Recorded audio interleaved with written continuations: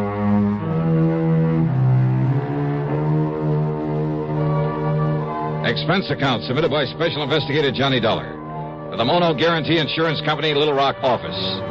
Following is an account of expenses incurred during my investigation of the Bad One matter.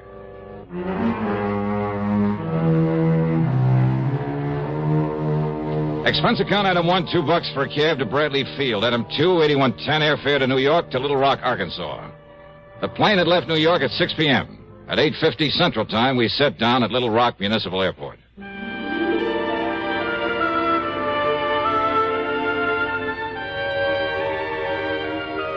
There have been a lot of changes since the year 1772 when a guy named Bernard de la Harpe stopped here and tagged the place after an outcropping of rock on the south bank of the Arkansas River.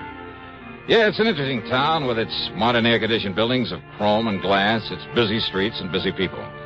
And at the same time, its beautiful residential section, fine homes, plenty of trees and gardens and hedges and lawns that stay a lush green throughout the year. Not far away are well-cultivated farms and dense forests. And along the river, lots of rich bottomland, much of it loaded with cotton. Any kind of crime just doesn't seem right in this area. As soon as I got settled, I called Culpepper Walker, made a date with him, and then early the next morning met him at his office where he got down to business. No, Dollar, not right here in town, but in one of the outlying precincts, I guess you call it. Section they call Milltown. Oh, I see. And his name is Pete McGuire. Works in a cotton mill. He's 18, 19 years old. And he's the only one knows who killed Mr. Brierly. Brierly? Ambrose W. Brierly, client of ours. Insured for near $50,000. And his business partners in the mill are also clients. Very important ones. Mm-hmm. Well, what happened? Monday night of last week, Mr. Brierly was driving along with a payroll for the cotton mill, like I said, over in Milltown. That's east of here. Yeah? Somebody ran his car off the road, bashed in his head, and took the payroll, some $17,000 in cash. He was carrying all that money around alone at night? Well, he'd taken it out of the bank here in town just before the bank closed. He started out for the mill. But he'd had some trouble with his car, with one of the front wheels, and he had to stop and have it fixed. By the time he got on the road again, it was nearly dark. Well, tell me, you sure he didn't just swerve off the road by himself? He was shoved off by another car. Tire marks, the skid marks, showed just how it happened. Chief Andy Fisher of the Milltown Police Department checked that out. I see. Well, could the police identify the killer's car by those tire marks? No, sir. And that's where the McGuire boy comes in. How do you mean? I mean, he was caught running away from the scene. Not more than, well, couldn't have been more than 1 or 2 minutes after it happened. Caught by whom? Well, police car. Chief himself was in it. Just checking the beat out there. He chased the kid down and brought him in for questioning. Well? Nothing. Nothing? What do you mean, nothing? All they could get out of that tough young punk was absolutely nothing. Well, then, what am I supposed to do if the police haven't been able to get anything out of him? Well, you could try, can't you? But it's a matter for the police. If it wasn't for Mr. Brierly's partners. Now, what do they got to do with it? Their insurance. Insurance on the cotton mill. Thousands of dollars in premiums every year. So? Well, I can't afford to lose it, Dollar. Well, so why and should they're the ones, his partners, who insisted that I get you out here to investigate. Oh. Yes, sir. Mr. Dollar? Johnny? Okay, Culpepper. I'll see what I can do. Item 3, $50 deposit on a rental car, and I drove over to Milltown, to the one-room police headquarters in the city hall. Yes, sir, Miss Johnny. I was right there at the scene of the murder in my prowl car, right after it happened. Oh? How come, Chief? Man at the bank had told me about Mr. Brierly's car trouble. It was getting dark, light rain falling, and Mr. Brierly toting all that money. Well, I thought I'd better make sure he'd gotten to the mill all right, so I started out that way. But what happens? All right, what happens? I got there to Spring Road crossing, and there's his car in the ditch, and another car towing away up the road. Oh? And this young Pete McGuire trying to get his motorcycle started and get away from there. Kind of seen me arriving on the scene. So when I found Mr. Brierly's dying there in his car, I grabbed the kid. Yeah, if only I'd have had sense enough to follow up that other car. Now, you're sure this Pete McGuire didn't do it? Well, of course he said he didn't. And that was before he clammed up like now when he won't say anything. And he also asked me, didn't I see that other car that left a couple of minutes before I arrived? Well, Chief, that doesn't prove... And there was another thing, Miss Johnny. You could still see by the tracks how that other car had shoved old Mr. Brierly's car off the road. Doc Hamper come along about that time, and he Could you read those tire marks? No, sir. But Doc and I could still read the tracks from that Pete McGuire cycle. So he come along after the other car left. All right, I see. But he must have seen who was in that other car, so he knows who did it. Oh, now wait. That I'm doesn't... sure of it, Mr. Johnny, because of what Mr. Brierly said. What he said? When? Well, laying there in his car, dying, thinking the doc was Pete standing there.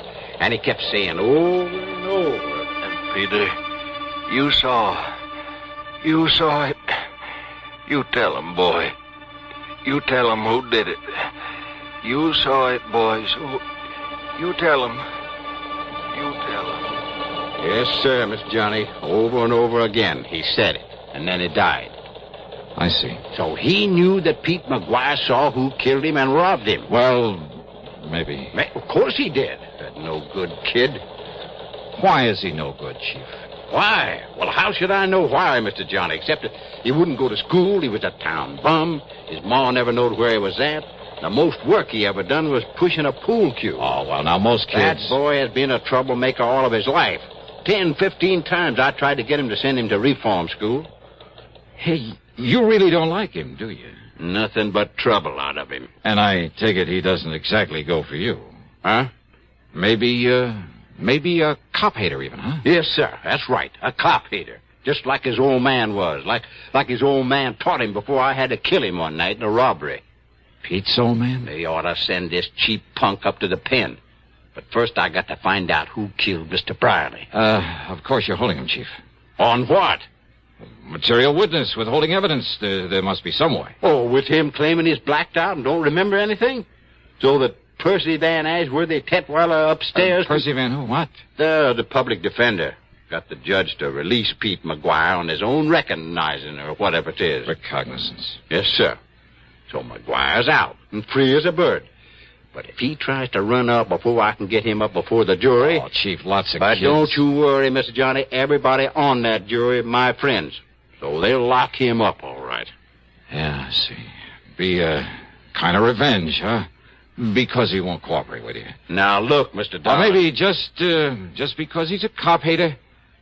Where'll I find this Percy Van, this public defender? Upstairs in his office. But do you think he could get anything out of that kid? Well, now, as the kid's defender, do you think he'll tell you if he did? But if he did, and you find out, you got to tell me. Yeah, we'll see about that.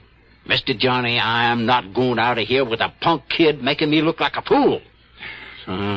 All these years working to keep order here in Middletown, having to retire a few months from now. Yeah, and going out no richer than when I was walking a beat. So maybe I'll have to live with some of my relatives somewhere out west. But you think I'm going to leave with this kid making a fool out of me? I'll see you later.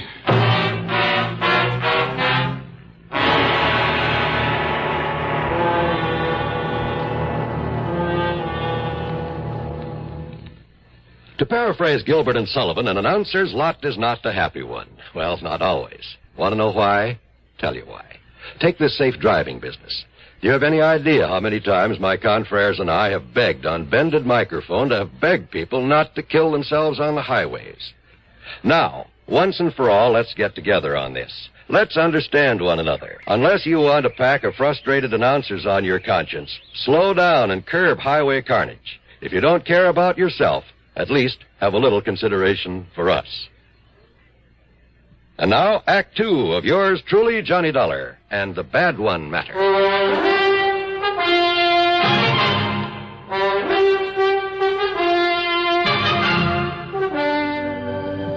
Percy Van Ashworthy Tetweiler was hardly what his name might have implied. And, call me Tet, will you, Johnny? I don't like the name Percy any more than I imagine you do. Yeah, sure, Ted. Now, as I was saying, in spite of the chief's feelings about him and all the trouble he had with Pete's father, well, put it this way. That poor ignorant kid has had the odds against him ever since the day he was born. His father was no good. So I understand. His mother was an alcoholic. And because he's always been a stupid little runt, the other kids always bullied him. Oh? Yes, and when they'd pull a job, none of them very serious, I'll grant you, they'd leave him behind so that he'd be the one to get caught for their mischief and petty thieveries. He didn't dare peach on them or they'd beat him up. And the chief never let up on him. So he's hated cops, hated anything that had to do with law and order. Which includes you. Yes, I'm afraid so.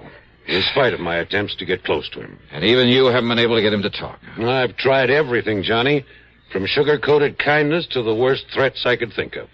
Everything short of Chief Fisher's heavy-handed methods. Oh, you mean the good old third degree, the rubber hose tactics and things like that? Well, of course, the chief denies it. Oh, sure he does. And don't forget, I'm the one who got the judge to let him out on his own recognizance. Why? In the hope he'd open up to me.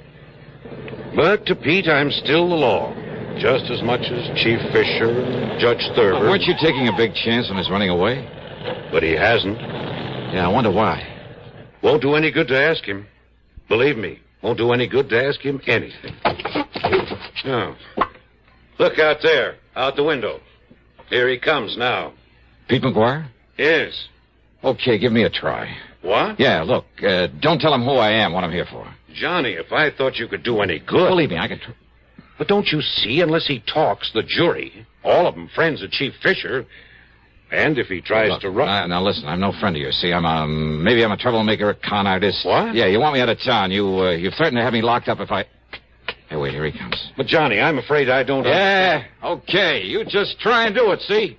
I got a right to make a living, and unless you got some formal charge against me... All right now, Mr. Tetweiler. Pete, come in. Now listen, Tetweiler... You, sit down, Dollar. Sit down. Yeah, make me. If I have to, No, Pete. Pete, do you want to talk now? Yes, sir. Good. Yes, sir, I sure do. Well, if that's all you got to say to me... No, Dollar. Stay, I'm not through with you. That's what you think. Well, Pete? Public defender, huh? That's right.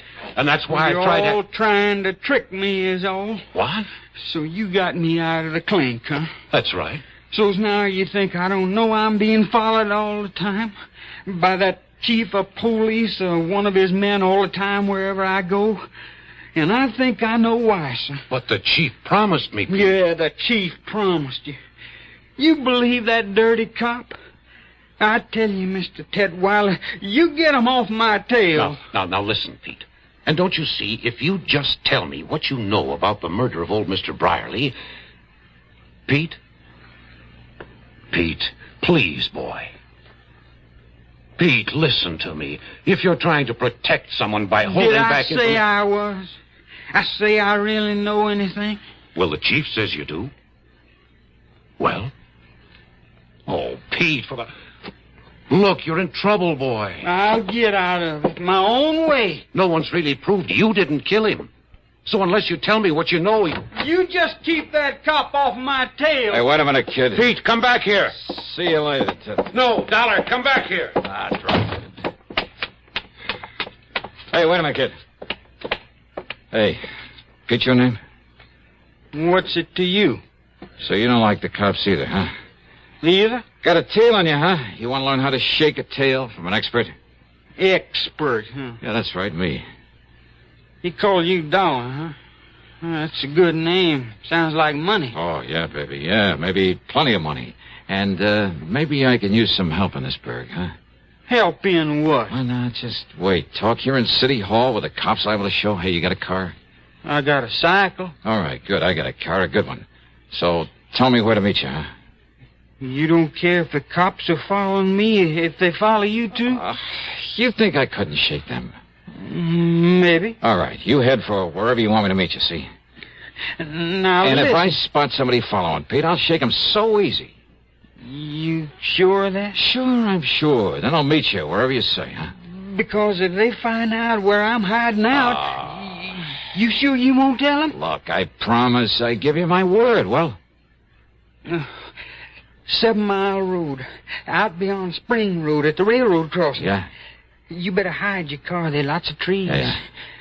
Now, you walk in the gully on this side of the tracks. Then you see a little tool shack on the side. I'll be there. Okay. I don't know how soon, Pete. If we're tailed, I may have to lead him away. But I'll see you, huh?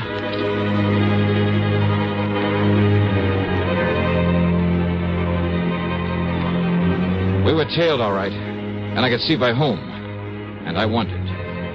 To keep him from following Pete, I had to let the boy go on ahead. It was nearly an hour later then by the time I got to the tool shack. And I thought I'd lost the man who was tailing me. There was no padlock and a heavy hasp on the door of the tool shack. So Well, y'all come on in, Mr. Johnny. Johnny? That's right, Johnny Dollar, the big eye. I see.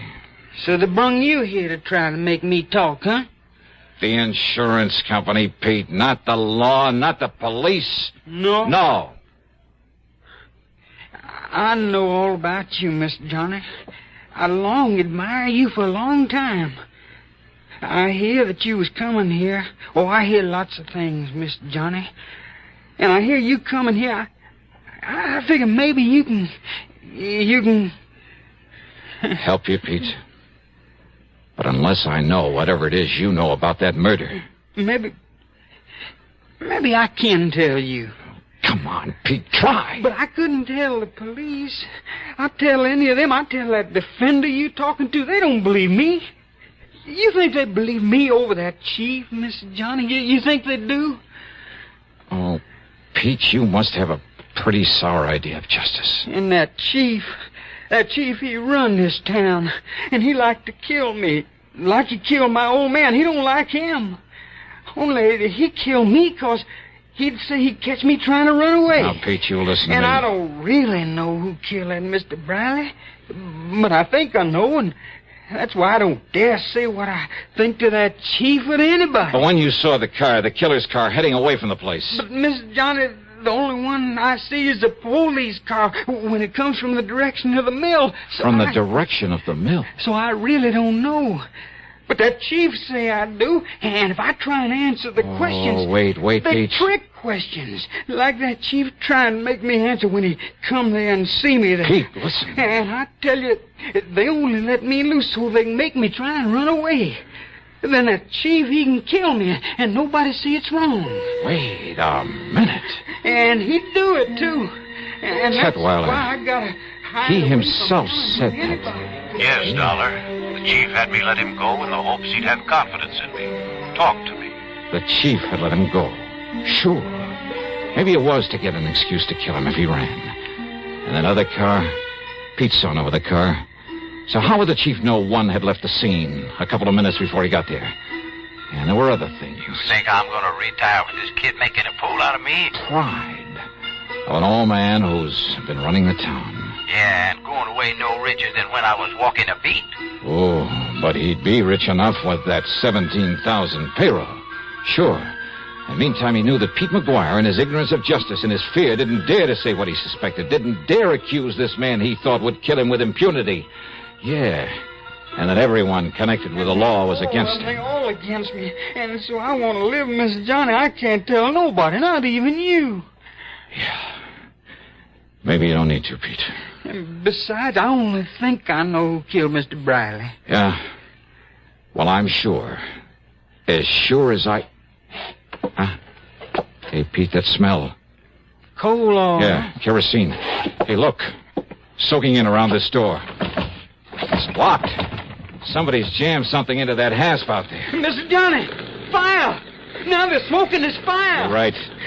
Winds is locked in here. We'll be burned alive. Keep talking, Pete. We forgot the hinges are inside this door. What's it?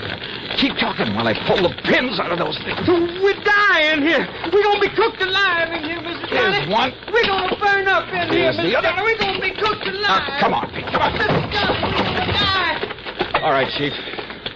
Dollar? Yeah, that's right. I see this shack on fire. Yeah, well, you set this fire. There's further cover-up for having killed Mr. Brierly. This boy told you that. I'll kill him, too. Oh, no, you won't, Chief. Put away that gun. I'll kill you, too. Oh, no. Chief! You miss you, Pete? I'm all right, sir. Oh. So you killed old man Brierly. Mr. Dollar. And if this boy did know. But until you were sure he did, and you kept him too scared to talk. All right, Chief, you want to write and sign a confession? But if my people found out I Or did shall I use this gun of yours on you? No, please. Be justice, though, wouldn't it? Well? No. Oh, yes, sir. I'll sign the confession. Okay, then. Up on your feet. Up on your feet!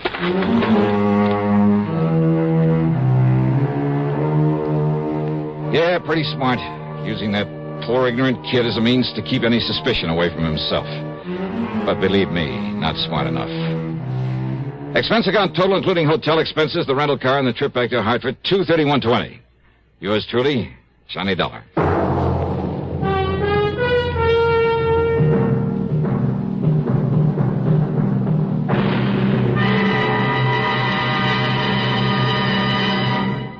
Catching a cold? Well, I guess most everyone knows that the smart thing to do when you feel a cold coming on is to get plenty of rest. But there are some days when no matter how miserable you feel, you just can't stay in bed. And if tomorrow is one of those big days and your cold is complicated by constipation, well, that's when you'll appreciate X-Lax most. You see, X-Lax has the qualities doctors consider most important in a laxative. It's gentle, effective, and close to natural acting. Taken at bedtime, X-Lax won't disturb sleep. It works effectively, overnight, to help you toward your normal regularity. And X-Lax is so close to natural acting, there's no upset or discomfort. So gentle, it's even recommended for children. So, if tomorrow's a big day for you, if you have a cold and need a laxative too, take X-Lax, a laxative with the qualities a doctor would recommend. X-Lax. Now, here is our star to tell you about next week's story. Next week, the double deal matter. And I give you one guess about who comes out at the short end of it. Join us, won't you? Yours truly, Johnny Dollar.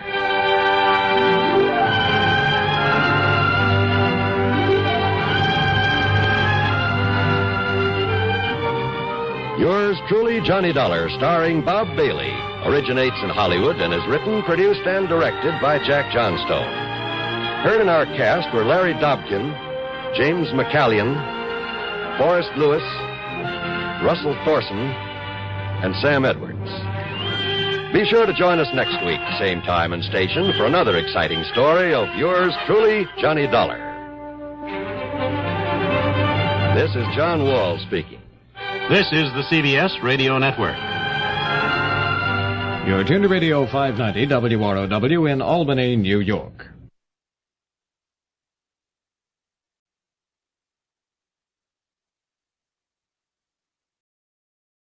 Tired of the everyday routine?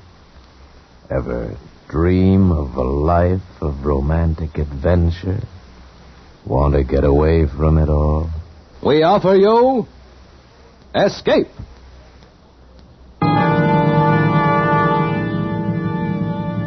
Escape, designed to free you from the four walls of today for a half hour of high adventure.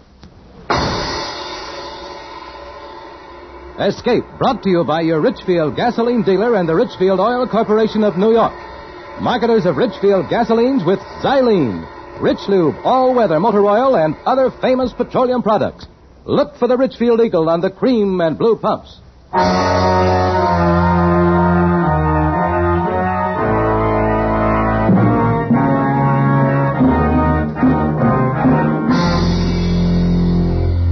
Tonight, we escape to the jungles of South America and a seething tale of terror and violence as told by James Poe in Bloodbath, starring Mr. Vincent Price.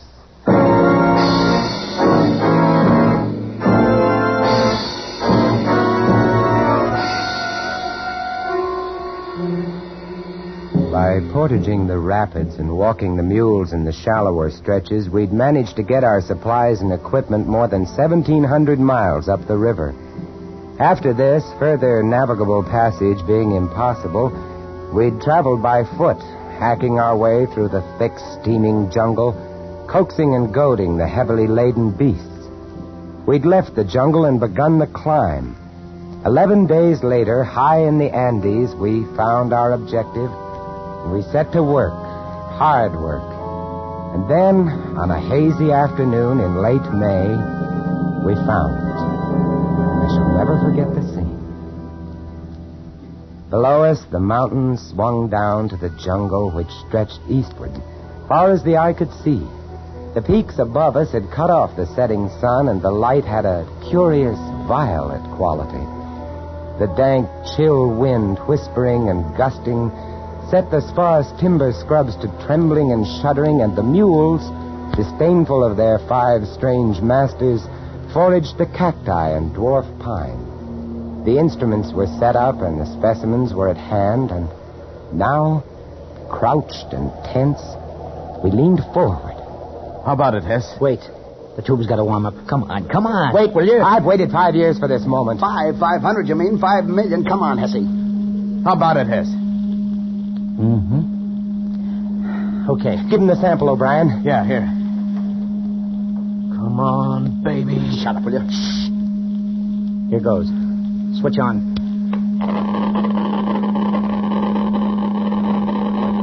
Holy cow. Good. Good. It's fantastic. Fantastic. Yeah? Come on, Hessie. What's the word? Yeah, Hessie, give. Gentlemen. Unless this machine is busted, unless this Geiger counter has forgotten its multiplication table, we have discovered the richest lode of uranium ore known to man.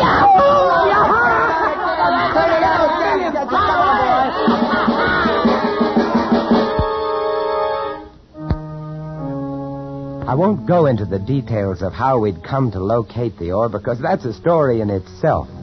Suffice it to say that late in the afternoon of that hazy May day, the 5 of us, gamblers all, came to the end of our rainbow, found our pot of gold. The vein runs all the way up the side of the mountain. Must be worth $1 million. $1 million? $1 billion? $1 trillion. Do you boys realize what we've got here? Sure we do. We've got the world at our feet. Why, the man who gets the strike registered in his name can be a king. Every country in the world is going to come running up to him with trunks full of money and power. You tell him, Hessie. Power? Yeah, we'll make the United States the most powerful nation on earth. Why the United States? Oh, you wouldn't sell to anybody else, would you? I'm a businessman, Harris. You're a fool. No. I'm a businessman. $1 trillion. Oh, gents, we've got the world at our feet. Split 5 ways.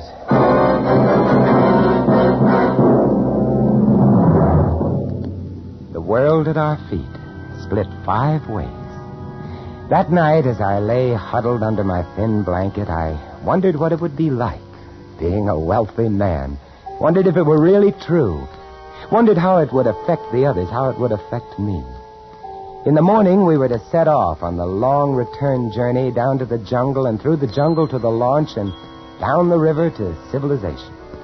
There we'd register our claim, purchase, if need be, the land, lease it perhaps from the government. Oh, millionaires. World at our feet. Uranium.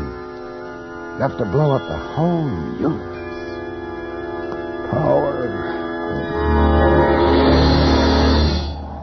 Harris, wake up. What's wake the up, time? Harris, wake up. Oh, good morning, millionaire. Weems, wake up. The sun's coming up. Hey, where are the others? They're gone. Gone? Yes, Dumont and O'Brien. They took the mules and most of the food and cut out. When? How do I know when? Sometime during the night. But why? Why? $1 trillion, that's why. Oh, no. Once they get down to the jungle, they'll have to travel on foot. There's 10 days' march to the river. If they beat us to the boat, we're stuck with 1,500 miles of jungle between us and safety. 50? Impossible.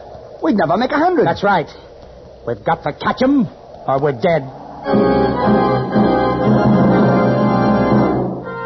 We traveled as lightly as possible. It was a risky business, doubly so because O'Brien and Dumont had taken our guns with them. The only weapons we had between us were 1 long machete and 2 pocket knives. These would be of little protection against jaguars, bushmasters, tapirs, boa constrictors, and the rest of it. Fortunately, they'd left our number 1 necessity to survival. They'd forgotten to take our quinine. This and our food was all we carried.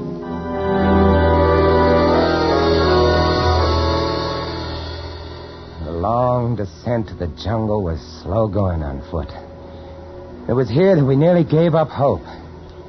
We moved as fast as we could, but we were no match for men who were riding.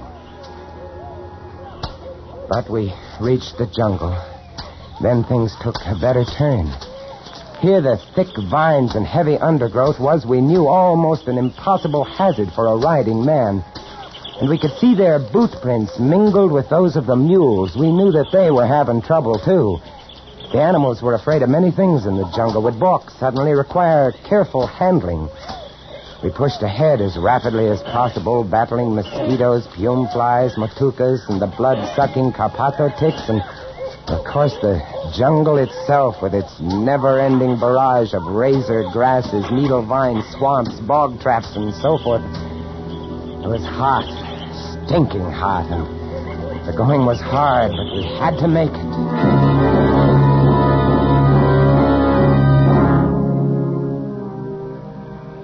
We couldn't travel at night. They'd taken our flashlights. We'd bundle up as best we could, protecting ourselves not from the cold. It was hot and muggy even at dawn, but from the mosquitoes. And as we progressed towards the river area, from the bats. Vampire bats. Ever seen them? They're small, rather fragile-looking little things. By day they hang, heads down from the trees, wings folded like clusters of rotten fruit. By night, they hunt. They have razor-sharp teeth, bite like the finest steel scalpels. Their object is to break the skin very delicately, start the blood to coming, and then they simply hang on and sip. Without mosquito netting, we had a rough time of it, a sleepless time. But we managed to keep on going. And on the third day... It's no use, fellas. We can't make it to the river before them. We've got to, Weezy. We've got to make it. Right, Wayne. And even if we do catch up, they got the guns. Huh? What are you stopping? Quiet. I heard something. What did you hear? Gunfire. Yeah. Come on. They can't be more than a mile or two ahead. Come on. We ran through the jungle, following the fresh marks of the animals and the two men. And a half an hour or so later, we broke into a little clearing, and there was Dumont.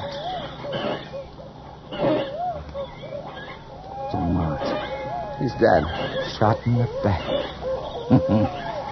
Good old Obi. Sweet guy, that Obi. Here, come on. Let's turn him over. He's really been sweating, huh? Yeah, it's malaria. You see his face? Good old Obi. And Dumont came down with malaria, probably started to slow him down. Sweet guy, that Obi. Come on, let's go. Hey, they should have remembered the quinine. I got no sympathy for Dumont. You know what'd be nice? What? If that Obi should get malaria now. Yeah. He'd be helpless. He'd ask me for quinine. And I'd throw him a stone. On we went. Now there were no boot marks with the mule tracks. Apparently O'Brien was riding one of the animals. From time to time we'd see a flurry of tracks turned up as though he had to dismount to tug one of the beasts back onto the trail. We followed the tracks for another 2 days, and then on the 6th day, we found one of the mules. How you feeling, boy? Huh? Where's your saddle? He really looks beat. Look at those marks on his flanks. Vampire bats. Yeah. That leaves O'Brien on foot. Yeah. Hey, you hear that? Hey, it's the launch. We're to the river. He's starting the motor. Come on. It wasn't very far, just a few hundred yards, and the path was strewn with O'Brien's discarded supplies. Quite suddenly, we came out of the jungle and onto a narrow white sandbar. The river. And there, not 30 feet away from us, just drifting off into the deep, dark, fast-moving waters, was O'Brien and the launch. O'Brien! Beat you up! I beat you up! Look at him. He's like a skeleton. Obi! Wait for us, Obi! The launch lurched dizzily as it floated downstream. O'Brien was feeble, sweating, possessed. He had the fever, had it bad. Come on, let's go after him. You can't. This is piranha water. Cannibal fish. They'll eat you. Yeah. Hey, Obi! Hey, you know me, Obi! Your old pal Hesby! Hey, what do you say, Obi, huh? Huh? He staggered dizzily about the cockpit, trying to start the engine. He was laughing, and he was so weak that he could barely spin the flywheel to the kicker. Obi! He slipped. Good Lord, he's in the water. The fish, the piranhas. They got it. I ain't gonna look at this. One moment we saw him swimming weakly, his large, fever-ridden eyes turned imploringly toward us, and the next moment he was gone, leaving only a large red churning patch on the water. The piranhas are small, rarely more than 12 or 14 inches long, small fish with large, powerful jaws, teeth like broken glass. and an insatiable, maniacal appetite for flesh. The launch, caught by the deep, fast-moving waters, rocked softly this way and that and moved on downstream. Away. Away around a bend and out of sight.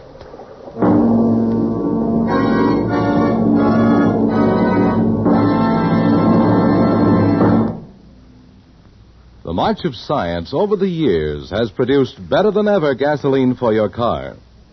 But now science adds one of the greatest gasoline components of all. It's called xylene. Xylene, a super gasoline component, adds two great qualities to gasoline. Xylene gives higher than ever anti-knock performance. Xylene means power. Today, every gallon of Richfield gasoline contains xylene. If you want a motor that runs quiet as a whisper, if you want pickup and power to spare, try Richfield gasoline with xylene. Your Richfield dealer offers a choice of two great Richfield gasolines with xylene. Richfield High Octane at regular price for the average motor. Or Richfield Ethyl. Ethyl at its best for tip-top results in the highest compression motors. Drive in where you see the Richfield Eagle and the cream and blue pumps. Get Richfield gasoline with xylene. Xylene, one of the highest anti-knock components in gasoline history. And now we return you to Escape, starring Vincent Price.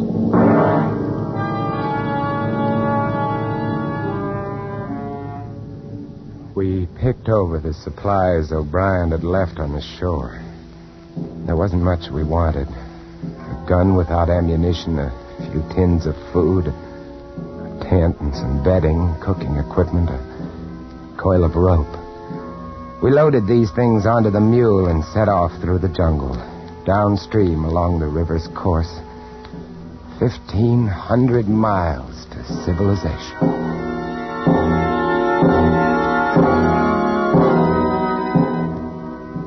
We had it tough.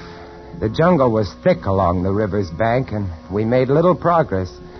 Not more than 5 miles that day, but the next day, we rounded a bend, keeping close to the shore, and there, about a quarter mile below us and nuzzling the opposite shore, grounded on the sand, lay the launch. Looks shallow enough here. Yeah, it does. Yeah, but what about the fish? How deep does it look to you, Harris, at the deepest spot, I mean? Oh, I don't know, maybe 2.5 feet, maybe 3. Most of it's less than that. I got an idea. Shoot. We got to get across the launch, see? So here's what we do.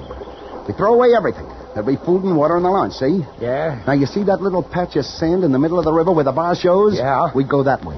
That's bound to be the shallowest way, see? How do we go? On the mule, the three of us. Ah, you're nuts. This mule ain't in such bad condition it can't get the three of us across 70 feet of shallow water. What do you say, Harris? Why not? All right. I'll get aboard first. Come on. Get farther up, Weemsy. You're the lightest. Yeah. Harris, you get on next. Hang on to Weemsy. Here. Carry this coil of rope around your neck. We may need it. I've got the machete strapped to my back. You set, Weems? Yeah. Now hold tight to me, Hess. Don't worry.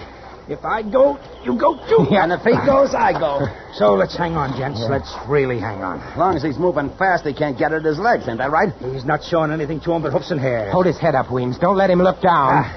Now, you all set? Yeah, all set. All right, here we go. All right, get along. Come on. Come on, baby. I felt the mule lurch when he stepped into the water. The sand was softer here than on the shore. Sand, huh? Ahead, not 40 feet away, lay the little spit of land.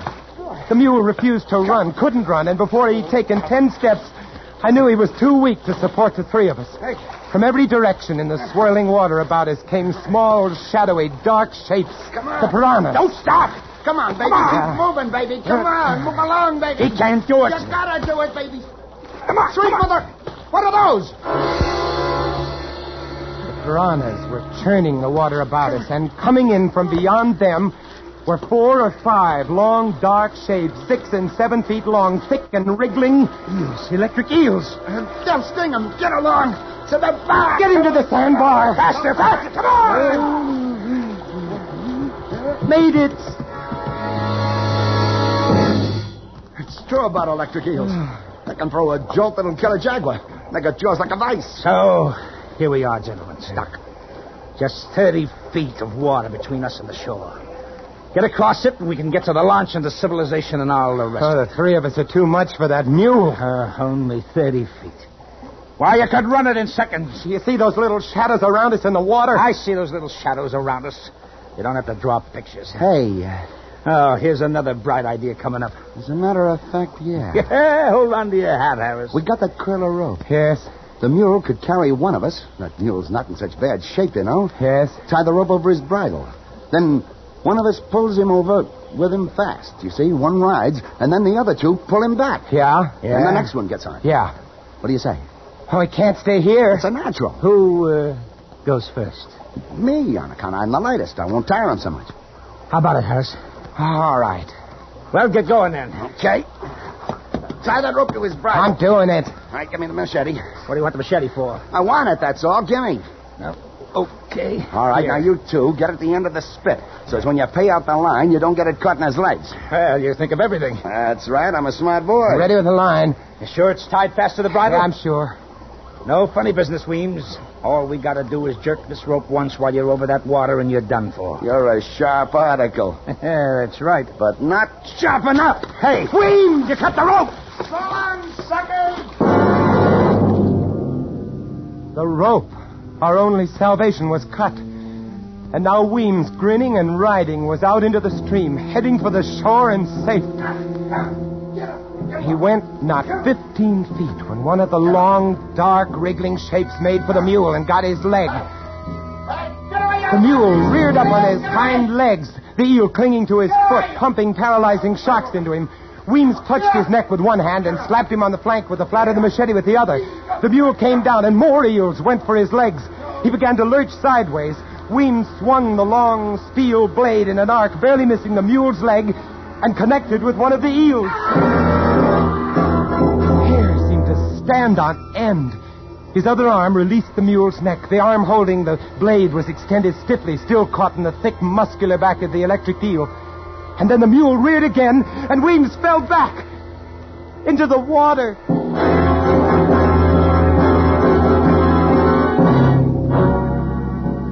The mule, freed of Weems, made the shore and vanished into the jungle. We turned away. No man could watch what was happening to Weems and retain his sanity. And so, there we were.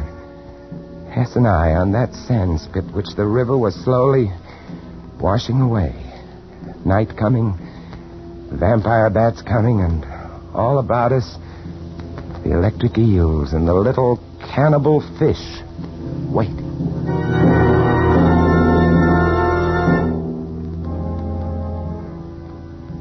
There was no moon. There were evil stars, red and yellow. There was a black sky, and against it, blacker shapes, the vampire bats. We waved our arms and kept them off, but again and again during that long and terrible night, they brushed against us, squealing and squeaking, trying to get us. Dark, evil, thirsting bats.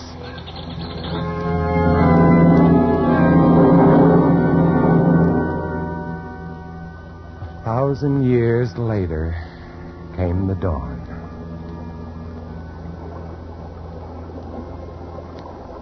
That water's taken a lot of sand away. This thing isn't much bigger than a card table. Look at them. Look at those fish. You'd think they had enough to eat yesterday. Listen, Harris. No matter what happens now, at least you and I have played it square, right? Yeah, that's right, Hess. Shake my hand, Harris. All right. Because I think I got an idea on how we can get out of here. What? Yeah. Look up there. Yeah. See that vine hanging down from the big tree? It's over the water, and it must be 15 feet up. Yeah, but if you were on it, you could do a Tarzan to the shore. The rope? That's right.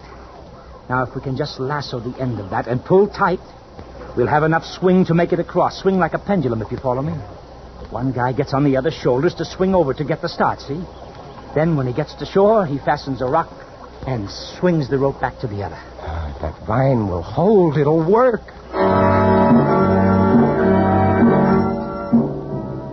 It took us 2 hours before we managed to lasso the end of that vine. And then we tested it again and again until we were positive it would hold a man's weight. And then we were ready. You stand good and steady now, pal. I'm going to go easy on you, but don't shake. Because if you spill me in that water, I'm a gone guy. I'm ready. I'm ready. Good luck. Here. I felt his feet leave my shoulders, and then he was off, skimming the water with his feet drawn up, and then, miraculously, he was on the shore. Good boy! Good boy! Yeah. Like a breeze, huh? Like a breeze. Hey, any rocks around there? Sorry. He smiled at me and shrugged, and then looked down the stream at the launch. I knew that smile, that $1 trillion smile. It said, "So long, sucker." Don't do it, Hess. Send me the rope. You're too nice a guy, Harris. You and I would never get along. You can have it all, Hess. Every scrap of it. Only for the love of mercy, send me the rope. No, you'd want some. You wouldn't approve of what I mean to do with it. Hess! He stood there laughing at me and shaking his head slowly. But above him, just over his head, was another vine, thick and mottled, and it was moving. Look out, Hess! Hess! He didn't understand or didn't hear me. Just stood there smiling and shaking his head. The boa constrictor dropped heavily and accurately, a thrashing tangle of scaly musk.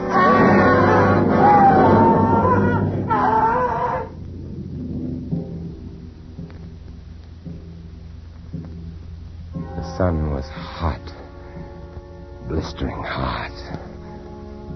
I was alone, all alone, except for the ever-waiting piranhas.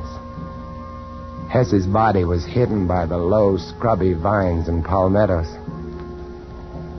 Several hours later, I saw the boa, now gorged, slither lumpily away. I waited, and I waited. From time to time, I thought of stepping out into the stream. It would be over very quickly, I told myself, very quickly. But I couldn't. And then I noticed an odd thing. The current which had been sweeping the sand away had shifted slightly. A whim, a miracle. And now new sand from some sunken bar was beginning to pile up between me and the shore, grain by grain, rib by rib. I watched this. And I watched. And I watched. And at 5 o'clock that afternoon, I walked ashore to the lawn. And didn't even get my feet wet.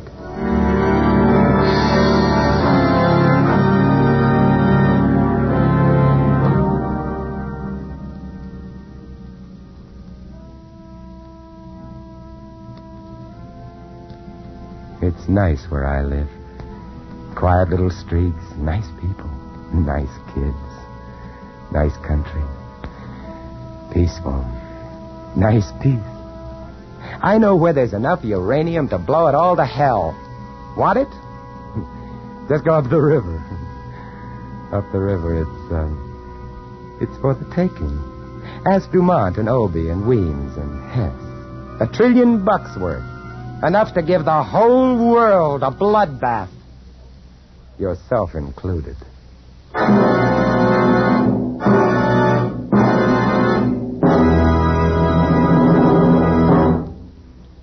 Warm summer weather makes you think of baseball games, picnics, and holiday driving. But be sure your car's ready when you are. Get Richfield All-Point Safety Service, the service that puts your car in top shape for warm weather driving. With Richfield All-Point Safety Service, you get a careful all-point lubrication job that protects the chassis, transmission, and differential. You get lubricants that stick to your car's ribs no matter what the temperature. You get the protection of Rich Lube, all-weather motor oil, the Pennsylvania premium-grade oil that cleans as it lubricates. You also get a safety check of batteries, spark plugs, tires, and radiator, and expert service if your car has automatic transmission. The Richfield gasoline dealer is specially trained to protect your car against wear and breakdown. So get Richfield All-Point Safety Service tomorrow. Look for the Richfield Eagle on the cream and blue pumps. Escape is produced and directed by William N. Robeson. And tonight starred Mr. Vincent Price. Bloodbath was written by James Poe.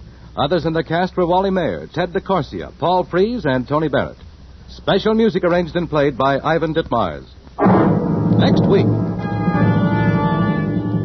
You are groping your way slowly through the dark hold of a ship at sea, moving carefully, step by step, dreading to find what you know is there. Death in the form of a deadly bushmaster from which there is no escape.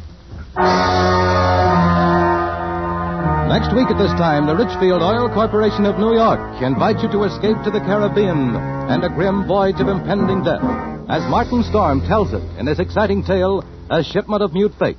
Goodbye, then, until this same time next week, when once again we offer you Escape. Tom Hanlon speaking. This is CBS, the Columbia Broadcasting System.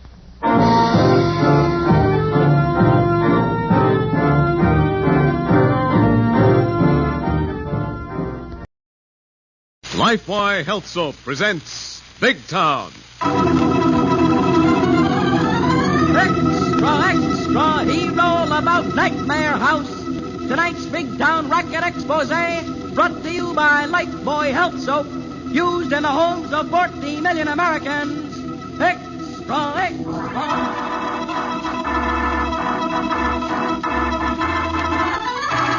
Lifebuoy Health Soap presents Big Town, the headline stories of a great city dramatically reported by Steve Wilson, fighting editor whose creed is emblazoned on the masthead of the Illustrated Press. The power and the freedom of the press is a flaming sword, that it may be a faithful servant of all the people. Use it justly, hold it high, guard it well. Now, Steve Wilson's headline story of Nightmare House.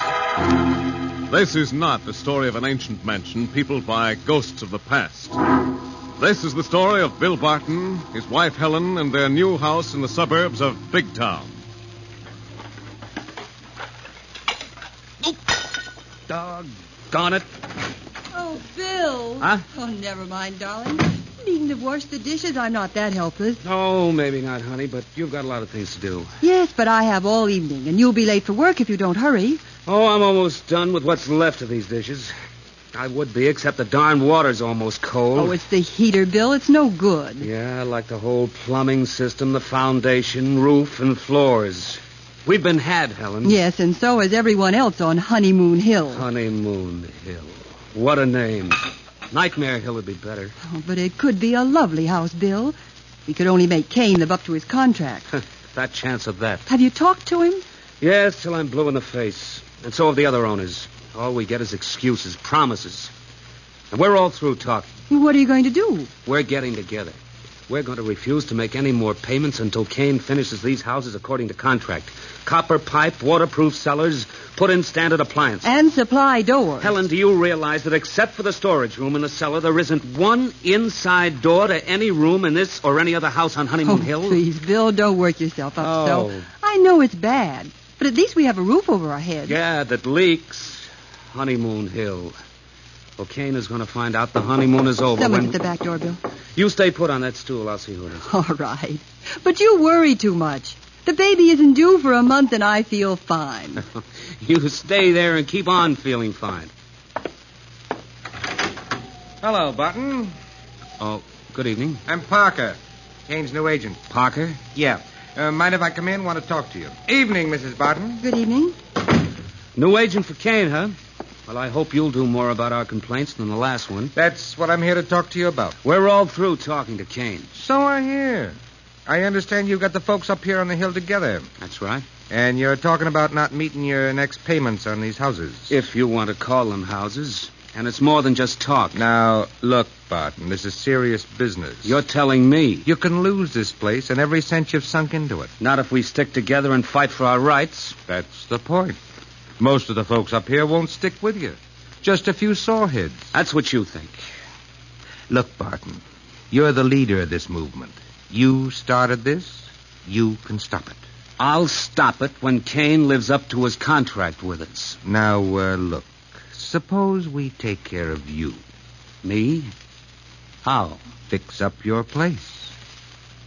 Look, Parker, are you trying to buy me off? No. We'll just take care of your place first. Oh, and the rest of the folks around here can wait until the cows come home. Is that it? What do you care as long as you get what you want? Get out of here.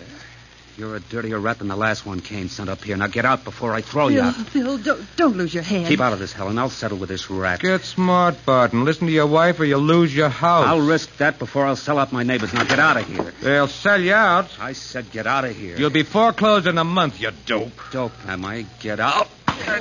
Hey. Tell Kane before we're through. We'll put him in jail.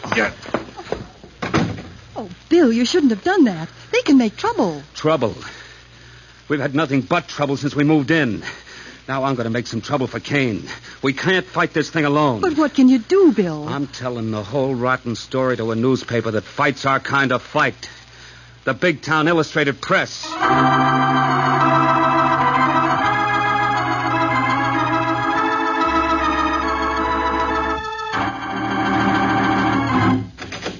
Steve, could you spare a minute? Sure thing, Lorelei. Come in.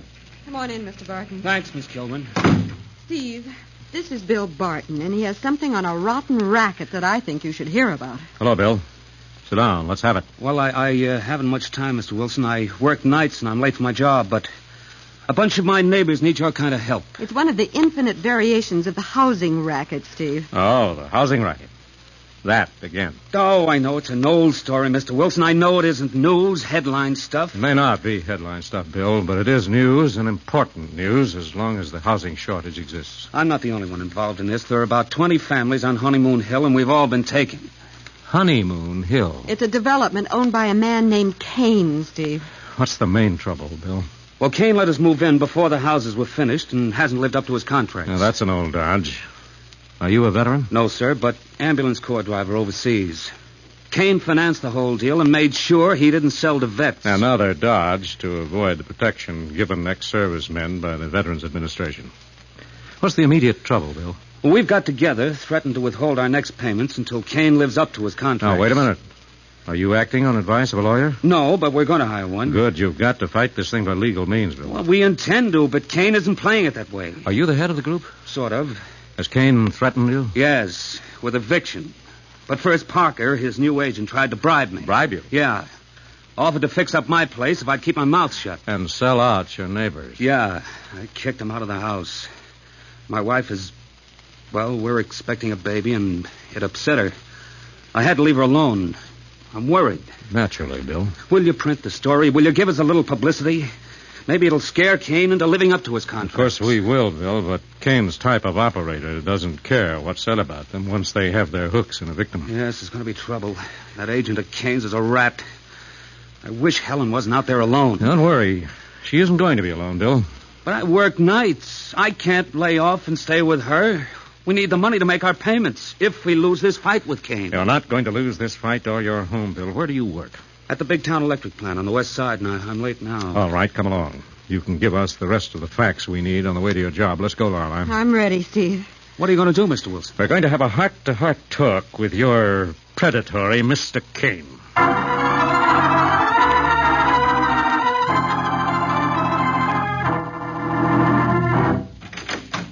Hey, look, Kane. What's the matter, Parker? You got trouble. Plenty of trouble. Sure. That's why I hired you, Parker. You said you was good at handling trouble, so handle it. I'll handle it, but I gotta know a few things first. Such as what? Are you covered if anything should just happen to one of those cracker boxes up on the hill? You mean insured? Yeah.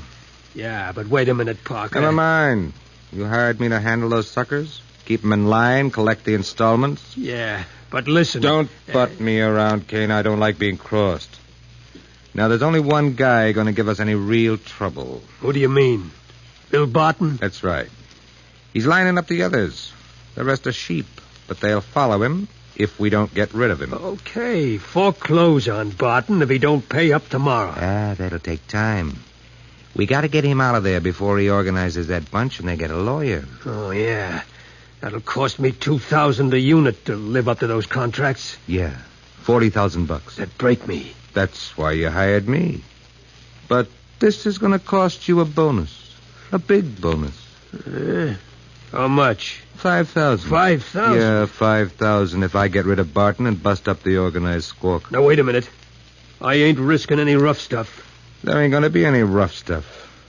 Nobody's going to get hurt. Except one of them so-called houses. And the way I'm going to handle it will cover up a lot of your crooked building shenanigans. What are you going to do? I ain't sure you ought to know. You're my agent. I'm responsible for your acts. Yeah. I wanted to be sure you knew that. I'll keep your mouth shut when it happens. What's going to happen? There's going to be a fire up on the hill. A fire? Yeah. Starting in Bill Barton's basement. Accidental. Wait a minute. Barton's wife ain't well. She might get trapped in that house. Relax. I'll make sure she gets out of that cracker box. Maybe I'll even rescue her myself and earn Barton's gratitude. You better make sure of that, Parker. Don't worry, Kane. I don't mind a little arson. But I ain't mixing myself in a murder for $5,000 if I can help it. All right. When are you going to pull it? There's no time like the present, Kane. I'm going to pull it tonight.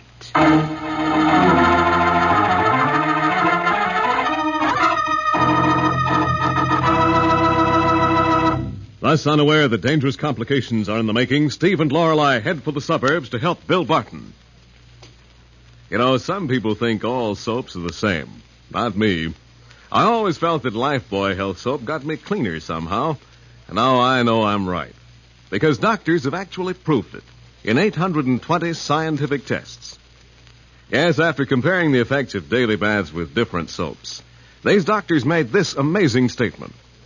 Actually, you're cleaner, safer from BO when you bathe daily with Lifebuoy than when you bathe with any other leading soap. Startling, isn't it? Well, here's the explanation. Lifebuoy does more than just remove the grime and perspiration you can see. Lifebuoy is more effective than any other leading soap against the invisible dirt that can form a foothold for BO. Lifebuoy gets you even cleaner than the eye can see. After 820 scientific tests, these doctors say that Lifebuoy's purifying ingredient makes the difference. And this same purifying ingredient actually makes Lifebuoy milder, safe even for a baby's tender skin. So enjoy a refreshing Lifebuoy bath every day. You'll like Lifebuoy's creamy rich lather, its wonderful mildness. Get Lifebuoy right away.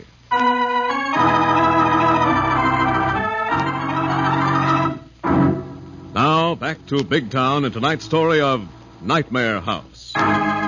Learning that a group of new homeowners are having trouble with the owner, Steve and Lorelei are driving to the suburbs in the cab of Harry the loquacious Hackey.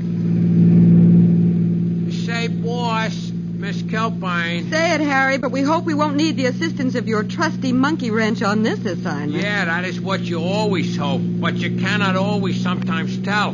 So the offer stands as per usual. Thanks, Harry. But hold the double negatives of doubt until we see if we can't get some positive results with a few well-chosen words of warning. You better have those words ready, Steve. We just passed a sign saying Honeymoon Hill Development, 1 mile. You want me to drive right up to this here now, Honeymoon Hill, boss? Oh, Harry. Bill Barton said Kane's office is at the entrance on the highway. Stop there if you see a light. Oh, so you're going to beard the lion in his den, huh, Steve? Yes, call it meeting the jackal in his lair, Lorelei. Coming to it, boss. That sign just said your dream house is waiting on Honeymoon Hill. Turn right 500 feet. And this is it. Oh, there's the office, Steve. There is a light on.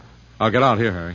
Check, boss. You want me to go stay with Helen Barton until you come up, Steve? Yes, Lorelei, but first see if you can get a few of their neighbors to meet at Barton's house in half an hour. Okay, I'll do my best. What's your plan, Steve? To get Kane up there for a showdown. And there'll be strength in numbers. Okay, get going, Harry.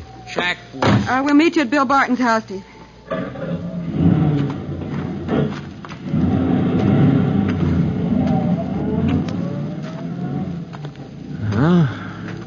Let's see what Mr. Kane has to say for himself.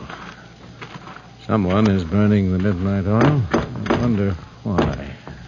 Yes, who is it? Come in. Thank you.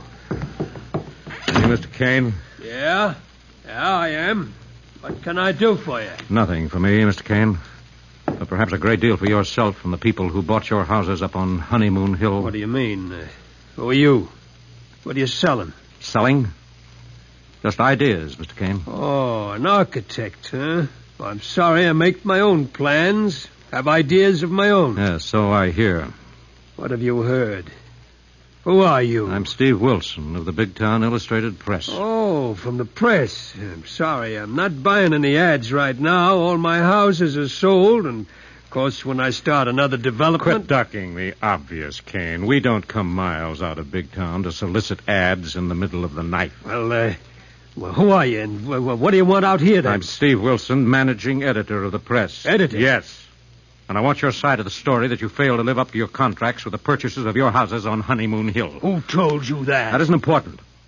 I want to know if it's true before I publish the story. And I'm arranging a meeting at the home of the owners. A meeting? Yes, where you'll have a chance to answer the charges. If you can. Well, where is this meeting going to be? At the home of Bill Barton in about 20 minutes. At Barton's? 20 minutes, huh? Yes. So what's the matter with you? Why should that be important? Well, nothing. I just remembered. I've got an appointment. I can't go with you. Wait a minute, Kane. The appointment you just remembered can't be as important as this one. Let go of me, Wilson. I've got to meet somebody. Not so fast, Kane. That somebody wouldn't be Parker, your new agent, would it? That's none of your business. I'm making it my business. Parker threatened Bill Barton this evening. Where is he? I don't know. Let go of me. Where is he, Kane? I want him at that meeting. He's your agent, and you're responsible for his acts. I'm not. I don't know what he's going to do to the Barton house. Do to the Barton house? What are you talking about? What's going to happen? What do you know? Talk. I don't know. Let go. Drop that inkstand, Kane. Leave me alone. That'll hold you, Wilson. Now I got to find Parker. I got to stop him from setting that fire, or he'll send us both to jail.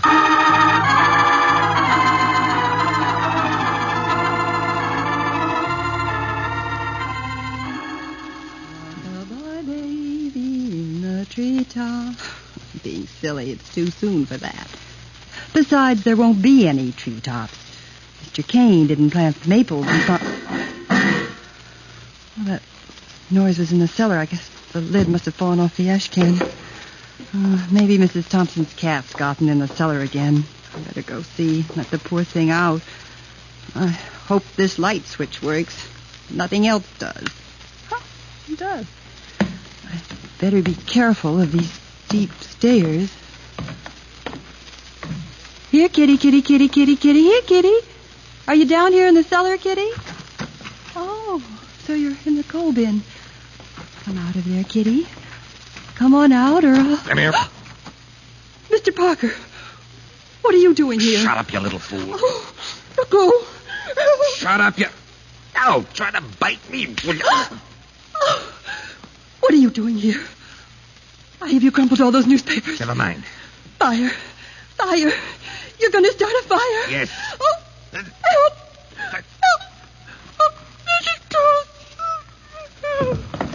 She's passed out. Fainted. Now I gotta go through with it. I can't let her talk. Gotta keep her here. Yeah, this storage room will do it. Good thing Kane put a door on it. I'll leave her in there. Nobody'll know she wasn't caught upstairs when this dump goes up in smoke.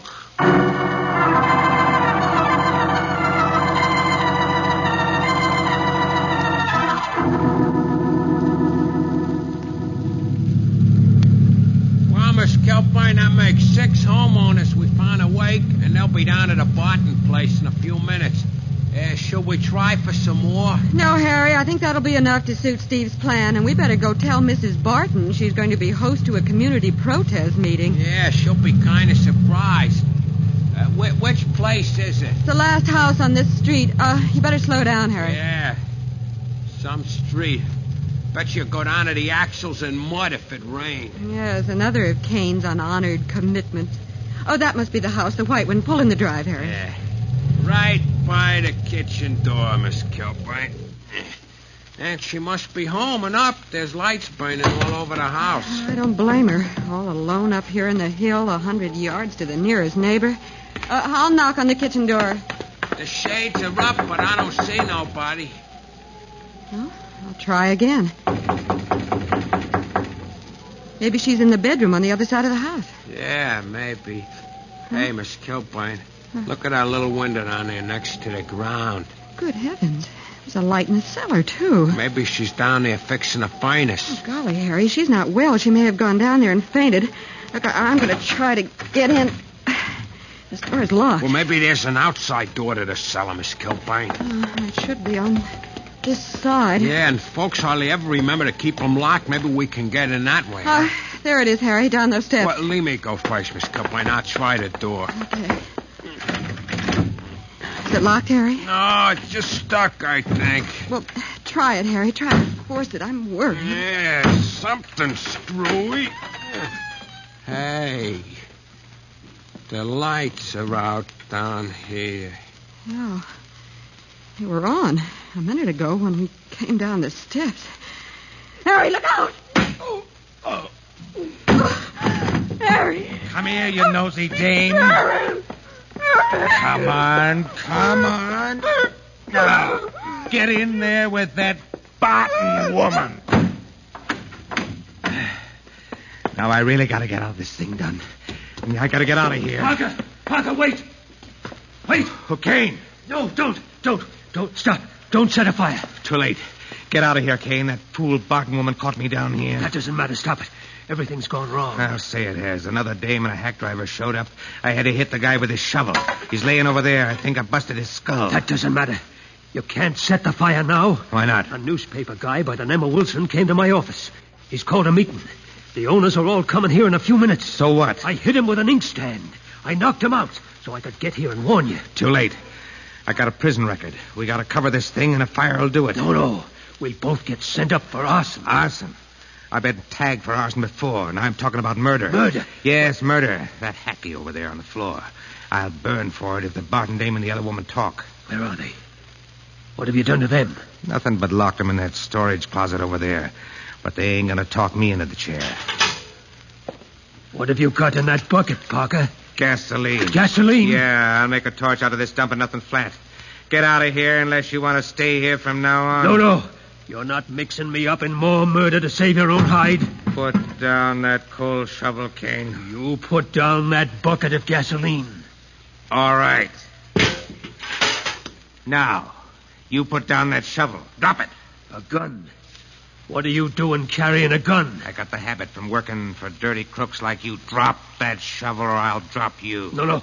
Listen, Parker, listen.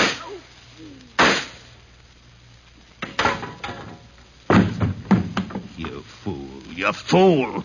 We could have pulled it off. Now you're going to stay here with those dames and take the rap for this fire. Paper and gas.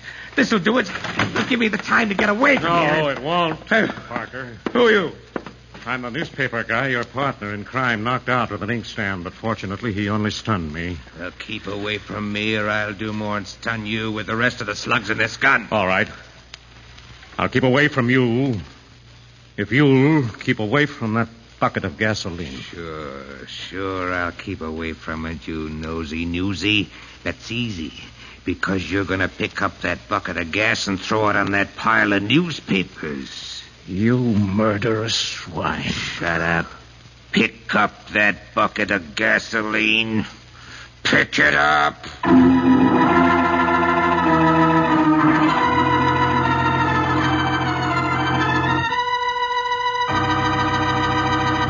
Thus, Steve Wilson is faced with a deadly dilemma.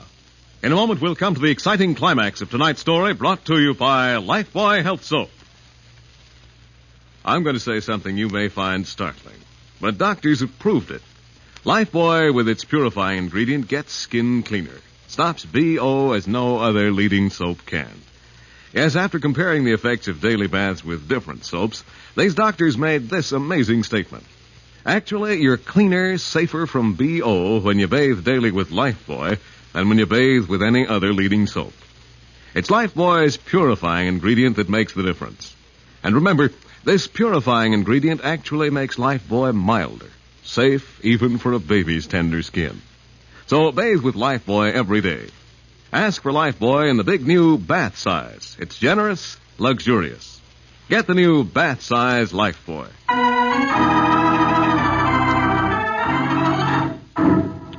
Now back to Big Town and Steve Wilson as he faces a desperate killer in tonight's racket expose headlined Nightmare House.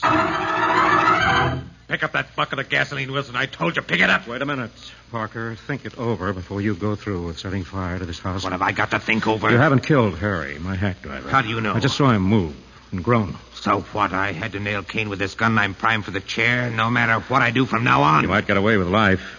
Even a self-defense plea because Kane tried to hit you with that coal shovel. I'm not going back to the pen for life. I'm getting clean away. Pick up that bucket of gas. All right, Parker. But won't it give you nightmares for the rest of your life to know that you burned 2 girls to death locked in that closet over there, helpless? And a third person is yet unborn. Shut up. They got themselves to blame. Shut up. Throw the gas on that pile of newspapers. All right, I guess there's no use arguing with a madman. Shut up and throw that gas. Very well. Here it comes On you! Why, you dirty... Stop firing that gun, you fool. You're drenched with gasoline. Don't fire that gun again. The powder flash will turn you into a torch. Drop the gun. Drop it, or I'll have to break your arm. Drop it. Good. And now just to make you wait for the police. All right, you swine. Stay there on the floor. Steve. Just a minute, Lorelei. I'll get this door unbolted. Get you out of there. Oh, Steve, we could hear it all. Wow, I thought we were really done. So did I, until Parker made me pick up that bucket of gas. How's Mrs. Barton? She fainted when Parker shoved her in here, but I think she's all right. Help me to get her out, Steve. Poor girl. What a time to have something like this happen to her. Oh, Bill. Oh, Bill. Oh, she's coming out of it, Bill. Steve. Yeah, she'll be all right in a few minutes. Oh, Bill. Our baby. Our home. Our baby. It's all right, Mrs. Barton. Your home and your baby are safe. Yes, Mrs. Barton. There won't be any more trouble. We'll take her upstairs in a moment, and you can phone your husband. Everything is settled. Settled? Settled? Yes. Parker's gun has arranged that Honeymoon Hill will be under new management. And we'll see that you and your neighbors get to live in a place that is just that. In more than name only. Harry. Miss Kilburn. Oh, thank heavens you're all right, too. How's your head? Head? You mean this throbbing noggin I got between my ears? Yes. How are you, Harry? Swell elegant, boss, I think. Except it looks like I missed an awful lot of excitement. Yes, Harry. But it's the kind of excitement we can all afford to miss. And so ended happily for the homeowners of Honeymoon Hill with the death of Kane, the arrest and conviction of Parker, and a new era under new management, another exciting adventure in the newspaper career of Steve Wilson and Lorelei of the Big Town Illustrated Press. Ladies and gentlemen, this is Steve Wilson. You'll hear about next week's Big Town story in just a moment. Now, here is Hugh James with a brief but important message for every one of you. Doctors have proved it. Lifebuoy with its purifying ingredient gets skin cleaner. Stops BO as no other leading soap can. Yes, you're cleaner, safer from BO when you bathe daily with Lifebuoy than when you bathe with any other leading soap. Ask for Lifebuoy Health Soap.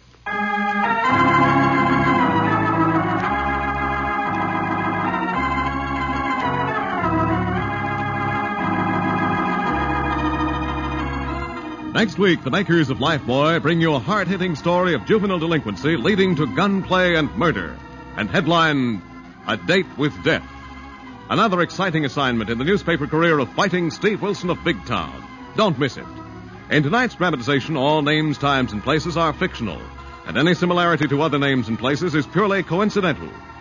Big Town features Edward Pauly as Steve Wilson, Fran Carlin as Lorelei Kilbourne, and was written and produced by Jerry McGill. Next Tuesday night, same time, same station, you'll hear the newsboy calling... Extra, extra, hero about it. The story of Steve Wilson and a date with death. Brought to you by Lifebuoy Health Soap. Another fine lever product. Extra, extra.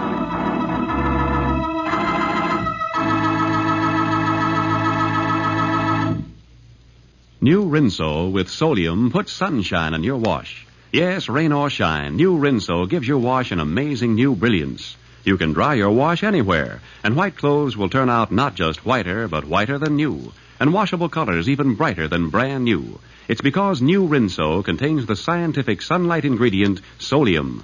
New Rinso is so safe for clothes, so kind to hands. Today, more women use Rinso than any other wash day soap in the world. Only new Rinso contains solium. Be sure to be with us next Tuesday at the same time when Lever Brothers Company will again present Big Town. This is your narrator, Hugh James, bidding you good night.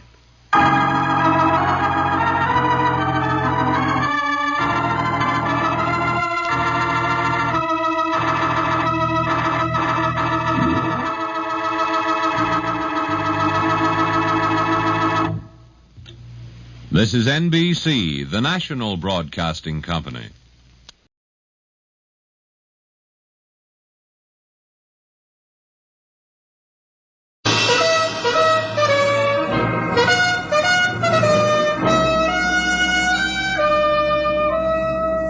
Bold Venture. Adventure, intrigue, mystery, romance, starring Humphrey Bogart and Lauren Bacall. Together in the sultry setting of tropical Havana and the mysterious islands of the Caribbean. Bold Venture.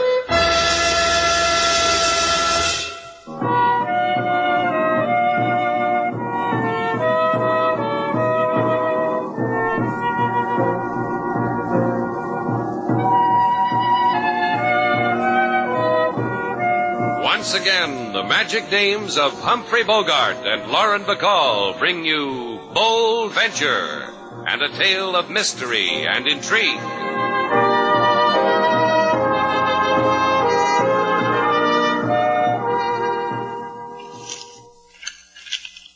Taylor, come here a minute.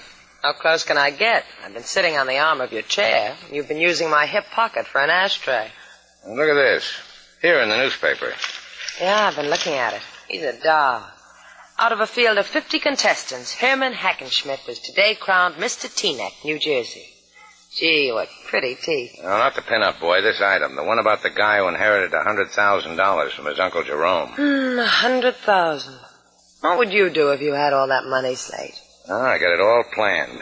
I'd take it to a bank, change it into small bills, then run through it barefooted. I'd do a nice barefoot polka on $5 bills, Slate. Am I invited? On the $1 bill, Sailor, I wouldn't want you to. Hold that pose, you two. It belongs in the winner's circle. Well, look, Slate, it's the tiny man with a king-size baritone. How's the jockey dodge, Mickey? Can't complain, Philly. At Oriental Park, they're betting me and not the quadrupeds. I own Havana. That's a big package for a little man like you, Mickey. Can you hear me okay, you two? My voice has got so far to go from down here for me to up there to you. Well, we'll listen close. What's on your mind? I want you to... I said do me a favor, huh? About the key. Why didn't I think of it myself? About the key. What key, Mickey? Maybe I ain't talking loud enough, huh? The key for the locker at the Havana bus terminal. Now we know, Sailor, the key for that locker. Huh? I got a parcel checked there. I ain't got time to run down for it now. Oh, it begins to dawn, Slate. So, if I ain't back in a couple of days, you take care of it for me. You take it, Slate, and don't lose it. I'll put it on my key ring. By the way, what's in the parcel? Just some frayed riding silk, Slate. I'm so fond of 'em. If someone tried to take 'em away from me, I'd kill 'em. Kill 'em where it hurt. Yeah. Where's a man going to get frayed riding silks these days? A happy day to you both. You don't know how much you did for me.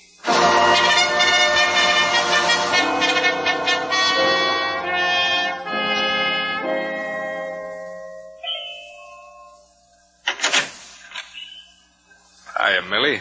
How's old Red? Come on in. You gonna stay long enough to sit down? Can't do it, honey. What about that jockey, Mickey? Oh, look, Red, I've been chasing him all over town. He throws a look over his shoulder and runs. How fast can he run with $100,000 on him? Big kid, are you? You've got to get that money, baby. Jockey went into a place called Shannon's. He talked with a man for a long time, buddy kind of talk. And then caging. Did you get close enough to hear? Oh. And? So I paraded so this man the jockey was talking to could see me. Got so I owned a corner of his eye. He'll remember me when he sees me again. He'll like me. Be gentle with him, Millie. Depends upon his mood. Gentle. If this guy knows anything about the 100,000, he might just wind up where the cats can look at him. So be nice. Pity him. I'll see when I get there.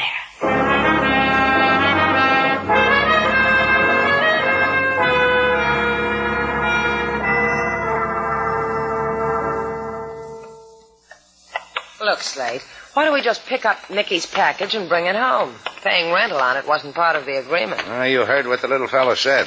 Kill anyone who'd take his silk pants away from him. We'll leave him at the bus terminal. That way we can frolic without a care. Sure. What's 20 centavos a day to a big man like you? Oh, for 4 nickels a day, I stay alive. At the current rate, that's cheap. Besides, walking the Havana like streets... this, it makes me hate myself.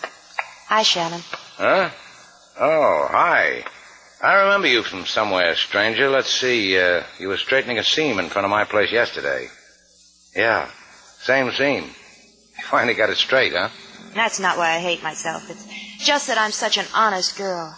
I don't have the price of a dream, and I'm honest. Here, you drop this. What? This $100 bill, you dropped it. All you have to do, Shannon boy, is believe you dropped that money and listen. You see how easy it is? $100 and no pain. For $100, you can throw in a little pain. Who does he have to listen to? It's written on the bill. Red wants to see you, Shannon. Red, huh? You got a sister? There's only one of me, Shannon. Red says it's easier for him to talk to people who have money. He says they listen better that way. I'm a sucker for psychology, Millie. Let's go and let Red whisper in my ear. No, without me you don't. Without you, sailor. And without me, Shannon. You earn your dough in a lonesome way. That's how it is. Yeah. Bye, girls. You made me a happy fellow, the both of you.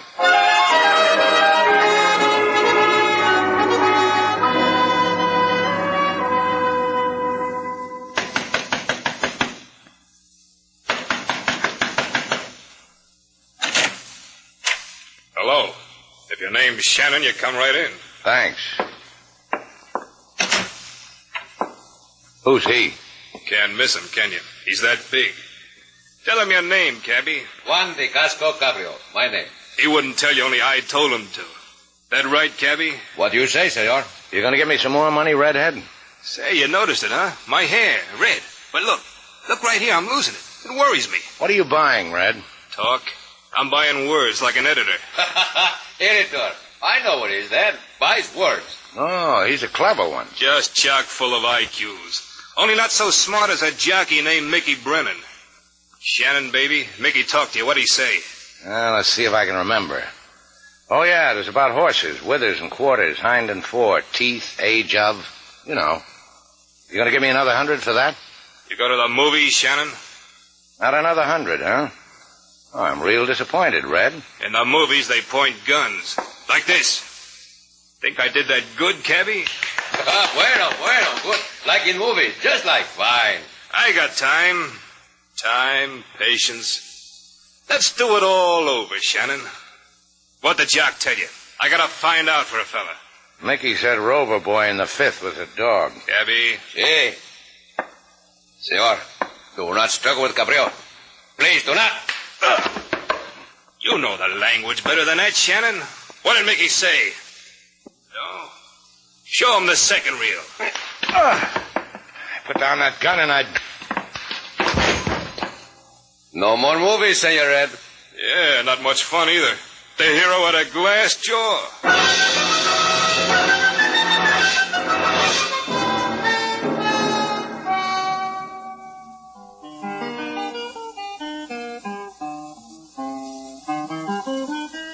King, if a girl walked up to you and gave you a $100 bill she said you dropped, what would you do?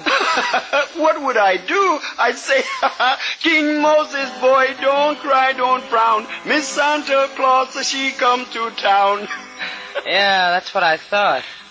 What is it with men, King? As it has always been, the money whispers. In my day, a girl could catch a fellow's eye by dropping her handkerchief. But a C-note under his nose. Oh, it's a tired world. Mr. Slate will come back to you, Lady Sailor. He has been gone often longer than this. He will come, touch the hurt from your mouth and... Hurt? Did I hear somebody say hurt? Pretty word. Yeah, you did. People hear words like that when they don't knock. She's a cutie, ain't she, Cabby? As you say, Senor Red, a cutie, an hermosa. Red. You must be the redhead Slate went calling on. You boys have fun? It was crummy. A crummy time was had by all. Where's Slate? Me first, cutie. I ask things first. You had a caller the other day, Mickey Brennan. What pearls drip from Mickey Brennan's mouth? We talked about horses. Let's see. Forelocks, fetlocks. You and Shannon ought to be in vaudeville, cutie. You got the same routines.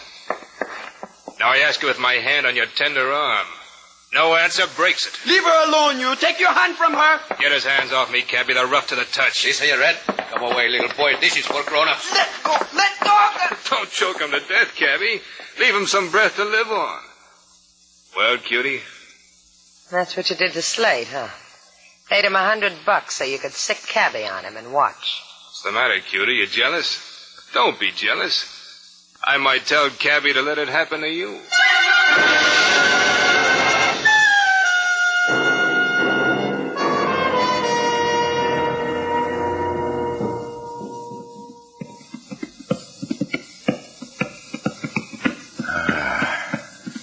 Cut it out, Head. Come on, come on. Stop it. Yeah. Yeah, that's better. That's nice. Senor, you are awake, senor? What? Huh? I did not mean to disturb your sleep, senor, but Cabby likes to practice on the drum in his room. Oh, then it wasn't my head. Oh, no, senor. Was Cabby on the bongo. One day in regular orchestra play. You see, maybe even 4 pieces. Help me up. Oh, see, come on. Do you see him in the corner, senor? Mickey Brennan. He's dead, senor. Killed dead. Bullet holes where there used to be polka dots. Okay, Cabby, where am I? Where is this place? Cabby's room, as I have explained. In Hotel Cavallo. Cavallo? Where the bookies meet the jockeys by the sea. Red told you to keep me here, huh? If you would try to walk through that door, I would beat you very bad. Only this time no one's holding a gun on me. No matter, I would beat you. Oh, senor, Cabby, almost forget. Senor Red said to give you that which is yours. A wallet, key ring, little black book. So if I'm found as a corpse, the police will know who should grieve for me. Thanks. And there's $100 bill that is yours. $100? Senor Red said it was yours. You said $100 like it hurt you. Oh, mucho dinero, a lot of money. Nice things, silk things to buy. Here, you can hold it a little while longer. Now, go ahead, Cabby. Touch it, feel it. Go ahead. Senor, see. Yeah, feel this, too. Beat you. Try this one on your bongo.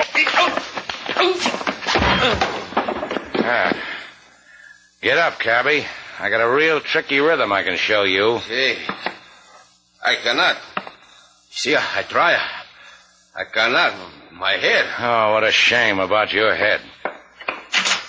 See you later, Cabby. But you cannot go. Senor Red said to keep you here. He'll be angry. Kill you.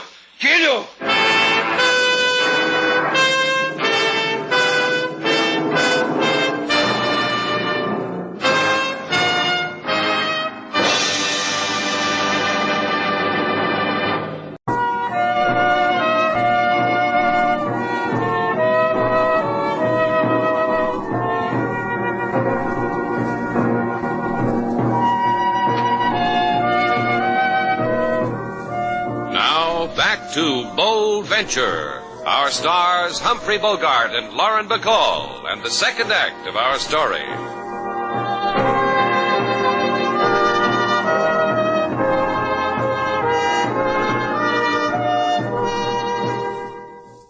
tell you, I'm not hurt, Slate. King Moses was the one who had the bad time. They hurt you, King? It feel like I have long, thin neck where once I had short, broad one. You'd better go gargle again, King. In a little while. I wish now to look at you and enjoy the fact that you have not been harmed. You don't know how lucky you are, sailor. That big guy could have broken you in half. You know, it's a funny thing. The way Cabby looked at me, gently, like he was sorry for me. I almost had the feeling that if Red had told him to hurt me, he wouldn't have done it. Oh, you're just a big dimple on the cheek of Havana, sailor. Children stop at play when they hear your name. From age 16 on up, Miss Sailor. Oh, fellas. And you convinced him you didn't know anything about Mickey, huh? Well, look who's coming, the police. They must have found Mickey dead. What are you going to tell them? King will tell him. He'll goggle it at him. Let's hit the back alley, sailor.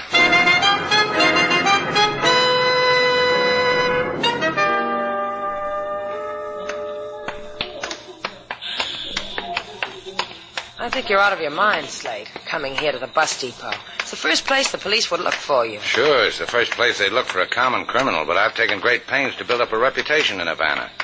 The way I figure it... Give me a nickel. What? 5 cents. I want to buy a paper to see if they spelled your name right. Thanks.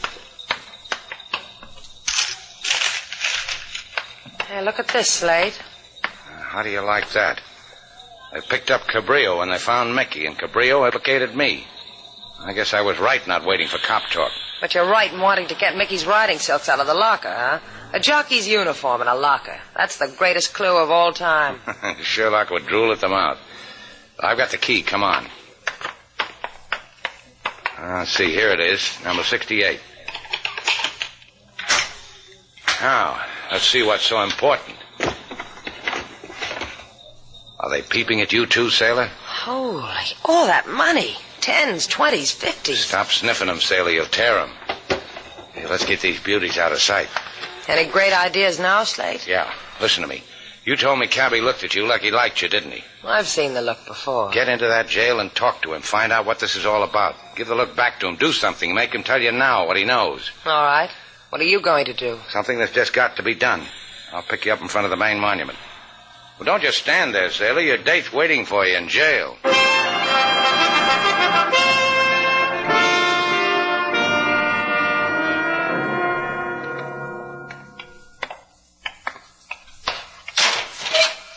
It was downright sweet of you, God, to let me see my little old Cabrio in his little old cell. I'll cherish the memory always. Don't bang a jail door on me, Chico. I'm a taxpayer. Prison doors do not close with polite, senorita. Hi, Cabby. Buenos dias, senorita. You don't even sound surprised to see me. Oh, I am, senorita. But I do not know the words to express it. I am very ignorant. On you, it's attractive. Oh, you say that because I sit in the shadow. You cannot see my face. The hands that almost did hurt you. Forget it, Cabby. The fellow has to make his way in the world somehow. That is exactly how Senor Red talked to me. Where is your buddy, pal? Why isn't he here holding your hand like a chum? Oh, he could not do that, senorita. He took a powder. He and Senorita Millie. Or they take a nice powder together, those two. And left you holding a great big bag with a dead jockey in it. See, but they gave me company. Senor Shannon. So I would not be lonely with the bag all to myself. Slate and I could be your friends, Cabby. All you'd have to do is tell us what this is all about. That way you could go free. I tell you nothing. Senor Red say to tell nobody nothing, Cabby. You could practice your bongo. Maybe even play with a 4-piece outfit. Slate told me how talented you were. Aye, talented. 4 pieces. No, Senor Red say no, I say no. You know how I got in to see you, Cabby? I told them I was your girl. To see me? You say such a thing? I'll be your girl, Cabrio. I'll come every night and listen to you on the bongo. You say you my girl?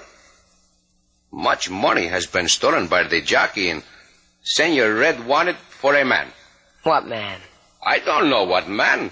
Go ask Joe Nevada, shooting gallery on Avenida Marquis. Ask him what man.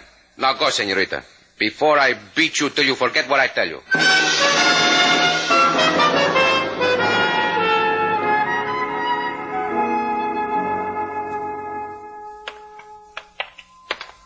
Cops, murders, stolen money.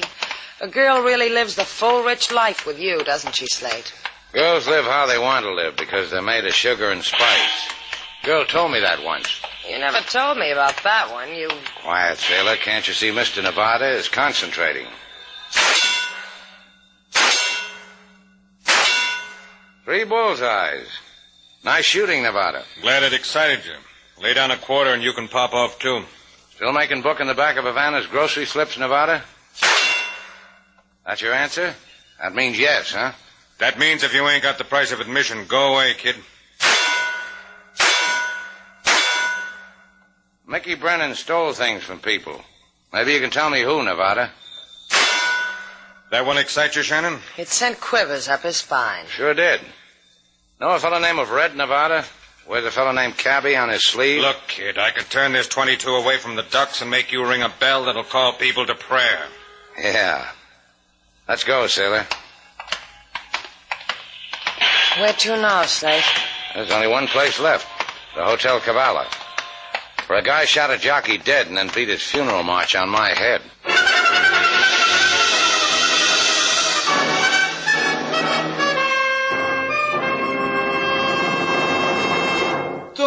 Don't hit me, senor. I am trying to explain. All you've said so far is that you were the new clerk here at the Cavallo. You're not doing real good on your job, Chico. Ask him again about the safe, Slate. Why such a big new one for such a small flea bag? You heard it, Chico. I was here a while ago, and there was a small safe over there. What happened to it? Yesterday, the tenants of the Cavallo opened the old one, and it gave back only a cold stare. What tenant? Those who live here, the bookies. Such a safe is much safer than a bank. Don't you see, Slate? Bookies. They keep their money in this hotel safe. Think we've got enough, Slate? Sure. Come on. Now, the way it looks, our jockey is a thief. Little Mickey heisted... He sure did, Shannon. Now just keep walking, or the redhead's gonna blast you all over the pavement.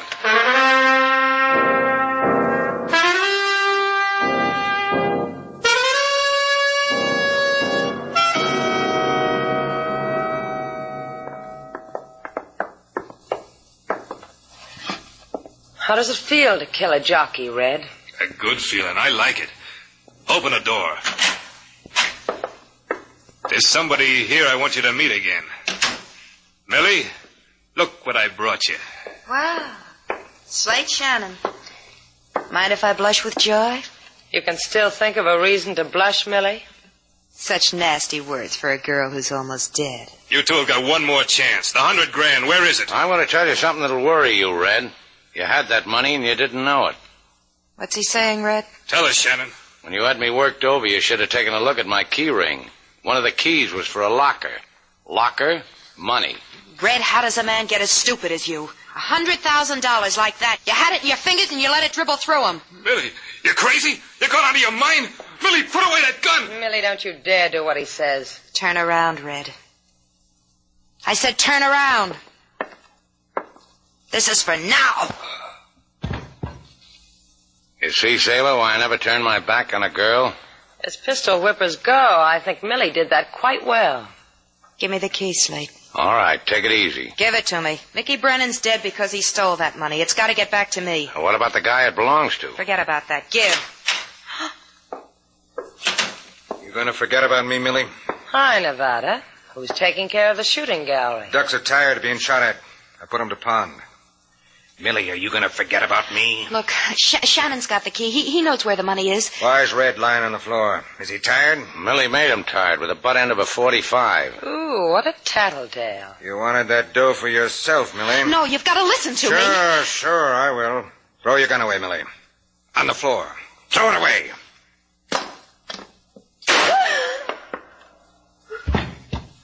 The dead girl said you had a key, Shannon. Let's go use it.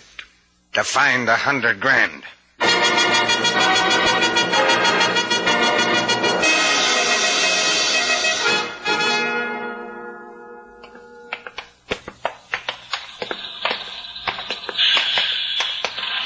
You know, I'm glad it's late. Not many people in the bus station. That's good. People ought to go to bed early. Keeps them out of trouble. Mind if I ask you something? My pleasure. Why didn't you just kill us and take the key? Why do you trouble the man with such stupid questions? The man has to make sure the money is where we say it is. Shrewd. You sparkle, Shannon. Locker 68. Ain't that what you said? That's right. Here's the key. Open it. Open it, Shannon, or this gun in my pocket will go off. Ruin my suit and you. It's all yours. $100,000. Let me look it. Semji. Duck, sailor. You ruined your suit coat, kid. Kid, where's that money? You may never know. I hate to interrupt your moment of glory, Slate, but now may I ask you a question? Sure. What? Where is that money?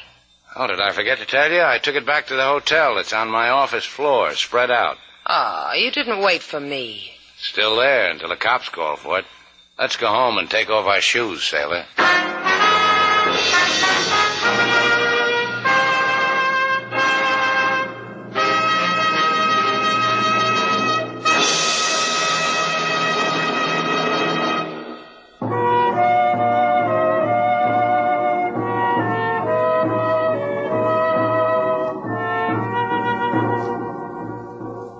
Slate.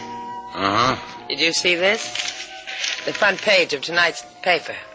Well, Slate Shannon's picture on the front page. I don't like that picture, though. That's the one I gave to the papers. I like it. What's the matter with it? I got better pictures than that. This one's in a turtleneck sweater you knitted for me. You can hardly see my face. Of course you can see your face. See? That's your face.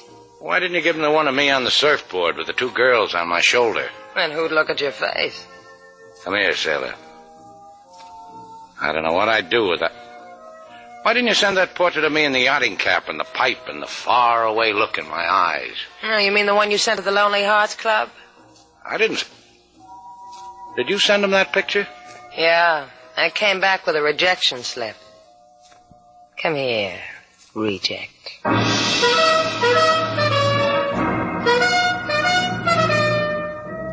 And so our two stars, Humphrey Bogart and Lauren Bacall, have brought to a close our latest bold venture story. Special music was composed and conducted by David Rose.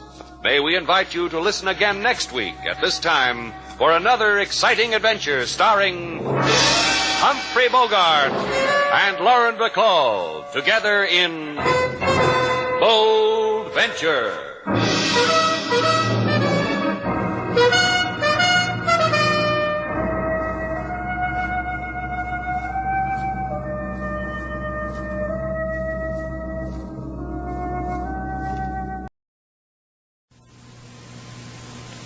All right now, ladies and gentlemen, if you just keep together, thank you. Now, here, if you follow me, is the corner of Fleet Street and Bell Yard. And at this very corner, in a dirty little barber shop such as you or me'd be ashamed to set foot in, it was so dirty, the notorious Sweeney Todd lived and breathed and had his being. What was Sweeney Todd famous for, guys? He was notorious, lady. He was notorious for being a murderer. A murderer? A notorious bloody murderer, he was. But this isn't a corner at all. I thought you said it was the corner of Fleet Street and Bell Yard. All done away with, sir. All done away with years back. But underneath these here stones, listen to the hollow sound of this memento of the 18th century, underneath these stones was the very vault where Sweeney Todd used to burn his victims and make them into veal pies. Oh, they need veal for that, guy. And that's what they had, sir. Human veal and human beau. Oh. Sweeney Todd used to murder his victims with a barber chair, he did. And at this very corner, in sight of St. Dunstan's Church, he had his notorious barber shop. Now, if you just get in a bit more close, we'll penetrate into the very scene where Sweeney Todd raised his grisly hand in murder.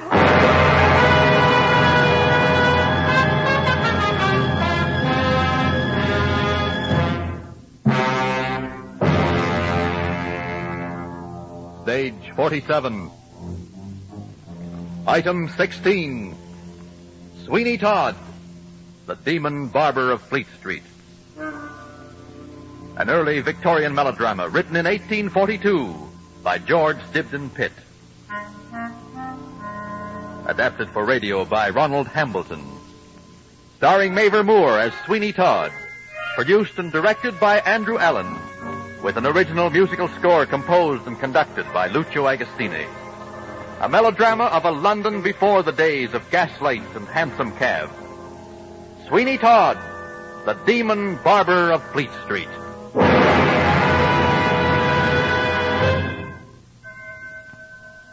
Hear that? St. Dunstan's bell, just like it used to ring 200 years ago, ringing over these same streets and over streets that have gone long since. Streets covered with mud and filth, no street lamps in them days, mind you. just a perfect breeding ground for thievery and murder. It was that very bell what brought Sweeney Todd down to his shop of a morning, watching his miserable little apprentice putting up the shutters, and then waiting in his shop like a spider lurking in his web. Boy. Yes, Mr. Todd? A little more activity won't hurt you, Tobias Ragg. Come here. Yes, Mr. Todd? I would have you remember that you are my apprentice, Tobias. That you have of me board, lodging, and washing. Except that you take your meals at home, that you don't sleep here, and that your mother gets up your linen. Now, are you not a fortunate, happy dog? Oh, yes, please, sir. How old are you, boy? 15, please, Mr. Todd, sir. Old enough to have a memory, eh? I think so, sir. And remember this. I'll cut your throat from ear to ear if you repeat one word of what passes in this shop, or dare to make any supposition or draw any conclusion from anything you may see or hear, or fancy you may see or hear. Do you understand me? Oh, I won't say anything, Mr. Todd. And for lesser misdemeanors, there's a place for you at Jonas Fogg's madhouse in Peckham. If I say anything, sir, may I be made into veal pies at Mrs. Lovett's in Belle How Yard. dare you mention veal pies in my presence? Do you suspect? Do you want to lose this nice job, boy? And on your first day? Oh, sir, I don't suspect. Indeed, I don't. I meant no harm. Very good. I'm satisfied. Quite satisfied. And mark me, the shop, and the shop only, is your place. Yes, sir. And if any customer gives you a penny, you can keep it, so that if you get enough of them, you will become a rich man. Only I'll take care of them, and when I think you require any, you can come to me. Understand? Sweeney Todd. All right, boy. Into the back room with you. Well, good morning, Mr. Smith. How's the chair working, Mr. Todd? It seems to have picked up a bit of a rasp somewhere. Come over here and have a listen. Don't see why you should complain, Mr. Sweeney Todd, seeing it's not yet paid for. What, would you have me pay for a chair that doesn't give satisfaction? Listen to it, Mr. Smith. A trifle squeaky, Mr. Smith. Perhaps something foreign has gotten into the works. Blood, perhaps, Mr. Todd. Blood. What the devil do you mean? After all, even the most careful barber's hand slips a little, Mr. Todd. True. It's a delicately balanced piece of mechanism.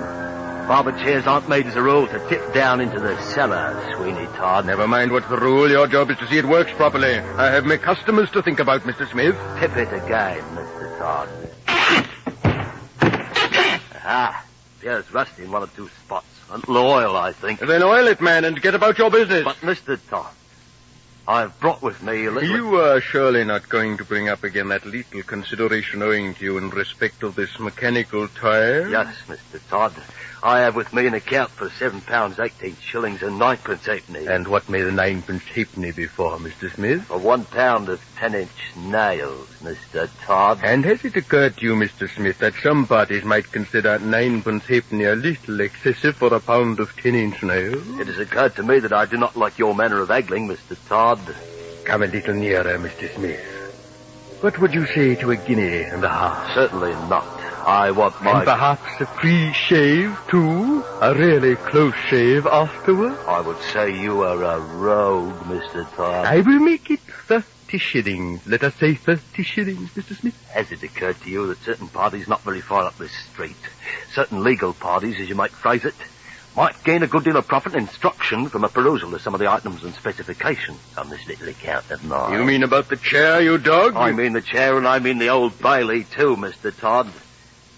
I think the amount we mentioned was 7.18 9.5, Mr. Todd. I was speaking of a free shave, Mr. Smith.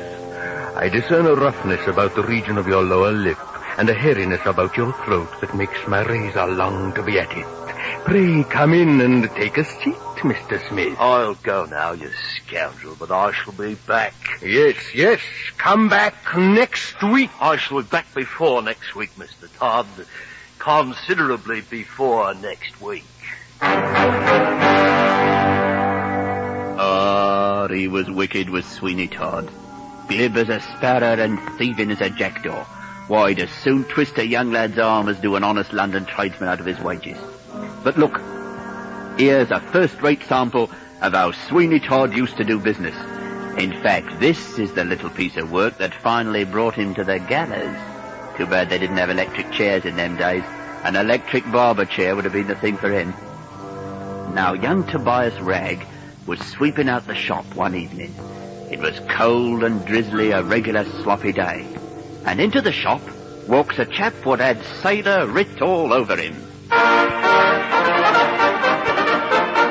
Is this barber shop open, my boy? Yes, indeed, sir.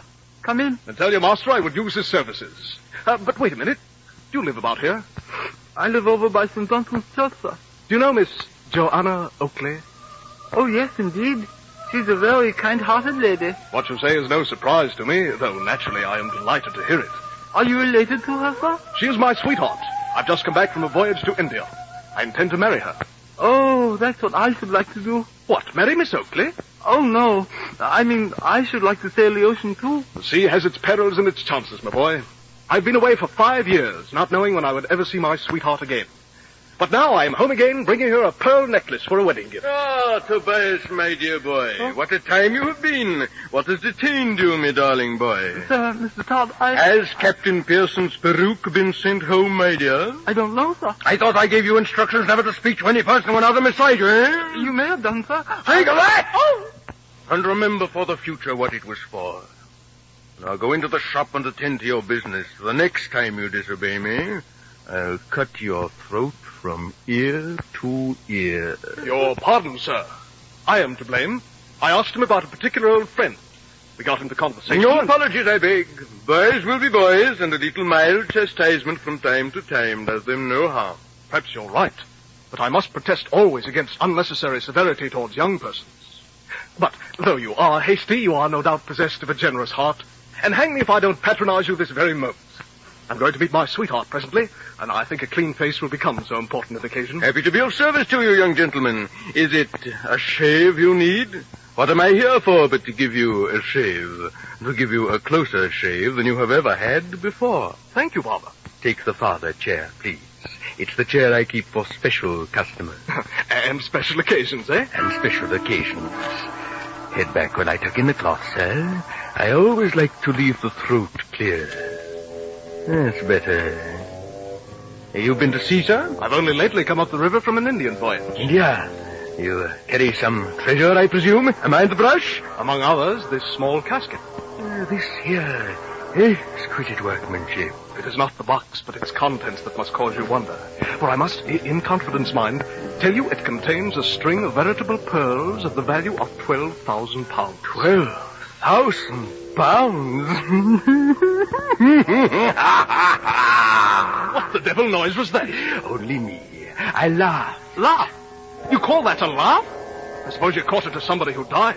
If that is your way of laughing, I beg you won't do it any more. You will find me all attention to your orders, Mr. Ingestree. Mark Ingestree. Mr. Ingestree. It's well you came here, for though I say it, there isn't a barber in the city of London that thinks of polishing a customer off as I do. Fact, I assure you. Shiver the wind!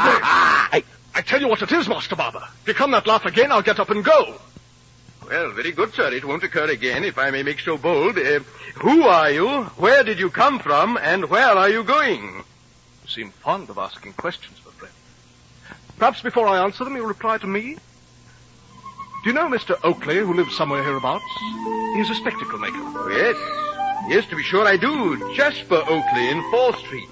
He has a daughter called Joanna that the young bloods call... Head back a little farther, sir. The flower of 4th Street. She is respected, I hope. Oh, of course, of course.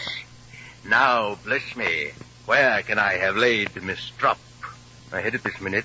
I recollect. I took it into the parlor. Sit still, sir. I shan't be a minute. You can amuse yourself with the newspaper.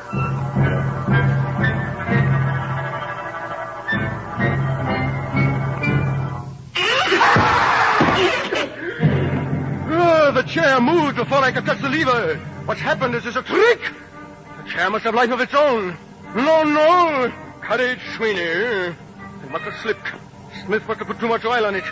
And remember the pearls. The pearls. When I was a boy, the thirst for avarice was first awakened by the fair gift of a farthing. That farthing soon became a pound 100, and so to 1,000, till I said to myself, I will possess 100,000. This string of pearls will complete the sum. Who's there? Quick, speak up. Yes, sir. Tobias, you dog! How long have you been peeping in the door? Peeping, sir? Yes, peeping. Don't repeat me words. See, sir, I wasn't peeping at all. You didn't see the chair tilt back? I didn't know it could tilt back, sir. It doesn't. Did I say it did? No, sir, but I thought... Never mind what you thought. Who's there? Somebody else skulking about? I'll soon fetch him out. Well, what do you want? It's only the black servant of the gentleman who came here to be saved, sir. Only the black servant of the gentleman who came here to be shaved, eh? You know quite a bit, Tobias. No, sir. Tell this black servant that his master's not here. Tell him to seek elsewhere. I will, sir. I should have remembered about the English servant. But no matter. The pearls have come to me. And the Mark Industry has gone to Mrs. Lovett, the pie maker. Sweeney Todd was sitting on top of the world.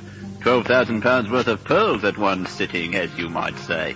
But not an easy thing to turn into cold cash.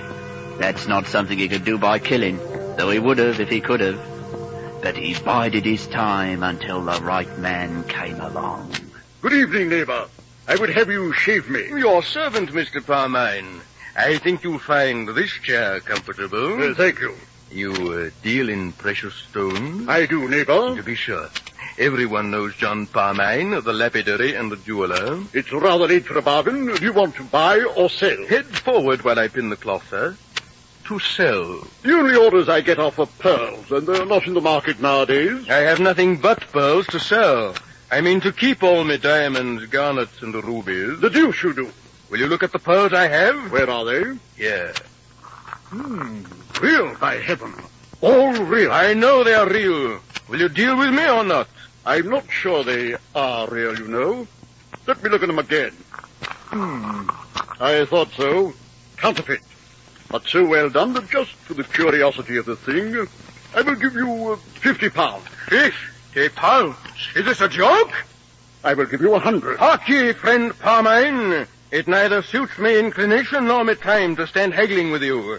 I know the value of pearls, and as a matter of ordinary business, I will sell them to you so you may get a handsome profit. Well, since you know more than I gave you credit for, and this is to be a downright business transaction, I think I can find a customer who will pay £11,000 for them. Ah, that's better. Let me have the money tomorrow. Stop a bit. You must know that a string of pearls is not to be bought and sold like a few ounces of old silver, and you must give me satisfaction as to how you came by them. So, man, who will question you? You're in the trade. That's all very fine, but I don't see why I should give you the full value of an article without evidence to prove your title to it. In other words, you don't care how I came by the property involved, so long as I sell it to you at a thief's price. Mr. Todd, I am a respectable tradesman. And on the other hand, if I want the real value, you mean to be particular. I suspect you have no right to sell the pearls. And to satisfy myself, I shall insist on your coming with me to a magistrate. Respectable tradesman, you'll go all right, but by the road I choose. This chair will carry you, Mr. Parmine.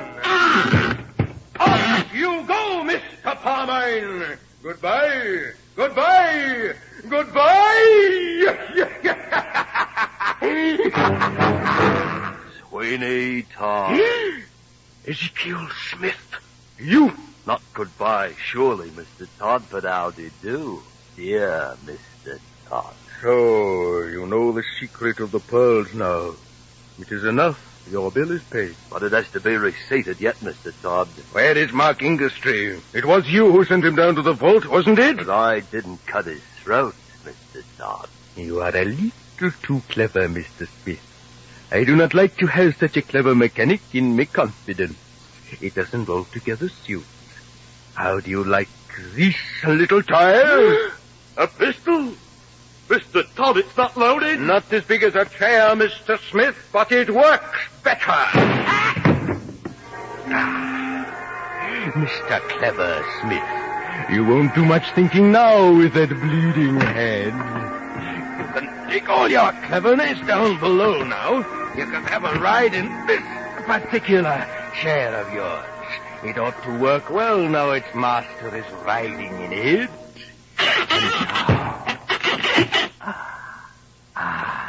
The secret is mine again. That's how Sweeney Todd went about his notorious bloody business. Lured him into his devilish barber chair, touched a lever, and down they went into the grisly vaults below Fleet Street. All he wanted was the smell of a bit of money, and he was after it like a ferret. Just one close shave, and he was cock of the walk, he thought. And all he had to worry about was doing poor old Mrs. Lovett out of her share of the swag. She was the lady that kept the pie shop next door. She was a fat, comfortable old girl, buried 5 husbands, and looked forward to 5 more. Why, here is Mr. Lupin, to be sure. Just fancy coming to see little me in all this rain. Do give me your umbrella this minute, Mr. Lupin, and sit down and take something warm or you'll die of cold. Yea, dear sister, I bear this misfortune like all others with fortitude, believing that our sufferings here will in a future world be changed to peace and happiness. Certainly, to be sure. Therefore, I beg you to take a little drop of tea. Dear sister, you are indeed an angel. Oh, Mr. Lupin, won't you draw your chair a little closer? Verily I will.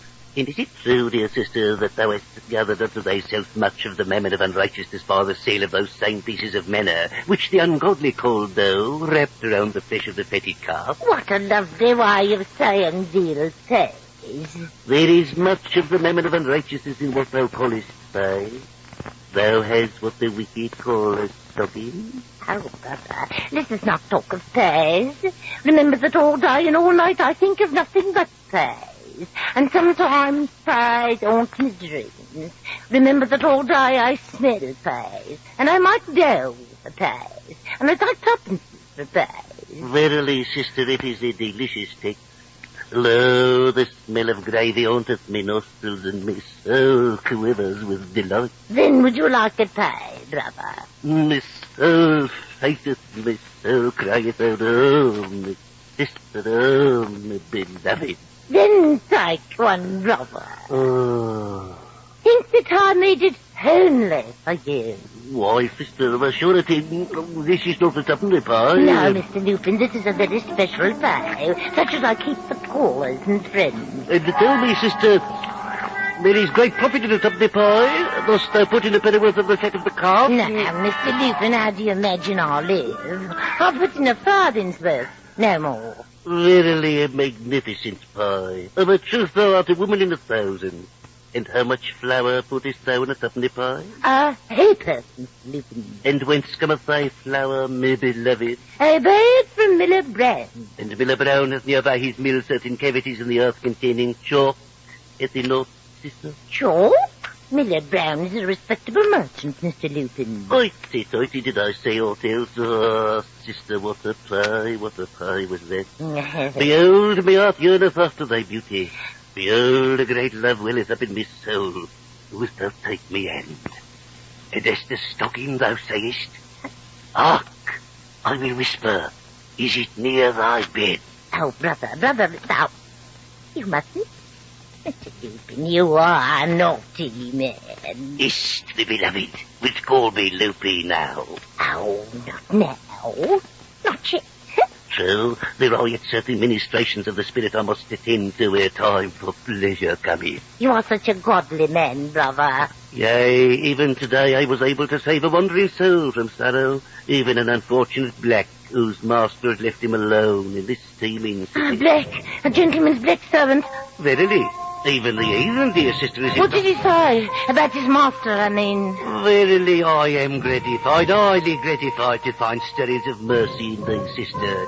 Wilt come with me to Joanna Oakley, who is suffering from a great depression of the soul, too? Joanna Oakley, a gentleman's black servant. We are undone. Undone, my beloved? Oh, Mr. Lupin, leave me at once. But, the beloved, this excessive pity for the unfortunate one seems to be a trifle, shall I say, excessive? What did you do with this black servant?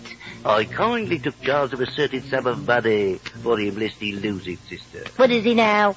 Swallowed up indeed into this steaming city. Ah. The work of the Lord calleth his servant, and I must be gone. I will bear to Joanna Oakley expressions of your solicitude. Yes. Tell her that I weep for her sorrow. Verily a gracious sentiment. And I shall add, my dear sister, that in your eyes every tear is a pearl.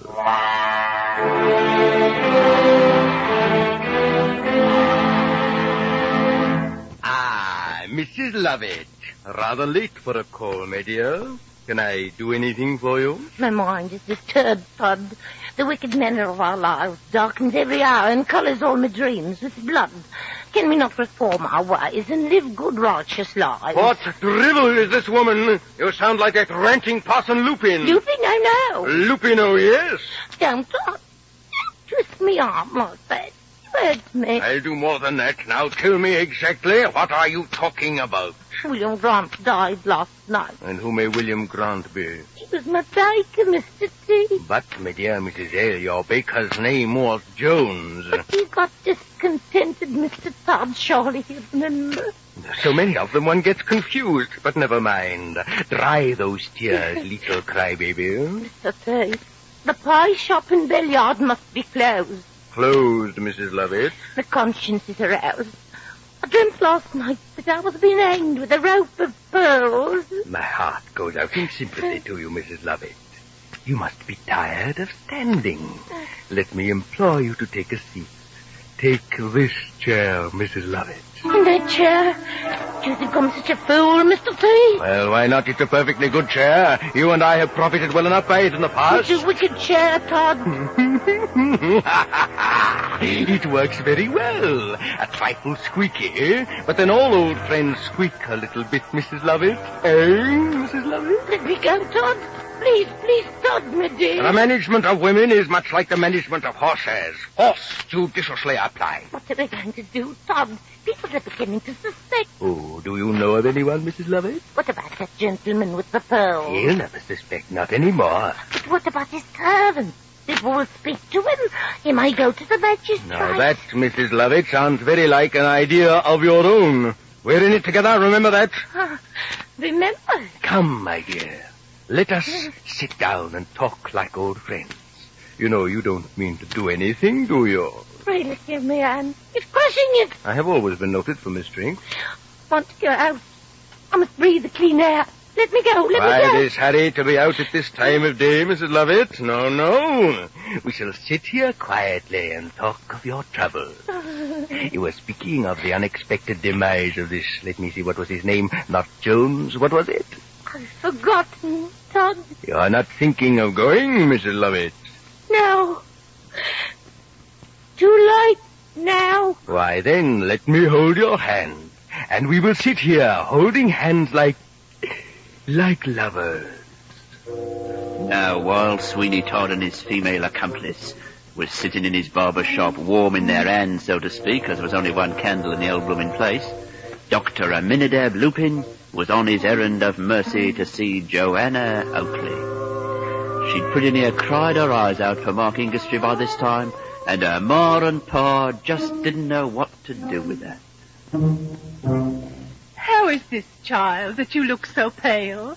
I must speak positively about you to Mr. Lupin. Lupin may be all very well in his way as a parson, but I really don't know what he can have to do with Joanna looking pale. Hush, Mr. Oakley. I'm all right, Mamma. Really, I am. Lupin has been kicked out of more people's houses than anybody else from here to Aldgate. If the sainted man has been kicked, Mr. Oakley, he glories in it. Mr. Lupin likes to suffer for the faith. And if he were made a martyr, it would give him much pleasure. Not half the pleasure it would give me, Mrs. Oakley. Joanna, I think I feel my old complaint coming on again. Your father's brutality always produces it. I must compose my nerves with the little cherry brandy. Let me help you, Mamma. No. I will suffer alone, Joanna. Well, I suppose I must offer her crumbs of comfort, as Lupin would say. Damn Mr. Aminadab Lupin. Ah, Miss Oakley, did I hear your parents retire? Yes, Mr. Lupin. I shall call them back. Dearest Joanna, I come here at the bidding of my conscience to consort with you in your dire need. You will allow me free passage from the room, Mr. Lupin. Thou art disrespectful, but I will not snub thee, virgin. Thou knowest not me mission here. I don't want your comfort, sir. What if I were to pour into your ears the knowledge that I have? If I whisper pearls in a black servant? Oh, servant, not Mr. Ingastry. Ah, I have touched a chord in thy bosom. Thou hast heeded the tongues of rumour that have been a-wagging. I do not listen to rumour, sir. Only by rumour do we learn of iniquity, virgin. It hath made a man of me, and me carcass, which was as lank as an herring once, is now round and comely to look at. Oh, where is Mr. Ingastry? Have you heard from him? Oh, how long have I waited for news? I, maiden, am news incarnate. Though I speak with the mouths of babes and sucklings, I shall offer me news. If you know anything, speak, I pray you. For a consideration. Oh, anything, Mr. Lupin. Then, maiden, listen. I have held converse with a certain black, for whom I was able to perform a small service. He had lost his master. He was as a ship without a rudder, as a principality without a prince. He told me of hours of waiting outside a certain shop on Fleet Street. A shop, mark you, from which his master never emerged. Where was it? I must go to him. Precipitation, virgin, is unwise. For next to this certain shop lives a lady for whom I hold a certain regard, and with whom, in fact, I have supped and drank. When I spoke certain words to her, she blushed and looked pale. All I wonder is this: did she blush from a lovely excitement of the pulse at the sight of me, or did she thus reveal a guilty secret? Then how will we know? What will we do? I know an unmannerly youth who might, for a consideration, ingratiate himself within this certain lady's shop. Stop riddling, Mr. Lupin. Whose shop? Who is the lady? The shop, virgin, is Sweeney Todd's, and the lady is Mrs. Lovett, the pie maker. Do you think them guilty? Verily, I believe this man Sweeney to be a man of sin. I myself have a mind to test his wickedness and to introduce this youth within Mrs. Lovett's shop. Then do so, Mr. Lupin, and let me find ways to thank you. Why, you can thank me with the aforementioned consideration. What is it, then? Briefly, let me take thee unto my bosom even as a wedded wife. Absurd! Have you been drinking? The fire of love rageth. It consumeth me very vitals. Come no nearer, sir. Peradventure I may extinguish the flame of my passion by the moisture of those ruby lips. Sir, are you insane? Maiden, I am resolved. Oh, unhand me, ruffian. Oh, repent. Moderation, maiden, one osculation. Why, it's the hypocrite parson. There's a bit of correction for you, Lupin. Help! I am a steel robber. Fire! Help!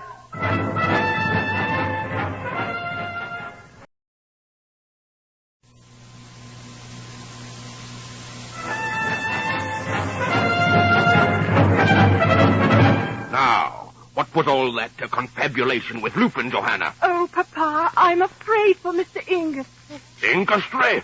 Is he back again? That is why I kept it my secret, Papa. I thought you might still refuse your consent. It was because of you that he went to sea. And well he might, the wastrel. But now he has returned, rich from India, Papa. From India? Then why doesn't he show himself like a man? He has met with some misfortune here in London. Mr. Lupin believes him dead, I think. Where was this? He was last seen at Sweeney Todd's shop in Fleet Street. And his black servant... Oh, buck up, lad. Dry your eyes. If Mark Ingastry is alive, we'll find him. And if Sweeney Todd is responsible for those tears of yours, he'll pay for it. And that's how the hue and cry started against Sweeney Todd, the notorious bloody murderer. Of course, it wasn't the hue and cry at first, because he was a slippery devil, but matters were coming to an end. Jasper Oakley was plotting to comfort his daughter, and as to Mr. Lupin, why, he thought he might lie in his pocket. It is well that the children of the Lord should partake of the ill-gotten gains of the wicked and strip the villain of his spoil. So while he figured out a way to blackmail Sweeney Todd, he sent his unmannerly youth, Jarvis Williams, to worm his way into Mrs. Lovett's confidence.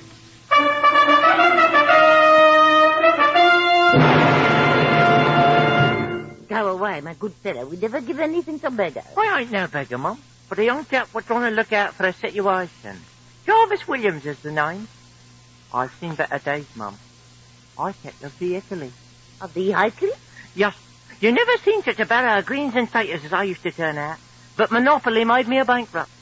The big shops ruins the little shops and stars out the costermongers. Blowed time, ain't it? I dare say when you get into better days, you'll have quite sufficient influence to make you intolerable. Are you, from this barrow? No, Mum, Knightsbridge. Better picking. You are unknown about here? Even old Bailey hasn't heard of me, Mum. Very well. You ask me for employment and I will give it to you. Follow me. Where to? To the bakehouse, where I will show you what you have to do. You must promise never to leave it on any pretense. Never to leave it? Never, unless you leave it for good and all. As Shakespeare says, my poverty and not my will consent. Help me with this best order. Will I be working in the bowels of the earth? Tut, boy, it's only our vault. Coo, it's a dismal old. By this passage, young Jarvis, we must descend to the furnace and ovens, where I will show you how to manufacture the parts. These are files and make yourself generally useful. And that's it, I hope. I suppose I'm to have someone assist me in this situation. One pair of hands would never do the work in such a place. Are you not content? Yes. Only you spoke of having a man. I had a man, Jarvis. He's gone to his friends. He's gone to some of his old friends who will be glad to see him. Yeah, I don't like the sound of that. Have you any scruples? No scruples, Mum, but one objection. And that is? I should like to leave when I please. You may make your mind easy on that score. I never keep anyone many hours after they begin to feel dissatisfied. But now I must leave you for a time. What, down here? Yes, Jarvis. As long as you're industrious, you will get on very well. But as soon as you begin to get idle and neglect the orders, you will receive a piece of information. What is it, Mum? I'm an inquiring young fellow. You may as well give it me now. Now, I seldom find any occasion for that at first. But after a time, when you get well fed, it is sure to want it. Everyone who relinquishes the situation goes to his old friends. Friends he's not seen for many years. I shall return anon.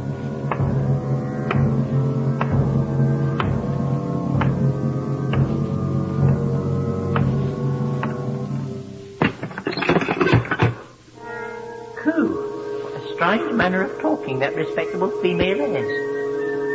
There seems to be something singular in everything she says. And what a singular-looking place, too. Nothing visible but darkness. It would be quite unbearable but for the delicious smell of pie. Phew, what's that? A rattlesnake? It rattles anyway. Here, let's have a feel. Bones. Skull. Ribs. I must have stumbled into a surgery, 'cause these are human bones. Wish I could find a funny bone. I feel a bit poorly.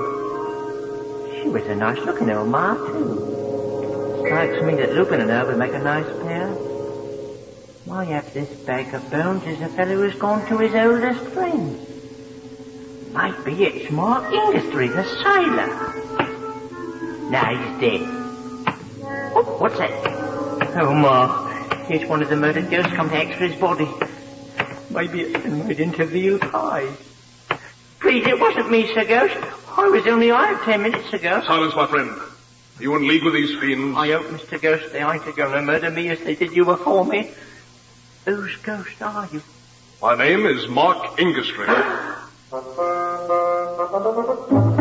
Merciful heavens, it's the sailor. Him that was murdered for his pearl. You know about that. You must be in league with the villain. Indeed, I am not. His wages is too high for an honest man. As Shakespeare says, mine only vice is honesty. Will you help me to bring Sweeney Todd to the hands of justice? Right you are, sir. But what are you stopping down here for? I don't know how it happened, but I suddenly fell into space. It was while I was being shaved. And I was knocked senseless on this stone floor. And when you come to? I suspected treachery. And since then, I've explored these vaults from end to end, seeking proof of the villain's guilt. How do we get out of here? Have you a stout heart? Me heart's stout enough, but my blood's running a trifle thin. What's your name? Jarvis Williams, sir. Do you know Joanna Oakley? Only by hearsay. You know where she lives? In 4th Street, I think. Then go to her. No, that won't do. Go to her father, tell him I'm alive, and request him to communicate that intelligence to Miss Oakley. Let her know that there is yet hope. Are you going on living here? Yes, for the present. I must gather evidence and proof that Sweeney Todd is the malefactor I believe him to be. Can you keep a secret, Jarvis? Well enough, I suppose. Then come with me through this passage. What more glorios? Follow me. Up these stairs is a door that connects these vaults with Sweeney Todd's shop. This way. Right into the lion's mouth. There I will station myself, and there you will bring Mr. Oakley so that we may apprehend the villain. Quietly now.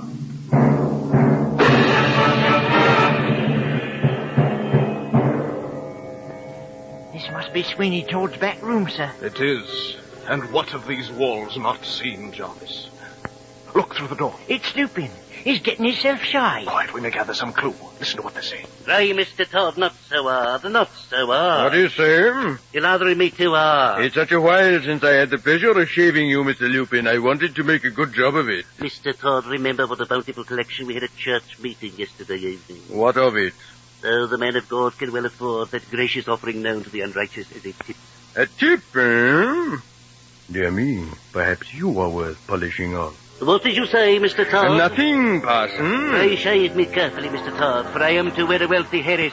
I would fain make the wife of me bosom. A wealthy heiress. And what's her name, may I ask? Mrs. Lovett, I'll wager. Silence, would you ruin everything? Of a surety she is not unknown to you. This Mrs. Lovett who owns the pie shop in Bell Yard. Oh, that the Lord hath blessed with a trade both bountiful and ever-flowing. What do you say, Mrs. Lovett? Then you are going to be polished off. Remain seated, sir. Lupin, sit down! No, you don't catch me so easily, Mr. Todd. I have always been suspicious of your doings, and I prefer to stand. I should have suspected the chair. Come here, Mr. Lupin. No, indeed. And now that I know how you manage it and a sinful cunning trick it is, you'll pay blood money for it, Mr. Todd. Come back, Lupin. As you see, Mr. Todd, I am not ripe for killing yet. Oh, yes, you are, Mr. Lupin. Very ripe. Very ripe indeed. Very ripe, ripe, I cry. Young and old ones come and die. Very ripe, ripe, I cry. Young and old ones come and die. When they sit in Sweeney's chair, off they go to heaven knows where. Mrs. Lovett surely knows where they go to all them what goes. Where they go to all them what goes. Very ripe, I cry.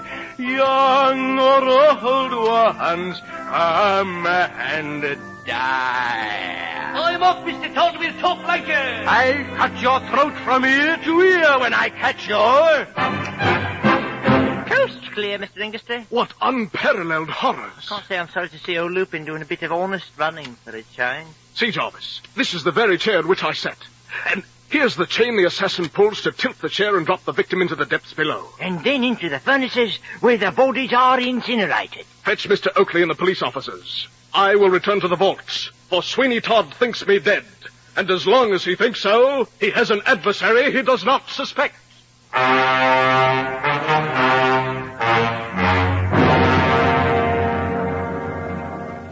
That ranting parson has escaped me, but I fear no man of his kidney. A little money, an offering he would call it, blackmail I should say, merely a temporary disbursement to be returned along with all the other effects of the legator.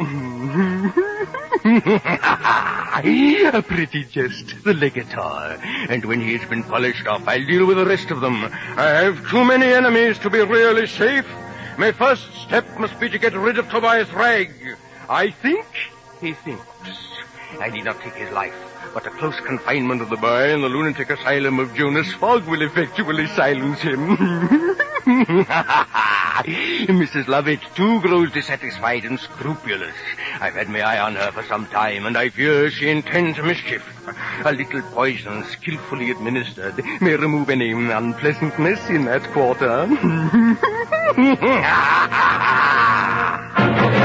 Sweeney Todd.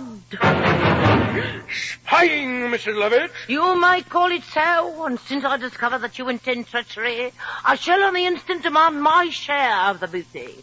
Aye, an equal share of the fruits of our mutual bloodshed. Well, so you shall. I will balance accounts with you. What is the reckoning? I find it to be £12,000 to a fraction. That is just £6,000 each, there being two of us. But, Mistress Lovett, you will have to pay me for your support, lodging, and clothes. Clothes, Mr. Todd? I repeat the word clothes. Why, I haven't had a new dress for these 6 months. Besides, am I to have nothing for your education? In killing, I mean, Mrs. Lovett. Oh, I have profited by that. To a degree, Mrs. Lovett, yes. For some years past, you have been totally provided for by me.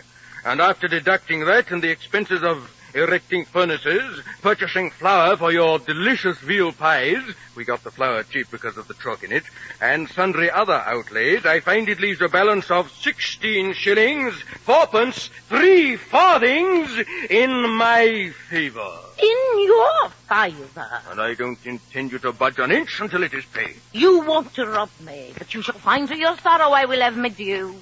You have instructed me in killing your side. Very well, Sweeney Todd. 'Twas you who purchased this knife. Don't be a fool, woman. Put your name to a deed consigning the whole of the wealth blood is purchased, or you perish. Idiot! You should have known Sweeney Todd better than that. I calculate my chances. I have also purchased this pistol. Todd! Throw down the knife. Todd, what are you going to do? Throw down the knife, woman. There it is, Todd. Now, say your prayers. Your last hour has come. Spare my life. For the love of heaven, as I spared yours. That's good. As you spared mine. Oh, you cannot have the art to kill me. Oh, stop before you spill my blood. I've been true to you upon my guilty soul. Take your hands off me, woman. What about Lupin? It was in our interest, Todd, that I led him on. Pshaw! Take your hands from about me neck. I don't like things crawling over me. Oh, Todd, a good lady told me of a home where I could end my days in solitude and peace. Let me go to her again and beg her on my knees to show you the same mercy and compassion. Let us never see each other anymore. Let us lead better lives and forget we ever lived except in prayer. Will you loose your hold? It is never too late to repent, Todd, never. It is too late for you. Perdition. Mrs. Lovett is dead, and there is blood upon me. Now Sweeney is alone. Now let the chair work, and let the furnaces consume the body, and destroy all evidence of my guilt in this, as it has in my manifold deeds of blood.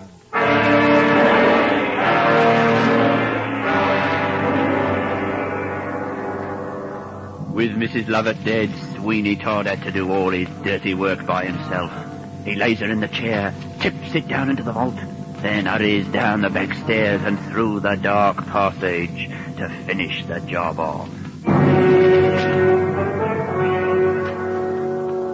Ah, there you are, Mrs. Lovett. Somebody shot you. Tell me who did it. Tell Sweeney, and he'll cut their throats from ear to ear. Little crybaby, it's too bad you missed getting your share, isn't it? But don't worry, I'll revenge you. What's that? Footsteps on the stair. No, in the passage. In the passage! Oh, but only Mrs. Lovett and that Ezekiel Smith knows about that passage, and they're dead. Go away! Your trade was a paying one, Mr. Todd.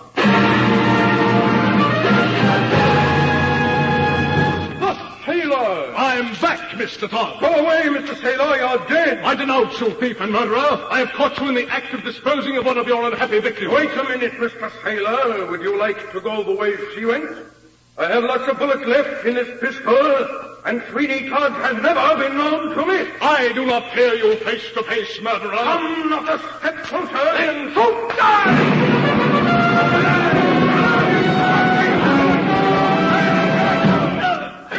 Stop this time, Sweeney Todd. Curse you! There. This pistol is too dangerous for you to handle. Now, Mr. Todd, with my own hands I shall drag you to the gallows and the end you so richly deserve. Oh, Mr. Sailor, the fortunes of war, eh? One false move and I'll shoot you as I would a mad dog. That's a bargain indeed. But, Sailor, what's behind you? What? How's that for a bargain, eh? What a weakling. So, Mr. Sailor, you see I am still master about here. Now, up those stairs, through the trapdoor into Mrs. Lovett's pie shop, and one lever locks all the doors. You're lost now, Mr. Sailor. You'll never get out of this alive, and pretty soon you'll have company.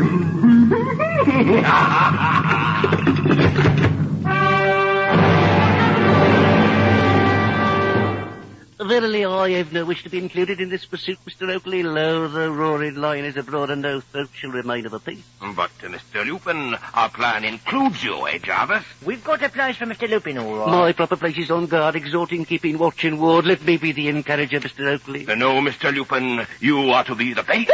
The bait? You are to go to Sweeney Todd's shop. Now listen carefully. Engage him in conversation. You can do that well enough. Provoke him to some damaging admission. Yes. Then, when he is about to plunge his razor into your throat to silence you forever... As late as that? It would not trick him otherwise. Then we will burst in, overpower him, and win the day. Hurrah! St. George for England! Verily, it does not appear to me so much like an holiday. It will make a man of you, Lupin. However weary his eyed, everybody. I never did see such a man for distraction of the mind. It's the sailor. Mark Ingerstreet, my dear boy. Have you caught the murderer? At last I have the proof of his guilt. I've seen the murderer at work. What poor soul was it this time? He has done away with his accomplice, Mrs. Lovett. What Sempronia gone? Woe to England and woe to Lupin. She was a nice old ma, too. She was round as the full moon and as fleshy as the goats that wanted on the delectable mountain. And now perisheth, gone like the flower of the field. He thinks me locked in his vaults, but I escaped by a secret tunnel. He made a great mistake in not killing you, Mr. Ingerstreet. For his own good, I mean. It is an error he will bitterly repent. Mark.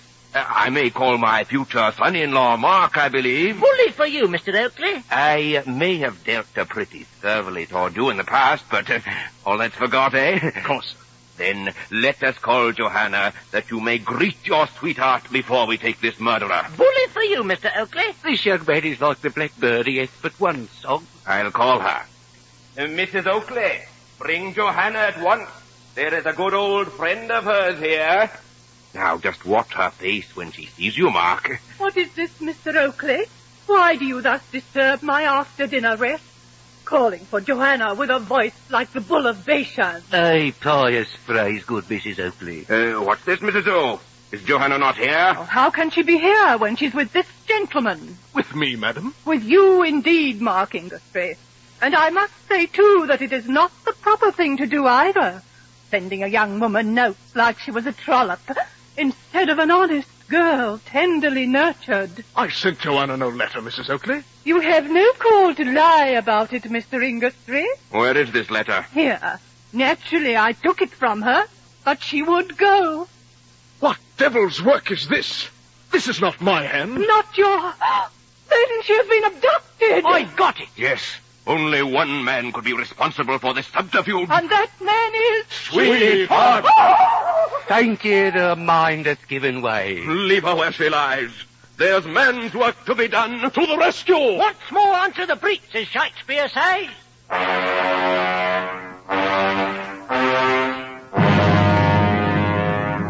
Sweeney Todd is doomed. But is there time to save Joanna Oakley? He is like a lion at bay now, enraged and unscrupulous.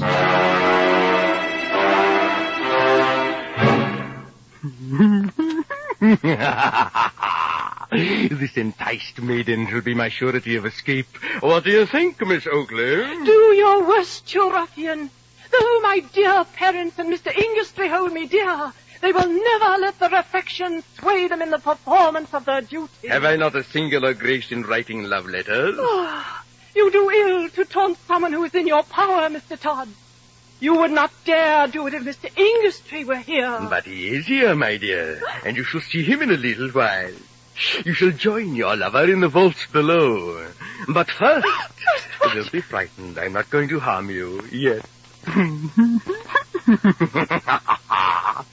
I just want you to be a witness. I'll be no witness to your doings, Sweeney Todd. I have a young apprentice who has shown distressing signs of madness lately. Fancy, I caught him yesterday stealing away to denounce me to the magistrate. Is that not an undoubted form of madness? I think he did well. Look, we'll have him in. It's near time for the keepers to arrive anyway, and you can judge his madness for yourself.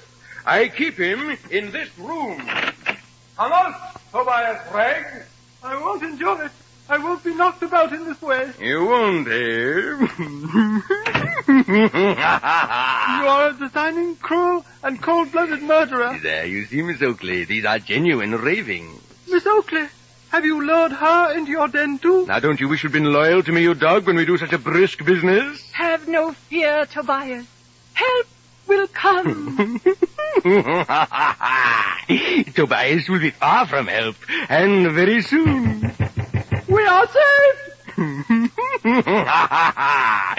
Come in, Jonas Fogg. Now, Tobias, my boy, do you consider yourself saved? Sweeney Todd, if my memory don't deceive me. You are right. I'm not easily forgotten, I believe. You have brought the water? They are outside in the carriage. Good.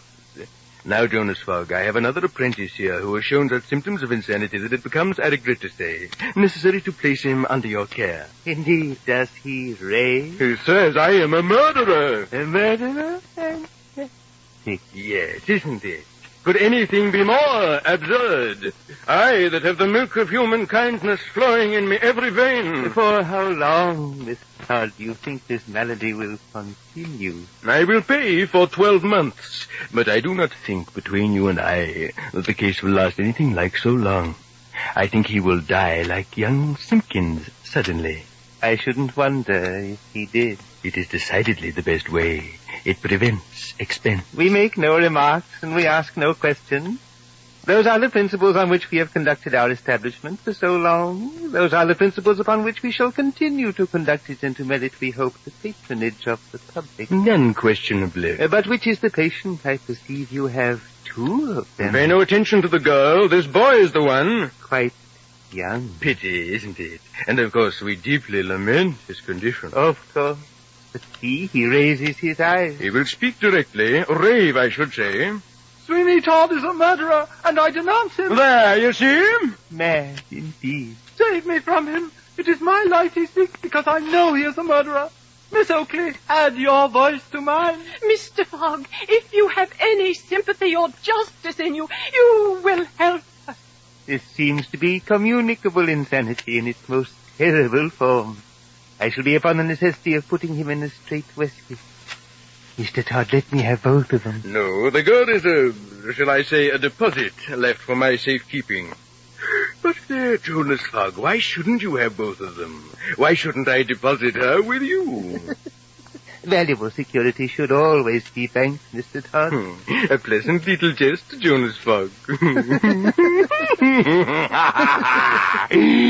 Take 'em both! A good day's business. Convey them to one of the dark, damp cells, as too much light encourages their delirium. Villain, do your worst. I shall always aver that Sweeney Todd is an assassin. It is true. Take him away! I will die before I submit to you or your vile myrmidon. Why, then you'll die, for no power can aid you. Yes, there is one. Where? There is heaven, which fails not to succor the helpless and persecuted. Hush! I am undone. Quick, bolt the door, Jonas Fogg. Too late, Sweeney Todd. Much too late, Mr. Todd. March! Stand off, you cowardly rascals, and I'll put the kibosh on the old consarn. The kibosh? Yes, it's a word of Greek extraction meaning the upset of the happlecock. You'll hang now, Sweeney Todd. And Mark Ingastry. You? Yes, Sweeney Todd.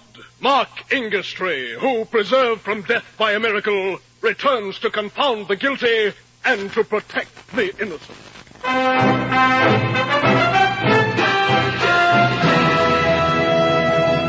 And that's how Sweeney Todd, the notorious bloody murderer of Fleet Street, was brought to justice and finally hanged at Tyburn. Mark Ingastry recovered his pearls, laid them at his sweetheart's feet, and gained her parents' consent.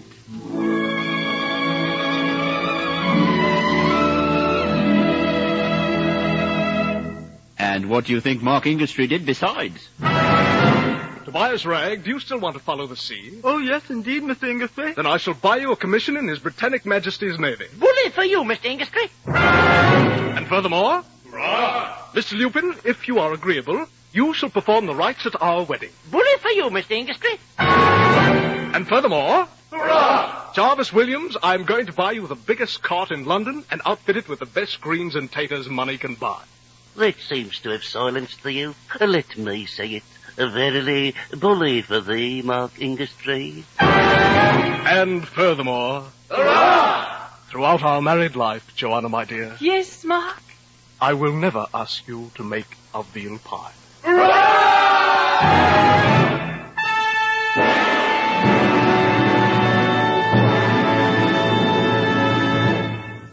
Sweeney Todd, the Demon Barber of Fleet Street. First produced at the Britannia Theatre, Hoxton, in 1842, was written by George Dibdin Pitt, and here adapted by Ronald Hambleton as item 16 of Stage 47. Produced and directed by Andrew Allen, with an original musical score composed, with tongue-in-cheek, and conducted by Lucio Agostini. Starred as Sweeney Todd, Mavor Moore, with Lister Sinclair as the guide, John Draney as Tobias, Bud Knapp as Mr. Smith, Lloyd Bachner as Mark Ingastry, Frank Wade as Parmine, Jane Mallet as Mrs. Lovett, Tommy Tweed as Parson Lupin, Kathleen Kidd as Mrs. Oakley, Glenn Burns as Mr. Oakley, Arden Kay as Joanna, Bernard Braden as Jarvis Williams, and Alan King as Jonas Fogg. Fred Tudor made all the sinister sounds, and Bruce Armstrong did the technical operation. CBS Radio Mystery Theater presents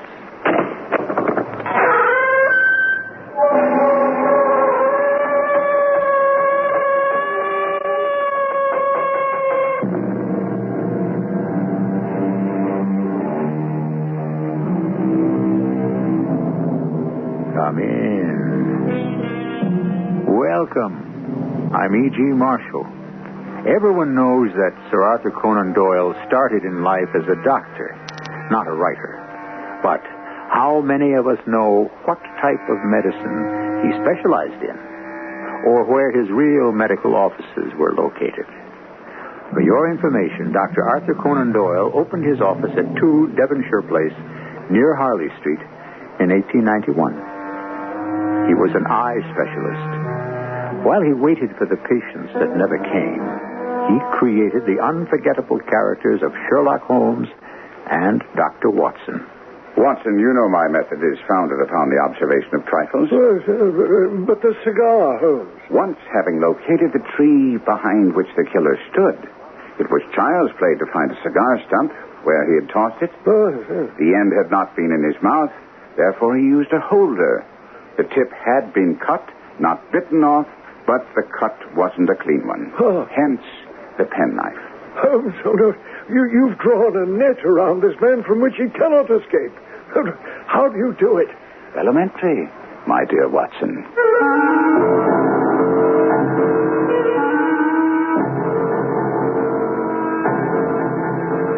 Our mystery drama, The Bascombe Pool Mystery, was based on the Sherlock Holmes classic and adapted especially for the Mystery Theater by Murray Burnett. It stars Kevin McCarthy. It is sponsored in part by ARM, Allergy Relief Medicine, and Buick Motor Division. I'll be back shortly with Act One.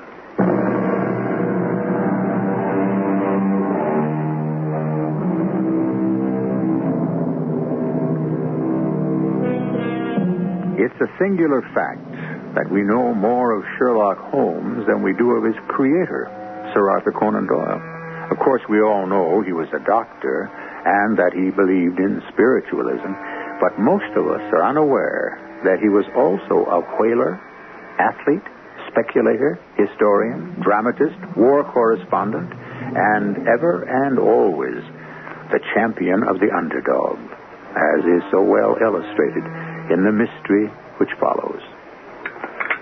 One morning, when my wife and I were seated at breakfast, the maid brought in a telegram. I slid it open and read it to Mary. Have you a few days to spare? Have just been wired for from the west of England in connection with Boscombe Valley tragedy. Should appreciate your coming with me. Leave Paddington by the 11:15. Well, darling, you'll need some time, and so I shall help you pack. Yes, I'm not at all sure that I should go, but I've a fairly long list of patients. Oh, Anne Stoddard will handle those for you. I think the change will do you good, and you know how interested you are in all of Sherlock Holmes's cases. Oh, well, I should be an ingrate if I weren't, eh? But I met you through one of them. Now you finish your coffee while I go and get you packed. And so, within a very few minutes, I was in a cab rattling away to Paddington Station. After paying the cabbie, I spotted the tall, gaunt figure of Holmes pacing up and down the platform. As he saw me, his face lighted up with one of his rare smiles, and he said, "Very good of you to come, Watson. Oh, well. It makes a considerable difference to me, having someone with me on whom I can thoroughly rely.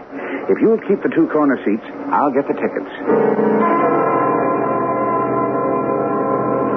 We had the compartment to ourselves, and a batch of newspapers Holmes had brought along with him.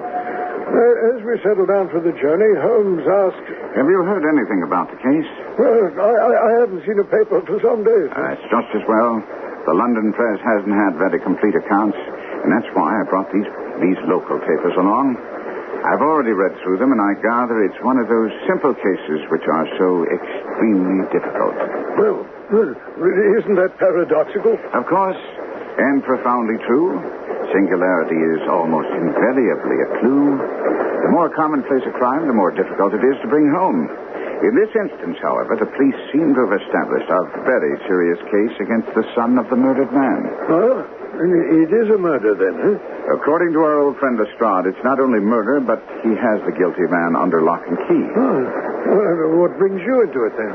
An appeal for help from a young lady.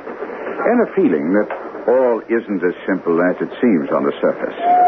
I know Lestrade's theory of crime, and I shall either confirm or destroy it by means which he refuses to employ. Oh, refuses or is unable to? Nonsense, my dear Watson. Anyone with eyes can use my methods. To take the first example to hand, I very clearly perceive that in your bedroom, the window is on the right-hand side. Oh, my... But, Holmes, you've never visited us. How on earth would you... My dear doctor, I know the military neatness which characterizes you. You shave every morning, and in this lovely spring you shave by sunlight. But since your shaving is less and less complete as we get farther back on the left side, and it becomes positively slovenly as we get round the angle of the jaw, it's obvious that that side is less illuminated than the other. You never cease to amaze me, Holmes. That's only an elementary example of observation and inference, my dear chap. Now I suggest that you devote your time to these newspaper accounts and see if you can reach the same conclusions as I have. On my word, Mr. Holmes, I do believe you've got a real streak of the romantic in your makeup. Why do you say that, Lestrade? Oh, for wasting your time and coming all the way down here in answer to the pleas of a moonstruck mate. It's your opinion that I'm wasting my time. If you'll allow me to recount the facts, I think you'll agree. Delighted. Go ahead, Lestrade. Now, let me just use these notes to keep me on the track. Let me see now. Wait, now. On Monday last, Mr. McCarthy left his farm in Atherley about 3 p.m. and walked down to Boscombe Pool, a distance of about a quarter of a mile. He never came back alive. That is a fact I must concede. You'll also have to concede that we have 2 witnesses who saw him on his way, and one of them, William Crowder, a gamekeeper in the employ of a Mr. Turner, saw McCarthy's son following him with a gun over his arm. That was all in the papers? Oh, there's more. A girl of 14, Patience Moran, who's the daughter of the lodgekeeper of the BOSCOMBE Ferry estate, was in the woods near the pool picking flowers. While she was there, she saw the elder McCarthy and his son, James, in the midst of a violent quarrel. She even testifies that she saw the son raise his hand as if to strike his father. Mm-hmm. It so frightened her that she ran away and told her mother about it when she reached home. A pity she didn't stay and see what happened. Oh, come now, Mr. Holmes, we're pretty sure of what happened. I mean, McCarthy died of injuries to the head inflicted by some blunt weapon which might very well have been the butt of a gun. And the son's rifle was found near the body. Mr. Holmes, you'll have to admit that many men have been hanged on far less evidence. So they have. And many men have been wrongfully hanged. Oh, true. But if ever circumstantial evidence pointed to a criminal, it does so here. Circumstantial evidence is a very tricky thing, but I must confess, however, that the case looks exceedingly grave against the young man, and it's possible that he may be guilty. Come in. You must be Mr. Sherlock Holmes. I'm Susan Turner. I want to thank you for coming, and I've driven down here to the inn to welcome you and help you in any way I can to prove that James is innocent. Well, I sincerely hope we may clear the young man, Miss Turner. You may rely on me to do all I can. I know that James didn't do it. I know it. And I want you to know it before you start working on the case. My dear young lady, your loyalty to James McCarthy does you credit. But I know nothing before I complete my investigations. First, may I see your father if I call tomorrow? I'm afraid the doctor won't allow it. The doctor? Yes. Father has been ailing for some years, but this has broken him down completely. Dr. Willows says that his nervous system is completely shattered. Then your father and the elder McCarthy were close friends. Oh, yes, indeed. Mr. McCarthy was the only man alive who had known Dad in the old days in Victoria.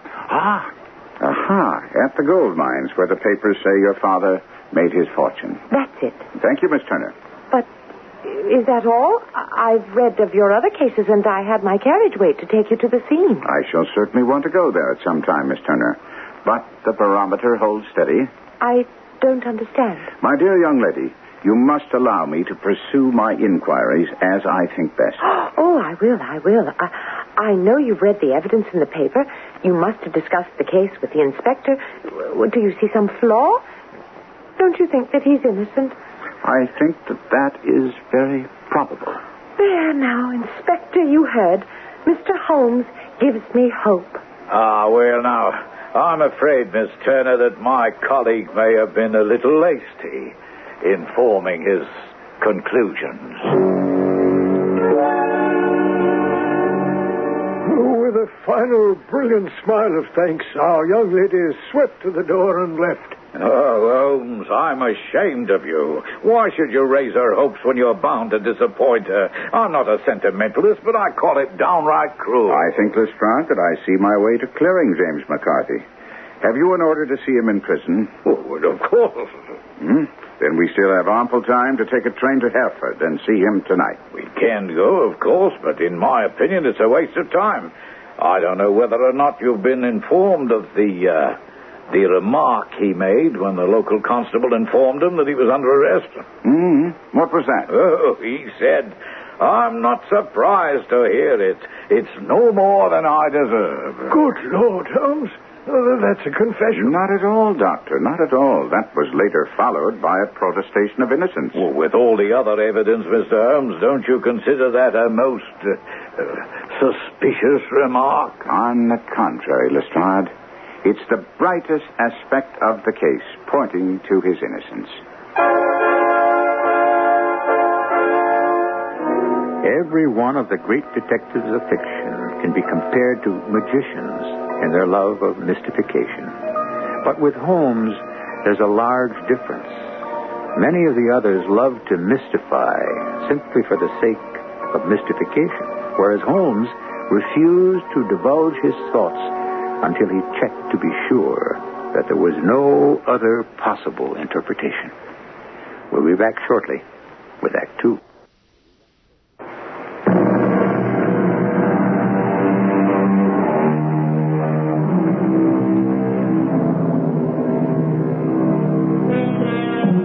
A little earlier, I mentioned that Sherlock Holmes was a champion of the underdog, and I suspect that this was an added factor in the endless popularity of A. Conan Doyle's creation.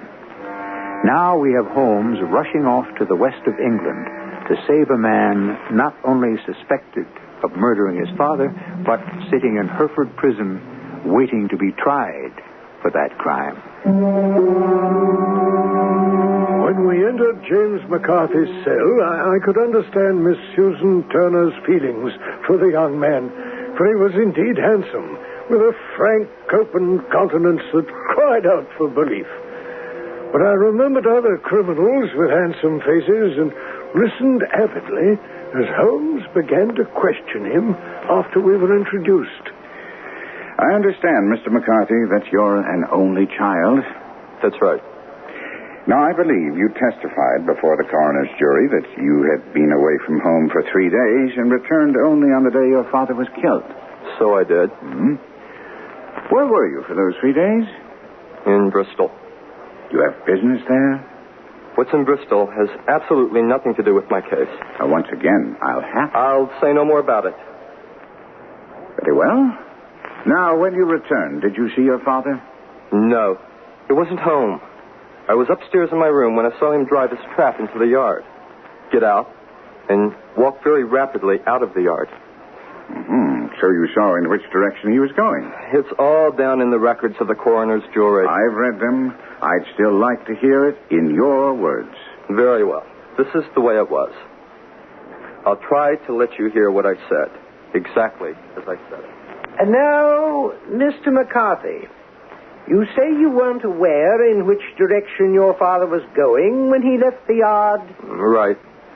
You'd been away for 3 days.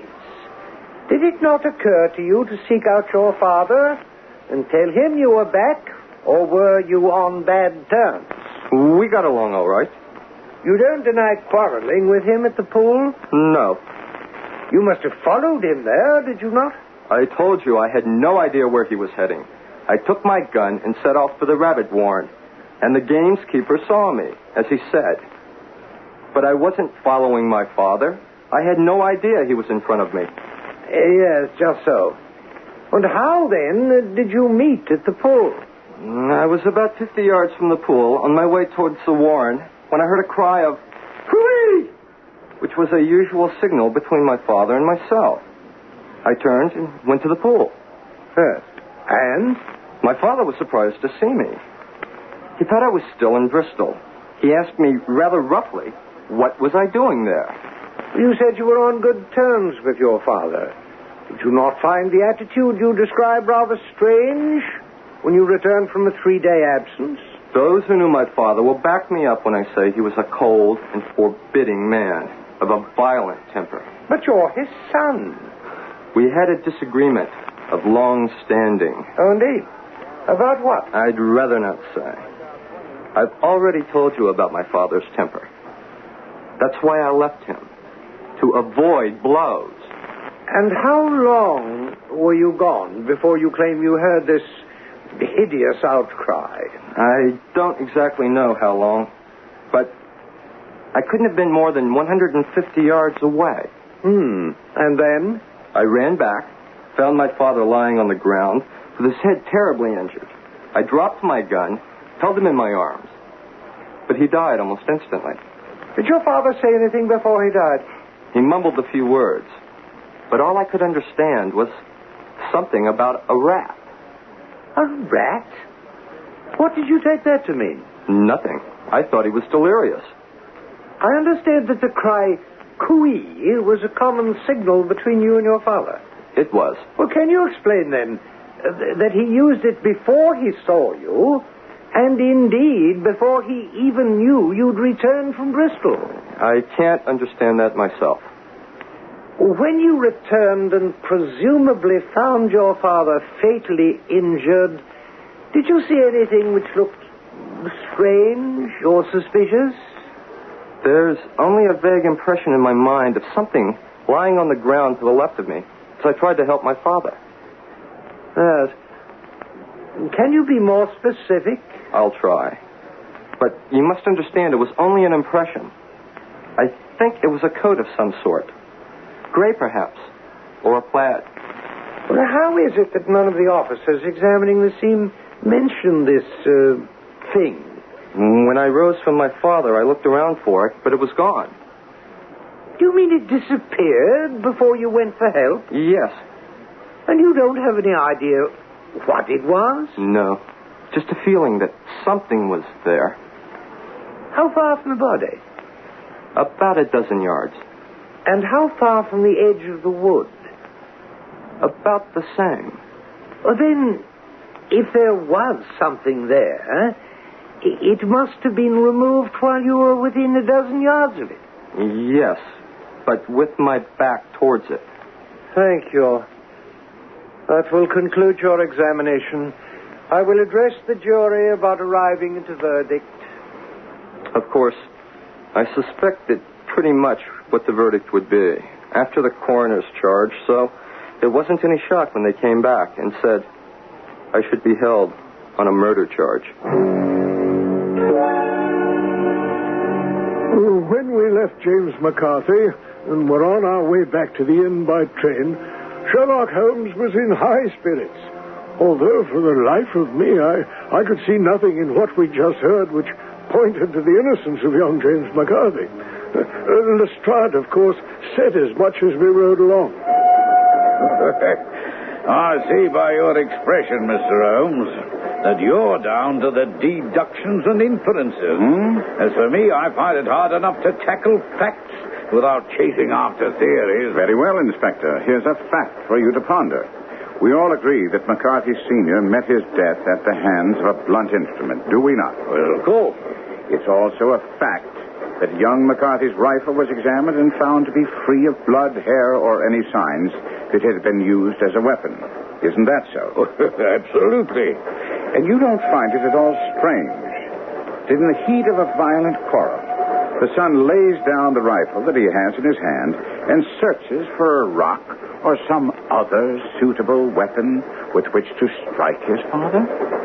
Well, I believe that'll come out when he confesses. It'll all be explained. My dear Lestrade, you'll be sorely disappointed if you pin your hopes upon a confession.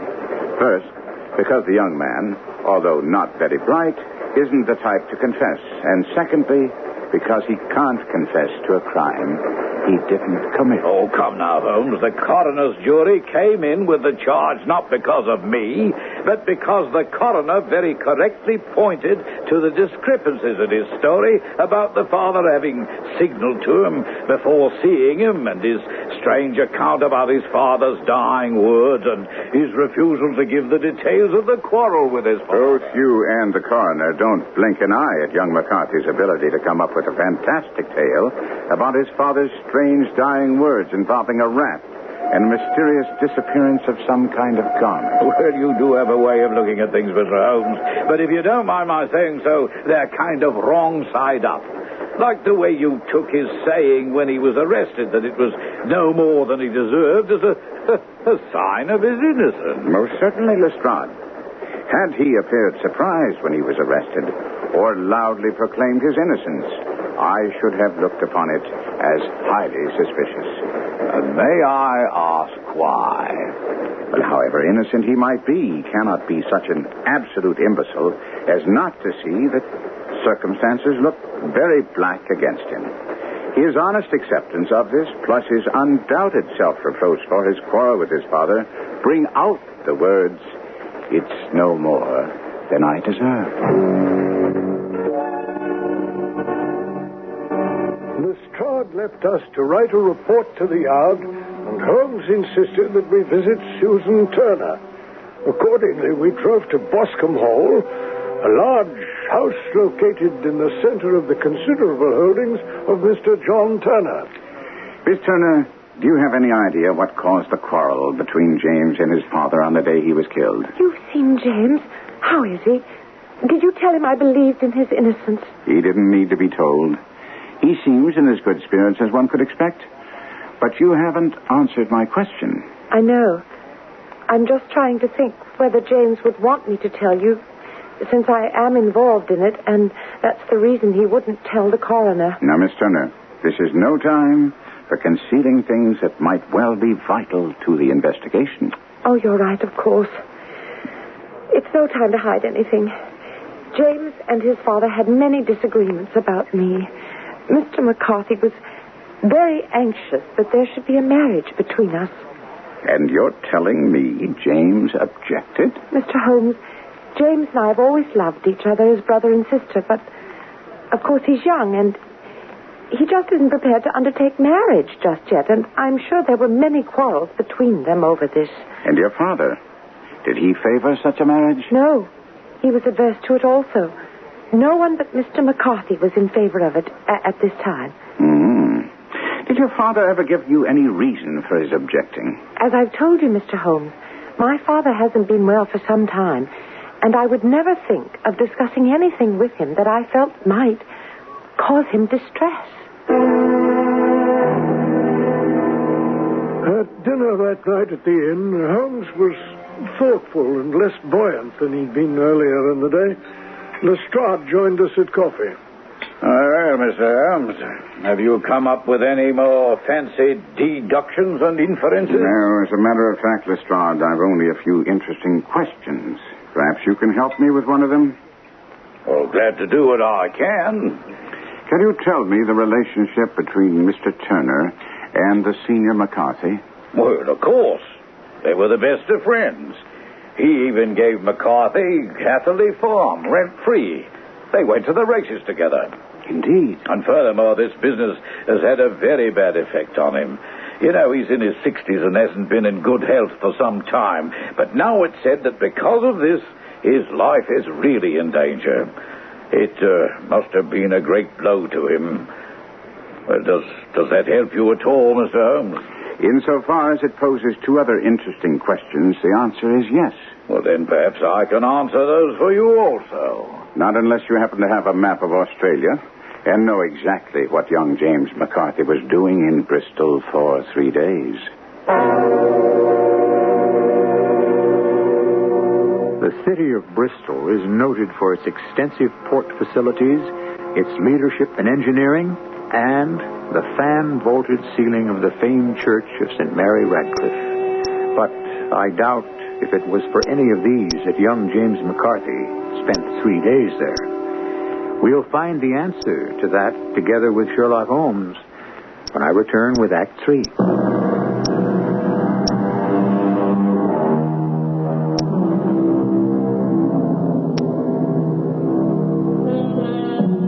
I'm not in the travel business, but I was struck with the notion that perhaps England would find it profitable to offer a Sherlock Holmes tour, one that would include visits not only to his famous headquarters at Baker Street, but would include visits to all of the places where he and Dr. Watson worked their particular brand of detection. Now, if we can imagine ourselves on one of these tours, then we'd find ourselves in the west of England at a pool in the BOSCOMBE Valley, the site of a murder.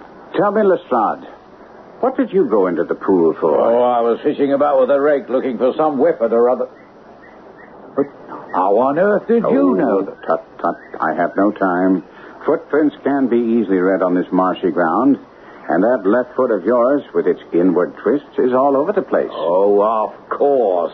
Now I understand why you said you'd wait until today to examine the scene of the crime. Because of the barometer, eh? The glass was steady. You knew it wouldn't rain and the tracks would still be here. Upon my word, Lestrade, you're actually employing the science of deduction. Congratulations. Now, Watson, would you be kind enough to let me have your waterproof? Of course, Holmes. I warn you, I'm going to place it on the ground to lie upon it, so that I can get a better view of these very interesting prints. It's yours, my friend. Thank you. Let's see. These are young McCarthy's feet, and here, twice he was walking. And here, once he ran swiftly. The soles are deeply marked and the heels barely visible. That would bear out his story. He ran when he saw his father on the ground. Now here are the elder McCarthy's feet, pacing up and down. He seems to have been impatient. And then what's this? What's this? Aha! The butt end of the gun as the son stood listening. And what have we here? Other prints. Square. Quite unusual boots. They come. They go. They come again. Of course, that was for the cloak or the coat that the son mentioned in his testimony. Now, where did they come from? Oh, now come along, Holmes. There are a great number of footprints here. Some of them may well have been made by local police or even sightseers. I cannot accept your inferences and deductions as facts. That is your privilege, Lestrade. Now, if you'll excuse me, I go to search for more concrete evidence that may change your mind. Oh, and where do you expect to find that? Under the trees that line this pool and on a map of Australia. When Holmes rejoined me, he was cradling a large stone in the crook of his elbow. I saw he was trying to suppress a smile of triumph. As he neared me, he said, I believe the time is now right for another visit to young James McCarthy.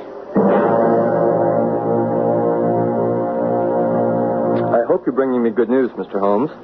If you consider the fact that I believe your story to be absolutely true in every detail good, then I am the bearer of good news. That's marvelous. Marvelous. When can I hope to be released? That's another matter. My knowing that you're innocent is one thing. Proving it to the authorities is quite another. Now, Miss Turner has told us about your father's wish that you and she should marry. And I think it's imperative that you tell me now the reason for your trip to Bristol. That has nothing to do with the killing of my father. Possibly not. But it has everything to do with my being able to free you.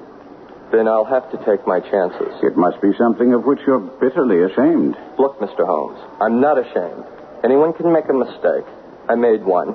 But it's over now. And I'm not going to say any more. Because of Miss Turner? Keep her out of it. Do you really think she can be? If I have anything to say about it, she will be. You sound as if you really care for her. I love her. Do you understand? I love her, and that's why... You refused to marry her? I was already married. But, of course, your father didn't know. No one knew. The young lady lives in Bristol. She's a barmaid. I was younger, and somehow we ended up married. But now you say you're not. I believe you used the word was. I received a letter from her the day after I was arrested. It seems I never was married. She'd had a husband, a sailor. And now that I was accused of murder, she let me know that she wanted nothing to do with me. And you're afraid to tell, Miss Turner? If she knew, she'd never consider marrying a fool like me. I'm sure you're mistaken. But now that I know the facts of the matter, perhaps it won't have to be brought out in court. Come, Watson. We must have a chat with Lestrade. This may interest you, Lestrade. It is the murder weapon. This stone? Really? I see no marks. There are none. Why then do you describe it as the murder weapon? The grass was growing under it. It had lain in that place only a few days. It corresponds with the injuries. There is no sign of any other weapon. I see. And perhaps then you can describe the murderer? Certainly. He's a tall man, left-handed, limps with the right leg, wears thick-soled shooting boots and a gray cloak, smokes Indian cigars, uses a cigar holder, and carries a blunt penknife in his pocket. There are several other indications, but these should be enough to point us to the murderer. Oh, point you, perhaps, but we still have to deal with a very hard-headed British jury. Lestrade, doesn't it strike you as curious that McCarthy, living rent-free at Turner's expense, and thus under great obligation to Turner, should seem so certain that a marriage between Miss Turner and his son would be appropriate? Well, it might have if I hadn't seen the young lady. I mean, she's head over heels in love with that boy. Then if this isn't enough to move you in the proper direction, there's nothing more I can do. Watson, look up the timetables and tell me the next train to London. What? Now, you're going back to town, leaving the case unfinished? My dear Lestrade, you have your man and cannot be moved. And as for me, the case is quite complete. Yes, but there are still some unanswered questions. Not for me. I've described the murderer to you. But who is he? Can you put a name to him? Well, surely it shouldn't be too difficult to find out. I've discharged my duty. The rest is up to you. After Lestrade left, Holmes lit a pipe. I could see from his expression that he was troubled. Look here, Watson. I am in a bit of a dilemma. I don't see how. You've done all you could. Not quite. I believe I can name the murderer. Well, surely then the dilemma is solved. All you have to do is... come in. Oh, Mr. Holmes, I'm so glad you're still here. I can't believe what I heard about your going back to London is true. I'm afraid it is, Miss Turner. Come in and close the door. But Inspector Lestrade said you were convinced that James is innocent. Patience, Miss Turner. Patience. In considering this case, there were 2 points that struck me instantly. One was that his father should cry cooey before seeing him. Well, that's only according to his story, Holmes. Which I've already told you, my dear fellow. I choose to believe. Oh, and the second? The father's singular dying reference to a rat. I say that if we presume both to be true, we come up with some strong presumptions. The father thought his son was in Bristol. The cooey was meant for someone else. That is a distinctly Australian signal. Therefore, I deduce that the person McCarthy expected to meet at Boscombe Pool was someone who had been in Australia. Yes. And the reference to the rat? This is a map of the colony of Victoria. The one I told you I wired for last night. Now, I place my hand over part of this map. And what do you read, Watson? A rat. And now, when I raise my hand... Oh, Ballarat. Quite so. That was what the elder McCarthy was trying to tell his son. The name of the murderer. So-and-so of Ballarat. By Jove. The possession of a gray garment was a third point, bringing us to a definite conception. We are looking for a person from Australia, from Ballarat, with a gray cloak. Astounding, Holmes. You applaud my performance before I finished. We can further deduce that this person is one who is native to this district because the pool can only be approached by the farm or by the estate, where a stranger would, well, hardly wander without being certain to attract attention. I have other evidence, but it all points in the same direction. The direction of a left-handed man with a limp who smokes Indian cigars. But you told Lestrade he used a cigar holder. He does. The cigar stump I found clearly showed that the end had not been in his mouth. Therefore, he used a holder, and the tip had not been bitten off, but cut. The cut was not a clean one, so the deduction is clear that he must have used a blunt penknife. I don't want to hear any more. Mr. Holmes and Dr. Watson, you must forgive me, but I cannot stay. I have to... Father. Susan.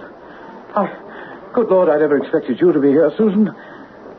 Mr. Holmes, your note said... I apologize, but there was no way of avoiding this issue. No, I suppose not. And I assure you I would have spoken before now if it weren't for Susan. She's... Father, I don't think you should say any more. No, it's too late, my dear. I have a great deal more to say, and it's best now that you hear it all. He cannot be arrested. I will not have him arrested. I sent for you, Mr. Holmes, and I can send you away. There may be no arrest. Oh, but Holmes... We are not police officials, Watson. I came here at Miss Turner's request, as she says. However, an innocent man must not be allowed to suffer. I have had diabetes for years, and my doctor says now that it's only a question of a month or two before I die. But I tell you, no one knew the true character of that dead man. He was a devil incarnate, and his grip has been upon me these past 20 years. It stems from Australia? Yes. Back in the early 60s, I went to Australia to make my fortune. I failed at my diggings, fell among bad companions. Oh, I was hot-blooded and reckless. I took to the bush and became, in short, nothing better than a highwayman. There were 6 of us, and we had a wild, free life. Black Jack of Ballarat was the name I went under. And we're still remembered out there as the Ballarat Gang. And then, one day we heard of a gold convoy coming from Ballarat to Melbourne. The escort troopers outnumbered us, but as I said, we were reckless. All right, boys, let's go get him!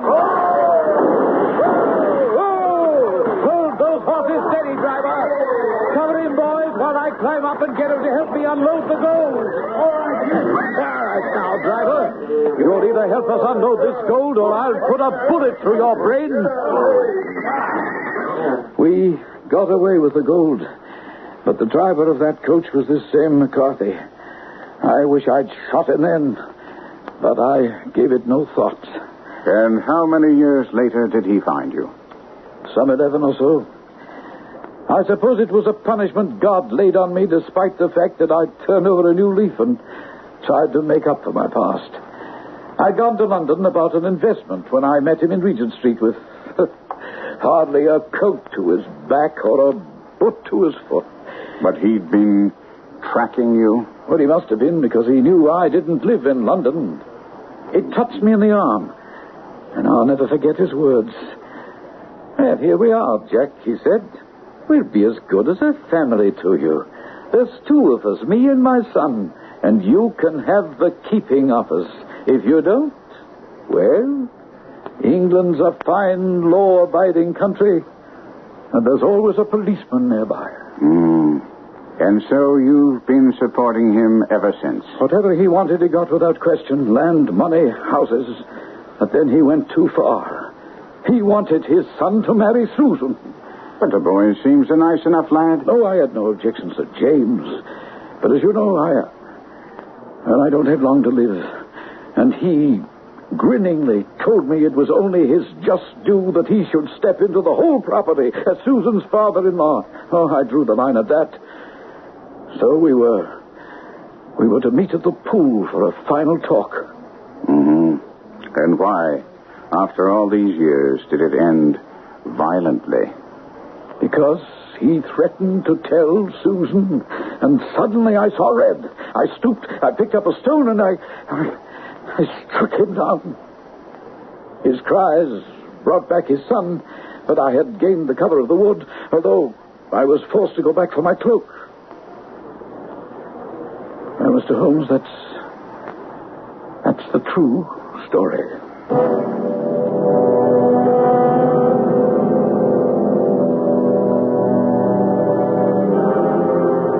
Alexander Turner died less than a month after he'd given us his confession in the inn at Hereford, with Holmes feeding young McCarthy's counsel ammunition with which to shoot down the case for the prosecution, and with the young man revealing the reason for his Bristol visit. He won an acquittal. And that very night, Holmes and I sat before a fire in our Baker Street flat, watching Turner's confession turn to cinders in the crackling flames. My dear Watson, don't fret too much about my not being able to take credit for solving the Boscombe pool mystery. How the devil did you know? I'm sure that after the passage of time, you'll write it in those memoirs you're working on. And don't forget to point out that the one person everyone tried to protect, Susan Turner, knew the whole story. Yes. While James McCarthy was spared the knowledge that his father was a blackmailer and his father-in-law a murderer. Sherlock Holmes once remarked that art in the blood is liable to take the strangest forms.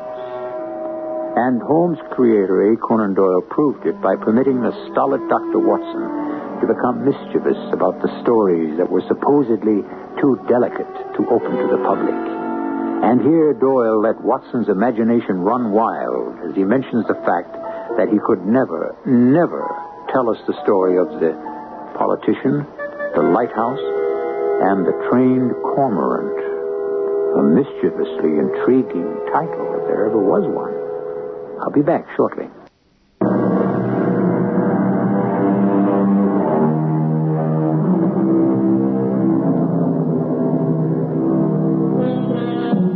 When I mentioned that we could never read any of the unrecorded adventures of Sherlock Holmes, I neglected to tell you that Doyle's son and famed mystery story writer John Dickson Carr did collaborate on a volume which included some of them.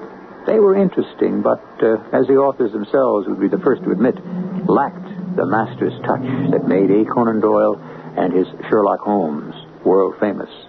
But they never dared to tackle the story of the politician, the lighthouse, and the trained cormorant. Our cast included Kevin McCarthy, Court Benson, Patricia Elliott, Ian Martin, and Dennis Koch. The entire production was under the direction of Hyman Brown. And now, a preview of our next tale. A world I made all by myself. Smith's World. That's right. It's a small planet created out of an artificial cosmos. Right now, its heat intensity is almost great enough to shatter the retaining glass, so we'll have to start the cooling process. He tugged at a switch in the panel, but I could see at once that something was wrong.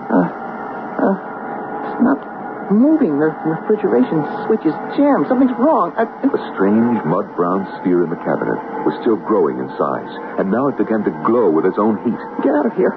Get everyone out of the building, Luke. Suddenly, Smith seemed like nothing more than a frightened child.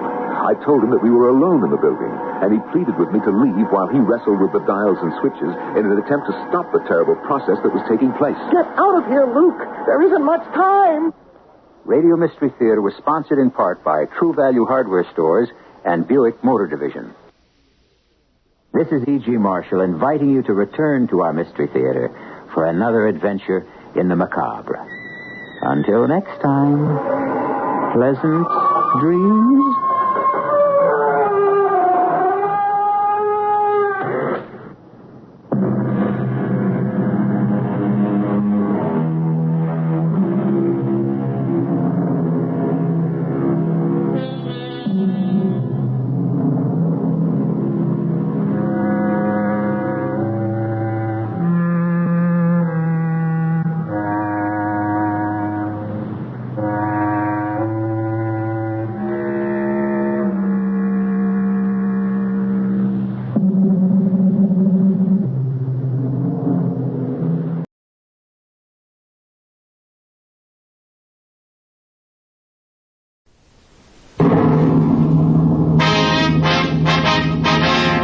Sound off for Chesterfield. Chesterfield, low in nicotine, highest in quality, best for you. Chesterfield brings you Dragnet.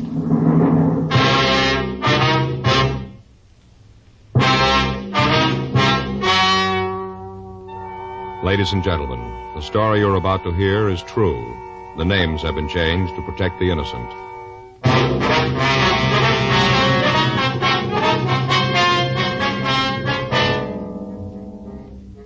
You're a detective sergeant. You're assigned to robbery detail. A hold-up man has robbed the owner of a neighborhood grocery store. The victim has been beaten unmercifully with a sawed-off shotgun. The assailant has escaped into the city without a trace. Your job? Find him. Smokers by the thousands are now changing to Chesterfield, the only cigarette ever to give you 1, proof of low nicotine, highest quality. 2, this proven record with smokers. No adverse effects to the nose, throat, and sinuses from smoking Chesterfield. Chesterfield, regular or king size, low in nicotine, highest in quality, best for you.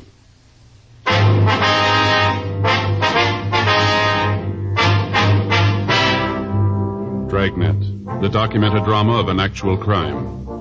For the next 30 minutes, in cooperation with the Los Angeles Police Department, you will travel step by step on the side of the law through an actual case transcribed from official police files. From beginning to end, from crime to punishment, Dragnet is the story of your police force in action.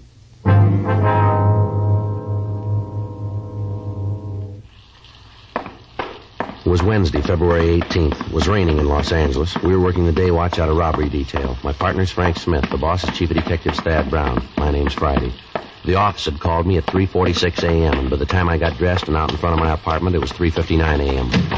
Frank was there waiting to pick me up. What's the best way to get there? Down the freeway, I guess, and cut over on the Liso, huh? All right. Who called you, the hospital or the office? The office. Said that Bailey had regained consciousness. We might be able to talk to him now. The rain's going to slow us down. Well, I'd better use the light and siren, Frank. We may not have much time. Huh? The way the skipper put it to me on the phone. Yeah? They still don't know if Bailey's going to live.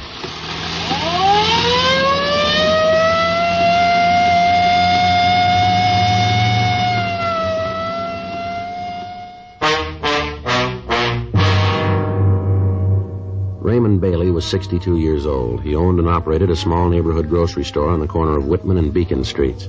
2 days before, on Monday night, a man had entered the store and at the point of a sawed-off shotgun had robbed Bailey. After emptying the cash register and the safe, he'd slugged the elderly man with the barrel of the gun and he'd fled. Bailey had been rushed to Georgia Street Receiving Hospital and then transferred to the county hospital for treatment. For the past 2 days, he'd been under heavy sedative and he'd been in a coma. He was suffering from a skull fracture, cuts, and bruises. His condition was listed as critical, and we'd left word to be called the minute he regained consciousness. 4:26 a.m. We got to the hospital. We went up to the 4th floor. We met and talked with the doctor who'd been taking care of Bailey. He told us that the patient had just been given another shot to ease the pain and that he'd probably drop off to sleep. We went into the hospital room and walked over to the side of the bed. It was a few minutes before the old man started to talk. I'll tell you what I remember. All seemed kind of far away, like I read about it in a book. Not like it really happened to me. All right, sir, if you just tell it in your own words, if you can. What time is it? It's 4:45, Mr. Bailey. Who's that? I'm Frank Smith. Oh, you a policeman, too? Yes, sir. Oh, 4:45, huh? That day or night? It's in the morning, sir. Uh-huh. I sure been out. If you'd tell us what happened, sir. How many of you are there in here? With just the two of us. Yeah. The way they got my head all bandaged, can't see. Say, officers. Yes, sir? Doctor said this is Wednesday. Is that true? Yes, sir, that's right. Wednesday the 18th. I can't figure where the time's gone. It can't be Wednesday. Why do you have to agree with him? Why don't you tell me for true? Well, sir, you've been asleep for a couple of days. Really? Yes, sir. Been pretty sick, huh? That's what they tell us. Mm-hmm. Seems like every time I turn around and give me another shot. Takes the pain away, but makes everything seem so far away, like nothing was really happening to me. Yes, sir, we understand. Think you could go on with the story? Oh, yeah. This fella came in Monday night. It was raining. Wasn't much business. I was figuring on closing when he came in. Took one of the carts and started to pick up stuff off the counter. Yes, sir. Well, the fella picked up a lot of stuff. Had a shopping bag with him, hung it on the cart. I figured that I'd have to check the bag when he got the check stand. We had a lot of shoplifting lately. I see. Well, after he looked the store over, he came up to the check stand. I checked out the stuff he had. Came to over $5. Oh, picked out all kinds of things. Most of them imported. I see. These were all groceries, were they? Yes. I had the stuff, and it come to a little over $5. Oh, I got exactly how much. A little over $5. All right, sir. After I got everything all totaled up, well, I asked him if I could put it in a shopping bag for him. I didn't want to come right out and ask to see in it. After all, he might have just moved in the neighborhood, and I haven't got that many regulars that I can insult him. Yes, sir. That's when he pulled the gun. Pulled it right out of the shopping bag. Now, you saw that it was a shotgun, did you? Yes, sir. Barrel was short. I guess it'd been sawed off. Mm-hmm. He pointed at me and told me to give him the money in the cash register. All right, sir. And then he told me to lay down on the floor and stay there for 5 minutes and not to move. Mm-hmm. I was going to do it. I wasn't going to give him any trouble. Money doesn't mean that much to me. You get to be my age, 62, and it's more important that you're alive than how much money you got. Yes, sir. A lot more important. Yes, sir. Well, I'm just going to do like you said when Mrs. Colton came in the store. She's one of my regular customers, you know. I see. She saw the fellow with the gun, and she let out a scream. I tried to tell her to keep quiet, but before I could say much of anything, the fellow turned around and hit me with a gun. Oh, I say, hit me just about as hard as he could. I kind of remember the sirens coming, but after that it's kind of hazy. Like it didn't really happen to me, like I read about it. I see, sir. Now, can you tell us what the man looked like? Yeah, I guess I can. A bit before I do, though. Yes, sir. Would you tell me what time it really is? Well, right now it's 4:50, Mr. Bailey. 4:50 a.m. Wednesday morning? Yes, sir, that's right. I don't think it's very nice you fellas play a joke like this on an old man.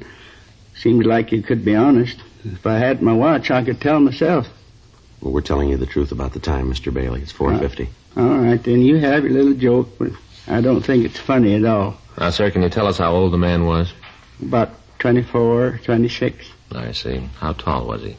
Tall as me. I can remember because I could look right over straight at him.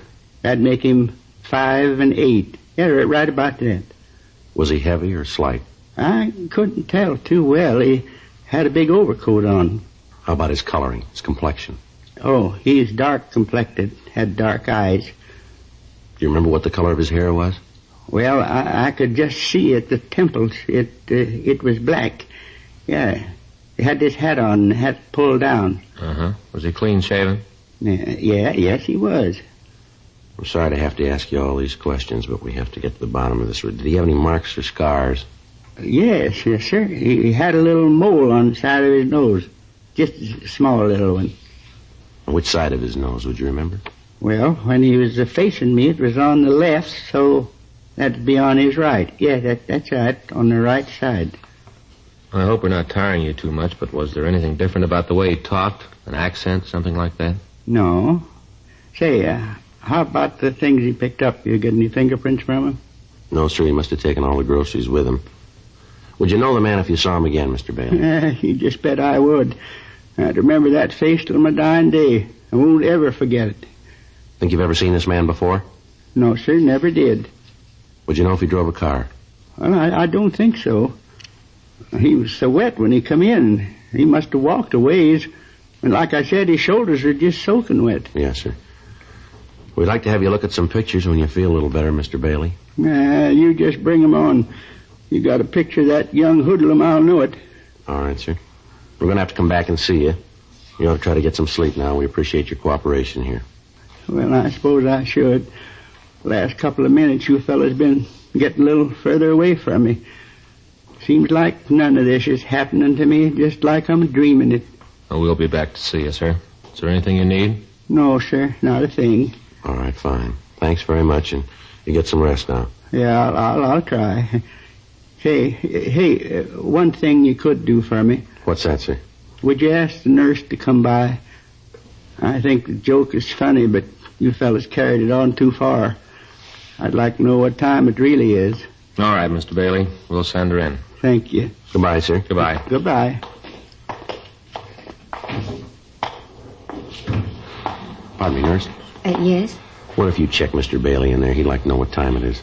He's been asking the same question the last 2 days. He won't seem to believe any of us. Mm-hmm. But you know where you could find Dr. Cardell? Yes, sir, just down the hall, 2 doors past the turn. Thank you very much. Sure like to find out when he'll be able to look at those mug shots. Yeah, it's got a good description. Gonna make it easier. Yeah. I guess this is it. 2 doors past the turn. Yeah. Come in.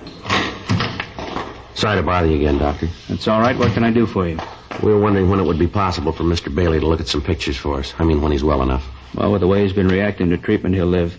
Yes, sir. But you saw the bandage. Yes, sir. He's totally blind.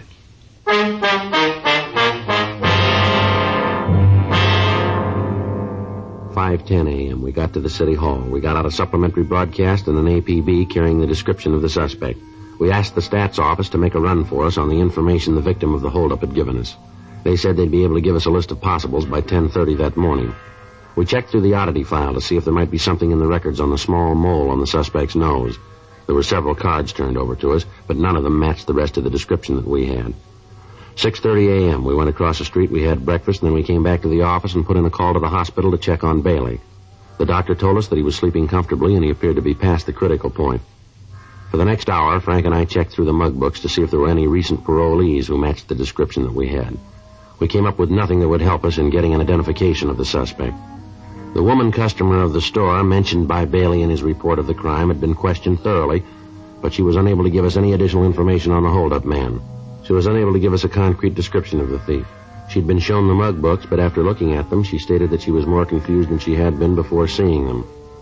She also told us about the suspect's black overcoat. She said that while the shoulders looked quite wet from the rain, the rest of the garment appeared to be dry. 10:30 a.m., we got the results of the run from the stats office. There were 17 names on the list.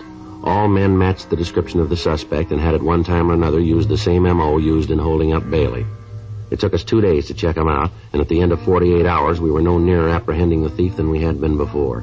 7:58 a.m. Saturday morning. I checked in for work. Hi, Joe. Morning, Frank. It's one of the best investments I ever made. Huh? This trench coat sure gave me a lot of wear. Well, if you only used it this week, you'd gotten your money's worth. Yeah. Sure is the answer to the rain question, though. I've been wearing that plastic coat of mine so long, I'm beginning to feel like a package of frozen food. Yeah, you look like it, too. Yeah. Anything in the book? No. I talked to Stoner this morning. Thought for a minute he had something for us. What's that? Well, I picked up a kid down on 7th yesterday. Tried to heist a liquor store. Manager pulled a gun and held him. Stoner answered the call. But at first it might be the guy we're looking for. Didn't check out, though, huh? No. Kid just got in town yesterday morning, broke and hungry. You know, I got to thinking about that Bailey thing last night. Yeah? Well, what he said about the suspect's coat. What do you mean? Well, you remember that Bailey said the guy didn't look very wet, just the shoulders on the coat. Well, no, Joe, Bailey didn't say exactly that. He said the shoulders on the coat looked wet, but it was that woman customer we talked to, that Mrs. Colton. She's the one that told us the coat looked dry except the shoulders. Yeah, well, that's the point I'm trying to make. I don't remember who said it. But if just his shoulders were wet, the way the rain was coming down out there, he couldn't have walked far and come in out of it that dry, could he? No.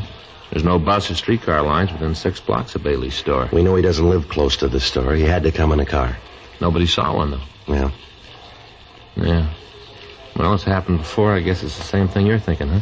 Well? Could have took a cab, huh? Maybe. Well, let's run it down. Better than standing still. There are 22 taxicab companies listed in the phone directory, all serving the downtown Los Angeles area. Each of these companies may have from 6 to several hundred cabs in service at any given time. Each driver might make as many as 6 trips an hour. In wet weather, the cab traffic is almost double that of any normal day. As a result of the number of possibilities, Frank and I spent the next week going through driver's way bills, checking for a cab that dropped off a customer near the corner of Virgil Avenue and Bimini Place at approximately 9:30 p.m. on the date of the robbery. After checking the reports, we came up with one trip that looked good. A driver had picked up a passenger at the corner of Mariposa and Wilshire Boulevard and had dropped him 1 block from Bailey's store, waited for him, and then driven him downtown. We checked with the traffic manager of the cab company, and we found that the driver could be located at a cab stand out on Wilshire Boulevard. Frank and I drove out to see him. We gave him the description of the suspect and asked if he'd ever seen anybody who matched it. Yeah, I remember him. A little guy. I picked him up out on Wilshire. I remember because he wanted out on a corner. And I thought it was funny that he didn't want me to let him out in front of wherever it was he was going. Did you wait for him? Yeah, he gave me a sawbuck and said for me to wait. I dropped the flag, and, I guess it was about a half an hour later, he came running back to the cab. Jumped in, told me to take him down to First and Spring. Let him out there. Remember him pretty good now. Had a big shopping bag. I see. Do you know where he went when he got out of your cab out on Bimini? No. I think it was an apartment out there. The way the rain was coming down, I didn't stick my head out to watch him. How about when you dropped him off downtown? You see where he went then? No. You think you'd know this man if you ever saw him again? Not sure. He wore his hat kind of down over his face, dark in the back of the cab. Might know him, then maybe I wouldn't. I'd like to have you come downtown and look at some pictures if you would, see if you can spot him for us. Sure, I got to get cleared through the dispatcher first. That's all right. We'll take care of that. Say, what's this guy done? Something pretty bad, huh? Well, we want to talk to him. Going to a lot of trouble just to talk to a guy. Come on, you can tell me. I won't spread it around. What's a beat? What's he done, huh? That'll be a little better if we talk to him about it. Okay. That's the way you want to play it. I don't want to get nosy. I'll get you cleared with the dispatcher. Okay. I'd like to have you show us the apartment you think the man might have gone into if you would. Sure. Glad to do anything I can to help. Oh, say about those pictures. Yeah. Sure was dark that night. I hope I can point him out. Yes, sir. So do we.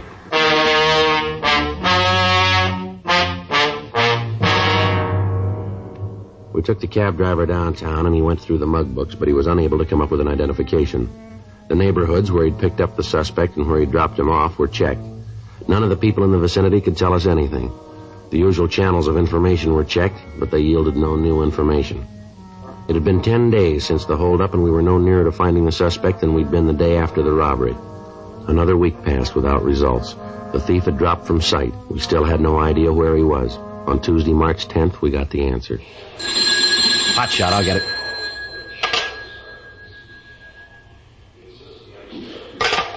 Anything? Yeah, he just hit again.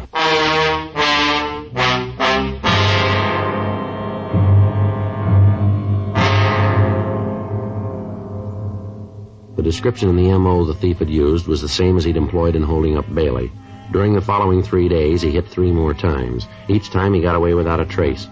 From the information we were able to get, it became apparent that he was using taxicabs to get to and from the scene of the holdups. We checked the cab companies and got their full cooperation. They agreed to help us as much as they could, but explained that with the tremendous volume of business that they handled each day, it would be almost impossible to check every passenger that the drivers carried. We got out printed descriptions of the suspect, giving detailed information of the hat and the coat that he wore, the shopping bag that he carried, and the fact that he asked the drivers to wait for him. Another week passed without results. The bandit had stopped operating. Thursday, March 19th, 3 additional teams of men were assigned to the case, and a rolling stakeout was set up in the general area where the holdup man had been working. Additional cars were planted at the cab stands along Wilshire Boulevard and in the vicinity of 1st and Spring Streets. Another 2 days passed. On Thursday, March 21st, Frank and I were sitting in our car, staked out at the cab stand at the corner of Wilshire and Leeward, 8:46 p.m. That looks like it's going to rain again. Yeah. Those clouds have been moving in all afternoon. Pretty black, aren't they? Yeah. Sure cold, too. Mm-hmm. Attention all units. All units. 9648 Eldon Place, at 211 code 3. All units in the vicinity of 9648 Eldon Place, at 211 code 3. Let's go. Right. Couple blocks over. Yeah. Well, this is 9400. Should be 2 blocks down from here. Right. Better hold it. There's a cab headed this way. You see who's in it? No, he's pulling over to the other side. I'll take a look. Yeah, might be. You want to check it? Yeah. All right, I'll swing around. That cab's taking off. You see it? Yeah, he's up ahead, just turning off on Wilshire. See him? Yeah, I hope we don't lose him. There's only one man in the back seat. You get a good look at him when we pass? Not too good, no. Hat pulled down, that's about all. See him? Yeah, there he is up ahead. Yeah, probably pulled a gun on the driver. All right, stick to him now. Yeah. It looks like he's headed for MacArthur Park. Yeah. Turn right. Yeah. There's a cab. Come on, pull up. Come on.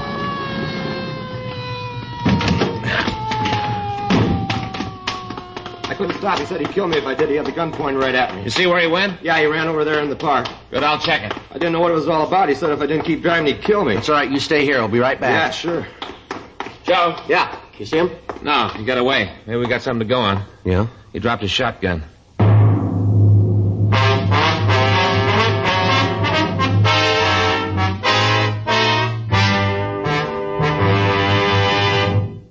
You are listening to Dragnet, the authentic story of your police force in action.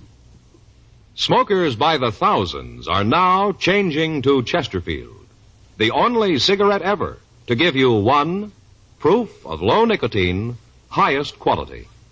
Chemical analyses of the country's 6 leading brands confirm that. 2, the only cigarette ever to give you this proven record with smokers. Again and again, over a full year and 1/2, a group of Chesterfield smokers have been given thorough medical examinations. The doctor's reports are a matter of record. No adverse effects to the nose, throat, and sinuses from smoking Chesterfield. A responsible independent research laboratory supervises this continuing program. Chesterfield, the only cigarette ever with a record like this. Chesterfield, best for you.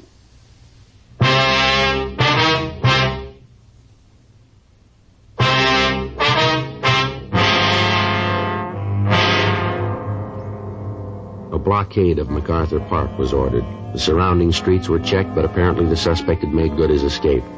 The crime lab crew was called, and they came out and went over the cab for physical evidence. In the back seat of the cab, we found the shopping bag that the thief had carried. It was a plain brown paper bag with heavy cord handles. There was no way of tracing it. In the bottom of the bag, under several cans of food, there was a sales slip with a penciled notation. One of the prices that had been rung up had apparently been wrong, and after the total had been made, a credit to the customer had been deducted. There was no market name on the slip and no address, just the penciled notation. The shotgun and the cans of food were checked for fingerprints, but those that were found were so badly smudged that they were useless. The serial number was checked with gun records, and we found out that the gun had been reported stolen 3 months previously. We went out and talked to the man who'd made the report, but he couldn't help us. Lieutenant Lee Jones made photographs of the serrated edge of the sawed-off barrels, and they were booked as evidence. We checked at the store that had been robbed, but they told us that the sales slip wasn't theirs. Monday, March 23rd, we started out to find the store that had made out the slip. We checked all of the smaller grocery stores in the area where most of the cabs had been picked up. It took us the better part of 3 days. On Wednesday afternoon, we stopped at a small delicatessen at the corner of 3rd and Leeward Streets. The manager there told us that he didn't recognize the slip, but he said that it could have come from their cash register. He asked us to wait while he called his wife. She came over to the store, and we showed her the receipt. Yeah, that's one I made out. The customer bought 4 cans of tomato sauce, and I made a mistake on the register. I overcharged him a penny on each can. He noticed that he made quite a scene. It was pretty embarrassing. I apologized, and I gave him a credit. Do you know the man? Yeah, he comes in quite often, once, twice a week. Does he live in the neighborhood, would you know? No, I can't tell you that. He just comes in, then he leaves. Do you know his name? No, I don't. He drive a car? I've never seen him in a car. He usually walks in, gets what he wants, and then walks out. Do you ever come in with anybody else? No, he's always alone. And you don't know if he lives around here, huh? Well, I told you no. What's he done? What's this all about? We want to talk to him, ma'am. When do you think he'll be back? Well, let's say this is Thursday. Might be in this evening, maybe tomorrow. What times do you usually come in? Mostly in the late afternoon or early evening. Is there something I can do? Do you have a message I could give him? No, ma'am. We'll give it to him.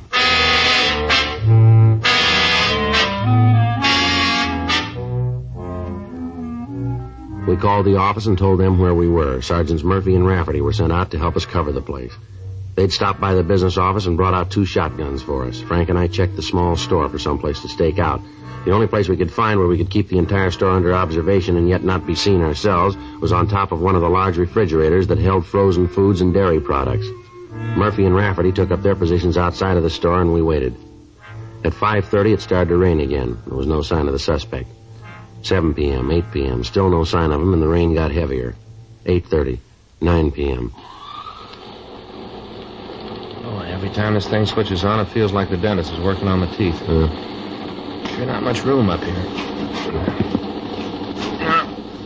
Don't shove me off. Yeah, there just isn't one. What's that? Well, there just isn't any way a man can lay on top of an icebox and be comfortable. Yeah. Evening. Yeah. Glad to see you back. Huh? Thought you might be mad about me overcharging you the other day. Looking for anything special tonight? No, just a couple of can things. I can get them. Sure is raining. Yeah. Looks good. Yeah. Let's wait till he comes over this way. You can jump him then, huh? Right.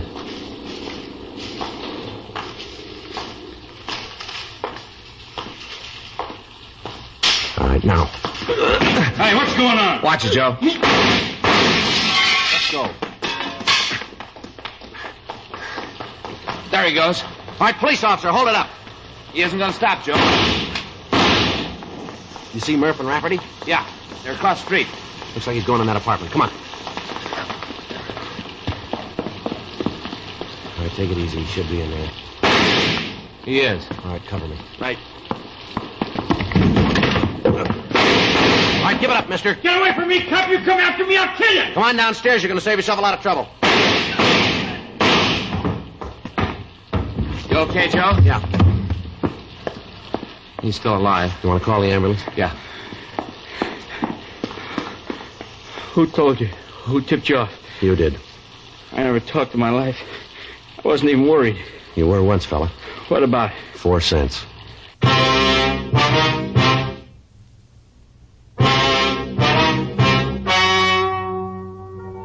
The story you have just heard is true. The names were changed to protect the innocent. On July 16th, trial was held in Department 96, Superior Court of the State of California, in and for the County of Los Angeles. In a moment, the results of that trial. Now, here is our star, Jack Webb. Thank you, George Fenneman. I only need 7 seconds to tell you why you should be smoking Chesterfields. Chesterfield is low in nicotine, highest in quality, best for you. I'd like you to try them. Regular or king size? Chesterfield.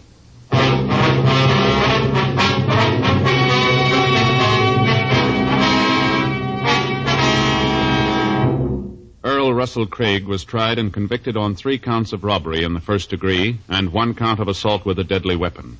Robbery in the first degree is punishable by imprisonment in the state penitentiary for a period of not less than 5 years. Assault with a deadly weapon is punishable by imprisonment for a period not to exceed 10 years. Ladies and gentlemen, this week in Detroit, a group of men are gathered for the 60th annual conference of the International Association of Chiefs of Police. DRAGNET sends best wishes to the top law enforcement officers in the nation and thanks them for the protection they daily give to our homes and families. May this conference be the best one they've ever had.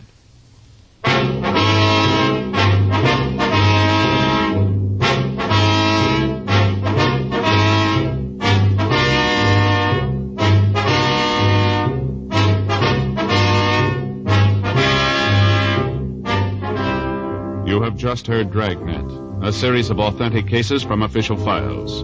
Technical advice comes from the Office of Chief of Police W.H. Parker, Los Angeles Police Department. Technical advisors, Captain Jack Donahoe, Sergeant Marty Wynn, Sergeant Vance Brasher. Heard tonight were Ben Alexander, Ralph Moody, Lillian Baeff, Jack Crucian. Script by John Robinson. Music by Walter Schumann. Hal Gibney speaking. Watch an entirely new Dragnet case history each week on your local NBC television station. Please check your newspaper for the day and time. Chesterfield has brought you Dragnet, transcribed from Los Angeles. Have you tried new cork-tipped Fatima? It's the smooth smoke. Here's why. New Fatima tips of perfect cork, king size for longer filtering, and Fatima quality for a much better flavor and aroma. Remember, Fatima has the tip for your lips. Try new Fatima. See how smooth it is. Fatima is made by the makers of Chesterfield, Liggett and Myers, one of tobacco's most respected names.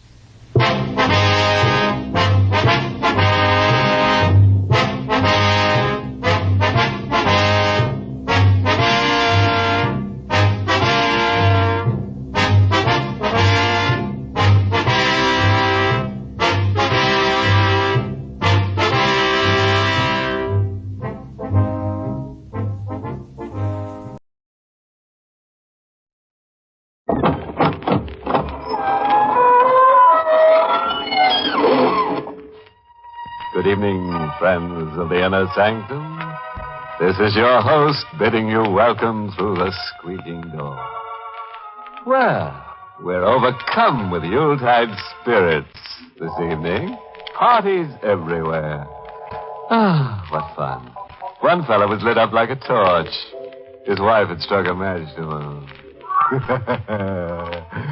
Big shindig at the city morgue. Everybody was a little stiff. Out in Hollywood, Frankenstein, Dracula, and the Wolfman threw a monster jamboree. The guests had a screaming good time. And the punch bowl, just right. Chilled to body temperature. Sub-zero. Everybody's blood ran cold.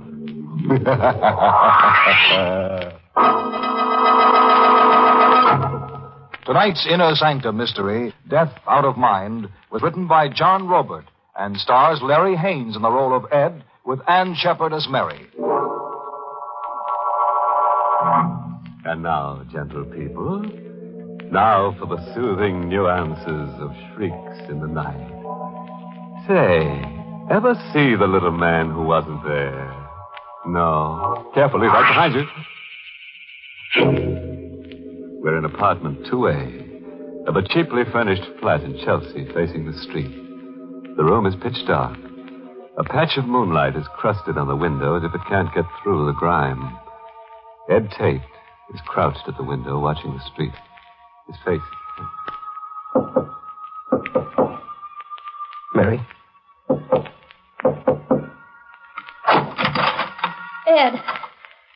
anybody downstairs. Oh, there must be. I've seen them. Here from the window. See? See, Santo? There, leaning against the lamppost, smoking a cigarette.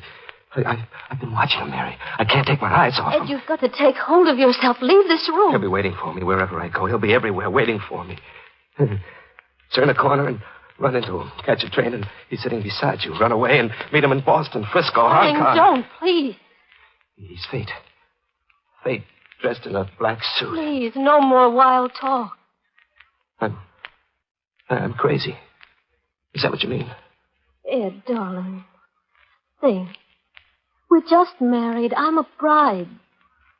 We were going to be something wonderful. You married a guy with whams in his head. Marriage never had a chance. You got a stacked deal, Mary. I'll get help. Operator, I want the police. Operator. Operator. There's no buzz. The line's dead. He cut the wires. I told you it was downstairs. Can't stand any more of this. Oh, Mary. Mary, don't cry over me. Forget me. Just turn time back 24 hours and forget you ever married me. But you've done nothing. It's just in your mind. This is a payoff for other things. There's always a payoff waiting somewhere. There's always retribution. Now, you get away, Mary. This door. No. I'll wait for Santo alone. I don't want him coming to Ed, you. he doesn't Take exist. the back staircase and hurry. I'll get a doctor. You're sick. Beat it. Beat it. Beat it. Beat it.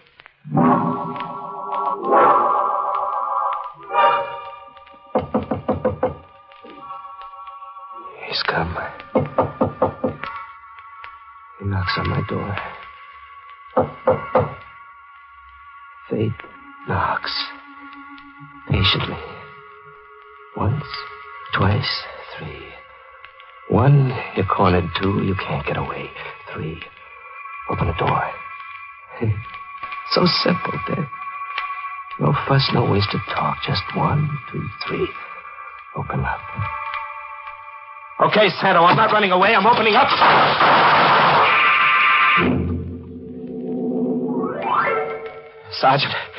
Sergeant, I'm Ed Tate. I just killed a man. Here's a gun. Hey, this guy's sick. Crazy, call an ambulance.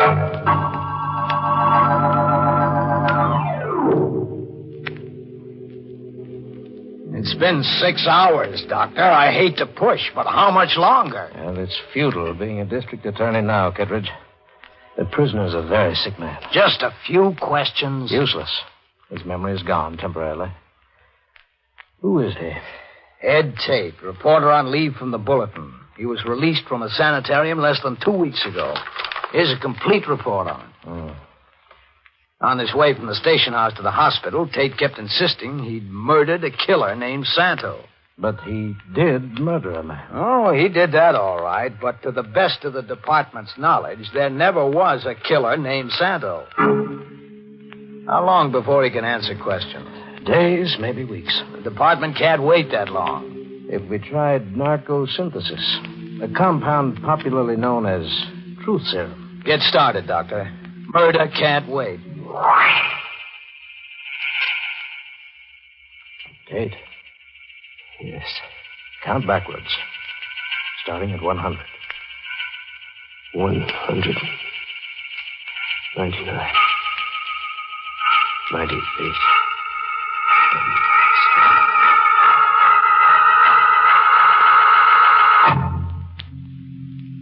Tell us all about it, Tate. All about it. The sanitarium? Yes, about the sanitarium. You were there in Harbor Hospital. You were released 2 weeks ago. You went there from your newspaper. Why did you go to the sanitarium, Tate? Stella Andrews killed herself. I couldn't get her out of my thinking, get her out of my head. Who was Stella Andrews? She figured in an unsolved murder mystery 20 years ago. I dug the story up, and put it back on the front page. Yes, I remember the case, Tate. Stella Andrews was tried for murder and acquitted. They set her free. You uncovered new evidence? No. I did it as a circulation stunt to sell papers. I didn't think of Stella Andrews. I didn't think. Go on, Tate. I never even met her until that last day. What happened that last day? Stella Andrews confronted me in my office. A gray, tragic woman. She told me that she'd long ago changed her name. That she'd made a new life for herself. Until this notoriety started suspicions in the minds of her neighbors. She said she was too old to make a new life for herself all over again. And then... Yes, Dave. I turned away in shame, despising myself. And she was gone. 20 stories to the sidewalk. An innocent woman paid the supreme penalty. I was her accuser, her judge, and jury. I was a murderer. Go on, Dave. Well, after that, I couldn't sleep. I couldn't work. I wound up in the sanitarium. And then? Well, on my release, I tried to forget Stella Andrews lying crushed on the sidewalk. I tried to get back in stride. I tried to kid myself there wouldn't be a payoff somewhere for what I'd done. I tried marriage. I dragged a sweet kid into partnership in the accounting I owed fate. What did you do, Tate? I eloped with Mary Connor, a public librarian. For me, Mary had the kind of magic that makes pain disappear. I'd only known her for a whirlwind week, but long enough to know she was gold through and through. We were motoring back from Elkton, just married. Happy? What time is it, Ed? Minute past midnight. I've been Mrs. Edward Tate for 4 hours. I'm hungry. Oh, coffee do me fine, too. Keep lookout for a road stand, huh? There's one right ahead. Oh. Funny looking joint. Fine place for a wedding supper. It's the Ritz, darling. Hamburgers like filet mignon. Come on, my mouth's watering. It's a beat-up cardboard shack. The kind that generally bloom in June, grab some tourist change, and then fade in October. The sign outside read Joe's Barbecue. The inside was gloomy. What'll it be, folks? 2 hamburgers. And coffee. Coffee first. No hamburgers. I'm out of meat. Oh, what have you got? Eggs, ham, and Swiss. Ham and Swiss. And toast the bread, huh? Yeah, make it 2. Yeah, okay. We were half through sandwiches as tasteless as sawdust when the door opened behind us. The night air sent a chill over me. Like a premonition. A man came in out of the night. I stared at the newcomer, as if magnetic fingers were drawing me to him. He was dressed in the devil's black. Black so worn it had a satiny sheen. And his face was hard and bitter and evil. No, just eggs and ham and Swiss, mister. Hey, what's the gun for? One guess. Oh, sure, I can guess. Hurry. Okay. It was a black flat automatic. Your wallet, mister. I got my wallet and dropped it out on the counter. The chef was stalling over the register. I could tell by the sudden rigidity in his back that he was reaching for a gun. I wanted to scream, warn him not to, but my throat muscles were... Ow! I watched the chef double over. I watched the gunman vault the counter and bear in for the kill. Mary's hand closed over mine and pulled at me. Ed, quickly. I was through the door and running for the car on someone else's feet, with Mary pulling at my sleeve. Ed, hurry. Yes. We were moving when the killer reached the door and fired. The shots were lost in the night. We left him silhouetted in the doorway. A dark centennial guarding the tomb. Moon shafts touching his automatic. He made it look phosphorescent. The Manhattan skyline was blinking at us before we dared trust our voices. Anyone behind us? No. There was a car, but it turned off. Jolly honeymoon. We'll forget it. We'll just not remember. Did you watch him, Mary? No, I couldn't. How relentlessly he moved in for the kill. How exquisitely cold and efficient, like a machine. Ed, it's unhealthy, that sort of talk. I couldn't take my eyes off him. I felt as if he were part of me, come to life, a blood twin, showing me to myself. Darling, demonstrating to me what I really was. A killer, cold and efficient, like a machine. He No. killed that man like I killed Stella Andrews. His instrument was a gun, mine was a typewriter. He used bullets, I used words. But our methods were the same. Deliberate, ruthless, murderous. Ed, forget him. We'll see him again, my blood twin. He's my conscience, come to life. We're going to report this to the police. No, we're not. Why? I'm afraid of him. But he's a complete stranger. What have we got to fear? We'll never see him again. We'll see him again, Mary. He'll come calling. But Ed, the wallet. He has your wallet. We're not strangers to him, Mary. He'll be calling on us.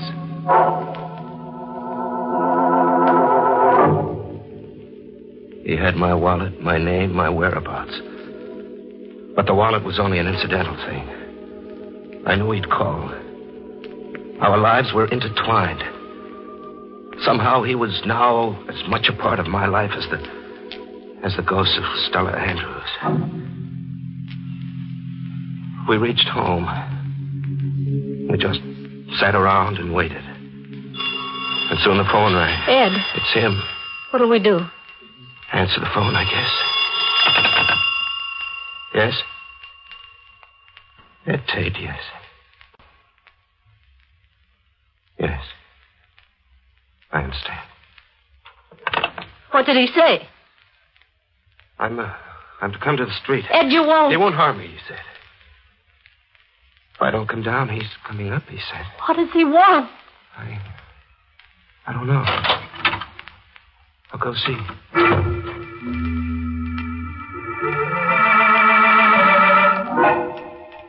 He was waiting for me in a big car that looked like a hearse. As I came out of the hall, he motioned me to come sit beside him.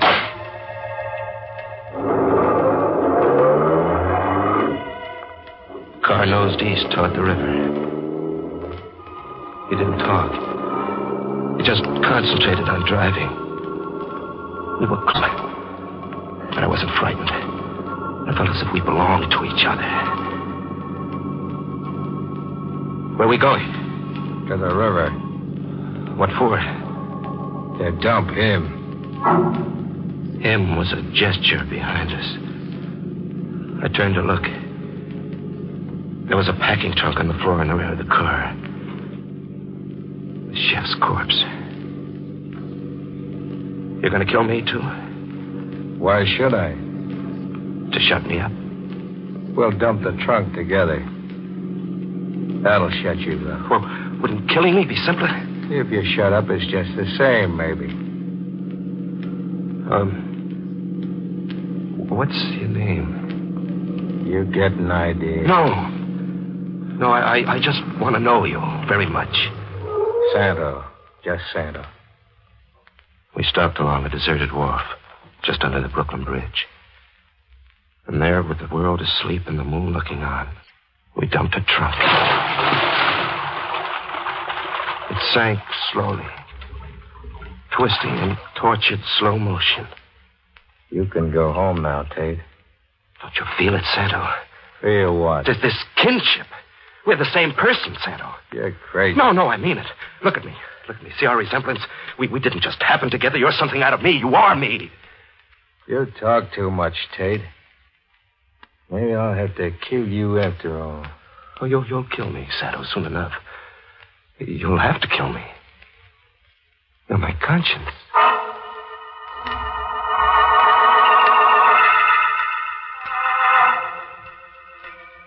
At home, we just stayed in, Mary and I, staring emptily at each other. It was a honeymoon like a wake. Morning came. The day passed. We did nothing, just sat imprisoned. And then that night, I knew Santa would come. This time for keeps. I knew it by the way my flesh was floating in sweat. Fear was consuming me. Mary, Santa's downstairs. It's all in your mind. He's downstairs. He'll be coming up. Mary, where are you going? To see. Ed, I can't stand much more of this. Yeah, you go see. And when you come back, signal, like this. Do it twice. Mary went down to check, but I knew the answer. I got my gun and went to the window to watch and wait. Santa was downstairs. When he came up, I killed him. We know the rest, Tate. Now you must sleep. Sleep? Yes. Balmy as a March hare. Right, Doctor? Well, it suggests a vivid hallucinosis induced by his guilt feelings about this Stella Andrews. This man he killed, did you identify him? Got a report on it a moment ago. A man named Jenkins. He was the building superintendent. This Santo, then, just existed in Tate's imagination. Fate dressed in a black suit. It's an interesting hypothesis, Kittredge. Big headache to me. Oh, Daly, get those notes typed up. Have the department investigate every last detail immediately. Mrs. Tate's in the next room, Doctor. You want to listen in? Very much, Kittredge. Mrs. Tate, this is Dr. Thorpe. How is he, Doctor? I'm recommending his immediate return to a mental hospital. Mrs. Tate, your husband just told us a long story. I'll have to ask you some questions for the record. Yes. You were just married? Yes.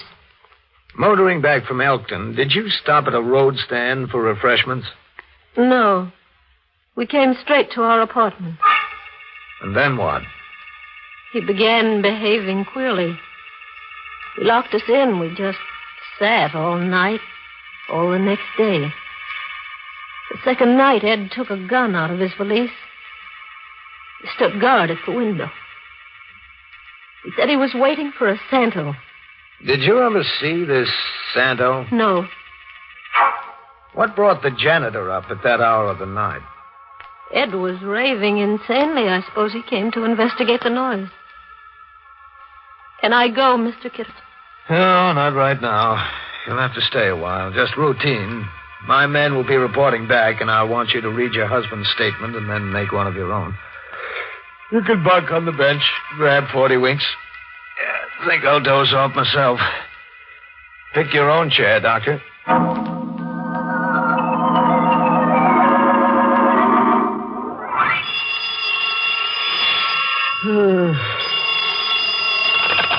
Oh, Kittredge speaking. Yeah, wait till I get a pencil. Okay.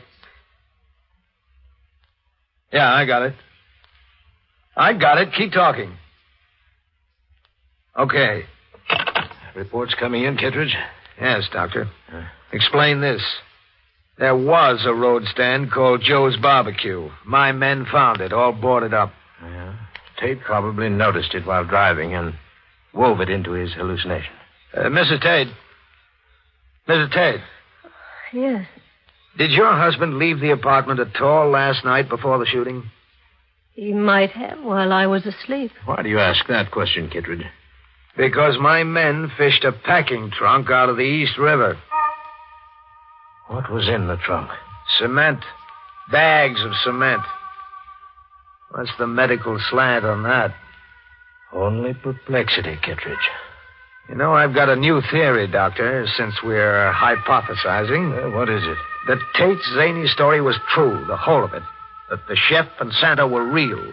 That the whole thing was staged to play on Tate's emotional instability, drive him crazy, then drive him to actual murder by sending that janitor up those stairs. Like all police theories, too incredible for me. Mrs. Tate, can you help us out? Give us an idea about that trunk? No. Ed was irrational, capable of anything. When he barricaded himself in the room with a gun, why didn't you call the police? I did. But what? The wires were cut. An odd touch for you, Doctor. The man who wasn't there cut the telephone wires. Extraordinary. Cut the wires inside the apartment. Oh, fate dressed in black.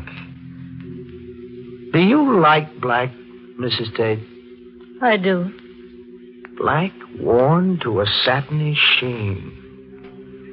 Do you always wear a satiny black, Mrs. Tate? I prefer it, Mr. District Attorney. Good heavens, Kittredge, what do you say? You were Mary Connor when you got married? Yes.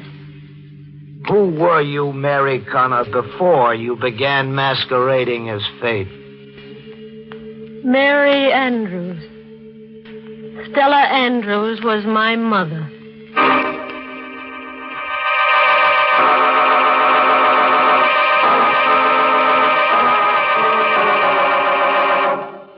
Say, want to get married? Okay. May all your troubles be little ones. Confused chap, that Ed Tate. 3 on a honeymoon. Mister, that's asking for trouble.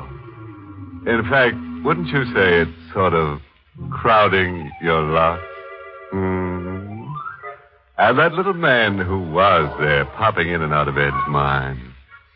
You know, if it was me, I'd have started charging him rent.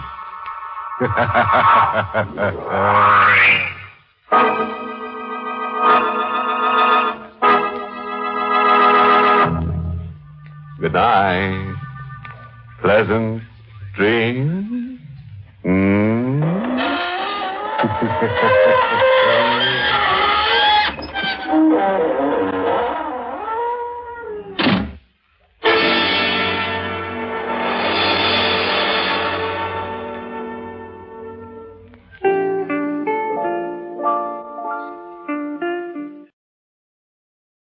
The Adventures of Michael Shayne, Private Detective.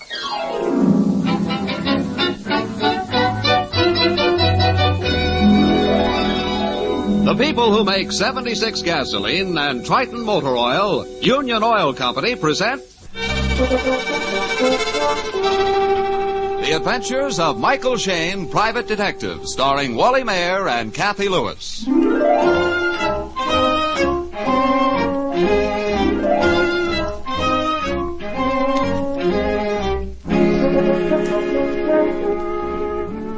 Our detective friend Mike Shayne solves most of his cases by a combination of clues, shrewd thinking, and daring action.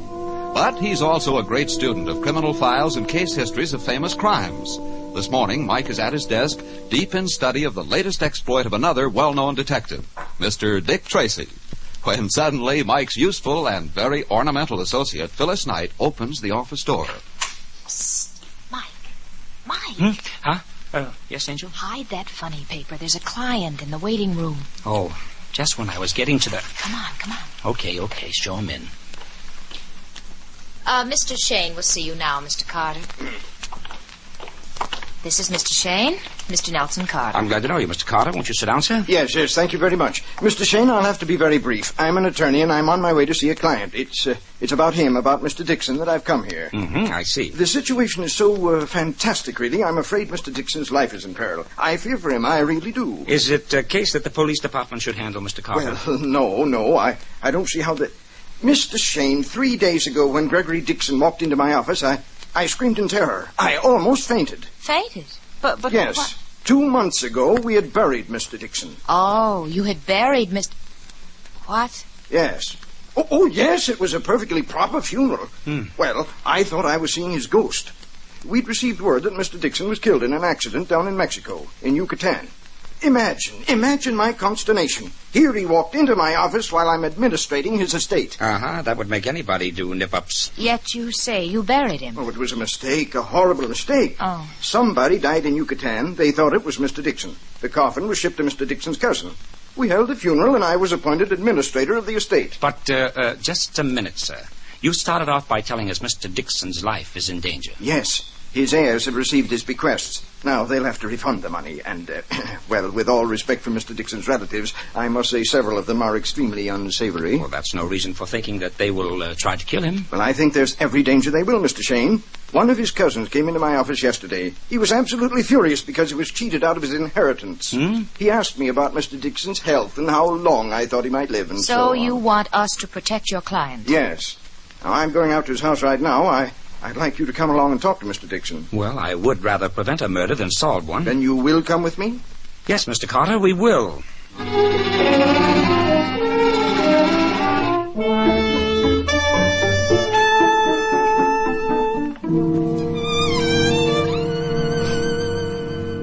Well, Carter, you're an old worrywart. A good attorney, but an old worrywart. Now, Mr. Dixon, you don't appreciate the serious danger which you're in. Do you, Mr. Shayne and Miss Knight, feel that I am a man about to be murdered? Well, we really don't know, sir. You see... I can understand Carter's feelings. He doesn't want to have to probate your will a second time. Every time you die, you make more work for the poor man. Clarence, then you heard. As I was coming in from the garden. I'm Clarence Fisher, Mr. Dixon's cousin. How do you do, Mr. Fisher? Of course, Carter may be right. I'm worth considerably more to you, Clarence, dead than alive. I can talk like that to Clarence. He's got a fine sense of humor. Not like his cousin Howard. Howard is sober as a judge with a toothache. Assuming Mr. Dixon's life is in danger, who would be the most likely suspect? Why, several. Before I left the office, I made a list of Mr. Dixon's beneficiaries. Well, if you care to read it now, Thank you, sir. Clarence Fisher. Oh, that's me. Oh, yes. Bequest $10,000. Howard Connell, $20,000. William A. Wilkinson, $25,000, and a farm at Redwood City. Various charities, $200,000. I see. Apparently, Mr. Carter's modesty made him omit his own bequest to the tune of $25,000. Well, but after all, surely I couldn't be a suspect. You know, there's one thing which puzzles me and which none of you gentlemen has explained. Mr. Dixon is here alive and well. But who is buried out in the cemetery? You know, I've wondered about that myself. You see, when I was down in Yucatan, I fell ill of a fever. I'm still about 30 pounds underweight. It ruined my eyes, and I had to get glasses. But that's beside the point. When I got up from my sickbed, I found my wallet had been stolen. So had most of my papers. I assumed the thief was later killed. Suppose somebody down in Yucatan received orders to kill Mr. Dixon. Suppose the person who did the killing or ordered the killing now realizes that a mistake was made. Yes, he may try again. That's a grave thought, and no pun intended. May I ask who received the coffin here? Mr. Dixon's cousin, Howard Connell. Actually, the body was not buried. It was interred in the mausoleum. We followed the instructions in Mr. Dixon's will. Say, you brought up a good point, Phyllis. If we could find out whose body's in that coffin, it just might be a clue. We might even find out if the man had been murdered. Yeah, and if it were murder, we would know definitely that Mr. Dixon is in real danger. Well, then I suggest you have the body exhumed, if that's possible. It is possible, Mr. Dixon. I'll ask the Inspector of Homicide to use his influence with the coroner's office. Sometimes dead men tell very interesting tales.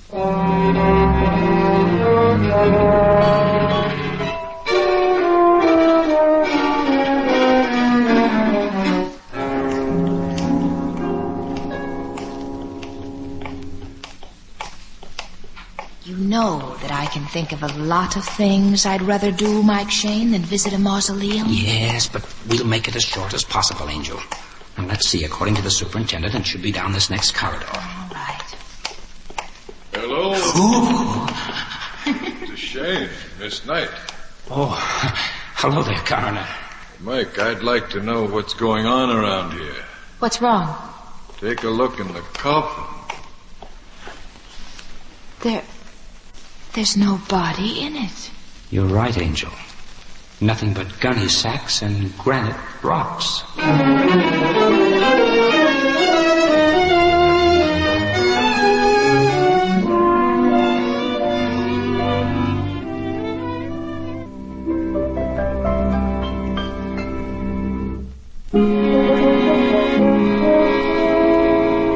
Mike Shayne and Phyllis have dropped in at police headquarters to talk over their problem with the inspector.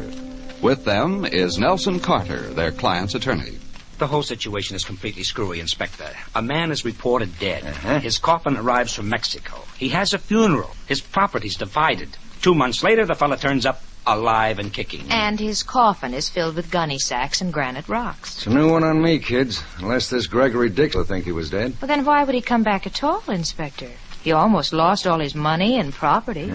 Well, I don't see you need worry, Mike. Dixon is alive. There's no corpse in the coffin. Nobody's dead. No, but it's got our curiosity up, Inspector. You know, Mike and I do handle other cases besides murder. This time we've drawn a completely wacky mystery. Well, you can make light of it, Miss Knight. But since finding that empty coffin, I'm more convinced than ever that there's something diabolical afoot. All right. Diabolical what? It's only 3 days since anybody knew Mr. Dixon was still alive. Several of the heirs would stop at almost nothing to hold on to their inheritances. You said that before, Mr. Carter. Now, let's see. You gave me a list of the bequests. Which man stormed into your office yesterday? The one who wanted to know how long you thought Dixon might live? Yes, that was Wilkinson. William A. Wilkinson. Oh, yes. He's listed here for $25,000 in a farm near Redwood City. He's living there right now. He was furious because he'll have to turn the farm back to Mr. Dixon. And then this Howard Connell, he's down for $20,000. What about him? A cousin of Mr. Dixon. He gambles, plays the horses, will do anything to keep out of work, and can't hold a job anyway. Well, I suppose we might interview those men, though I don't know what we could ask them. No crime's been committed. Well, you won't be able to get hold of Howard Connell. He left for New York after Mr. Dixon's funeral. Well, we might start him with a little talk with Clarence Fisher, the cousin we met in Dixon's house. If I were doing it, Mike, I know where I'd begin. Yeah? Where, Inspector? Well, you say Cousin Wilkinson lives on a farm near Redwood City. Yes? Well, it's a very pleasant sunny day outside, and twice as pleasant down country. I know a tidy little inn on King's Road west of Redwood City. They serve swell hamburgers, and there's a cute little Irish waitress with a green apron. Ah, say no more, Inspector. Say no more. You've sold us one trip to Redwood City.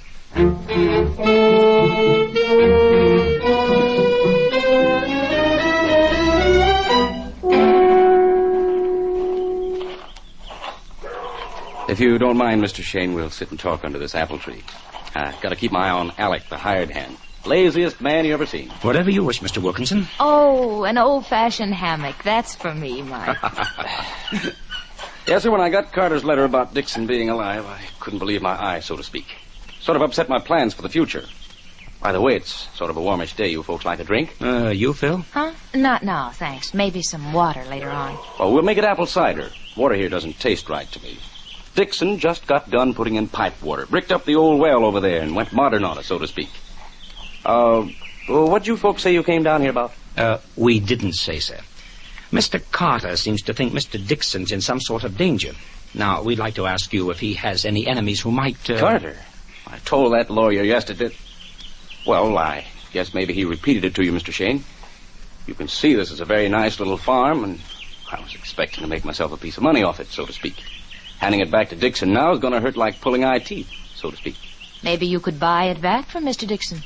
Did he make much use of the farm? Oh, spent all of his weekends down here, and I haven't got the cash to buy it from him. Mr. Wilkinson, you say that Dixon bricked up the water well? Yes, he did it a couple of months ago. Left it in an unsightly mess. Alec cleaned it up for me, dug a new rose garden, and shoveled the dirt down in the well. Quite a number of stones missing from the coping around the well. Oh, Mike, I know what you're driving at. Yeah. You and I, Angel, have seen those stones before. The identical size and shape in a coffin in a mausoleum.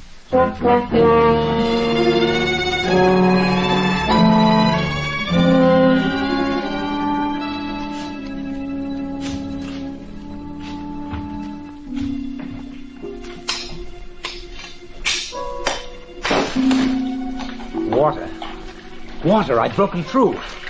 Mike, can you hear me?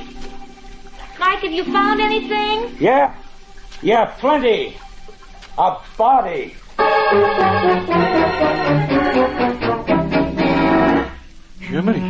Jiminy Christmas, Mr. Wilkinson. This is bad. Awful bad. Oh, stop your jawing, Alec. You make me nervous. Mr. Wilkinson, do you know whose body this is? Of course not. How do you suppose I could tell? Mike, there's a ring on one of his fingers. Yeah, I see it. A gold ring. The band's in the shape of a snake. There, let me look at it. Mean anything to you, sir? No. This hole in his head means something to me. He was murdered. Mike, we better get hold of the inspector. Yeah. Yes, we're heading back to San Francisco and pick up the inspector, and then... Yeah? Then we're going to have another talk with Mr. Dixon.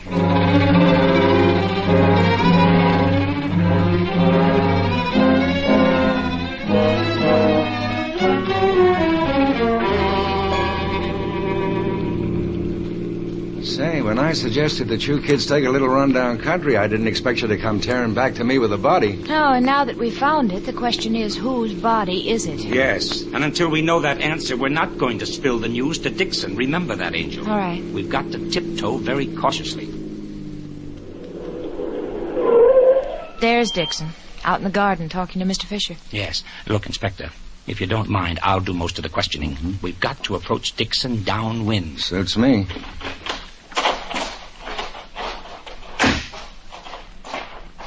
Well, Mr. Shayne, Miss Knight, I was wondering what had become of you. We brought along a friend of ours, Mr. Dixon, the Inspector of Homicide. Inspector of Homicide? Yes, you see, if anybody should succeed in killing you, this is the man who will lose his sleep over. Well, glad to know you, Inspector. And may your slumbers be unbroken.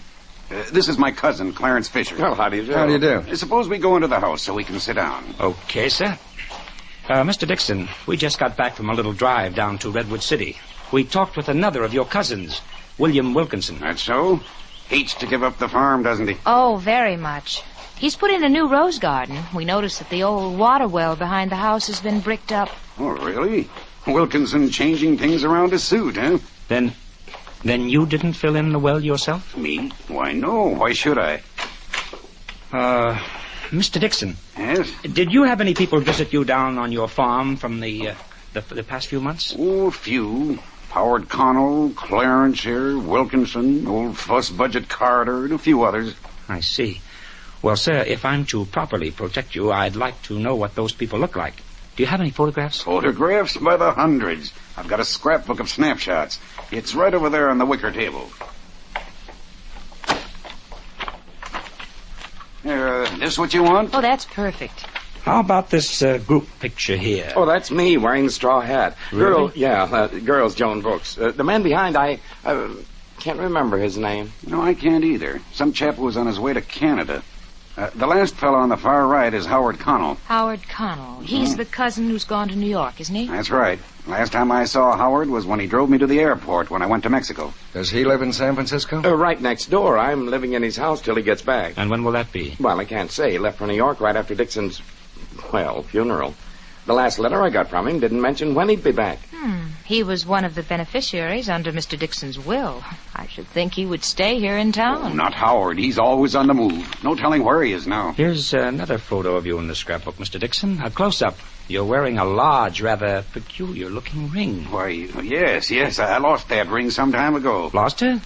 Have you any idea where? Why, no. It just slipped off my finger one day. No idea where I lost it. But I don't see what that matters. Hey, it doesn't matter.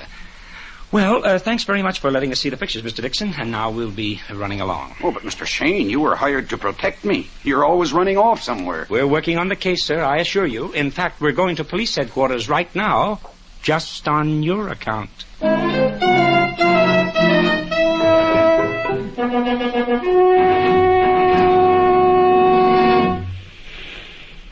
Now, this is the way I dope it out, Inspector. Check me if I'm wrong. Okay. First of all, we may be up against a colossal conspiracy. Mm-hmm. The attorney Carter comes to Phyllis and me and says Dixon's life is in danger. Because Dixon was reported dead and now turns up alive, and his heirs hate to part with their ill-gotten gains. Then we find that Dixon's funeral was a fake. Yeah. We find his coffin filled with stones from Dixon's own water well, and we find a murdered man hidden inside the well. And that murdered man, Inspector, I'm convinced is the real Gregory Dixon. The fellow who says he's Dixon is an imposter. Yeah, I know what you base that on, Mike. The fact that the ring on the dead man's finger is the same ring we saw in Dixon's photograph. Correct. But perhaps the ring really was lost, and the person who later found the ring is the man you hauled out of the well. Well, that's possible, Inspector, but I'd like to go one step further.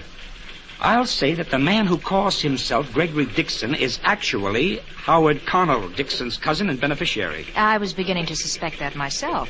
Connell very conveniently disappears on a trip to New York. Nobody knows exactly where he is or when he's coming back. But Dixon's relative ought to be able to recognize the fake, unless they're all in on the deal, too. That may be, too. But there was a strong family resemblance between Dixon and Connell. Mm-hmm. I noticed it in those photographs. Mm-hmm. That's why the story about Dixon falling ill, losing 30 pounds, having to put on glasses. An alibi in case anybody began to suspect. Okay. But who killed Dixon, Phil? Who threw his body down the well and bricked it up? Both Wilkinson and Connell denied they closed the well. Yes, Sergeant. Mr. Shayne's call to Redwood City's waiting, sir. Thanks. Take it on this phone, Mike. Thanks, Inspector. Hello? Hello, Alec? Calling me, Mr. Shayne? Yes, I want to ask you a question, Alec. How long have you worked for Mr. Wilkinson? Why, about a month or so. Mr. Wilkinson hired me when he took over the farm. And when you were making the new rose garden for him, Alec, did you dump all that dirt down the well? Yes, sir. The well was bricked up anyway. I didn't see no harm. That's all I wanted to know. Thank you, Alec. Well, Wilkinson told us the truth. Yeah? The well was bricked up when he got the farm. Well, then Dixon, I mean, Connell lied to us. Practically everything he told us was a lie, Angel. Well, Inspector, what do you say? You make out a pretty strong case, Mike. But we don't have any real proof that Howard Connell killed Dixon and then took his place. Don't worry. We'll get the proof. Okay. I'll take your word for it, Mike. Let's go out and pick up Connell.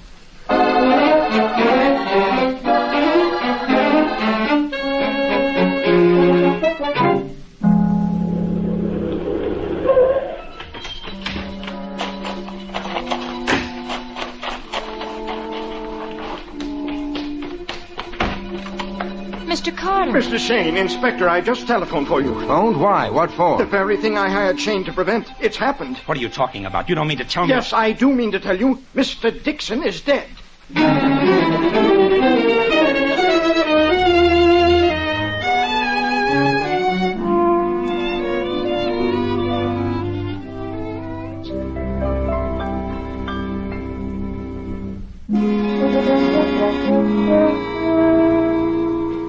At the home of the late Gregory Dixon, Mike Shayne, Phyllis, and the inspector have found another body.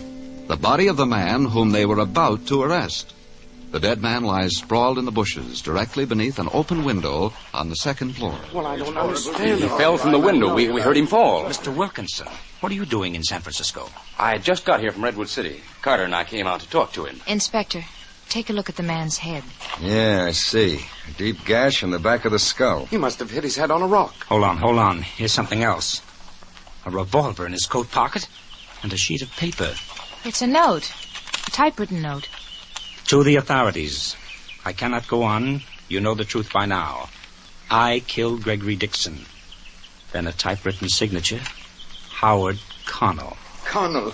Then it's true. I can't believe it. Good heavens. So he committed suicide. All right, suppose you all tell us what happened. Starting with you, Mr. Fisher. Well, I was next door in my house. Wilkinson and Carter rang my doorbell and asked if Connell had gone out. Yes, we'd been pounding on his door and got no answer. Yes, I was sure he was in, so I came over with them and let them into the house with my key.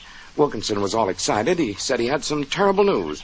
He said the real Gregory Dixon was dead, and we'd all been tricked. How did you know that, Mr. Wilkinson? Yes, we just discovered that for ourselves, but you never told us. Well, when I saw that body from the well and the ring on his finger, I recognized it. You told us it meant nothing to you. I know. I just couldn't believe it. I wanted time to think it out. Then I drove up to the city and told Carter. I thought Wilkinson was crazy. I phoned Connell, and told him we were coming right out. I still couldn't believe it. That's why I jumped all over you, Mr. Shayne, for letting the man get killed. I didn't know it was suicide and that he was a fake. Believe me, I didn't. But to get on, what happened after you three were in the house? Well, Wilkinson was trying to tell me his discovery, and Carter was arguing with him. Connell wasn't downstairs, so I went up and called him. He shouted from the bedroom that he'd be down in a minute, and I went back to the living room and started asking Wilkinson questions. He told me about the ring. Yes, and we kept waiting and waiting. The living room windows were open, and I complained about the cold wind blowing in. Fisher went over and started to close the windows. He shouted, and we heard Connell crash to the ground. I saw the body falling past the window. Connell must have known he was trapped. He couldn't face us. Those open windows on the second floor, are they in Connell's bedroom? Yes. Now, let me get this straight. All three of you men were in the room when Connell fell? Yes, sir. Right. That's right. Okay. Now, if you gentlemen don't mind, I'll ask you to step indoors for a few minutes. We want to examine the ground around here before you trample all over everything. Oh, yes, all right. All right, kids. I know what you're thinking. Yes. One or more or all three of them are lying. Mm-hmm. It was not suicide.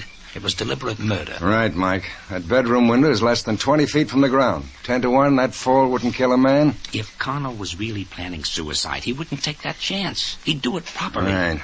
And he wouldn't be so cagey about writing his signature on the note on the typewriter. Well, I can't believe he got that deep gash in the back of his skull from hitting one of these rocks. Well, they're not much bigger than pebbles. If you ask me, Angel, that gash was made by the butt of his revolver. One terrific blow. Then the gun was stuck in his pocket. Kids, I'm worried. We know it's murder, but hang it, with those three guys swearing they were all in the room together, we're going to have a devil of a time proving a case against any one of them. Yes, but remember the old rule, Inspector. When all suspects have alibis, none of them have alibis. We've just got to get in and do some good head work. Well, while you're about it, maybe you can explain one thing to me. Huh? Explain what, Phil? Look, these rose vines. Rambling rose vines cover the whole side of this house, clear up to the roof, you see? And yet when you look at Connell's suit, there isn't a single tear or a snag.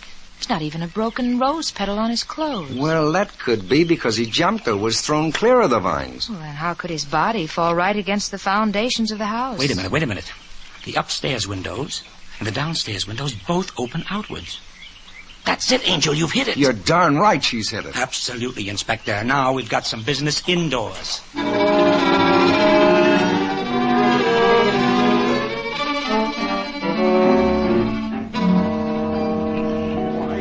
He was killed. Murder? Why, that's impossible, Mr. Shayne. We were all here in the living room. We all saw the body fall. Of course you saw it fall, but Howard Connell was already dead. And he did not fall from the second floor. He did not fall? I'll show you what happened, gentlemen.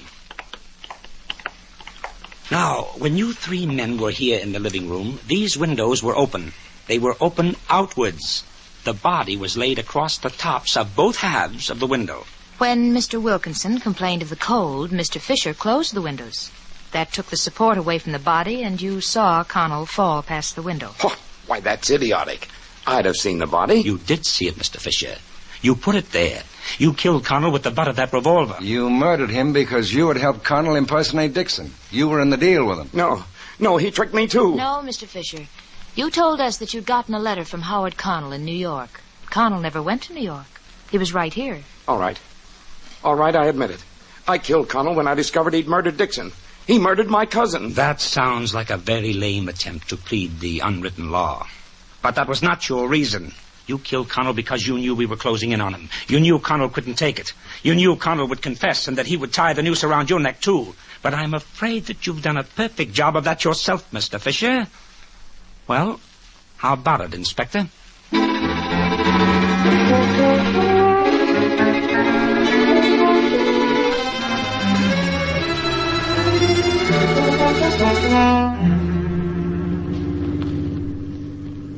Why so quiet, Angel? What are you thinking about?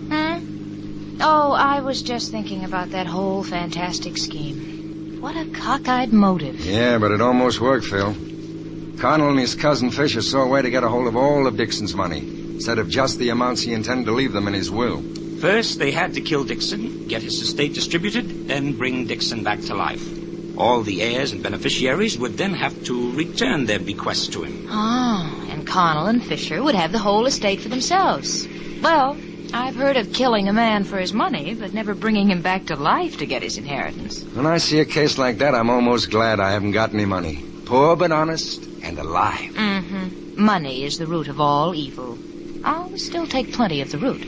The correct quotation, honey, is the love of money is the root of all evil. Oh. Yes, it's the love that causes the trouble. Oh, love. Well, I'll take plenty of that, too.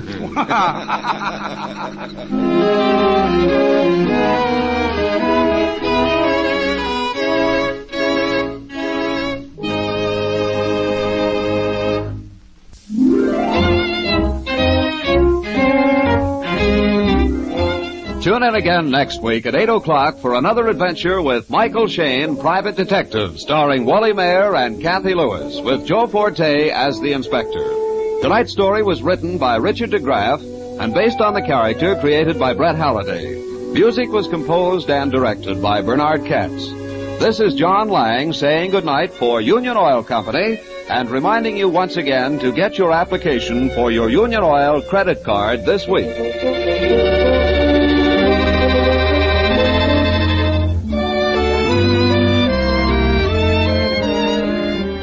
This is the Mutual Don Lee Broadcasting System.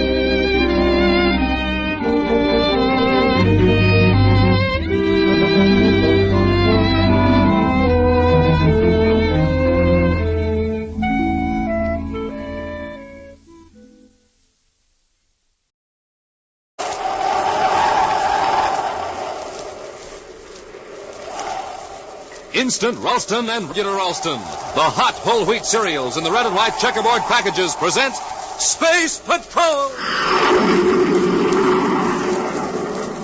High adventure in the wild, vast reaches of space. Missions of daring in the name of interplanetary justice. Travel into the future with Buzz Corey, Commander-in-Chief of Space Patrol! In today's transcribed Space Patrol adventure, Buzz and Happy are in the refrigeration control compartment of their spaceship on a flight to Venus. The air is rapidly leaking from their ship, and then they discover a giant worm clinging to the wall of the ship. Take this bar and knock it loose, Hap. Yes, sir. It won't come loose. It's as hard as metal. You're right. That's what it eats. It's feeding on the Endurium bulkhead. That's how the air is escaping. Smoking rockets, Commander. It's eating clear through the hull. We'll suffocate.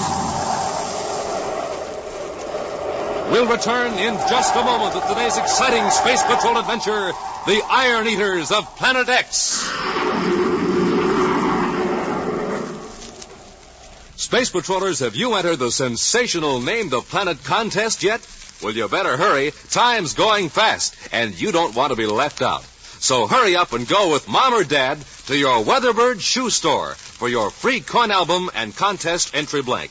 Right, the Weatherbird shoe man will give you a swell coin album with 3 super-colored space coins inside, plus the entry blank on which you write your name for Planet X. Yes, you just name that tremendous new planet 5,000 times bigger than Earth. And your name for Planet X can win you the giant rocket clubhouse on wheels, or one of the 1,750 other big prizes. Now, just imagine, gang, a 35-foot-long, 10,000-pound rocket clubhouse on wheels with a big, honest-to-goodness motor truck to pull it. And inside the rocket clubhouse are built-in bunks, lockers, electric lights, cooking equipment, all sorts of things for real Space Patrol living for you and your pals. And don't forget, the Space Patroller who wins the rocket clubhouse will also win the big motor truck and $1,500 cash. But don't wait, gang. Get started now on winning the rocket clubhouse or one of the 1,750 other swell prizes. Hurry to your Weatherbird shoe store now and enter the Name the Planet contest today.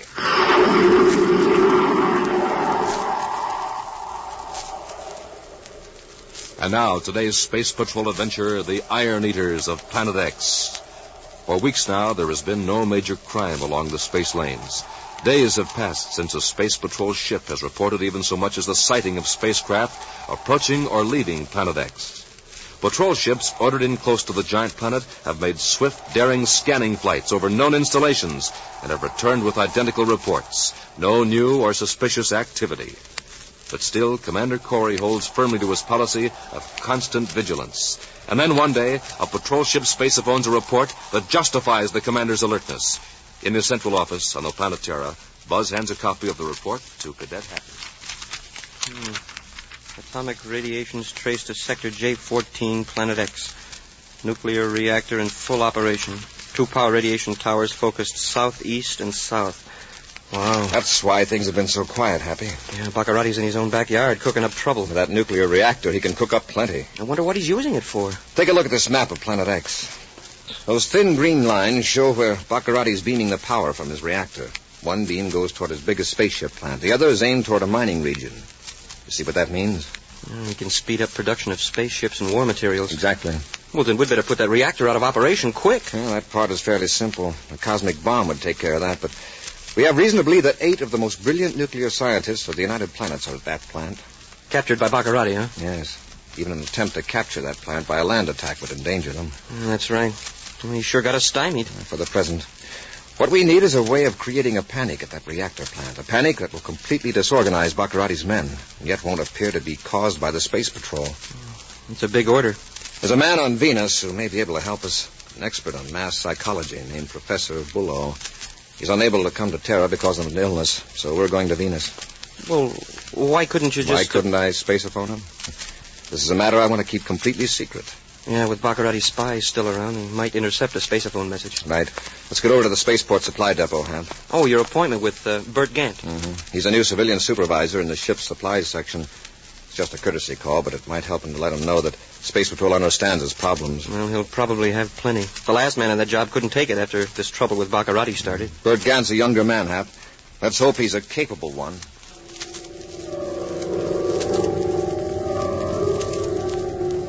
On the monster Planet X, Prince Baccarati glares at a control panel. The chair in which he sits looks strangely out of place. Massive and gaudy, it looks more like the throne of an oriental potentate who ruled on Earth 15 centuries ago. Regally, Baccarati turns as his chief advisor, Dr. Malengro, enters the tower room and bows before him. Good news, Your Highness. 2 more power relay towers are in operation. At this rate, Your Excellency's castle will soon be lighted by your reactor plant thousands of miles away. That's not important right now. That power is for factories and mines. I must have spaceships, hundreds of them. Enough to conquer Commander Corey's space patrol. Of course, Your Highness. But perhaps Corey won't be alive to witness your glorious victory over his ships. Oh, then our little presents from the Iron Mountain are on their way. Well on their way. They were routed to Terra by way of Neptune. By the time they reached Terra, they will look like a routine shipment of supplies. Oh, the ships they're carried in, they have adequate refrigeration? Yes, sire. Your agent on Terra has arranged every detail. Well, there must be no mistake. Our little surprise must be in Corey's ship the next time he blasts off. Oh, the agent on Terra, tell him to contact me by spaceophone. What's his name? Gant, Your Highness. Bert Gant.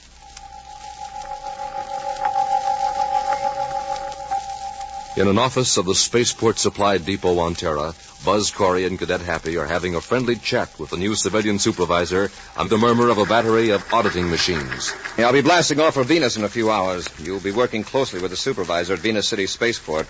I'd like to have you come along and meet him. Go with you? Yes, I don't intend to be away long. But I'm just getting into the swing of things here. To leave now... I know how you feel, but from past experience, I know that first-hand knowledge of the situation on Venus will make your work much easier here. Commander, this is wonderful. I'd like nothing better. But the fact is my doctor has cautioned me about space flights while I'm under treatment. Well, that's different. Nothing serious, I hope. Oh, a temporary condition.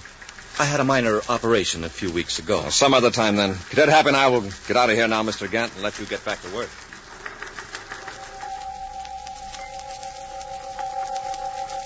Several hours later, in his private living quarters, Bert Gant tunes a spaceophone transmitter to a rarely used frequency, then clicks on a scrambler circuit.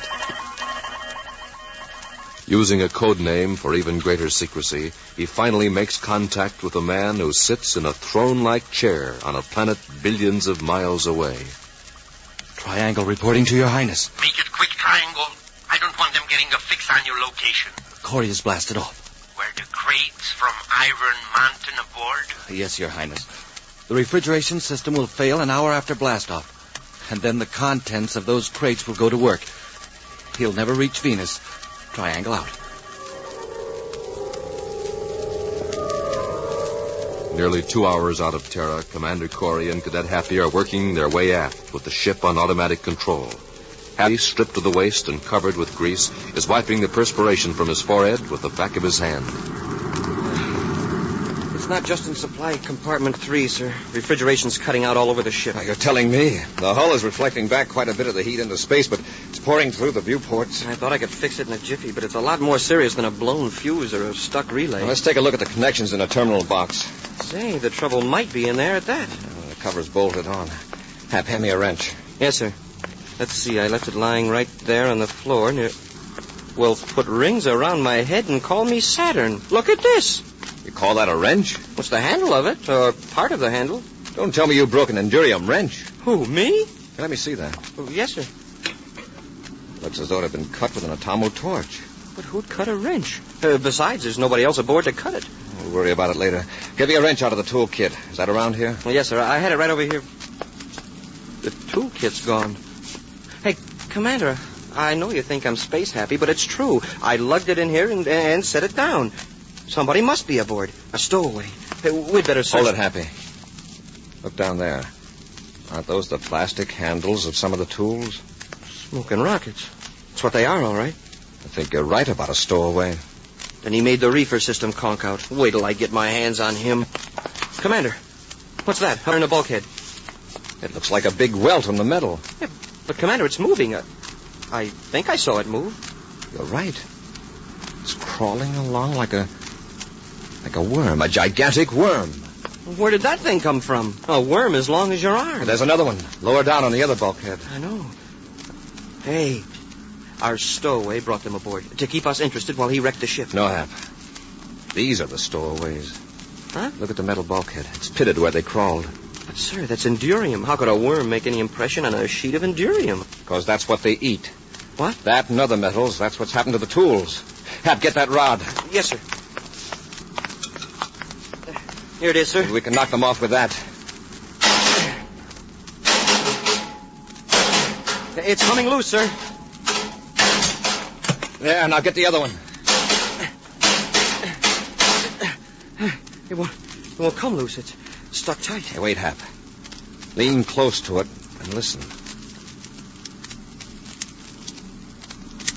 It's feeding. Feeding on the metal bulkhead. Yes.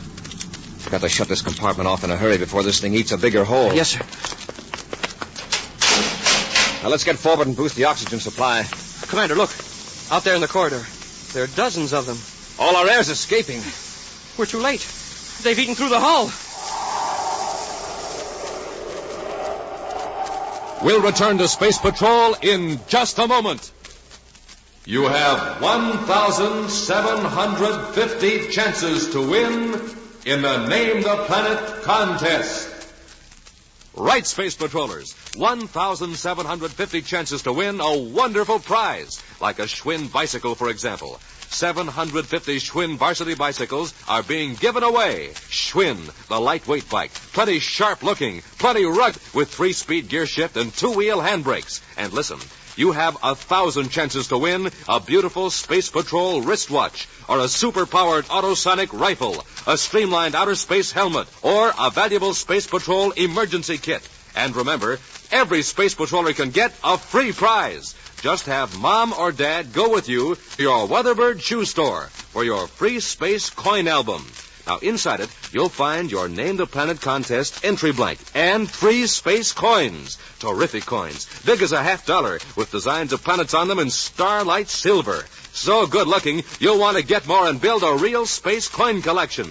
And here's how. Inside every new package of good hot Ralston, you'll find another swell space coin to add to your album.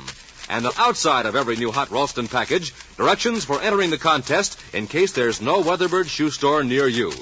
Look for the package with a picture of the Commander or Cadet Happy on the front. So go to your Weatherbird shoe store for your free coin album, get a package of good hot Ralston with a free space coin, and enter the Name the Planet contest now.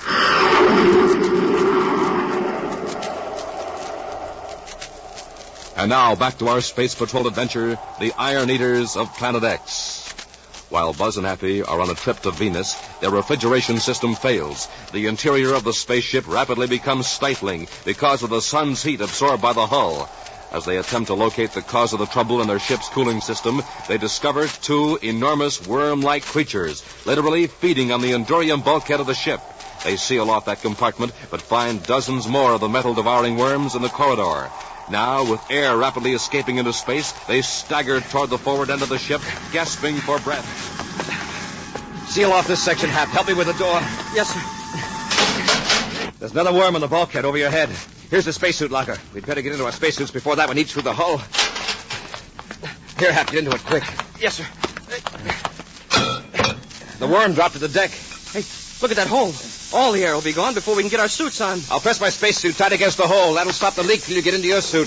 Then you do the same for me. Yes, sir.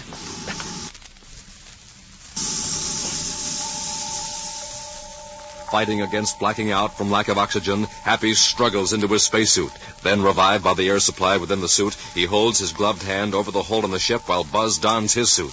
A few moments later, Buzz is at the controls of the ship, correcting their vector toward Venus.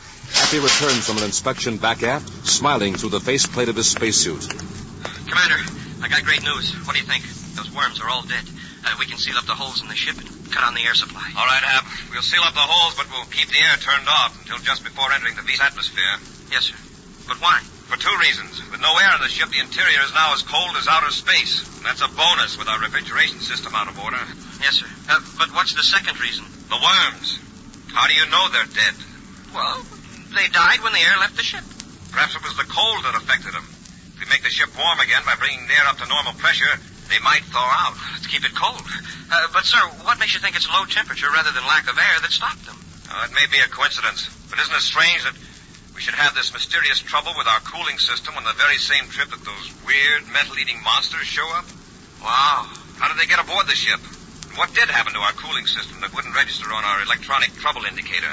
Then you think they were already frozen when they were put aboard? And someone planned the failure of our refrigeration system to revive the worms. But who could have done it?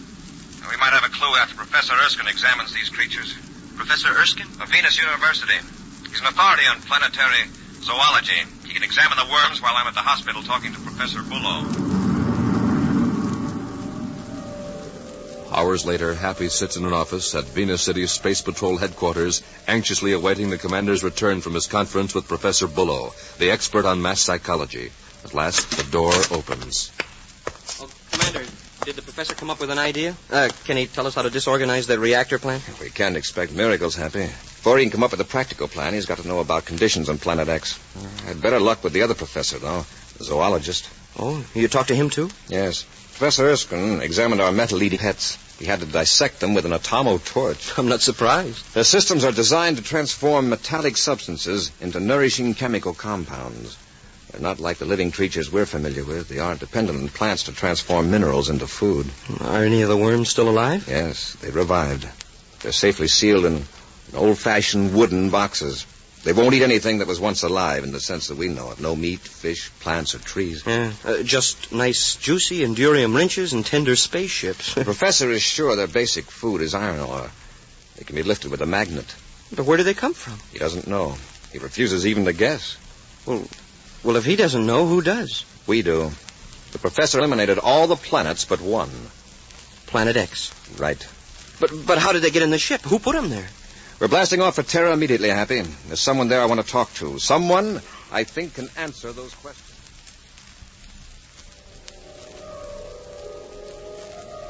Meantime, in Prince Baccarati's castle, His Highness is receiving an urgent spacephone message from Terra. Unscrambled, a frantic voice is earnestly pleading. Something went wrong, Your Highness. Corey is still alive. He's coming back to Terra. I've already heard the news, Triangle, from my agents on Venus. Question me. He probably suspects me as it is. If he gives me a brainograph test, he'll know everything. You've got to protect me. Don't worry. Corey will never question you. I'll order one of my other agents on Terra to take care of you. His name is Brugger. Now, don't worry. Thank you, Your Highness. Thank you. Baccarati out. Yes, Brugger will take good care of Bird Gent, the incompetent bungler. Back on Terra in his private quarters, Bert Gant paces the floor nervously. In a corner is a bag packed with a few belongings. At the sound of footsteps outside his room, he stops pacing, eyes staring wildly at the door. And then... Who is it? Brugger, open up. Oh, you've come. Wonderful. I've been worried. My bags are all packed. I'm ready to go. Put it down, Gant. You aren't going anywhere. But His Highness said you would take care of me. That's right. With this. No, don't shoot me. This is all a mistake. Yeah. You made it. His Highness doesn't like bunglers. Oh, you can't. There are other people in the building. They'll hear the gun. It's silent. Now lie down so you won't bounce. No, Brugger, please. Drop it, Brugger. I said drop it. Oh, you came just in time. You came just in time. Do you know what he was going to do? Yes, I know, and I know why he was going to do it. What do you mean? Don't play innocent, Gant. You supervised the loading of my ship. You saw to it that those metal-eating worms were loaded into the refrigeration compartment in metal boxes. Oh, really? You fixed the solenoids and the magnetic heating exchange pumps so they conked out. As the ship warmed up inside, the worms thawed and ate their way out. I didn't do it. Honestly, Commander. You had it done then, at Baccarati's orders. That's why you were afraid to come to Venus with me. You never had a minor operation. I had your record checked. I had to do it. Baccarati had something on me. Something that happened years ago. If it had come out, I could never have held a good job with the government. So you help the man who's trying to destroy the government you work for. That's great logic, Gant. Now give it to me straight and fast. I'm in a hurry. Those worms came from Planet X, didn't they? Yes. Where on Planet X? From the Iron Mountain. It has a high percentage of iron ore. The worms are thick on it and in it. It's like an anthill. X is a big planet. Where is Iron Mountain? In sector L15, about 100 miles east of the Colossus River. Happy? Yes, sir. We'll see that Gant and Brugger are locked up. And we'll blast off for Planet X. First, we'll pick up some fishing tackle. Fishing tackle, Yes, sir? several tons of steel netting. Now, let's get these fellows to headquarters.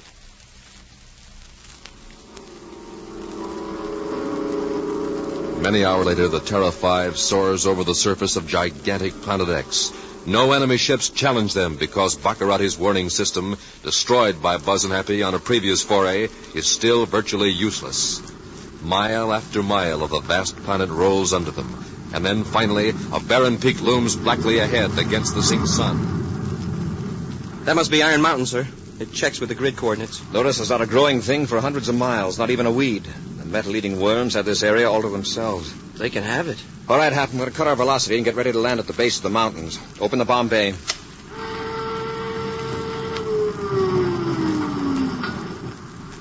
Bomb bay open, sir. Lower the net. Cut on the cargo winches.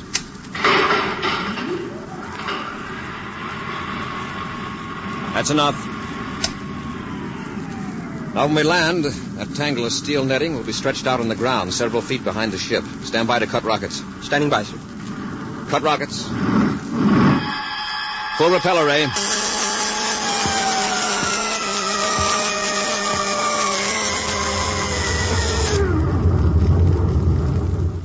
What's to keep them from attacking the ship? The repeller ray. A half unit ought to keep them away. It won't lift the ship.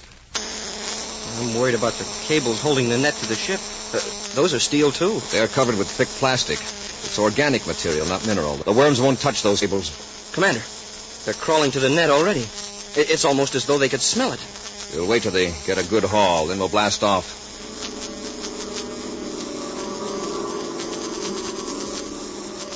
Within a few minutes, the heavy steel net is a mass of giant crawling creatures, eagerly devouring what to them is a rare delicacy. Finally, Buzz turns to Happy. We'll blast off now before they do much damage to the net. Cut on the rear magnetic beam. That'll hold them to the net. And also keep chewed up pieces of the net from falling. Yes, sir.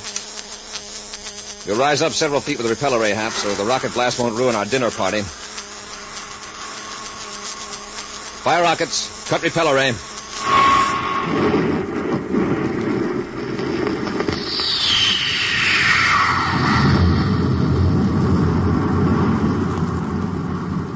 We'll go up several miles where it's good and cold. That'll put the worms quietly to sleep the way it did in our ship. I don't think we've lost any of them, sir. And we'll keep our velocity down fairly low so the net won't trail back into the rocket blast. Well, that means we won't reach the reactor plant until long after dark. Well, that's fine. Baccarati's men won't be able to identify the ship. When it flies over and nothing happens, they'll assume it's a Planet X ship.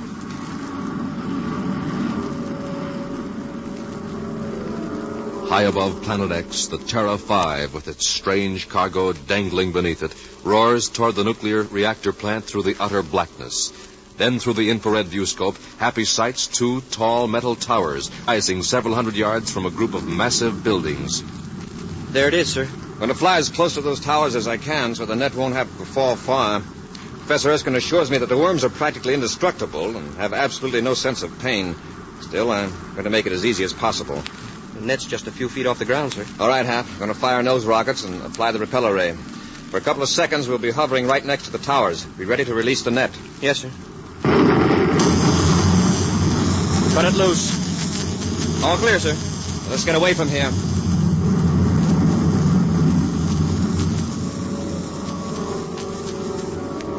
And so, with a burst of speed, the spaceship leaves the reactor plant far behind.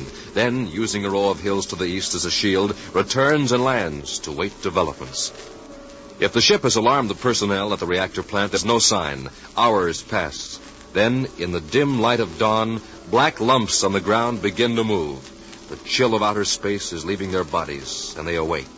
They munch contentedly on strands of the steel net, as though it were soft spaghetti.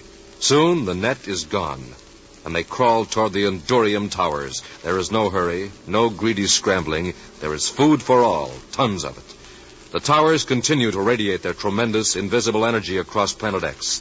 And in the growing light on top of the hill, Buzz and Happy watch. Then suddenly, Happy exclaims, Wow! See that flash of light? The worms had gnawed a cross trace in one of the towers. It fell and cut through a heavy power line from the generators. Hey, the crew is coming out of the buildings now. Yeah, streaming out. Hey, look at them scatter. And no wonder the towers are buckling. The men are in no danger, but they don't know it. There go the towers.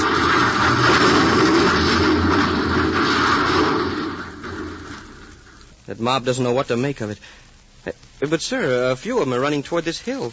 They must have seen us. Yes, and so did the rest of them. They're heading the other way, toward the river. Scared to death, I guess. Happy, how many men do you count running toward the hill? Well, let's see. 1, 2, 8. That's what I got. Those are the men we came for, Happy. The atomic experts Baccarati abducted. Let's go down and meet them, Hap. Yes, sir. You know, Commander, I've always heard that a worm turns, but I never expected to see a worm do anybody a good turn. That's my cadet.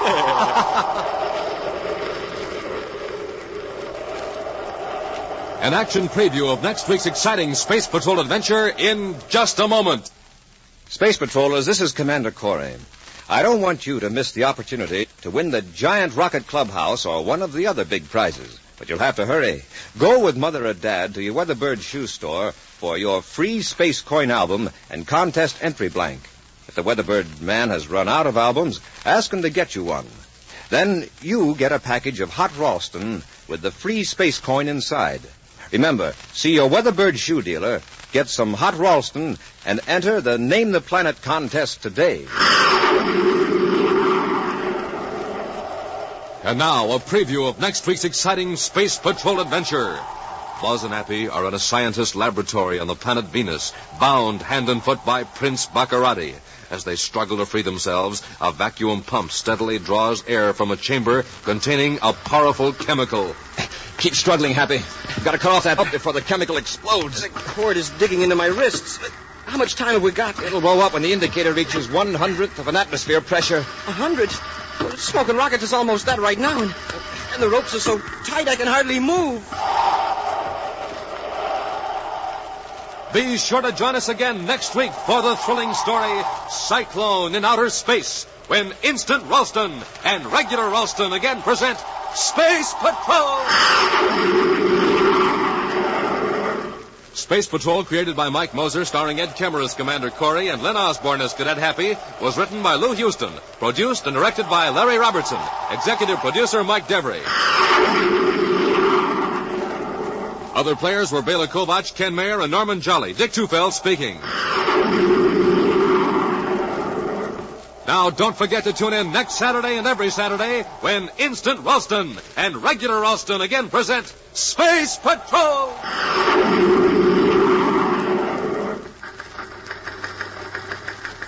This is Dick Tufel in St. Louis reporting on the twin-jet Air Force fighter, the McDonnell Voodoo XF-88A.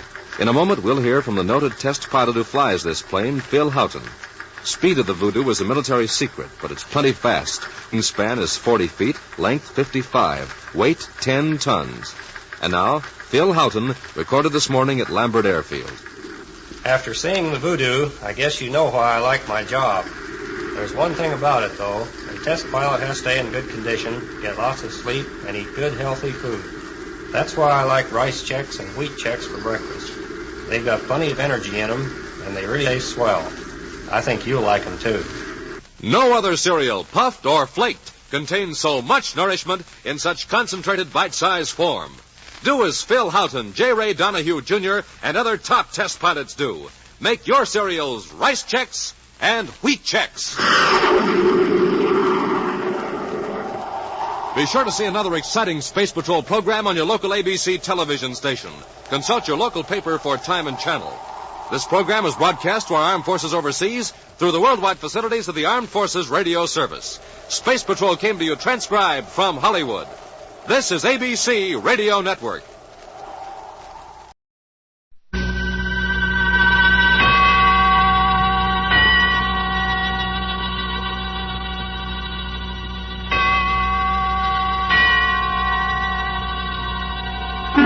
Suspense.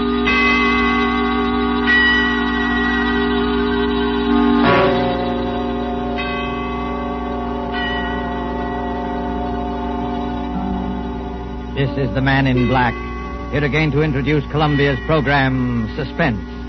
Our distinguished stars tonight are two of the world's acknowledged masters of the art of suspense. They are Mr. Charles Lawton and Miss Elsa Lanchester. Mr. Lawton, who will soon be seen in the Metro-Goldwyn-Mayer picture, The Man from Down Under, is here to play a remarkable character created by England's noted thriller author, Agatha Christie. A mild-mannered character whose initials were ABC, and about whom revolved a series of savage murders, all neatly and alphabetically arranged. ABC was stamped upon all his belongings, those being his rightful initials. And ABC was stamped, too, upon the large railway timetable he always carried. But there was nothing so odd about that detail, since no traveler in the British Isles would dream of planning a journey without consulting this famous railway schedule, the ABC. And so, with the ABC Murders by Agatha Christie, written for radio by Robert Tallman and William Spear, and with the performance of Charles Lawton, we again hope to keep you in suspense.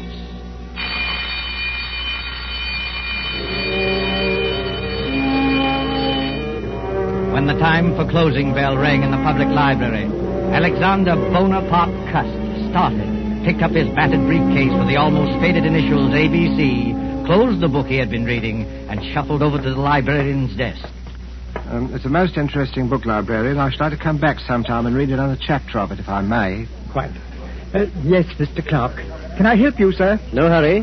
Well, I'll be going along now. Thank you. A rum little chap, that. What do you think he was reading? Studies in epileptic somnambulism. Medical stuff, eh? Oh, I say, the little fellow left his briefcase. I'll catch him at the door. I say, sir, just a moment. You left something. Oh, dear, it's my briefcase. I'm terribly sorry. I seem to be getting more and more forgetful lately. Why, only the other day I left it on the counter in a tobacco shop. Lucky you have those initials. Not many people with the initials ABC sticks in your mind. What do you mean by that, sir? Well, after all, they're the first three letters of the alphabet. Practically the first thing we learn, you know, isn't it? Our ABC. Don't mention those letters to me. They brought bad luck to me in more ways than one. Really? How's that? Well, I used to be a travelling salesman, and I used to carry one of those railway timetables in my pocket, the threepenny kind, in which they list the towns and all the railroads alphabetically. Oh, of course. Printed right on the cover, isn't it? ABC. Yes, that's right, sir. Well, stockings was my line, sir. I did door-to-door selling. Whenever I finished one town, out would come that timetable, and I'd look up the next stop on my route. I got sick of the sight of that ABC railway guide, I can tell you, sir. It was like a symbol of failure to me. One dingy little town after another, and all listed in that railway guide with ABC printed on the cover. My own initials staring out at me from every newsstand in every dirty little railroad station in the Midlands. Oh, come on. It couldn't have been as bad as all that. Matter of fact, I never noticed it till I began to get the headaches. Oh, you suffer from headaches? Yes. Have you seen a doctor about it? Oh, no. I wouldn't want to see a doctor about it. I already know what brings them on. Well, if you'd rather not talk about it... Oh, no, it isn't that at all, sir. It was just such a long time ago. During the last war, in fact, Chateau Theory. Chateau Thierry? I say, what a coincidence. I was in the thick of that myself. Well, yes, we must get together for a drink one day to talk over old times. Franklin Clark is my name. Oh, I'm pleased to meet you, Mr. Clark. My name's Cust. Alexander Bonaparte Cust. Well, they must have expected great things of you, giving you a name like that. I'm afraid they did, Mr. Clark, yes. I'm very much afraid they did.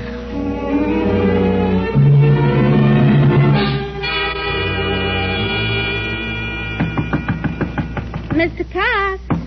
Oh, Mr. Cust. Who is it? It's me, Mr. Cust. I've brought you up a spot of tea. Oh, it's you, Miss Marbury. That was very thoughtful of you. Oh, nonsense. You know Mother dotes on you. Oh. You're her favourite lodger. In fact... Why, Mr. Cust, you're packing your things. You're not leaving us, are you? Oh, no, I'm just taking a little trip over the bank holiday, you know. Now, don't try to deceive me, Mr. Cust. You're embarrassed about owing us, aren't you? No. You needn't be, Mr. Cust. Really, you needn't. Oh, you are a nice girl, Miss Marbury. You really are a nice girl. As a matter of fact, I'm not going just for the bank holiday. I've something rather important, some very important matters to take care of. You know, it's very possible that my mother didn't have me christened Alexander Bonaparte Cust for nothing. Have you got a position, Mr. Cust? Well... What is it? Well... Oh, come, Mr. Cust. You can tell me, can't you? Well, Miss Lily, I can tell you this much. I shall be travelling quite a lot. In fact, where did I leave that ABC railroad guide? Oh, yes, here it is. First stop, Andover. Andover. That's not very far. No, but I must be getting on if I don't want to miss that train.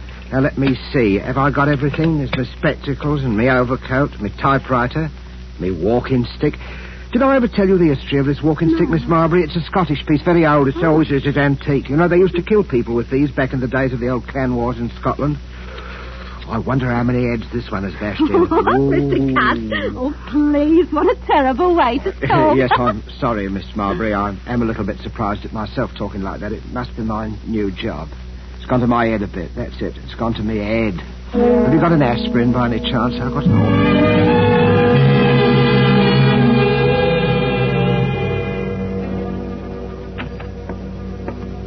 Yes, gentlemen?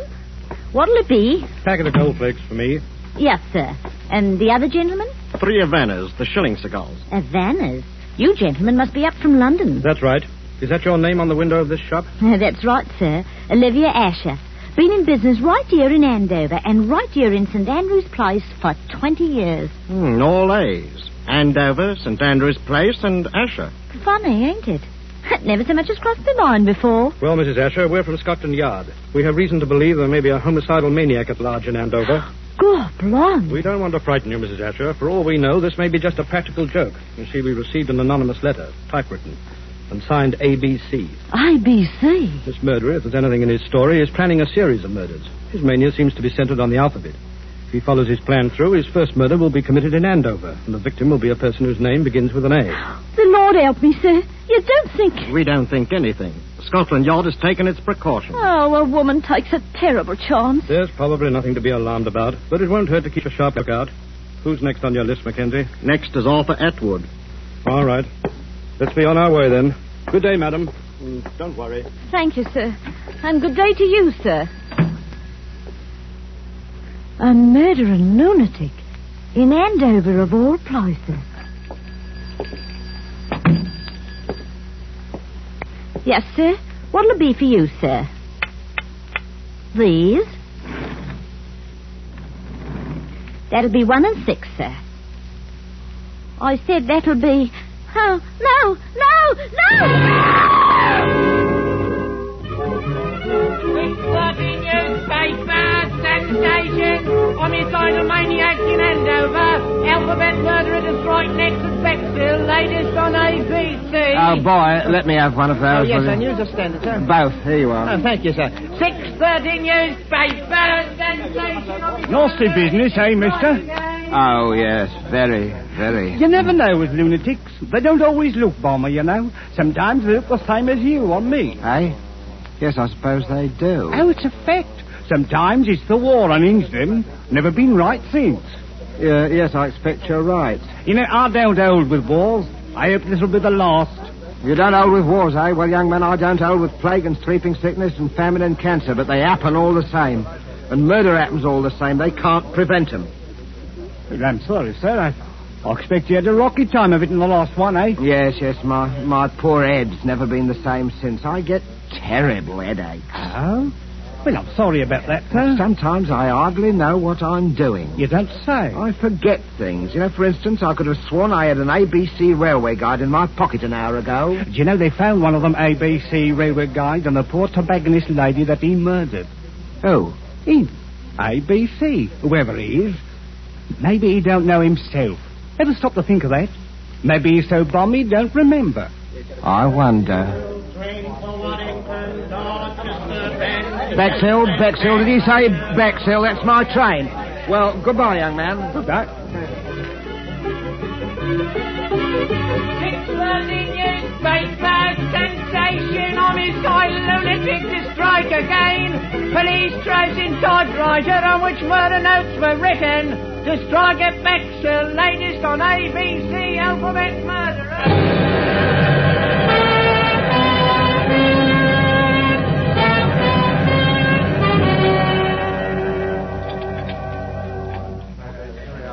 Your order, sir?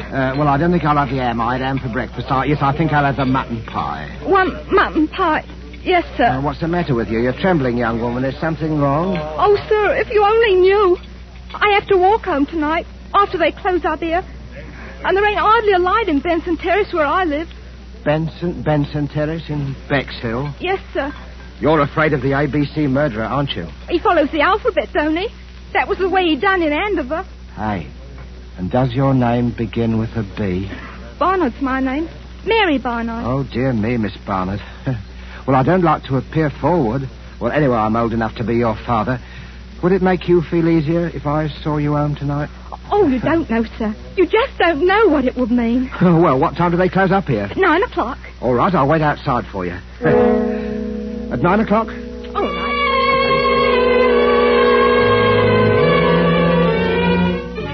Ladies, waitress brutally murdered in Bexhill. ABC strikes again. Here you are, sir. Scotland Yard receives third murder note. Alphabet murderer to strike again in Cheston. Here. Yes, sir. Third class, single, to Cheston.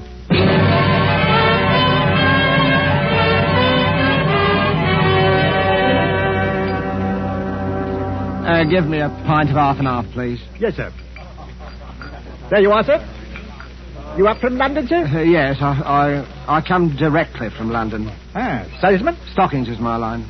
Rough going these days, what with rationing, eh? Well. It isn't my old friend Alexander Bonaparte Cuss. I'm sorry, I'm afraid I don't remember. We met in the library, remember? Oh, in London. yeah. Yes, had quite a talk. Yeah. Franklin Clark, remember? Yes, of course. You'll forgive me, Mr. Clark. My memory, it seems to be getting worse and worse. But you must have come under better times, Mr. Cuss. New briefcase, I see. Nice, bright, new initials. Well, I got a job shortly after I saw you, Mr. Clark, from Ballinger Limited. Stockings. It's my old line, you know. But to tell you the truth, I haven't been doing very well. Oh, those headaches again? Yes, the headaches. And the murders. The murders have upset me something terrible. Oh, why, you're shaking like a leaf, man. No. Hey, Jonathan, a brandy for Mr. Cuss. He Thank needs you, it. sir. The trouble with you, Cuss, is you're inclined to be morbid. I remember that book you were reading the day we met, stuff about epilepsy. Well, it might be epilepsy, mightn't it? What? Well, they discharged me from the army before the war ended. See, I had a kind of a fit, you know. And Never had anything like it again, have you? No, I didn't have a fit again, just the headaches. I forget what happens, hours at a time. Do you know, once I was sitting in a station waiting room and a newsboy came by and I bought a paper from him, and it was all about that first murder in Andover. Oh. It said the police had got another note, another typewritten note, Mr. Clark, and the murderer was going to strike next in Bexhill, and suddenly I realized I was in Bexhill. And I'd been in Andover the day before when the first murder happened. Well, how did you happen to go from Andover to Bexhill? Well, that's the way I'm supposed to go, on my route, selling the stockings. I'm supposed to take the towns alphabetically. Oh, well, then it's not so surprising you should have been in Bexhill after all, is it? Just a coincidence. Well, the waitress in Bexhill there, I walked home with her that night, Mr. Clark, the night she was murdered. Well, good heavens, Cuss, you don't think you killed Mary Barnard, do you? I don't know, Mr. Clark. It said in that book that people who have had epileptic fits often do things and don't remember them. They even commit crimes. I said good night to her, and after that I don't know what happened. The notes, those typewritten notes. Wouldn't you have remembered if you'd written them? I don't know. Well, now, I know a little something about psychology myself, Cuss. And I'd stake everything I own on the fact that the man who wrote those notes was conscious of what he was doing. Do you really think so, Mr. Clark? Positive of it. Now, pull yourself together, man. Incidentally, my sister-in-law lives here in Cheston. My brother is Lord Cameron Clark, and I happen to know she needs some new stockings. Oh. Pop over there in the morning, will you, and show the old girl your line? Oh. Here's the address. Might cheer you up to make a good sale. Oh, I'm sure it would, Mr. Clark. I'm sure it would. Well, good night, Mr. Clark, and thank you again for all your kindness. Good I'm night. sure, sir. Good night. Oh, wait a minute. You've forgotten something again. Oh, dear me, that's my typewriter. I shall certainly need that. Oh? Well, it's to type up my report to the Home Office in case I should make that sale tomorrow. Oh, of course. Oh, yes. By the way, Cuss, better watch out. Somebody in Cheston is going to be murdered tomorrow. Aye. Old ABC is up to the letter C, you know, and your name is Cuss. Huh? Oh, I say, good heavens. Mine is Clark.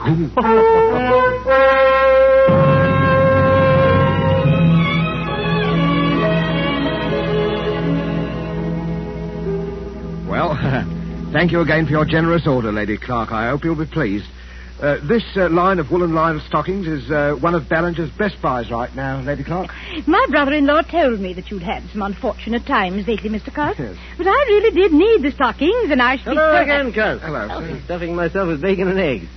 Make a sale, old boy? Oh, yes, Mr. Clark. Thank you very much. Good, good. Louise is filthy with money, and her ladyship's legs are in constant need of recovering. Oh, I wouldn't say that. Yes, really. She wanted the stockings. Well, thank you very much, my lady. I hope I shall have the privilege of serving you again next year. Goodbye, Mr. Cust, and good luck. Cheerio, Cust. Such a nice little man, Franklin. He's a bit off his nut, I'm afraid. Last night he tried to convince me that he was the ABC murderer. His initials, you know. He has minor lapses of memory. That little man a murderer? Oh, really, Franklin? Good Lord, what was that? Well, the maid. Where's that girl? What's going on? In the master's bedroom, milady. You better go with her, Mr. Franklin. Brothers, whatever are you doing here? Oh, milady, the master, Lord Clark, has been murdered. Stabbed with a knife. He's all over blood. Murder? Oh. Good heavens. Why, look there on the floor. A railway guide, an ABC. Take me out of here, Franklin. Oh, Louise, I'm sorry you had to see this. Oh, Cameron. My poor Cameron. Who never made an enemy in his life. The man who did this was a maniac. And I'm afraid I know who he is. He always carried a walking stick with a heavy carved handle. That's how the other murders were committed, with a heavy stick. But he wasn't carrying his stick today. Must have grabbed a knife up there somewhere to kill Cameron with. But when? Were you with him every minute? Well, I went upstairs to get my checkbook. It took me a little while to find it. That gave Cust his opening. Oh, to think that all that time. Oh, no. No, I'll never forgive myself, Franklin. No, none of that now, Louise. The important thing now is to stop him before he can commit another murder. But what are you going to do, Franklin? I'm going to the police and see if they'll let me help. Let's have a look at this ABC railway guide he left beside poor Cameron. Look here. All checked. See there? Andover, Bexhill, Churston. Each with a check mark after it. Oh. Where's the next one? See? See London. He's through with ABC, he's gone home, and I'm going after him.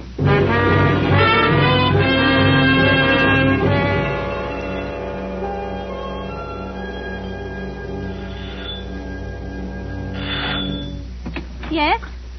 Well, Mr. Cust, come in. Whatever kept you away so long? Miss Lily, I've got to talk to you alone. Oh, well, I'll go up with you. I want to show you the new curtains I put up in your room anyway. Oh, you are a nice girl, Miss Lily, really are a nice let me girl. carry one of these, Mr. Cust, the typewriter. No, I'll carry my own things, thank you. Oh, Mr. Cust, you're trembling. Oh, dear, you do look a fright. Look, I'm going to straight and get you a hot foot bath. No, not now, please, not now, Miss Lily. There's no time for it. What is it, Mr. Cust? Close the door and lock it. Are you in some trouble, Mr. Cust? I'm in terrible trouble, Miss Lily.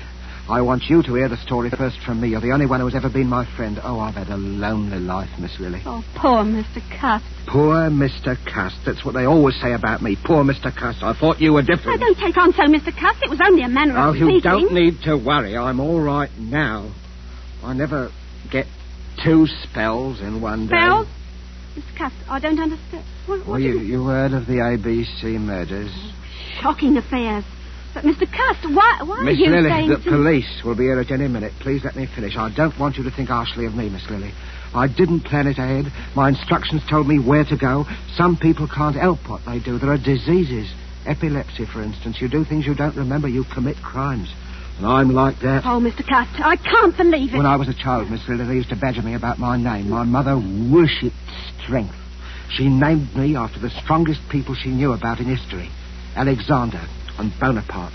But nobody ever called me by those names. They called me ABC. ABC. I used to dream I was boiling in a kettle of alphabet soup.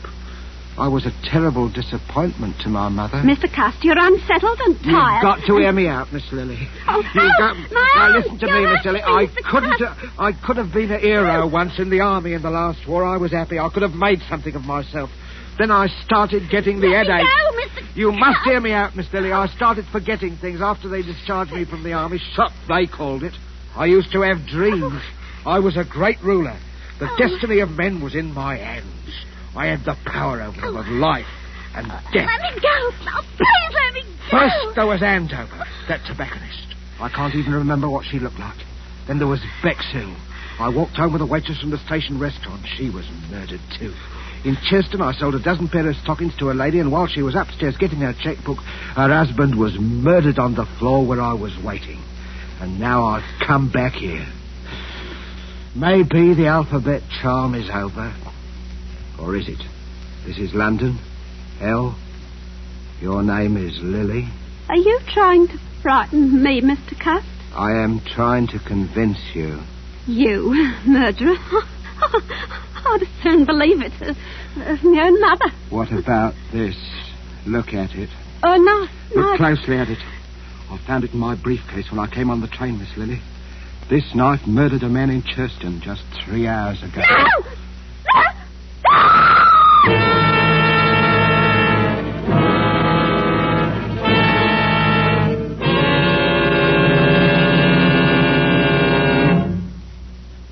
There, Miss Marbury, don't take on so. He's all handcuffed pretty as you please in the next room. But he was such a nice man. I still can't hardly believe it. Is this the knife he threatened you with, Miss Marbury? Yes. We just got here in the nick of time, eh, Chrome? Hey, that's a wicked-looking knife. It's the Churston murder knife right enough, Mr. Clark. No doubt of it. Well, let's take inventory. Typewriter. Checks with the murder notes. Walking stick. Same markings as on the heads of the first victims. And the psychiatrist's report says the murders were premeditated and the notes could not possibly have been written except by a person who was conscious and in his right mind. Well, that breaks down any idea Cust may have had of entering an insanity plea. Right. I think he'll sign the confession without any difficulty. Bring him in. Bring the prisoner in. Well, Cust, are you ready to sign your confession? I don't know, Inspector. A moment ago I was certain I must have done it. But why? That's what worries me. Why? Mr. Clark, why do you think I did it? You're wasting valuable time, Cust. I don't care why you did it. You killed my brother and I want to see you hang for it. I don't care how balmy you are. You ought to be ashamed of yourself, talking to our Mr. Cust in that bloodthirsty manner. I don't know what's getting into the gentry, I'm sure. He tried to murder you, didn't he? Well, he couldn't help himself, poor thing. He's been terribly upset of late. You are a nice girl, Miss Lily. You are a nice girl, really. The murders were willful and premeditated. They couldn't have been premeditated, Mr. Clark. Why do you say that, Cust? Well, because I didn't go to any of those places of my own choice. I had my instructions from Bellinger's Limited. And those instructions were sent to me after the police got the warnings of the murders that were printed in the papers. There never were any such instructions. We ransacked all your things, Cust. There wasn't any letter of instructions, was there, Inspector? No. Oh, yes, there was. All right, we'll ring up Ballinger's. May I use your telephone, Miss Marbury? Why, certainly, Inspector. The number is Regent 3313, Inspector.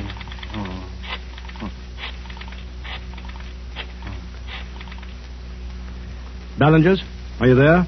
Put me on to personnel. Oh, Mac, start packing those exhibits, will you? All right, sir. Crome speaking, Scotland Yard. But what day did you employ a commercial traveller named Alexander Bonaparte Cust? No, Cust. A.B. Cust. Initials A.B.C. Yes. Never employed by you. You're absolutely certain? Did you send a man to Andover or Bexhill last week? Not on your route. Thank you. That's all I wanted to know. Too bad, Cust. I guess this knocks out your last ghost of a chance, doesn't it? No, Mr. Clark. Because, you see, the instructions were in a letter, and that letter is right in this room. Well, let's have a look. Come on, Mackenzie, give me a hand. Let's go through these things again. It won't do you any good to look there, Mr. Clark. I have the letter. Would you like to see it, Mr. Crome? It's here. Well, I'll be... Where did you get that? It wasn't on him, Inspector. I'll swear to that. Where did you have this hidden? Well, Inspector, it isn't generally known, but I do wear a small hairpiece. Not out of vanity, mind you. I find it necessary for the business. Let's see that letter. Oh, gladly. Dear Mr. Cust, enclosed find advance. Typewriter is being posted today. You will... What a lot of nonsense, Inspector. Look at the typeface of that letter. It's obviously written on Cust's typewriter. Yes, that's right, Mr. Clark. And the man who wrote that letter was the murderer. Cool as you like, he sent the typewriter to me and instructions on one of Ballinger's letterheads and the money and everything else. What kind of stunt are you trying to pull here, Cust? No stunt. It's just that when you made that telephone call, Inspector, and Ballinger said I'd never worked for them, I knew that the typewriter must have been sent to me by the murderer. And the more I thought about it, the more it seemed to me that the murderer must be Mr. Clark. What? Why, this is too utterly fantastic, Inspector. Really, Well, the murderer would have to add to know something about me. Something I'd never confided to anyone but to Mr. Clark about my headaches. I'd been reading a book in the public library, Inspector, a book on epilepsy, and it seemed to me that what I suffered during the last war might have been epilepsy. And it was on my mind, see? It said that epileptics might commit crimes and not remember them under certain conditions. Without that to go on, the murderer couldn't possibly have pinned the crime on me. That works two ways, Cust. You might have told me that story deliberately, just so you could cook up this story now. Well, I couldn't cook up your fingerprints, Mr. Clark. And I'll wager anything your fingerprints are on that letter. Oh, come now, really. Well, that's easily settled. We can do it right here. Won't take a moment. Take a set of Mr. Clark's fingerprints, Mackenzie. You examine the prints in the letter meantime. Right, Inspector. Just press your fingers down firmly on this ink pad, Mr. Clark. What is it, Mr. Clark? It's quite simple, really. Yes, it's so simple it isn't even necessary. I'm afraid this is necessary, Mr. Clark. Only a matter of routine, you know. But I tell you it isn't necessary because Cust is right.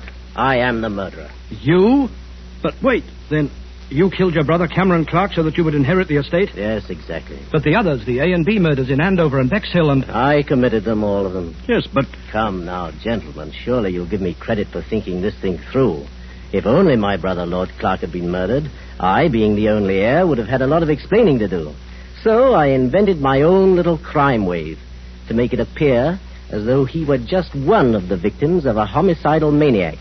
And I must say, it almost came off, thanks to the unknowing cooperation of Mr. Cust here. Thank you just the same, Mr. Cust. You're very welcome. Oh, Mr. Cust, I knew you couldn't be a murderer, not really. Oh, you are a nice girl, Miss Lily. Really, you are a About nice those girl. headaches, Mr. Cust, why don't you go to an oculist? Those headaches, maybe you just need a new pair of glasses. I think I'll do that, Miss Lily. Good. Do you really think... Of course, I'll wager that's what's been the trouble with me all along. You know, you need glasses. someone to take care of you. Oh, I do, Miss Lily. I do, really. If only you... Oh, but no, you couldn't ever think... What, Mr. Cust? Well, I mean, Miss Lily, I was just thinking it would be really too much to ask anyone. Mrs. Alexander Bonaparte Cust. But when we're married, please don't wear that toupee. It's very conspicuous. Oh, you are a nice girl, Miss Lily. Really, you are. I do hope people won't call you Mrs. ABC.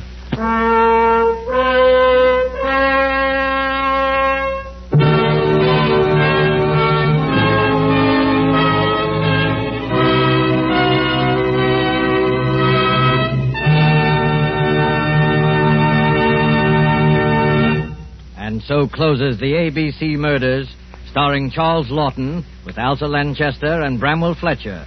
Tonight's tale of Suspense. This is your narrator, the Man in Black, who conveys to you Columbia's invitation to spend this half hour in suspense with us again next Tuesday, when Agnes Moorehead will return to our stage as star of the suspense play called She Overheard Murder Speaking.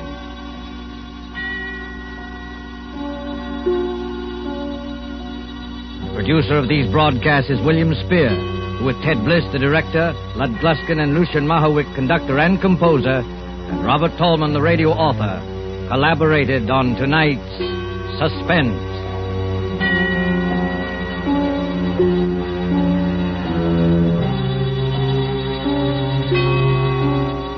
This is the Columbia Broadcasting System.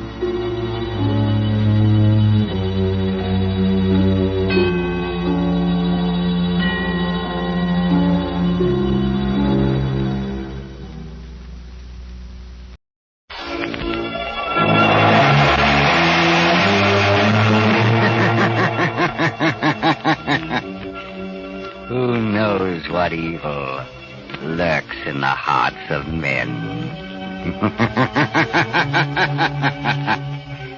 The shadow knows.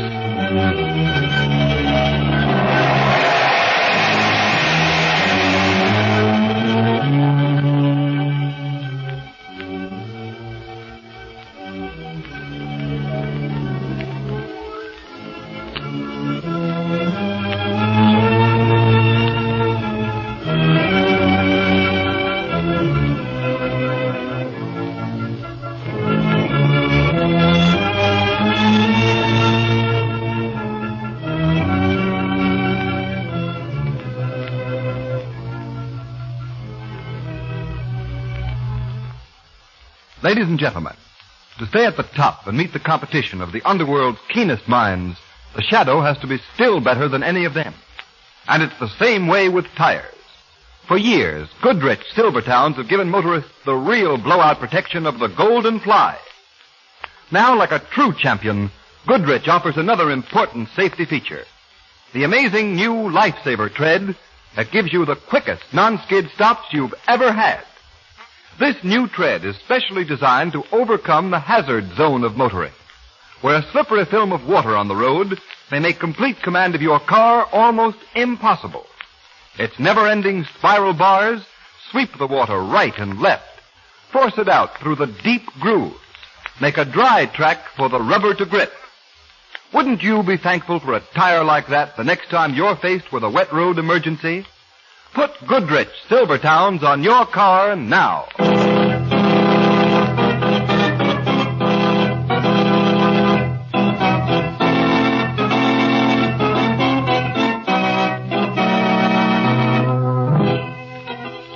The Shadow, Lamont Cranston, a man of wealth, a student of science, and a master of other people's minds, devotes his life to righting wrongs, protecting the innocent, and punishing the guilty. Cranston is known to the underworld as the Shadow. Never seen, only heard. His true identity is known only to his constant friend and aide, Margot Lane. Today's story, Murder on Approval.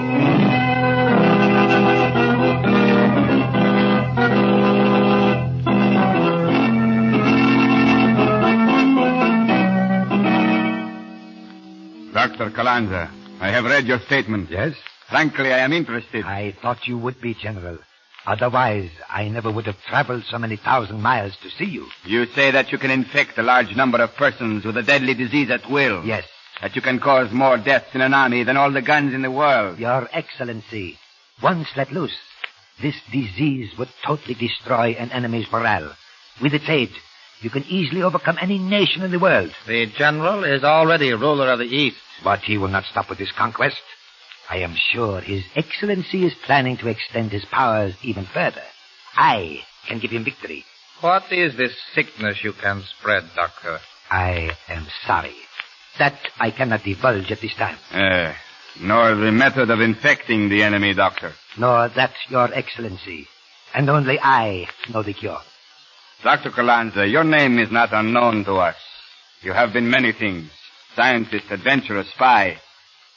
But you've not always been successful. No. General, may I suggest that you let me try an experiment on troops of your own choosing? Troops? I cannot sacrifice my men. If your disease is fatal... Not on your own soldiers, sir. But why not those of some other power? That is an idea. Soldiers of some country you would be glad to humiliate and hurt. Perhaps even invade. But we are not at war at the present time, Doctor. Does that matter? General, pick any spot in the world, any well-guarded garrison, and in 2 months, I shall have wiped out that garrison. Choose the spot for my experiment. But perhaps it would be better to choose some country you are interested in, yes? I see. Yes. All right. We will select your guinea pig. Captain, the map. Yes, General. Here's the map. Calanza, do you know this spot on the coast of the United States? No. But that does not matter. It is one of their army bases. A splendid choice, General. It is well guarded, Doctor. All the better to prove my point. I will leave for America at once. In a short time, many American soldiers will die in their barracks. Then, if you wish me to destroy the whole army of the United States, I can do it for you. Good. Captain, you will make the arrangements with the good doctor, please. To purchase his little methods for murder on approval.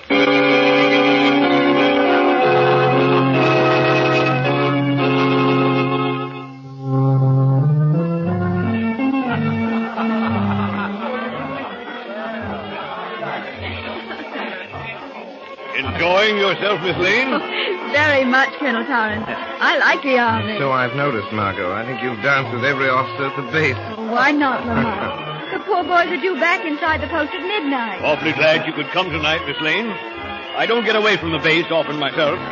You'd be surprised at the trouble a couple of thousand men can manage to get into. Trouble, Colonel? Yes, if it isn't one thing, it's another. Yesterday, what should crop up but some new-fangled disease? Oh, a new disease? Nothing serious, I hope. Is it catching? Well, nobody seems to know much about it. Fortunately, there are only a couple of cases. Dr. Harris isolated the sick men immediately, so the rest of us should be safe enough. Have I met Dr. Harris, Colonel? I think so. He's around someplace with a foreign doctor. Yes, the stocky, red-faced officer coming this way. Oh, yes, I see him. Harris promised to introduce his guest. Evening, Dr. Harris. Good evening, sir. Miss Lane, Dr. Nicholas Harris. How do you do? We met at dinner, Doctor. Oh, yes, Mr. Cranston. Colonel, may I present my friend, Dr. Gregor Kalanza? You're welcome, Dr. Kalanza. Thank you kindly. Well, Lamont, shall we dance? I'd love it, Margot. Will you excuse us, gentlemen? Certainly. Well, how are those boys in the hospital, Doctor? Well, they seemed a little better when I left, sir. Good. Get him to tell you about that, Dr. Kalanza. A couple of soldiers have caught some strange disease. Really? Yes, seems so. They're pretty sick, too. Oh, sorry, my wife is looking for me. I'll see you later. Yes. That's quite amusing. What? You are to tell me about this strange new disease. Not so loud. Oh, nonsense. There's nothing to fear. No one knows anything about us, Harris. Unless you have done some talking. Is it likely I'd go around telling people that I was betraying my country? You are being well paid. I know, but... Nothing can happen, Harris. The disease is unknown. It strikes very quickly. And it is fatal within a week. I'd no idea when we started that I was handling such powerful germs. That's why I insisted on shooting antitoxin into you. Without it, we would both get the disease. No, I wish it were over. Oh, don't worry. In a few days it will be.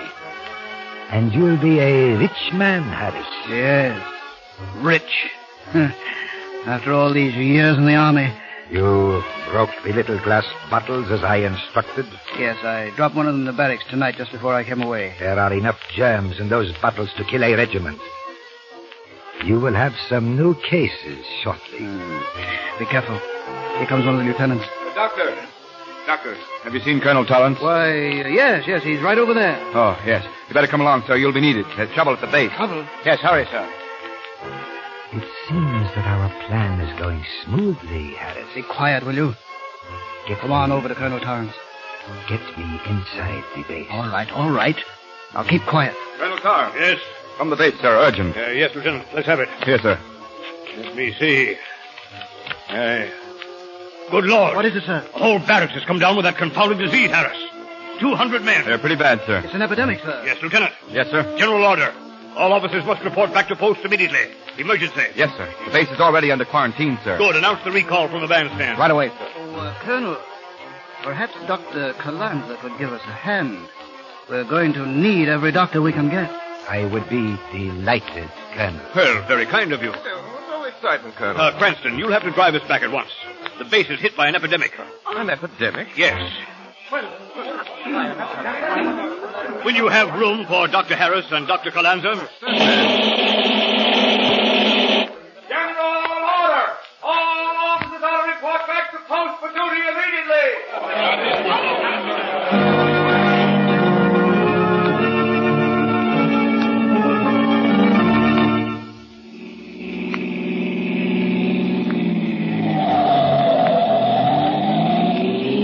Faster, Margot, faster. The Colonel's in a hurry. The car's going as fast as it can, Lamont. Yes, we'll be there in a minute, Cranston. Dr. Harris. Yes?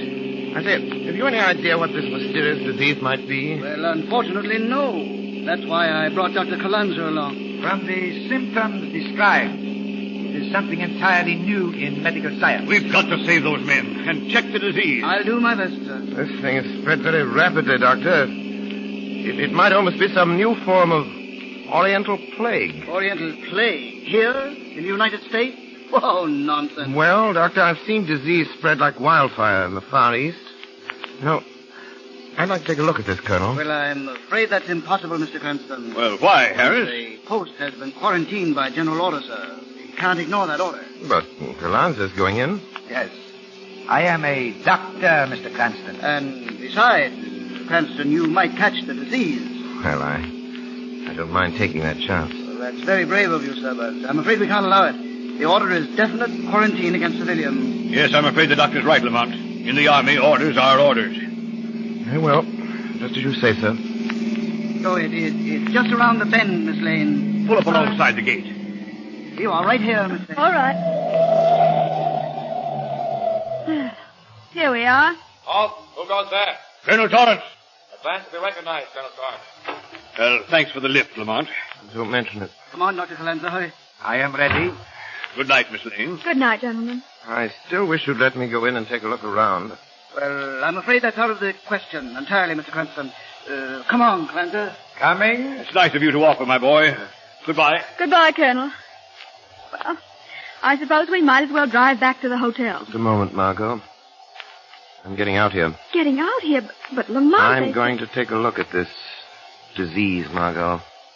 There was a queer look on Calanza's face when I mentioned it might have an oriental origin. Yes, but the sentries won't let you in, Lamont. The place is quarantined. Well, I'll have a very hard time quarantining a shadow. Lamont, you mean you're going in there as the shadow? Yes, Margot.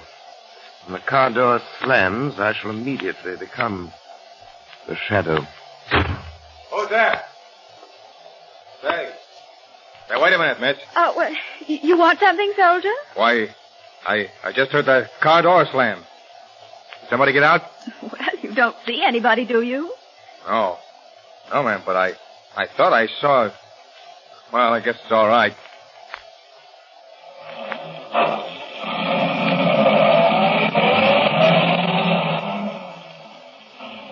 That's kind of funny. Hey, Joe! Yeah? I could have sworn I saw somebody get out of that car. Anybody go through the gate? Hey, there's enough floodlights here to light up the entire army. I didn't see a soul. I don't know. I thought I saw a man, and then just like that, there wasn't anybody there. You must be getting punchy.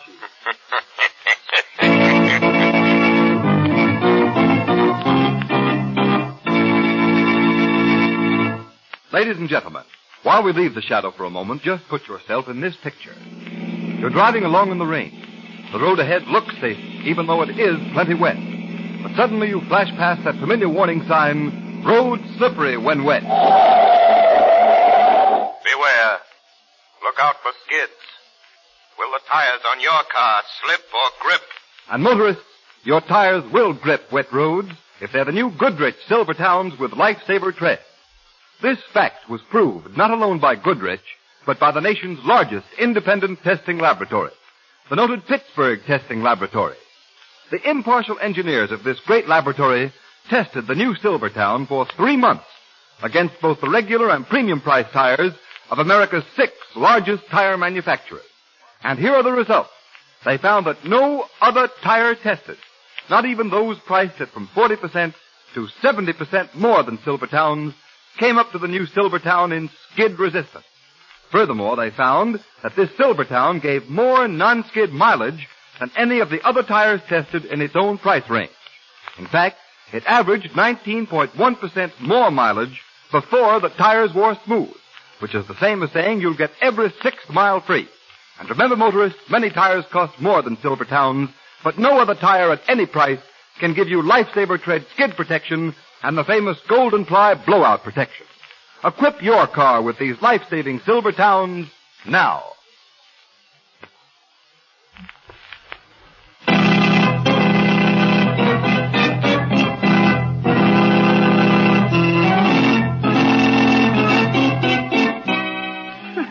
Broken glass.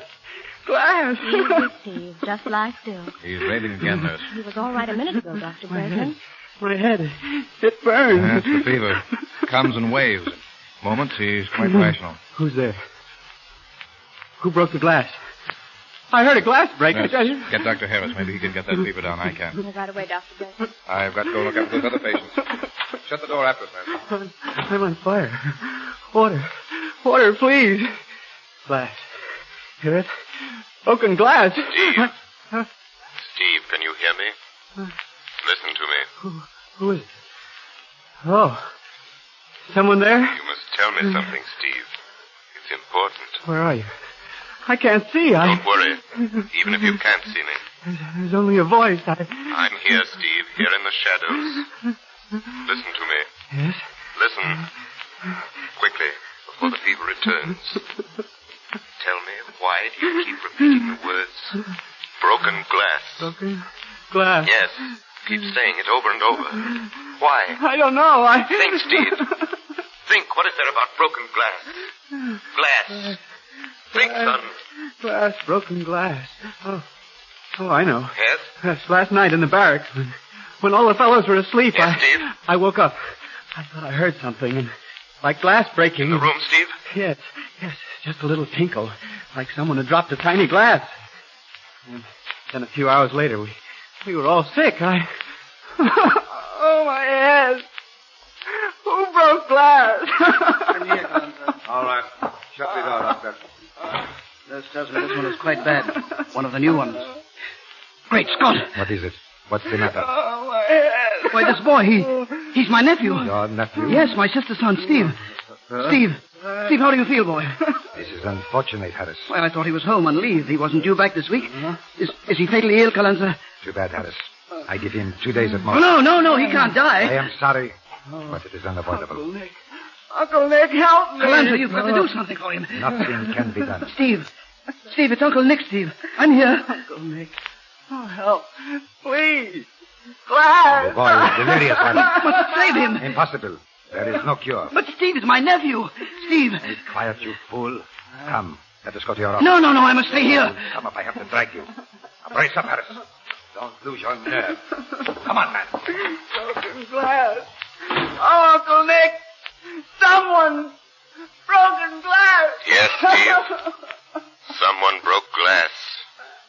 And I mean to learn just what your Uncle Nick had to do with it. He and Gregor Calanza.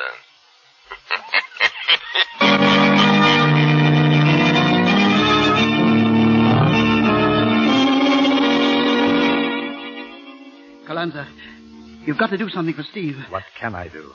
I told you the disease was fatal. But I don't care about the others. Steve's different. He's my sister's son. So you said. I am sorry. Calanza, tell me, isn't there some sort of serum? No. But you gave me antitoxin. That was to prevent your catching the fever. It is different. Your nephew is already infected. There is no hope now. There's got to be. Harris, pull yourself together. You are being well paid. I know, but money won't give Steve back to my sister. I told you I was sorry. But there is nothing to be done. Nothing. I am going back to the wards. The progress of the disease is very interesting. Oh, don't be so callous. I am a scientist, Harris. Now get hold of yourself, man. Remember, a soldier died this morning. It is murder now. Murder? Yes. And death is the penalty for that. So you'd better keep quiet about it. I will see you later. Calanza! Later. Oh, Steve. Steve. Weeping won't help Steve, Dr. Harris. Eh? Who spoke? Who's there? The shadow. Your nephew is dying, Dr. Harris. Who are you? Where are you? I am here, although you cannot see me, Dr. Harris. What do you want with me? You and Gregor Calanza are responsible for this disease. No, you're wrong. I don't know anything about it. You cannot lie to the shadow, Doctor. I tell you, I know nothing. Then your nephew dies, Doctor. Dies horribly. Oh, stop it, will you? Stop it! The voice of the shadow is never silent when there is evil. I won't talk to you. I won't talk to you. I'm getting out of here. You cannot escape from the shadow. Leave me alone. We shall meet again, Dr. Harris. And then...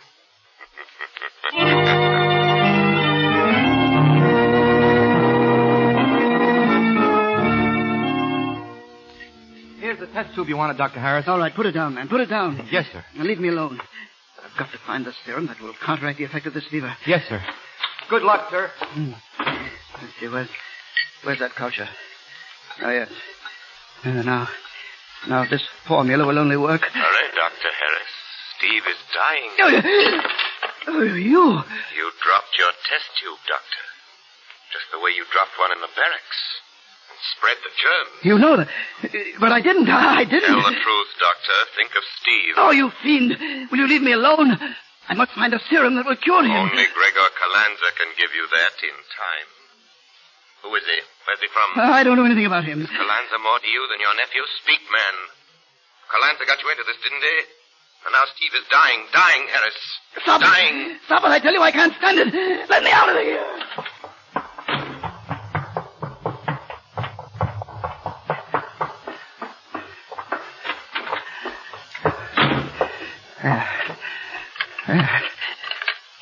Safe in my room. Now, wait, I must lock the door. Locked and bolted. Now we can't get in. That voice, coming from nowhere, always in my ears. Oh, I'm going crazy. Where's my bag? I've got to get away. And leave Steve dead behind you, Doctor? How did you get in here? I'm with you all the time, Doctor. Oh, please. Go away. Please leave me in peace. There is no peace, Doctor, for a man who will let his nephew die in agony. Oh, I'd save him if I could. Believe me, but I don't know how. Alonzo knows. But he says there's no cure. Did you believe him? He had an antitoxin, didn't he? Perhaps he has a serum that will cure the disease once it is developed. But he told me... He got you into this crime, didn't he? Yes. Yes, he promised me wealth.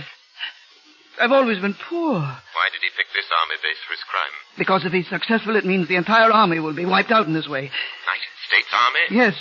This disease would wipe out whole armies. Then invasion would be a simple matter. But you can't isolate the germ. There's no cure. There must be a cure. Calanza would have one. But he says there is none. There must be. Make him tell you what it is. Otherwise, your nephew dies. But I can't help him. Or this country either. Steve is dying, and you're afraid to cross the one man who might cure him. What is Calanza compared to your sister's son? He got you into this. Make him help you. All right. All right, yes. Yes, I will. But hurry. He's out there now, watching the soldiers die. Watching Steve and the other men he's poisoned. And enjoying it, Harris.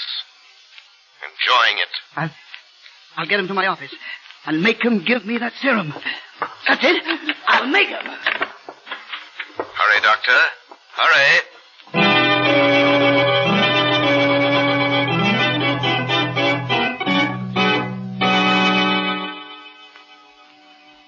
This way, Colonel Torrance. Tell me, who are you? I am known as the Shadow, Colonel. Please do not waste more time in wondering that you cannot see me. I told you I could clear up the mystery of this epidemic. I'll keep my promise, sir. Just step in here, please. All right. Wait a minute. This is Dr. Harris' office. Yes. You'll know the whole story in a few moments, Colonel. Get behind the screen, please. Don't move until I give the word. Here they come. Come in here, Calanza. Harris, have you lost your mind? Maybe. Dragging me out of the wards like that. You must be mad. Now, you'd be crazy, too. If that thing followed you around all day. That thing? What are you talking about? A voice, Calanza. A voice. Something that you can't see.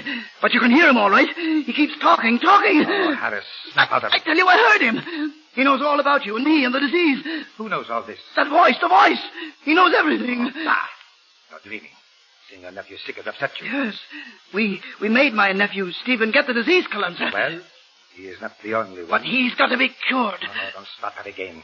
There isn't any cure. You're lying. Harris, don't be a fool. I can't afford Then to. there is a serum that will cure the disease. Well, what if there is? I am not wasting it on your precious nephew. Oh, yes, you are. Harris, put down that gun. You listen to me, Calanza. Either you give me the formula for that serum or I'll kill you. I mean it. The formula is worth a fortune, Harris. It will make us both rich. If you will only use your head. Never mind the talk. Don't try reaching for your gun either. I'm watching you. The formula for the serum, quick. All right. Where is it? In my pocket. It never leaves my wallet. Give it to me. Oh, just a minute. Here. Take it. Thanks.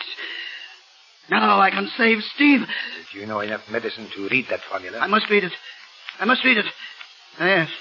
Yes, it's plain enough. I can make this serum. Look. It says you take... This is Harris, you fool.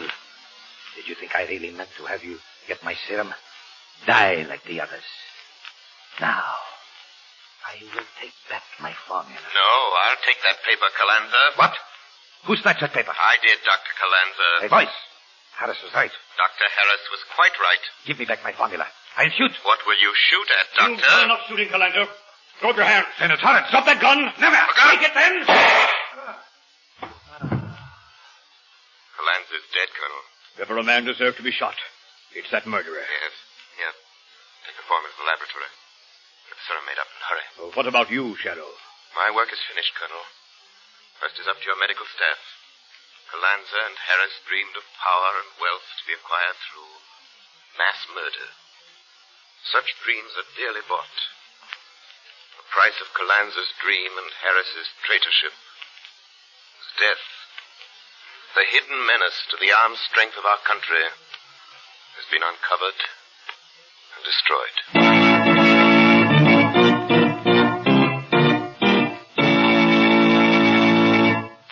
You have been listening to a dramatized version of one of the many copyrighted stories which appear in the Shadow magazine, now on sale at your local newsstand.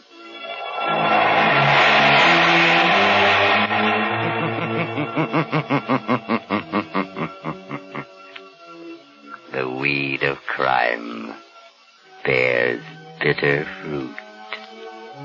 Crime does not pay. The Shadow knows.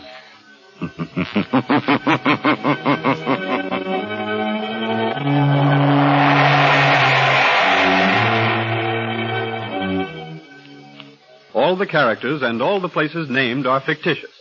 Any similarity to persons living or dead is purely coincidental.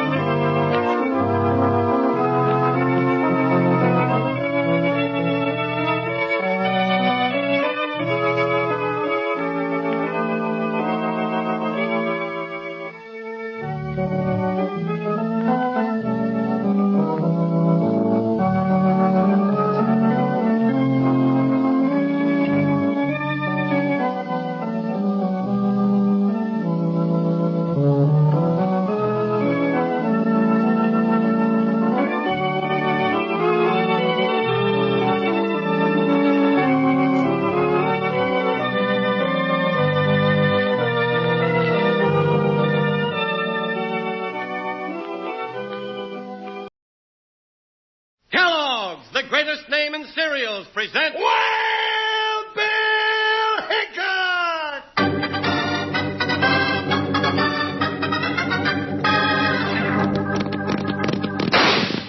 Hi, you folks, hold on to your hats and pass those Kellogg Sugar Pops, 'cause here comes Guy Madison as Wild Bill Hickok and his pal Jingles, which is me, Andy Devine. We got another rootin' tootin' Wild Bill Hickok adventure story for you from the cereal you can eat out of the bowl or out of the box. The cereal with the sweetening already on it, Kellogg's Sugar Pops! Today, Kellogg's Sugar Pops, the cereal with the sweetening already on it, brings you Wild Bill Hickok, transcribed in Hollywood and starring Guy Madison as Wild Bill and Andy Devine as his pal Jingles. In just 30 seconds, you'll hear the exciting story, Old Red's Revenge. Say, Wranglers, do you know what I think's a mighty wonderful thing about Kellogg's Sugar Corn Pops? It's the fact that you can eat them two different ways, depending on how you feel at the moment. Eat Kellogg's Sugar Corn Pops for a big hearty breakfast with milk or cream, or reach right in the box and eat them like a snack. With Kellogg's Sugar Pops, you don't even need sugar because the sweetening's already on them. Ask Mom to load the chuck wagon with Kellogg's Sugar Corn Pops. They're sugar sweet and delicious. Crispy and crunchy, too. Now let's join Wild Bill and Jingles.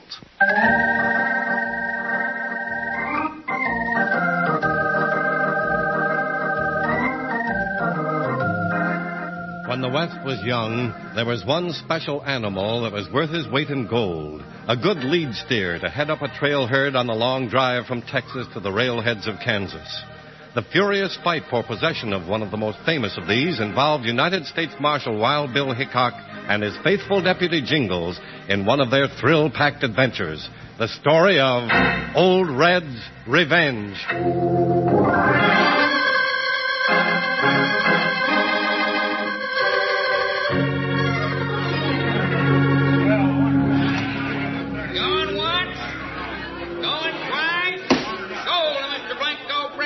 Bill, that That's the whole kit and caboodle of Colonel Harpen's stock bought by Blanco Brennan. That's right, Jingles, and he bought them at 10 cents on the dollar. Now, gents, here comes the big climax of this auction.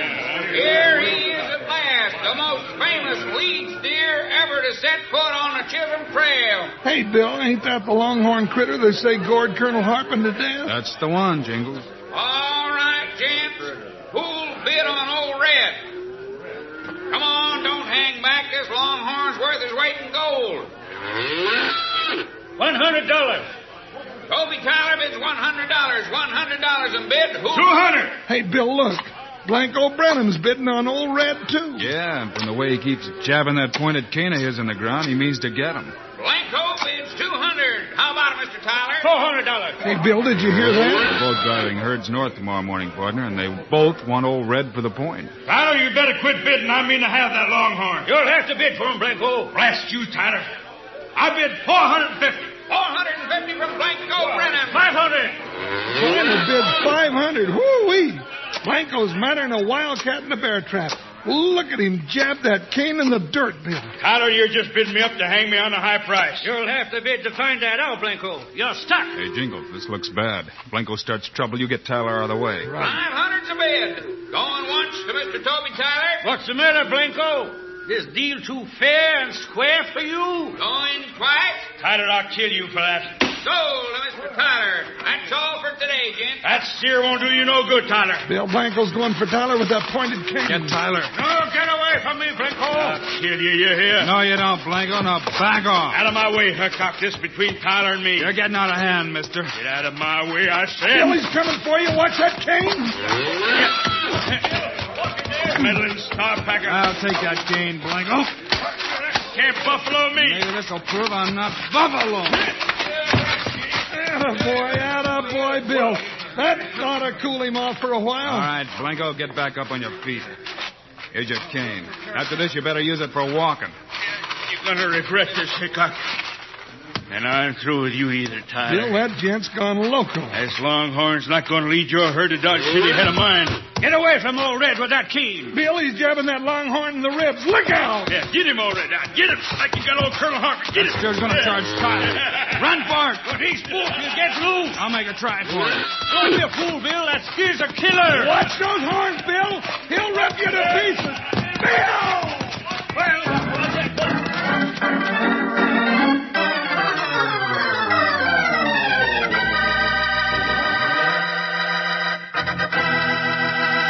Wranglers, you've heard about mesquite trees, but did you know how important they are to cowboys? Well, cowboys use mesquite wood for campfires and the branches for corrals and fences. The mesquite tree is sort of what you'd call a double-use tree. Just like Kellogg's Sugar Corn Pops are what we call a double-use cereal. You can eat them out of the bowl with milk or cream on top, or you can eat them straight out of the box like a candy snack. Either way, Kellogg's Sugar Corn Pops are tasty, delicious, puffed-up corn morsels. Because the sweetening's already on them. That's right.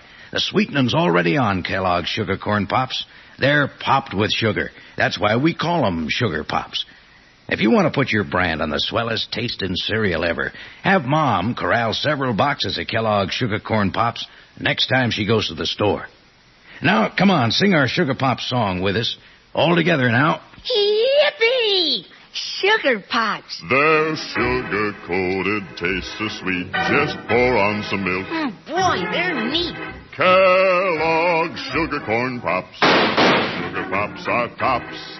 Now Sugar Pops, you know are sweet. But cowboys know there's an extra treat. Right out of the box, take a handful out, pop 'em into your mouth as you run about.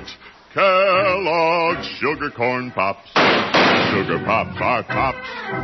Remember, Wranglers, Kellogg's Sugar Corn Pops are the double-use cereal. Eat 'em out of the bowl with milk or cream or out of the box for a snack.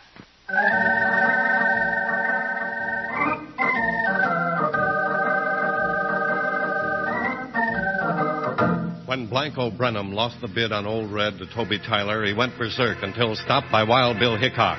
Then, still blind mad, he goaded Old Red into stampeding.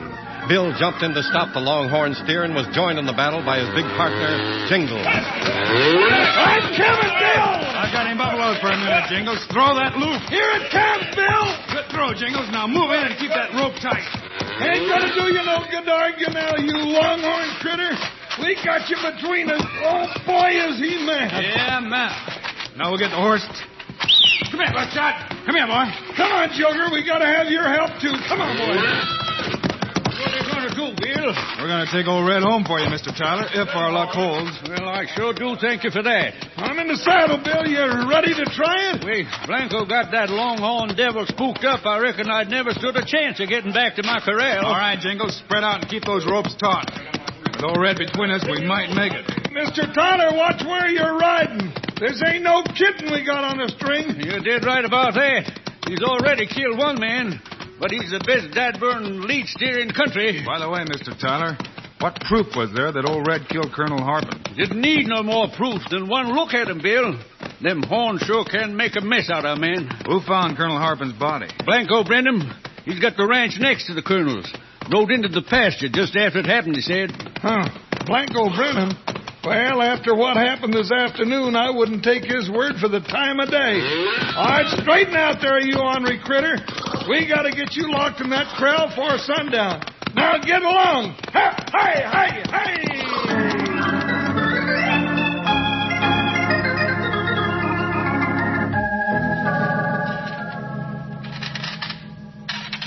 Sure was mighty nice of you to ask us to stay the night, Mr. Tyler. Yeah, it sure was. Whew, after that big supper, I doubt if we'd have made it back to town anyway.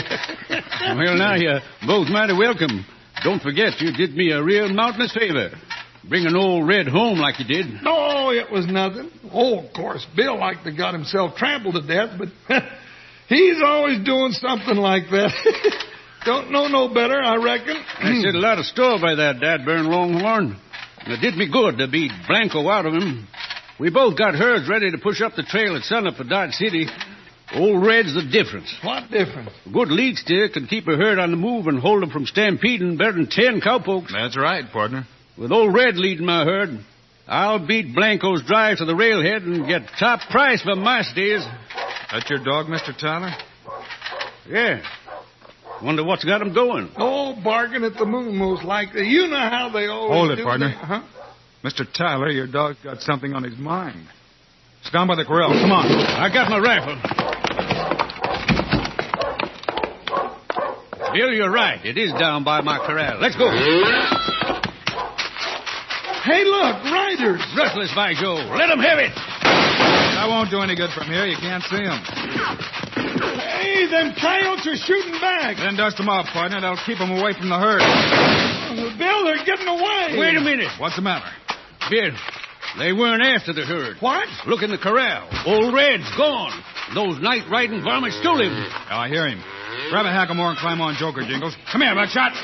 But our saddles are in the barn, Bill. Then we'll ride him bareback. Steady, Buckshot. You'll never catch him, Bill. Maybe not, but we're going to make a try for old Red. Hi, Buckshot. Hi. Hey, Bill, wait for me.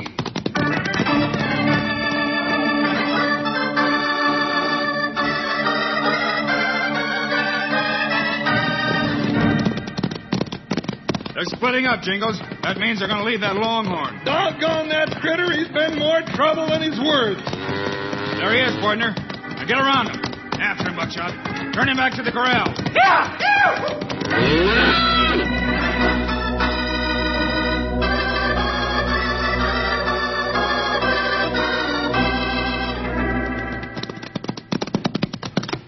That's it, Bill. We got him almost home again. Look at that critter run. Yeah, he sure covers the ground all right.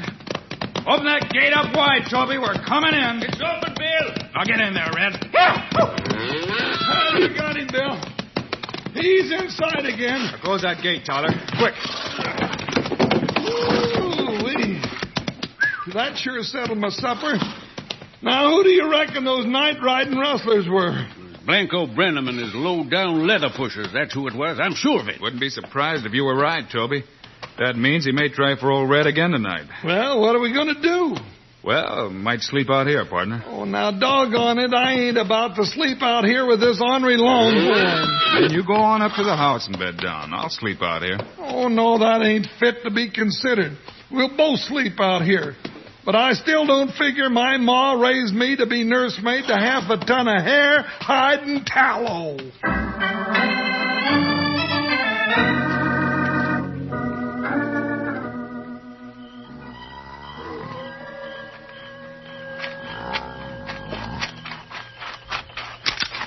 All right, hold it right there. Don't shoot. I'm the sheriff. Well, Sheriff, what brings you out in the night? I come for you, Mr. Hickok. Who's snoring? Well, that's my partner, Jingles. Hey, Jingles. Jingles, wake up. We got company. Company, where are they? I'll blast them loose from their boots. Take it easy, Jingles. Take it easy. It's only the sheriff. Oh, the sheriff. Oh, howdy, Sheriff. Oh, must have dropped off for a nap. Yeah, from the way you were snoring, it must have been a long drop. Mr. Hickok, I found out something at the Harpin Ranch house I thought you ought to see. Colonel Harpin's ranch? That's right. I'd sure like for you to go back there with me right now. But we got to guard Old Red. Well, Toby Tyler's up, coming down here to do that. Old Red ain't half as important as what I'm talking about. Hey? Just what are you talking about, Sheriff? Yeah. I'm talking about a killing, Hickok. What I saw is what I think I saw. I got proof that Old Red didn't kill Colonel Harpin. The colonel was murdered. Murdered? If that's the case, Sheriff, we're riding with you. Come on, partner, let's go get the horses.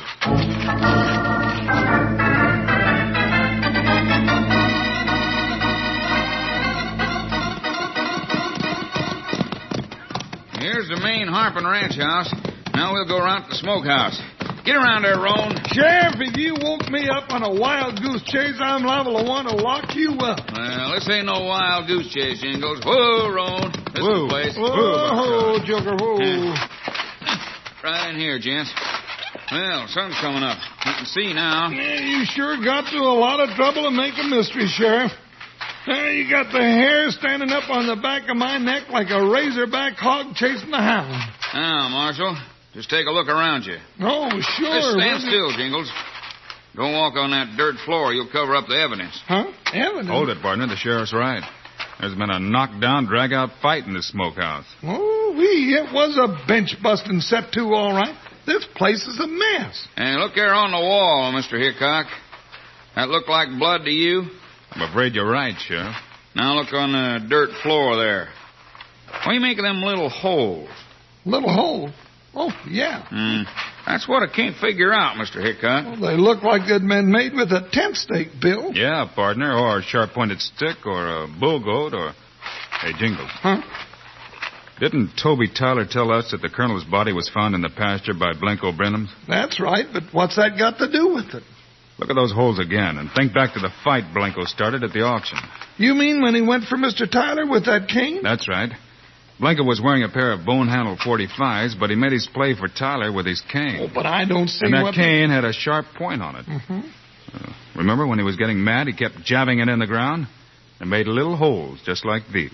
Bill, are you saying that Blanco killed Colonel Harpin? But they was next-door neighbors, Hickok. Sure. And Blanco bought all the colonel's stock real cheap.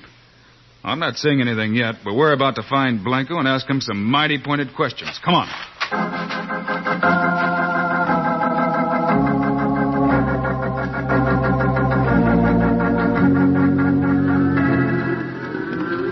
Get on there, you lazy critters. I'll blast your moolah. Hey, Blanco. You're asking for trouble. You can't hurry them critters.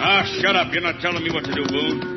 These are my cows, and I got to get them to Dodge City before Toby Tyler drives his in. Yeah, I know, but if you keep prodding those lead steers with that sharp cane of yours, you're going to spook them into a stampede, and you'll never get them to Dodge City. I know what I'm doing. Yeah, I reckon. If I was you, I'd throw that cane away. You've been working at overtime already. What do you mean by that? You ain't forgot about tangling with Wild Bill Hickok yesterday, have you? Hickok don't scare me. No, well, he might. He just happened to stumble onto anything that'd lead him to old Colonel Harpin's smokehouse. You threatening to tell him, Boone? I don't reckon so. Well, it wouldn't be healthy. You could get lost in a stampede mighty easy. I'm real careful about my health, Blanco. And Hickok ain't likely to be looking for me. Well, if he comes looking for me, it's going to be his last hunting trip. Hadn't been for him, I'd have had Old Red leading this drive. Running the point of this cane through Wild Bill Hickok would be a pleasure.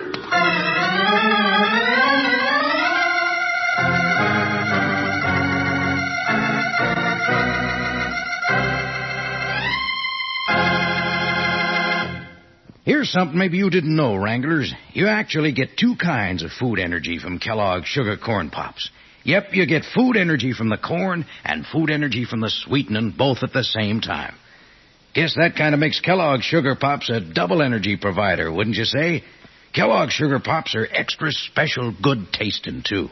Pour yourself a big heaping bowl full of Kellogg's Sugar Pops for breakfast, then add a little milk or cream and dig into the best tasting cereal ever. You don't need to add sugar because the sweetening's already on Kellogg's Sugar Corn Pops. Out of the bowl or out of the box like a snack, Kellogg's Sugar Pops are tops. So come on, sing our Kellogg's Sugar Corn Pops song. Yippee! Sugar Pops. They're sugar-coated, taste so sweet. Just pour on some milk. Boy, they're neat. Kellogg's Sugar Corn Pops. Sugar Pops are tops.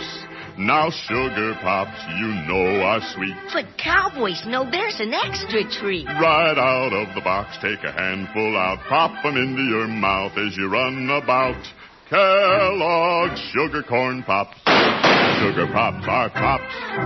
Remember this, Wranglers. Your mom will be glad to round up several boxes of Kellogg's Sugar Pops.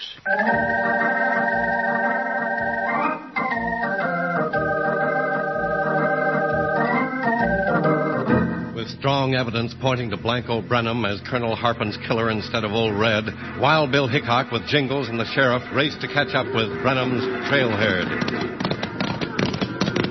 We're gaining on Blanco's herd, Bill. Yeah, but where's Blanco? There he is, up at the head end, right in point. Well, he don't know we're after him. It ought to be easy to catch up with him. Wouldn't be too sure of that. Hey, look, he's seen us. Yeah, he's stopping his horse to look us over. Hey! Look out, that sidewinder shooting at us. Well, what do you reckon made him suspicious? Might have a guilty conscience, Jingles. Now I'm getting mad. I'm going to dust him off. No, Jingles, hold it. I want that Jasper alive. Why? If he's guilty of killing Harpin, I'm going to give him a chance to tell me about it. After him, Buckshot. Come on. Bill, he's taking off. He's going right across in front of his herd. You'll get trampled to death. You'll never get him. Ooh, Buckshot. Oh, Joker. Oh, boy. That jughead's asking for it, Bill. He's got plenty of nerve. That herd's about to stampede. That ain't nerve. He's just more scared of you than of that damn-blamed herd. Bill, he got across. Now he's got the herd between us and him. Then I'll have to go around after him, partner. Well, how about going around the tail end of the herd? Yeah. Oh, look back there, Bill. Here comes Tyler's herd turning in from the east trail with Old Red in the lead. He'll never get around that way either. Then that only leaves one thing to do. I'll go across in front, too. You stay here, Jingles. Hi, Buckshot, hi. I ain't staying here. I'm right behind you. I'm coming, too. Jump, Joker. Hey, Bill, wait for me.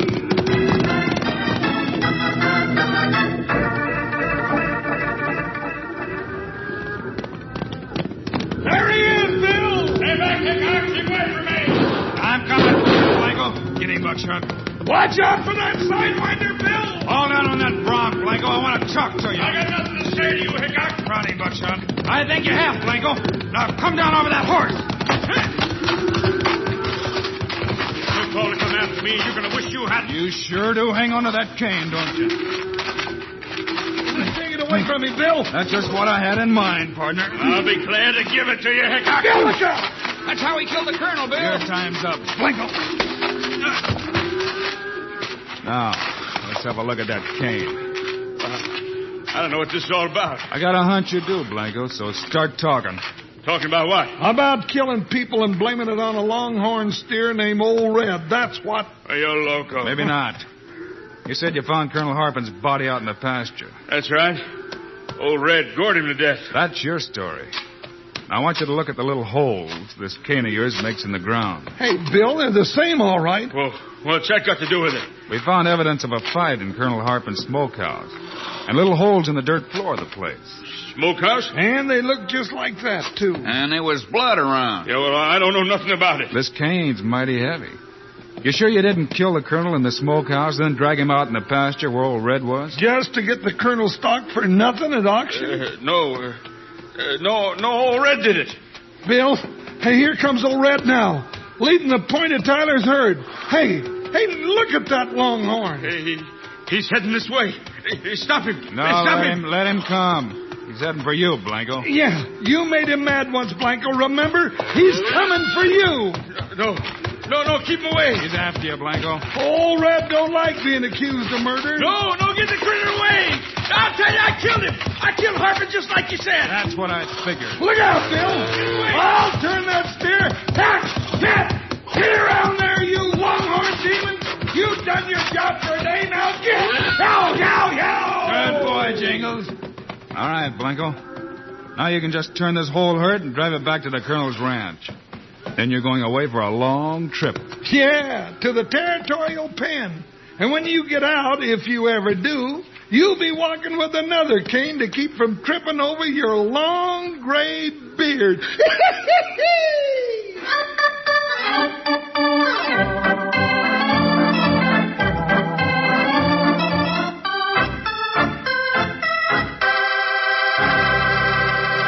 And now, here are the stars of Wild Bill Hickok, Guy Madison and Andy Devine. Andy and I'll be with you again on Friday, folks, with another Wild Bill Hickok story. And incidentally, it's going to be about one of the strangest situations Wild Bill and Jingles ever did get into, called Hangtown Jail. Meanwhile, Andy and I hope you'll remember to ask Mom to get a big package of the cereal with the sweetening already on it, Kellogg's Sugar Pops. In the bright yellow packages with the picture of Guy and me right on the front. Eat them out of a bowl for breakfast or right out of the box as a snack. Either way, you don't need sugar. Andy and I think Sugar Pops are great, huh, Andy? Hey, bet we do. So long, kids. See you Friday.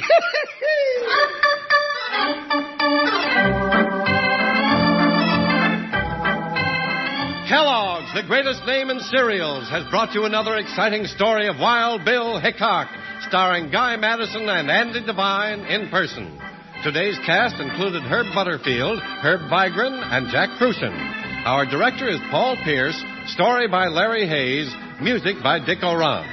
This is a David Heyer production, transcribed in Hollywood. Now, this is Charlie Lyon, speaking for Kellogg's, the greatest name in cereals, reminding you to listen again on Friday, same time, same station, when Kellogg's Rice Krispies presents Wild Bill Hickok in Hangtown Jail.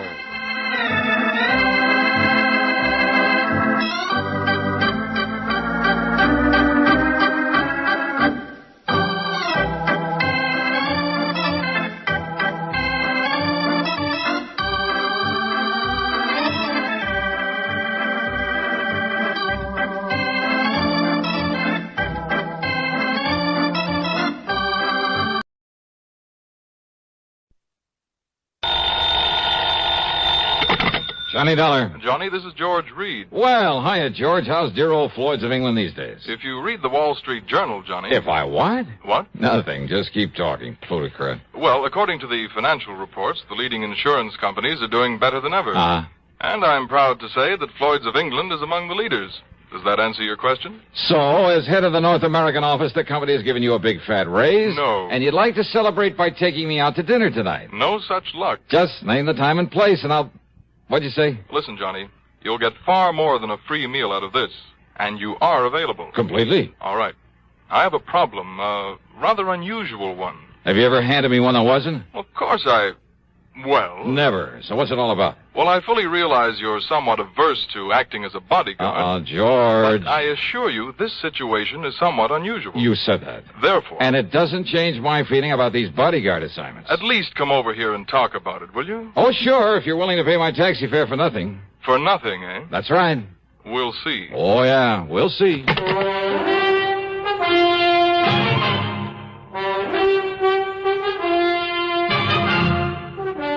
CBS Radio brings you Bob Bailey in the exciting adventures of the man with the action-packed expense account, America's fabulous freelance insurance investigator. Yours truly, Johnny Dollar.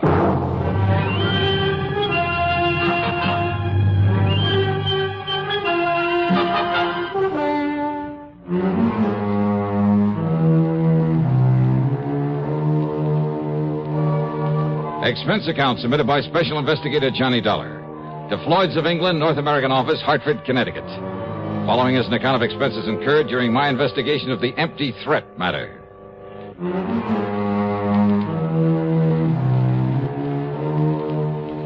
These so-called unusual problems George Reed handed me were all too often dangerous.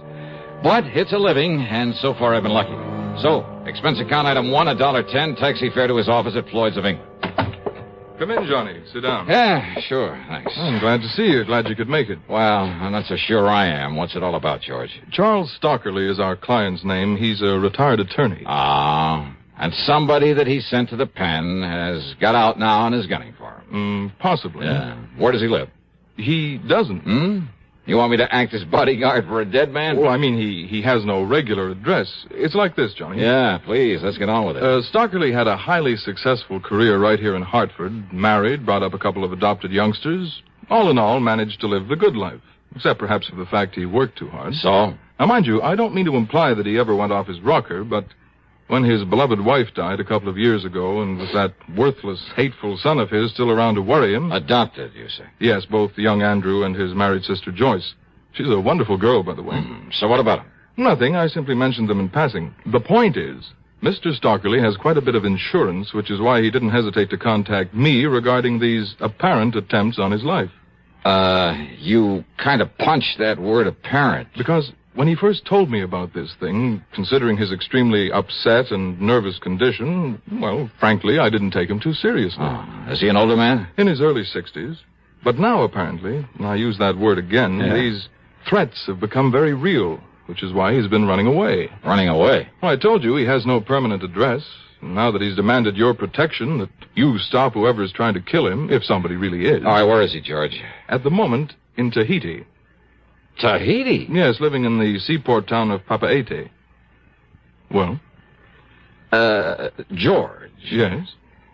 I don't want this job, not one bit. Oh, now, Johnny. But, I'll take it on. For just one reason. Yes? All my life, I've dreamed about someday seeing Tahiti. Item 2 on the expense account includes $8 plane fare, Hartford to New York City. $785.30 to the Fiji Islands. Then we'll call it a total of $850 for plane tickets and a handful of incidentals. It took over a full day of flying for me to reach the town of Nandi on the western shore of the little Pacific island of Viti Levu. But it was a lot better than a couple of weeks aboard a steamer.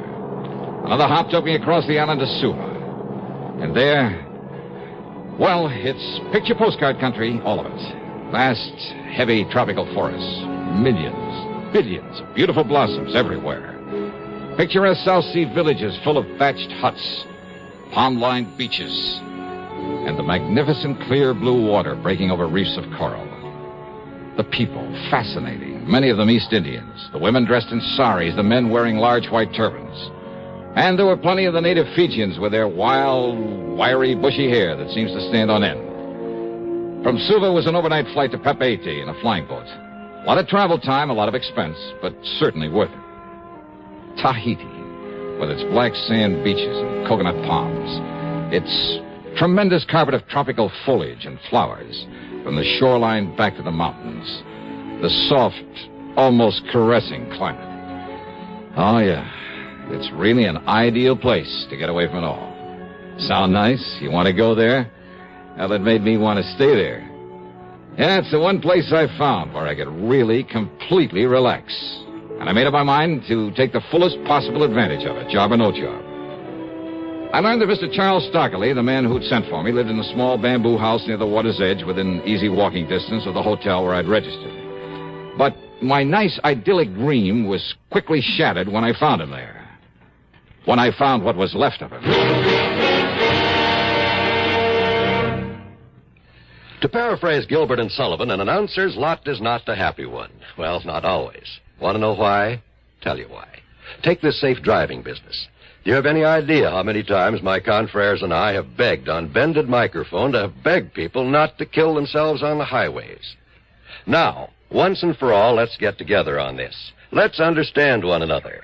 Unless you want a pack of frustrated announcers on your conscience, slow down and curb highway carnage. If you don't care about yourself, at least have a little consideration for us. Act 2 of yours truly, Johnny Dollar.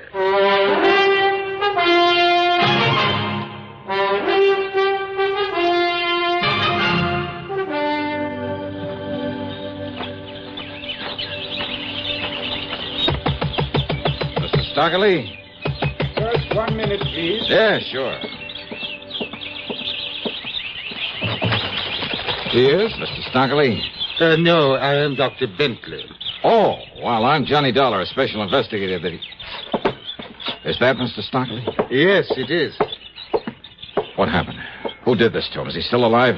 Yes, Mr. Dollar. He is resting as a result of a sedative I've given him. But he looks as though he...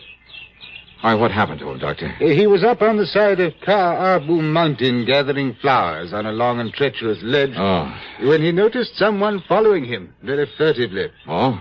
Apparently this someone did not wish to be seen by him. He kept getting closer and closer, but always in hiding. Go on, Doctor. Mr. Stockley realized it was someone there with no good intent. But as he sought to escape, stepping gingerly and carefully along the rim of the ledge... Yeah? He isn't certain exactly what happened. He's quite sure he didn't slip. Rather that he was shoved by this, someone from behind a bush. He fell about 60 feet down through the tangled brush and remained there overnight. Now, if one of the natives hadn't found him early this afternoon... But he isn't sure he was pushed off there. Oh, he's quite certain of it. And that the person he saw up there, wasn't just somebody else gathering flowers. Mr. Dollar, if it weren't for his exhaustion, and, of course, the sedative I have given him, he would have fled this island immediately. You see, he's a very nervous and, I might say, apprehensive man. Look, do you know of anyone who might want to harm Mr. Stockley? Oh, certainly not, sir. Mr. Stockley, in spite of his nervous affliction, a constant kind of fear, I would say. Yes, I know. Why, he is one of the most highly regarded... Well, I am certain that no one, white or native... Yeah, okay. Now, how long do you think he'll sleep? Oh, until sometime late tomorrow morning. All right, then I'd better plan on bunking down right here. Tell me, Mr. Dollar. Yeah? Do you think that he is possibly in danger from someone? Maybe. Maybe not. We'll see. When I told the doctor of my job, he was completely cooperative. Helped me improvise a bed near Mr. Stockley's, and he had some food brought in for me. That and his fee for the care of Stockley came to $9. I didn't get much sleep that night. Every completely harmless sound around that little shack got me up with a start. Had I known what the morning was to bring, I might have asked the doctor for a sedative for myself. Promptly at 5:30 a.m., Stockley woke up. He was so worried, nervous, and excited, I thought he'd gone completely off his nut. It's no use, Dollar. We got to get out of here, yes? We must get away before he finds me again and kills me. So he left on the morning plane. But it wasn't until we changed at Suva, then at Nandi, and finally started that long leg of our flight across the Pacific towards San Francisco that he calmed down long enough to tell me what it was all about, after a lot of irrelevant chatter about his family. The death of my darling wife back in 1958 upset me terribly, Mr. Dollar. I confess I became a nervous wreck. Temporarily, that is.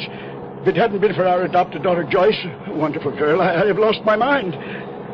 What about your adopted son? Wasn't he any help? Andrew? Oh, never.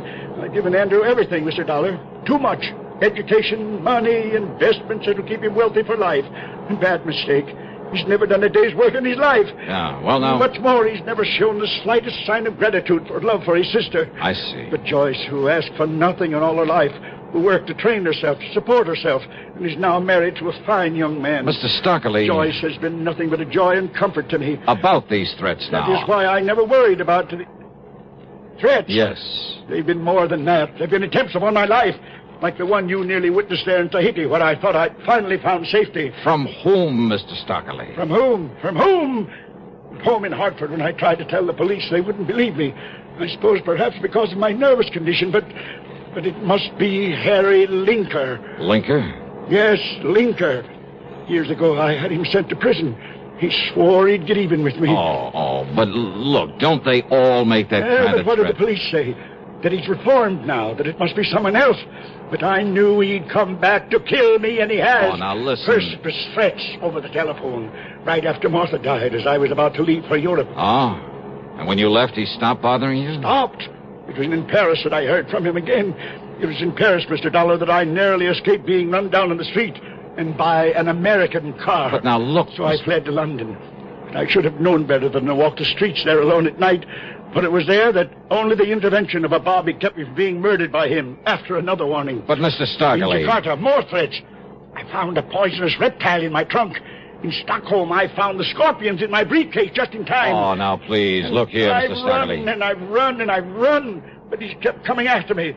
He attempted to poison my food, I'm sure of that. Mr. Stockley. And there in Tahiti, Yes, yes. Look, every one of those things could have been coincidence. Coincidence? So please, until we have some proof this man Linker is chasing you around... The doctor told me that unless I am able to stop this mad flight, I'll kill myself. Perhaps even deliberately. What'll I do?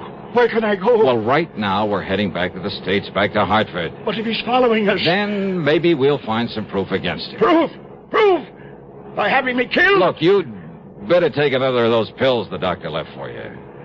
And you'll stay awake to protect me? Yes, I promise. Coincidence? Why, sure it was. They're at the San Francisco airport when the baggage truck ran out of control and almost hit us, almost hit him. Anyhow, I practically had to hold his hand on the rest of the trip to Hartford. There, I piled into my car, drove straight to my apartment, gave him a key, and had him go upstairs and wait for me while I put the car away in the garage at the back. It took me 3 trips up those stairs with the luggage, but then...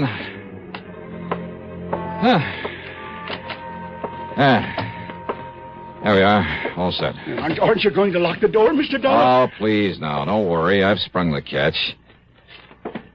Hey, did you pull down all those shades? Of course I did. Oh. Look, as I told you on the phone, until we get some proof that this... here now. There, this place looks a little more cheerful. Holy... There, do you see? Now, Stockley. What's the matter with you? Get away from that window. He thinks you're me. Oh, no, please, listen. That must have been some kid with a little .22. Hoops. Now, do you believe me, Mr. Dollar? Yeah, you got a point.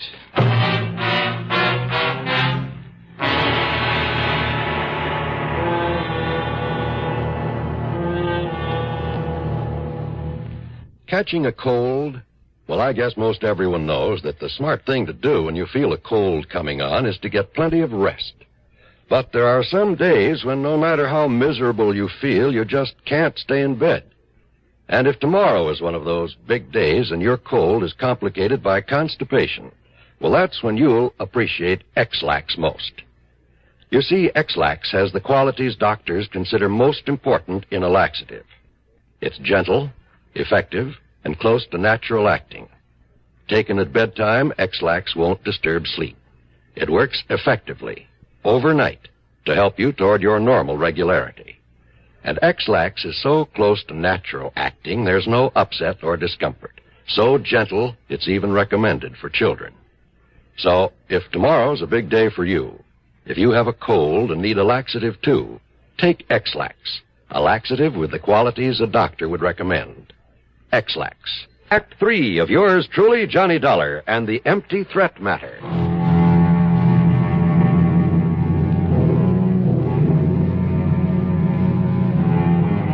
I carefully dug one of the 38 slugs out of the wall, wrapped it in a handkerchief, then put in a fast call to Bill Peters, who was not only a good doctor, but, well, I told him to pack a gun into his medical kit. He arrived in short order and did what he could to quiet Mr. Stockley's nerves and agreed to stick around. He'll sleep a little while now, Johnny. Good. But listen. Yeah, Bill? Did you hear him? You know, he's not kidding. This old coot's gonna take the leap unless we can... Suicide? Wouldn't put it one bit beyond him. Believe me. This whole business has him in pretty bad shape. Oh, that just doesn't make sense, Bill. Because he's been trying so hard to run away from this, killer or supposed killer. Well, sure he has. And if he wanted to die, Just he said... brush up on your human psychology, boy. Okay, I'll take your word for it. Now, if you'll stick around, I'll get this bullet over to headquarters. I'll be here. At headquarters, they gave me the story that Stockley had said they would. A few years in the clink had changed Harry Linker. He was living a model life, running a store right here in Hartford.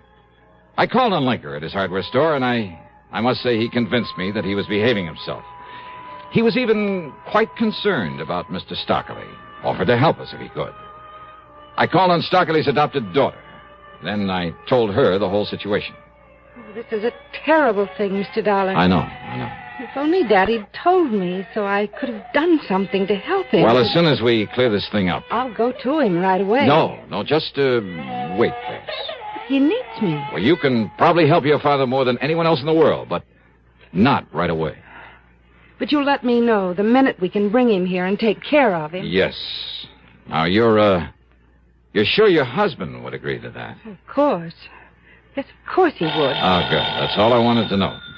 You don't think my husband could be behind this? Why, Ed feels as much affection for Daddy as I do. You'd better answer that phone, hadn't you? Oh, yes. Excuse me. Hello? Why, yes, he's right here. Mr. Dollar. Oh, thanks. Johnny Dollar. I've been calling all over for you. This is Bill Peters, Johnny. Yeah, Doc. Listen, there was a phone call right after you left. Oh? Stockerly was awake, and I made the mistake of letting him take it. Yeah? He listened for a second, got as white as a sheet, and then started yelling, no, you'll never get me. Go on, Bill. Then he slammed down the receiver and made a dive for the window. Bill! It's all right. I caught him in time. Oh. I gave him a stiff hypo, and, well, that's it. Johnny? Suicide. What's the matter with me?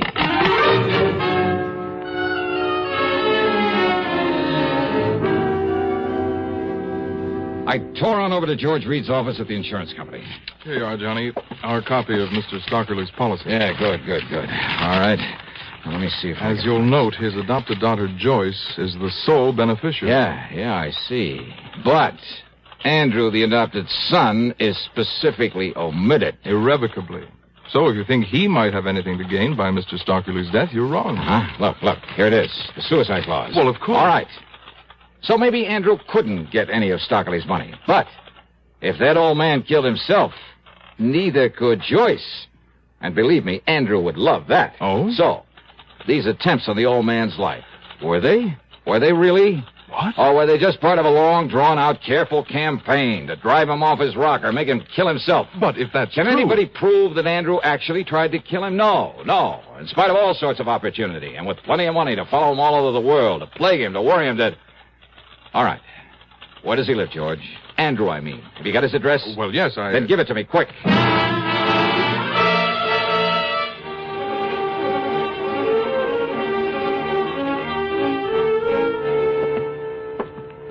Travel stickers, huh? On all his luggage. From all the places Mr. Stockerly has been. Yes, I suppose I should have taken them off my luggage. Mm-hmm. They are going to hang you, Andrew. Do you think for 1 minute that you or the police can ever prove I actually tried to kill my foster father? Because I didn't. Maybe they won't need to. Now, just a minute. Maybe this is one time I'd better take the law into my own hands. No, Dallas, stand back. Oh, yeah, I see. But you'd better let me have that gun, Andy, so the police can compare it with the slug I dug out of the wall. What? This is the gun you used to throw a couple of shots through the window of my apartment. That was your apartment where he went? That's right. But it was you who drove him over there in the car. That's right. But you left him there, and I thought... Just long enough to put my car away. And I'm the one who almost got nicked by those shots of yours. And I don't like that, Andy. Stand back, I say. You better give me that gun. No. Because if you try to use it now, you will be in trouble. Listen, Dollar. Yeah. Randy. Andy, jump.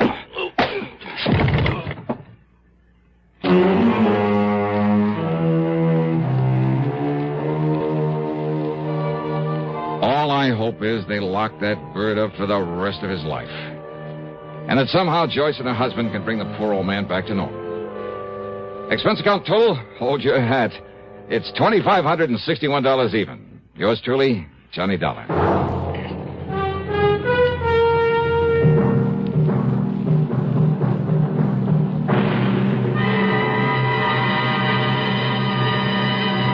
Constipation is something people don't talk about much, but it can be a problem for anyone, even doctors. And when constipation occurs, it's interesting to see just what doctors consider important about a laxative they might use or recommend. Well, a majority of the doctors we heard from had this to say. A laxative should be effective, gentle, close to natural acting. A medicine that can be used with complete confidence. Now, X-Lax has been popular with many doctors and millions of people over the years because pleasant-tasting chocolated X-Lax is effective. Overnight, it helps you toward your normal regularity. X-Lax is so gentle, so close to natural acting, there's no upset. That's why many doctors and millions of people use X-Lax with complete confidence. X-Lax, the laxative that helps you toward your normal regularity gently, overnight. Star to tell you about next week's story. Next week, a story of real intrigue, plus a couple of the most intriguing characters I ever met. Join us, won't you? Yours truly, Johnny Dollar.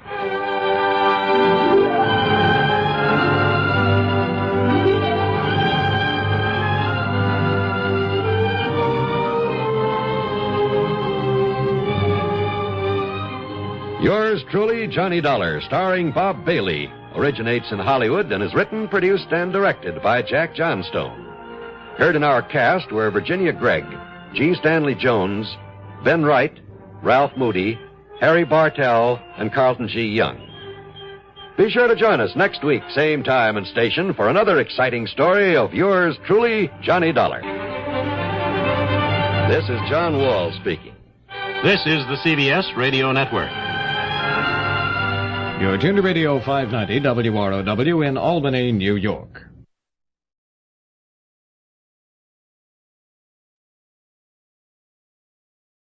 Lever Brothers Company, makers of Lifebuoy Health Soap, present Big Town. All right, get going, Wilson. Start walking across the lake. Step down on the ice. Listen, Chick, this ice won't hold the three of us. This gun says get going, Wilson. Come on, by. Break away from him, Miss Wells. You slug. No, Chick, no!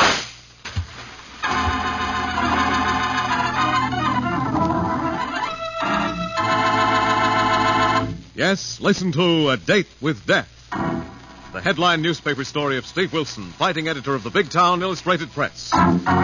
Listen to this timely story of juvenile delinquency that had its beginning on a drab street on the south side of Big Town as a young girl unknowingly kept a date with death.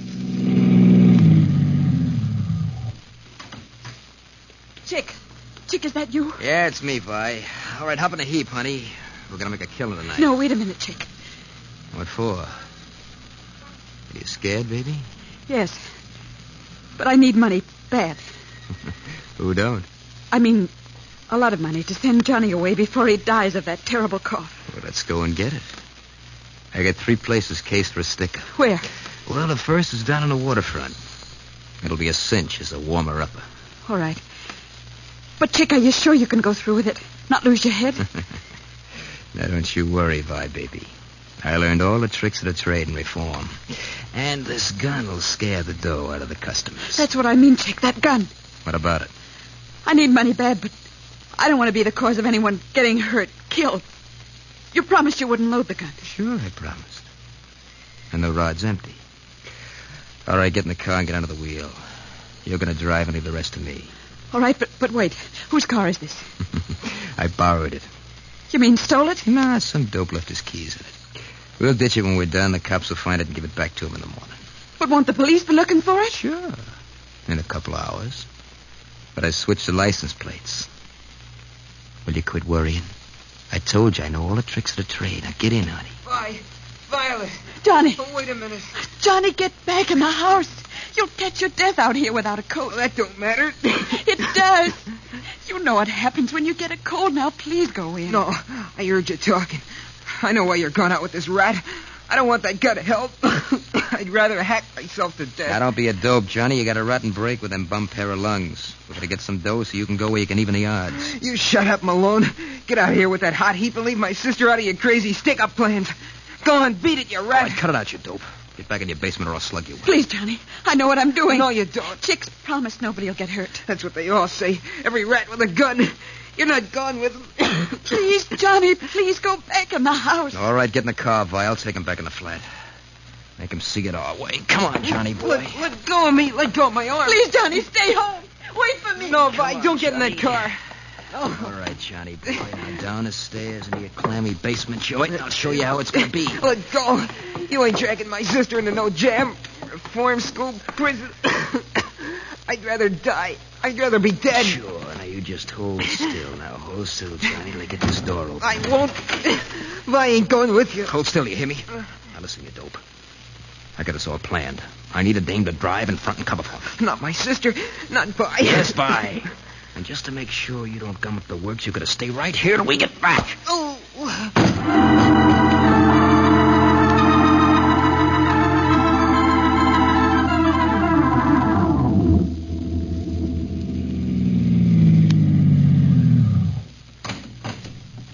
Okay, Vi, you stand at the wheel. Keep the motor going for a quick getaway. But, Chick, why pick a waterfront joint like this Harbor Cafe? Because it's usually deserted this early in the evening. And because a piano-thumping dope called Mozart runs it. He's alone after the dock workers go home, leaving a couple $100 in the cash register. Are you sure? Sure, I'm sure.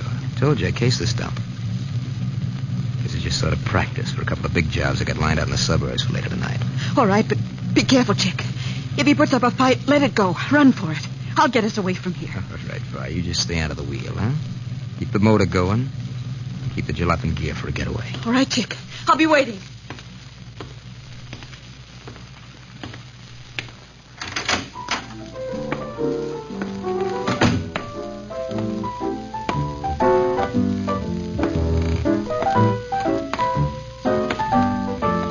All right, just keep on playing, sucker.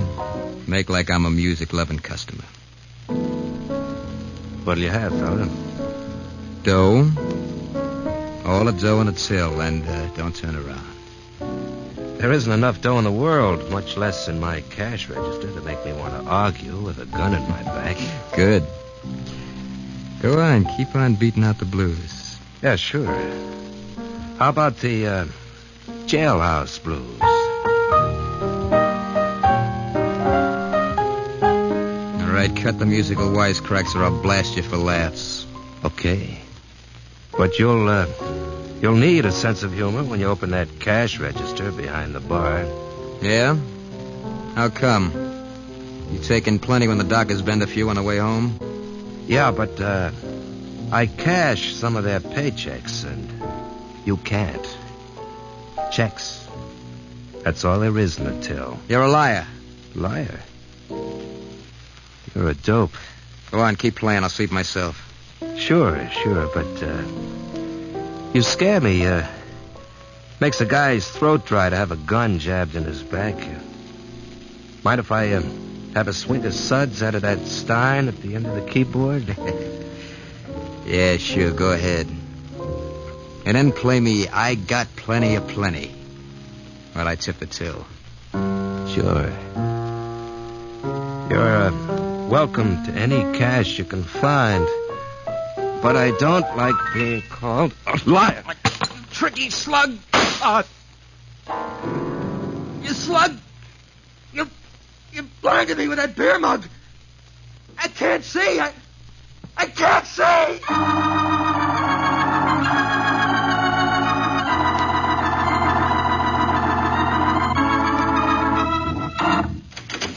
Hi, Steve. Anything on the hook for your wondrous girl reporter? Not a thing, Lorelei, at the moment. But come in, my lovely. Thanks. Perch on the corner of the desk of management and take my mind off this doggone paperwork. Okay. But you could have stayed a reporter or feature writer, you know. Well, somebody's got to be the goat. Alias, managing editor. Yeah, but you still jump every time a 5-alarm goes in the city room, and then there's your anti-crime campaigns just to keep you from getting bored. Yes, and not so incidentally, we're starting a new one against a different kind of criminal. Oh? A reckless driver. The killer at the wheel. Good. Let me in on that one. Okay, we're going to try a different approach. We're going after the driver who's had minor collisions, but has never had a serious accident. Well, there's sure plenty of those on the road. Yes, and all the more dangerous, Lorelei, because he doesn't believe he's a reckless driver. The private wire to your underwear listening post, your own 5-alarm. Yes, I'm expecting a tip on that South Side police killing. Hello, Steve Wilson, Illustrated Press. Hi, Steve. Mozart. Got a minute for a laugh? Sure thing, Mozart. What was the matter? You sound kind of feeble. Kind of feeble-minded, Steve. Well, how so? A punk kid tried to practice his stick-up technique on me and my cash register. Now, hold up. What's happened? Well, I told the kid there was no cash in the register, and he called me a liar. I conked him with a beer stein, and he opened me up with lead. Where'd he hit you, Mozart? Have you called a doctor and notified the police? Through the shoulder, Steve, clean and hot as a poker. I lost some plasma at the blood bank got ahead, but an ambulance intern just finished patching me up while I gave the law the lowdown on the kid. You recognize him? No, but I marked him say I blinded him. Blinded him? Yeah. Cops are on the prowl, but I think he got clean away in a car waiting outside. Got any ideas we might follow up, Mozart? Yeah, Steve, more than an idea. Well, let's have it. Well, another kid came in a few minutes ago. Another kid? Yeah, just after the cop and the ambulance left. Well, he says his sister may have been driving the getaway car. A girl driver, good grief. Well, the kid's lung sick and scared. He says his sister got mixed up with a rat to get money to send him away. He won't talk to the cops, Steve, but he might talk to you. Keep him there, Mozart. I'll be right down on the double. You get that, Lorelei? Yes, enough of it, Steve. Gee, it sounds awful. Yes, the tragedy of good motives and bad methods. Well, Steve, that girl may be in really serious trouble before this is finished. Yes, let's go see what we can do.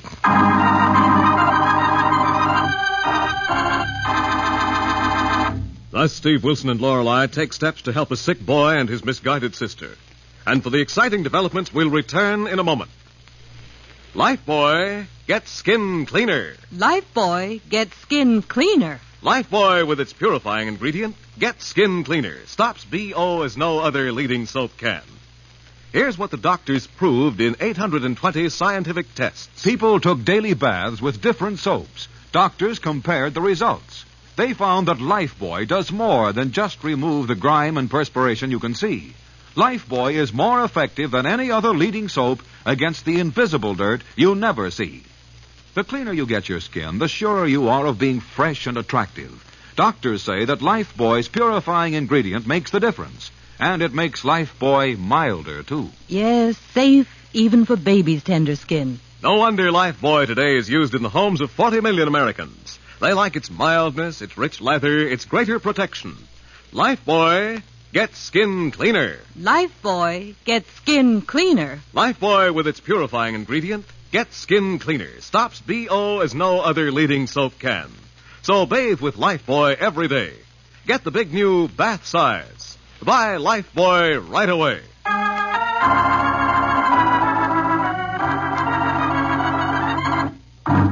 Now back to Big Town and to Steve Wilson's headline story of juvenile crime captioned, A Date with Death.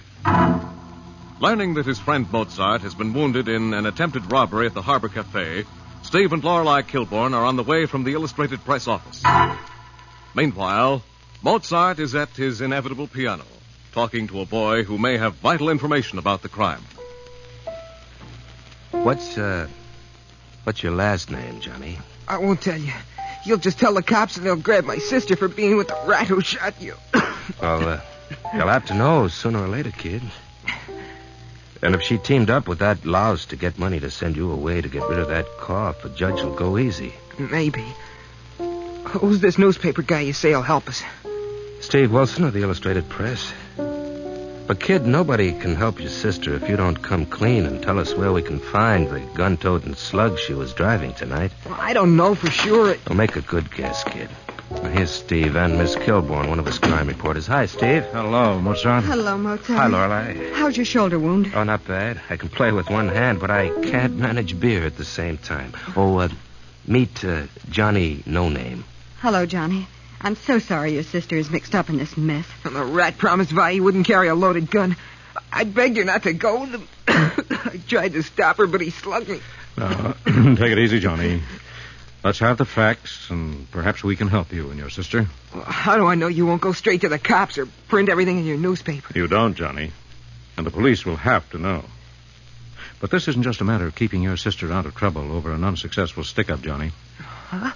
What do you mean? Look, Johnny, her companion may think he killed Mozart. Your sister would be a material witness. It's obvious she isn't a hardened criminal, and he may feel he has to shut her up to keep her quiet.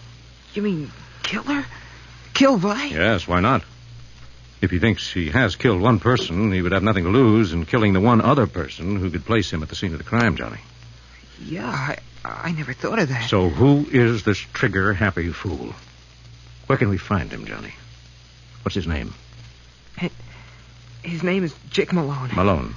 He got out of reform school last month. I met him at a party. I don't know where he lives. Where does he usually hang out, Johnny? Where would he go to keep under cover? He said he was coming back to our flat, but they didn't come. I was waiting when I heard about the shooting down here. over the radio. I must have cut him up pretty bad with that beer stein, Steve. I heard him yell I'd blinded him after he hit me with that one shot and staggered out. Well, that could mean he'd have to make your sister drive him to a safe place where he could lay low until his face healed up. Now, think hard, Johnny. It may mean your sister's life. I don't know. Wait a minute, Mr. Wilson.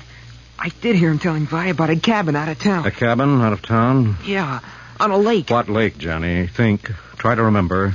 That would be the kind of hideout he'd need now. It was lost? No, Lone Lake. Steve, I know that place. It's about 20 miles out. Half a dozen summer cottages. 2 sisters were murdered there. I covered it. Yes, it's a long shot, but our best bet. Let me go with you, Mr. Wilson. No, not in this weather. Not without a hat and coat. Here, take mine, kid. Oh, please, Mr. Wilson. All right, Johnny. We may need you. Let's go.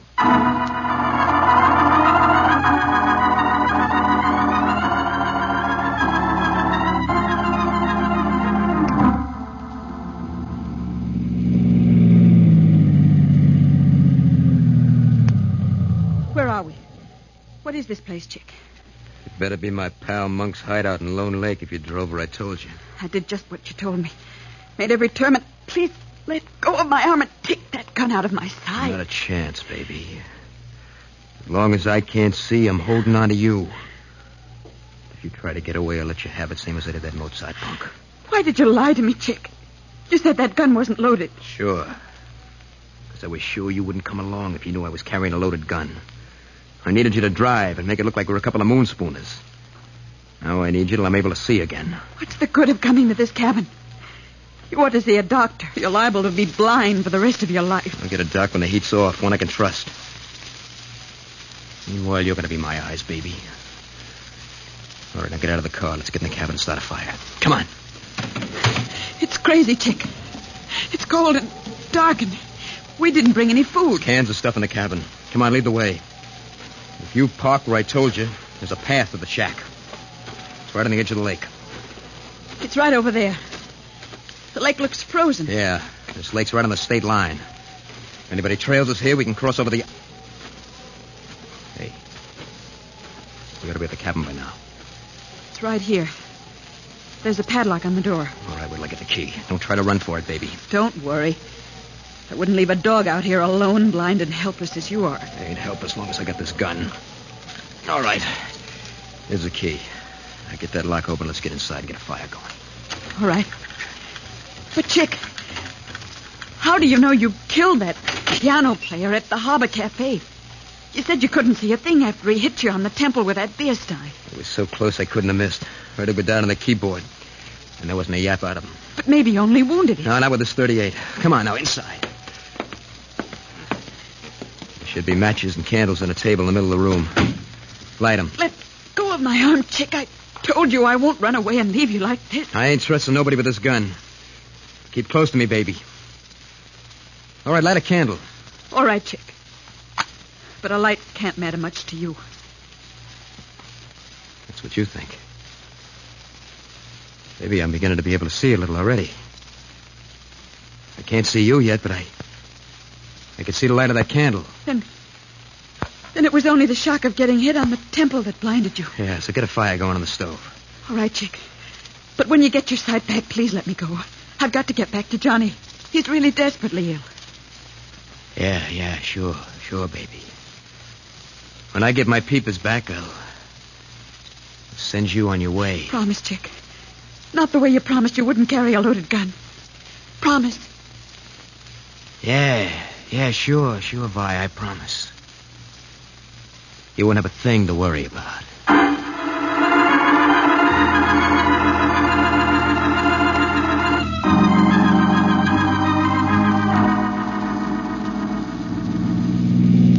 Say, boss, Miss Kilburn. Say it, Harry, but watch for that sign pointing to the Lone Lake cottages. Well, it ought to be right along here. I remember from the time I hacked you up here to cover that story of the 2 ladies what hacked each other up with hatchets. I'd rather forget that assignment, wouldn't you, Steve? Yes, it's one of those things that make you wish you'd never heard of the newspaper business. How will we find the right cabin, Mr. Wilson?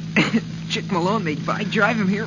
Well, there are only half a dozen cabins, Johnny, on a road skirting the lake. If they're here, we'll spot the car near one of them. Here it is, boss. Do we drive all the way in or park and walk? Can you drive without lights, Harry? Yeah, I think so. so. The fresh snow makes everything pretty light. Hey, tire tracks. A car has been in here since it stopped snowing. That means tonight. Cut your lights and drive slowly, Harry. The cabins are only a short way off the main road, Steve. Yes, this is far enough. Stop here, Harry. Check, boss. There's the cabin, Mr. Wilson. Over there in the woods on the left. Yes. But no sign of a light. I can see the lake through the trees on the right. Looks frozen over, boss. Well, the ice can't be very solid, Harry. We haven't had enough cold weather. Steve, over there, look. Where, Lola? The third cabin. I just saw sparks coming out of the chimney. There they are again. You're right. That cabin is occupied, and the regular summer people don't come up here this time of year. Your guess may have been right, Johnny. What are we going to do, Steve? Harry? Yeah, boss. There's a gas station on the main road about 100 yards from where we turned in. Yeah, and it was open. Run back there and phone the state troopers. Give them the whole story and ask them to send a patrol car here as quickly as possible. Check, boss. And I'll ring the law in on this on the double-double. Oh, what are we going to do, Steve? Just wait? No. Stay here in the hack with Johnny, Laura. I'm going to go over to that cabin and scout around. Let me go with you, Mr. Wilson. My sister... No, Johnny. Stay in the hack. You keep as warm as you can. I'll come back and get you if I need your help. Oh, now, please be careful, Steve. That young hoodlum is armed, and he must be pretty desperate. Yes, Lorelei, and that's why we've got to get Johnny's sister out of that cabin before the troopers have to blast him out with Tommy guns. Now, stay here, Lorelei, and keep Johnny here. In the hack.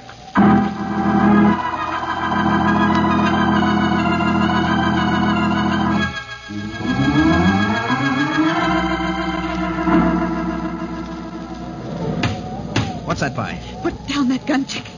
It's only the wind banging his shutter. Shut up. Maybe, maybe not. Thought I heard a car out in the lane a while ago. You've been hearing things ever since we got here. Yeah. It's when a guy can't see, ain't got anything else to do but listen. Listen and feel things. I got a notion there's somebody prowling around outside, casing this dump. What does it matter, Chick? The police followed us. They'll surround the cabin and get you. You're helpless. You can't see. I can see enough to empty this rod and anybody that crashes in here. Why? What good will that do? Listen, if they're after me, it means that Mozart guy is dead. He ain't taking me to burn in the chair. They'll be after you whether Mozart is dead or not. Listen, you got it wrong, baby. Not just me. They'll be after you and me. You're in this, baby. In it to the finish. You lied to me. You said you wouldn't carry a gun. I know even that was wrong, but you lied to me. Sure, baby, you were a dope. I needed you. And I still need you. So shut up and do as you're told. Chick, you're going to kill me. I know that now. No matter what happens, you're going to kill me to keep me from talking. Don't make up my mind for me ahead of time, baby.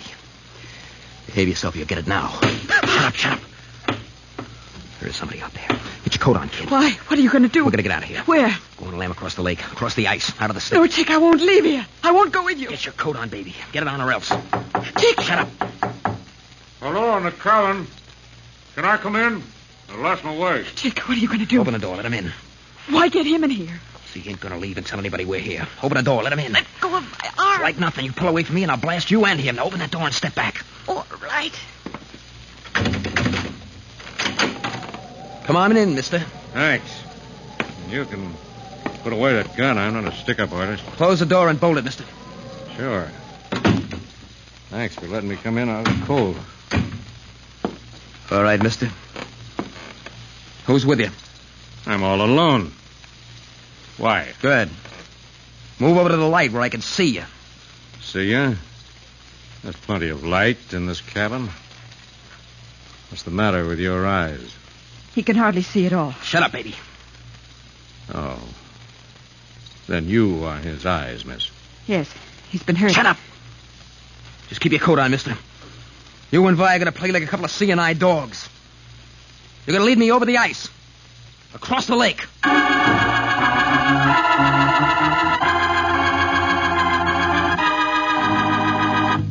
Thus, Steve has deliberately walked into a deadly situation. And for the 5-star payoff, we'll return in a moment.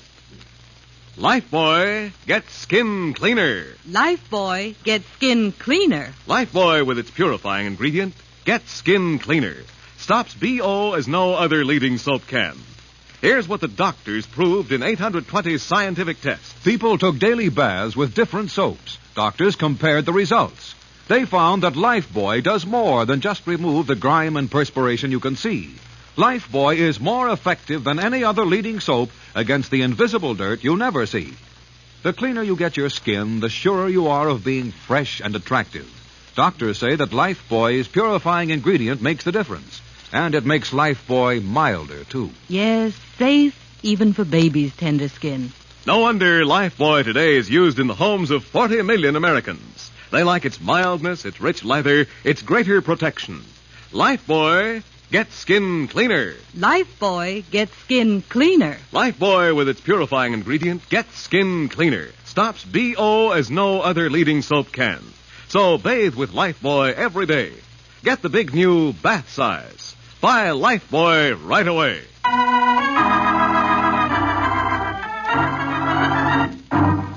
Now back to Big Town and to Steve Wilson's tense and timely drama of juvenile crime captioned A Date with Death.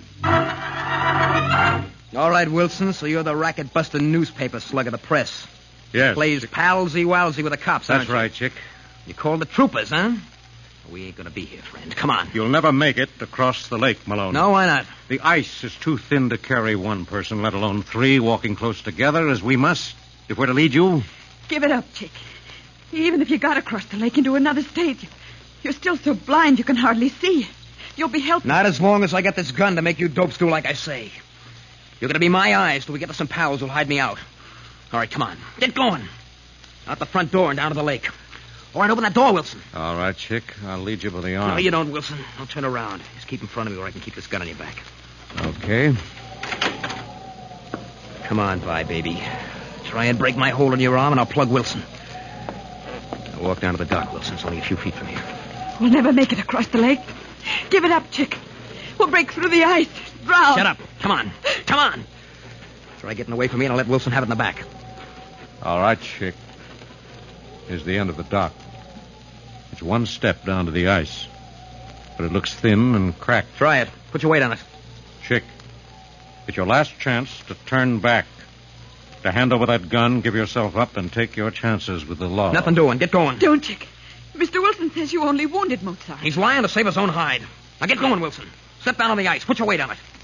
All right. Break away from him, Miss West. You slug! All right. That'll be all out of that gun, Chick. Help me. I can't see. I'll drown. You won't drown in 3 feet of water. That's all there is. Stop struggling. Hold still. Mr. Wilson, can I help you? No, Miss West. I can get him up out of the shallow water onto the dock. You rat! You slug! I'll get you for this. It'll be a long time before you'll have a chance. Come on, Chick. Back to the cabin before we both freeze. Oh, thank you, Mr. Wilson. I know I don't deserve your help after what I did, but thank you. Now, let's leave that to a judge and jury, Miss West. I think that there are a great many things that will be taken into account. Steve, is that you? Yes, Lorelei. Oh. Where's Johnny? He's with me. We heard a shot. I couldn't keep him in the house. Why, are you okay? Johnny! Oh, Johnny, I'm so sorry. I'm so sorry. It's all right, boy. As long as you're safe, it's all right. Oh, Johnny, you shouldn't have come. You'll catch your death. Johnny's going to be all right, Miss West. We're going to see that he gets to a place that'll fix him up. Come on now, let's get back to that cabin and wait for the troopers. Steve, I think I hear them coming. Yes. You hear that, Chick? Yeah, I hear it. I'm sorry.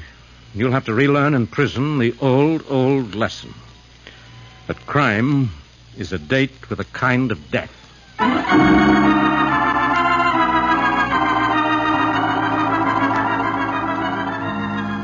And so ended with the rearrest and imprisonment of Chick Malone and a suspended sentence for Violet West. Another exciting assignment in the newspaper career of Steve Wilson and Lorelei of the Illustrated Press.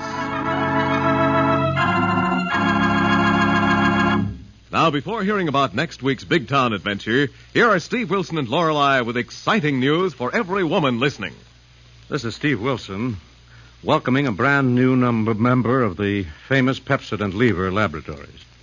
It's Rave, the new personalized home permanent. Rave is the new improved cream cold wave that eliminates guesswork. Right, Lorelei. With Rave, and only with Rave, you get the easy-to-use dial-a-wave chart. Your guide to the one right wave for your kind of hair. Women will find a Rave wave is gentler, easier, up to twice as fast as old-type home permanents. A Rave wave is long-lasting, yet softer, more natural-looking from the very first day. Ladies, make your next permanent a personalized Rave home permanent. It has been granted the Good Housekeeping seal and accepted for advertising in the journals of the American Medical Association. Now on sale for the first time, a complete Rave kit is only $2. Rave refill kit, $1 at all drug and cosmetic counters. Both kits contain the exclusive Dial-A-Wave chart.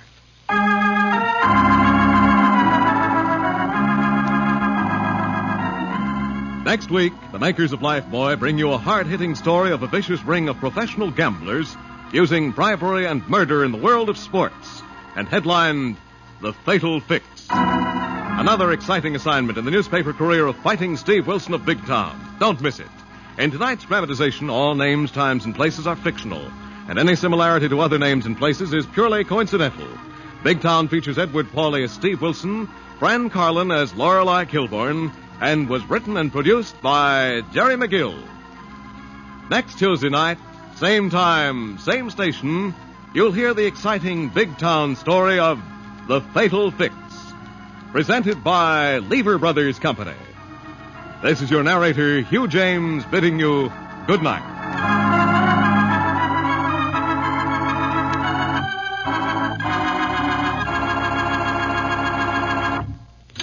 This is NBC, the national broadcasting company.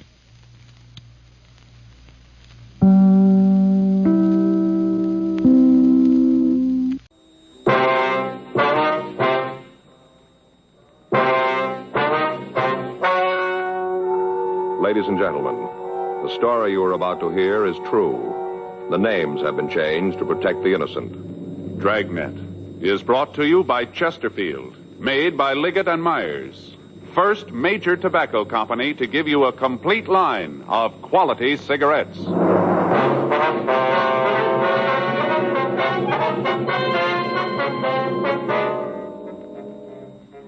You're a detective sergeant. You're assigned to robbery detail. 2 hold-up men have been operating in your city. You've got descriptions of the men and of the car they're driving. Your job, get them. Smokers by the thousands are now changing to Chesterfield. No wonder. More and more smokers are learning this fact for themselves. Chesterfield, low in nicotine, highest in quality. A published fact proved by chemical analyses of the country's 6 leading cigarette brands. Chesterfield, the only cigarette ever with a record like this. Regular or king size, Chesterfield is best for you.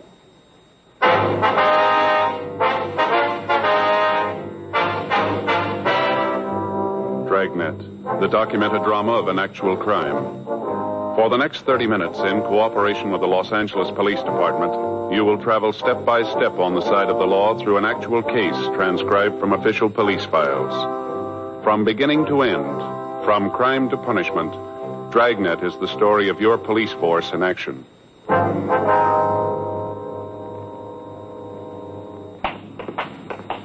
It was Tuesday, April 14th. It was warm in Los Angeles. We were working the day watch out of robbery detail. My partner's Frank Smith. The boss is Chief of Detective SPADE Brown. My name's Friday. We were on our way out from the office, and it was 10:46 a.m. when we got to the corner of Calhoun Street and Van Nuys Boulevard. The Universal Hobby Shop.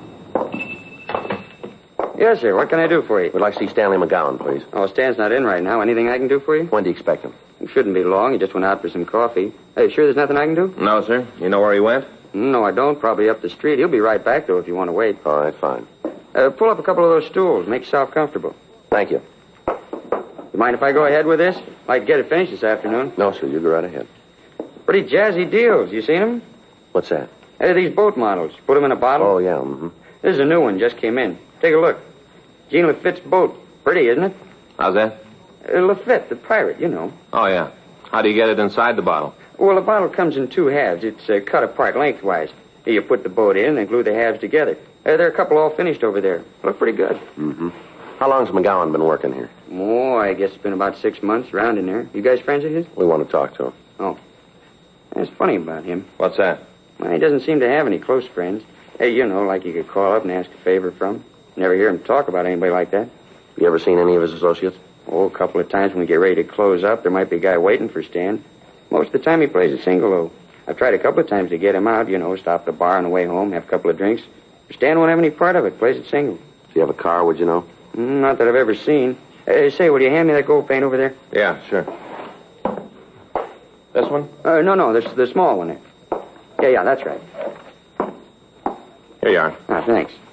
Yeah, a little bit of this goes a long way. Touch up the tops of the mast here and she'll be ready to rig. And these friends of his that pick him up, what kind of car do they drive?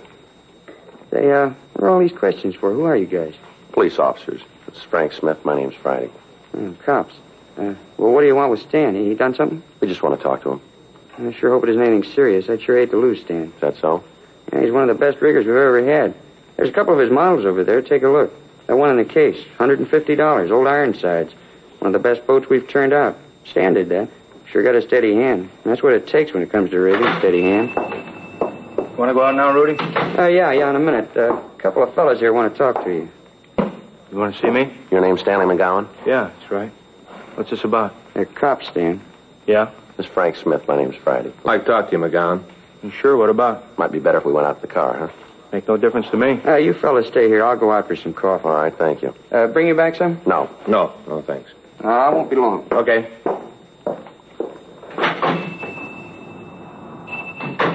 What are you going to talk to me about? You seen Jim Boland lately? No, I haven't. When did you see him last? A couple months ago. Why? Where'd you see him? He come in here, wanted to know if I could help him out, give him a job, place to sleep. Did you?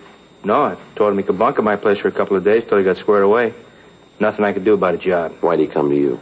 I don't know. I met him at Q. Didn't have much to do with him. Hey, why'd you guys come to me? What makes you think I might be running with him? We didn't say you were.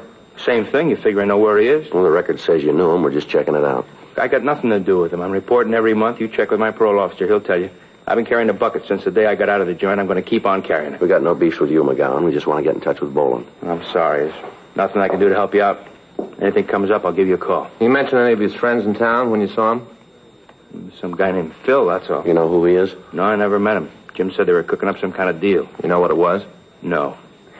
Look, I'd like to feed you guys, but there's nothing I can tell you. As far as I'm concerned, I want to stay away from Jim and the crowd he runs with. I want no part of him. I did my time. Couple more months, I'll finish up with the parole. I don't want to fall again. Nothing you can tell us about this guy, Phil, huh? Not a thing. You know where he met Boland? Seems like Jim mentioned it. I think it was some bar down on West 7th. It's just a guess, though. I couldn't back it. You know if Phil drove a car? Yeah. You know what kind? It seems like it was a Lincoln, a late model sedan. How about the color? It was dark. I saw it once when he came by to pick up Jim. It was nighttime. I couldn't tell too good. It was just a dark color. Where was this? My place. I told you Jim bunked with me a couple of days right after he got in town. He just said you offered to let him stay with you, is that right? Well, same thing. Anyway, he was only there a couple of days. Say where he was going? No, I didn't see him. Him and me had a beef about how he wasn't looking for a job. He used to sit around all day reading magazines. We finally had a fight about it. I told him to get out. Wanted no part of him. I came home that night. He was gone. I haven't seen him since. I don't much want to either. Mm-hmm. Look, what are you after him for? What's he done? Just want to talk to him. He got a piece of these market jobs around town? Why do you ask that? Well, it sounds like Jim, the way he works. I just figured maybe it was him. You checked the board, he violating parole? They tell us he hasn't shown up for 3 weeks. That's too bad. Kind of figured maybe he'd swing it this time. How do you mean? A couple of times up in the joint, we'd get to talking. He said he finally learned it. Figured out there was no way to beat it. Said if he got his parole, he's going to stick by it. Get a job, carry a bucket. Too bad. Mm-hmm. All that talk, I really believed he meant it. So did the parole board. 6 weeks before, on March 3rd, the manager of a large supermarket had arrived at work. When he opened the front door, he found that a customer had followed him into the building. When the manager told the person that the store wasn't open for business yet, the man had drawn a gun and demanded that the safe be opened. The manager complied, and after taking $1,400 from the safe, the thief had fled. The manager was able to give us a good description of the hold-up man and an accurate description of his car. He was unable to give us the license number, and he could tell us little about the man who remained in the car. Immediate broadcasts were gotten out on the thieves, but they'd apparently made good their escape. On March 12th, the procedure was repeated. Again, we were able to get good descriptions, but we were unable to come up with the suspects. In the following 4 weeks, the thieves hit 5 more times. Each time, the M.O. employed was the same. The descriptions from each of the victims tallied with those that we'd already gotten. The description of the car was the same. This information was turned over to the stats office for compilation. Their findings listed 14 possible suspects. The packages of these men were pulled from R&I, and the mugshots were shown to the victims. In each instance, one picture was picked as bearing a close resemblance to the hold-up man. The prime suspect was identified as James Boland, WMA, 32 years old. He'd been arrested twice for violation of Section 211 of the Penal Code. He'd been convicted once and had been sentenced to San Quentin for a period of from 5 years to life. However, at the prison, his behavior and attitude had been good, and he'd been paroled on February 19th, 10 days before the first holdup. We found that Boland had violated his parole and was wanted by the state adult authority. A check of his friends netted us no new information. His relatives could tell us nothing about his whereabouts. The legwork continued. Informants were questioned, but were of no material aid. Saturday, April 18th, 8:46 p.m. I'd just gotten home from work, and I was unlocking my front door.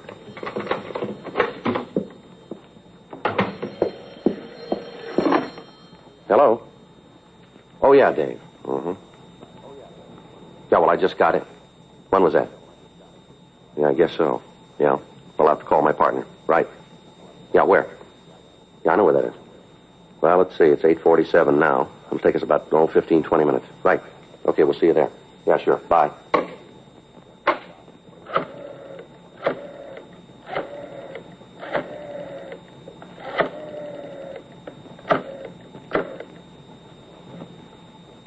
Hello, Fay? Yeah. Frank there yet? Wonder if I could talk to him. Yeah. Oh, Frank? I just got a call from Dave Hyde. Yeah. Says he wants to see us right away. Bar down on 6th Street. Yeah. No, all the way downstairs. Okay. What? Yeah. No, he says he knows where we can find Jim Boland. 10 minutes later, Frank picked me up and we drove down to the cocktail lounge that our informant, David Hyde, had picked as a meeting place. When we walked in, we couldn't see Hyde, but the bartender told us that he was in one of the rear booths. We walked back. Hi, fellas. Come on. Hi, Dave. Hi, Dave. What do you got for us? Lousy bum. All the things I did for him. All the things, and now he's got a chance to settle up, and he says he's having no part of me. You talking about Boland? Boland. What a bum. All I've done for him, this is the way he pays me back. Boy, you just wait till I spread the word around. There won't be anybody in town who'll have anything to do with him. He's through in this town. THREW. All right, Dave. Settle down and give us the word. Where'd you see him? Bar over on 7th. Big man now. Got a roll. Looks like a branch of Fort Knox. A lot of money. But he's too good for his old friends. Too good. Say, how about you fellas popping for a drink for a pal, huh? How about it? You've had enough. Come on. When'd you see Boland? Just this morning. Big man. Got good clothes. Driving a big car. Asked him for a loan. Just to get squared away. Pick up a couple of tabs I got around town. Just see me over the hump. You know what kind of car he's driving? Yeah, big Lincoln. Brand new. Got red leather trim on the seats. Even got one of those seats that goes up and down, but he can't give a pal a helping hand. I spread this word around town. He's really finished. Ain't a guy in town to touch him with a 12-foot pole. A real darb. You know where he's living? I don't know. Probably got a house out in Bel Air. Looks like he can afford it. Who's he running with, you know? Yeah, some guy who's lighting cigarettes. What's that? Some guy who lights his cigarettes all the time. Supposed to be some gun from the East. Thinks he's such a big shot. The cheap kind, you know. Kind of guy who has his suits cut so as you can see they're carrying a gun. You know, cheap. You know this fellow's name? A couple of times I heard old Jim call him Phil. Phil something, I don't know. A real darb. Hey, fellas, how about a drink? I'm feeling real bad. You still on H? Oh, no, I swear to you. I haven't had a pop in a long time. I'm trying to get off the stuff. Figured if I could get drunk enough, it wouldn't be so bad. Rough go. Come on, how about a drink? You've had enough, Dave. You know if Boland's carrying a gun? I don't know for sure. I didn't see one. This darb Phil's got one. Got his coat cut so as you can see it. Real cheap, small time. You want to show us where you saw Boland? I'll take you there if I have to carry you on my back. What a way to treat a friend. All the times I've helped him when he's had a bad yen, and now he treats me this way. Real dog in a manger. I got a lot of friends in this town, a lot of buddies. Word gets out about Jim, he's finished. Miserable bum. I think about the rough times him and me had together. I get ill. I-L. All right, let's go. If you nail him, you going back to the joint? Suppose so. How long are they going to give him? That's up to the court. Ain't a court in the world that'll give that bum what he's got coming. All I want to see is that he gets it good. I want to see him turn the key and lose it after what he did to me. I'll tell you something else, too. Yeah, what's that? He's building a big habit. Is he hooked? He ain't chipping with it. I bet money he's shooting 4 or 5 caps a day. That much easy. You sure about that? Well, why'd I lie to you? What reason I got to lie? All right, Hyde, let's go. Hey, how about a quick belt before we go, huh? I'm feeling rocky. Just a quick one. Let's pick up Boland first, then we'll see what we can do for you. Yeah, then you'll take care of it, huh? We'll see. Yeah, just so he gets his every pound. Can't wait to see the look on his face when he finds out the whistle's been blown. Oh, I can't wait. Neither can we. Let's go. 9:13 p.m. Hyde, Frank, and I drove over to West 7th Street. Our informant pointed out the bar where he'd seen the suspect, Boland. He told us that when he'd seen him last, Boland said that he'd be in the bar that night. We called the office and told them where we were, and then we went into the place. Boland wasn't there, but the bartender said that he was expected. The three of us sat down in a booth at the rear of the place, and we ordered black coffee for our informant. We waited. 9:30 p.m. 10:30. There he is, coming in now. When you saw him this morning, did he say this guy Phil was going to be here? No, not to me. How about it, Joe? You better get out of here, Dave. Use the side door, will you? Yeah. We'll check with you later.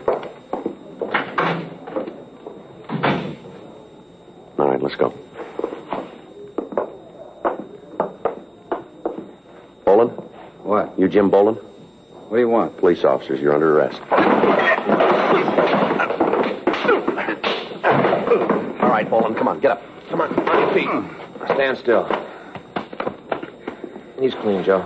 What's going on? What are you pulling a deal like this for? I didn't cause any trouble. All right, come on, let's go. Somebody blew the whistle on me. Somebody did. I'm going to find out, and I'm going to get to him. I swear I'll get to him. Where's Phil? Huh? Phil, where is he?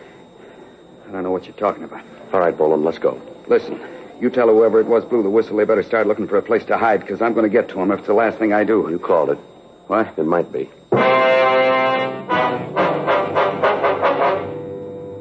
10:14 p.m. We returned the suspect to the city hall and questioned him. He refused to admit any complicity in the holdups. He refused to tell us who Phil was.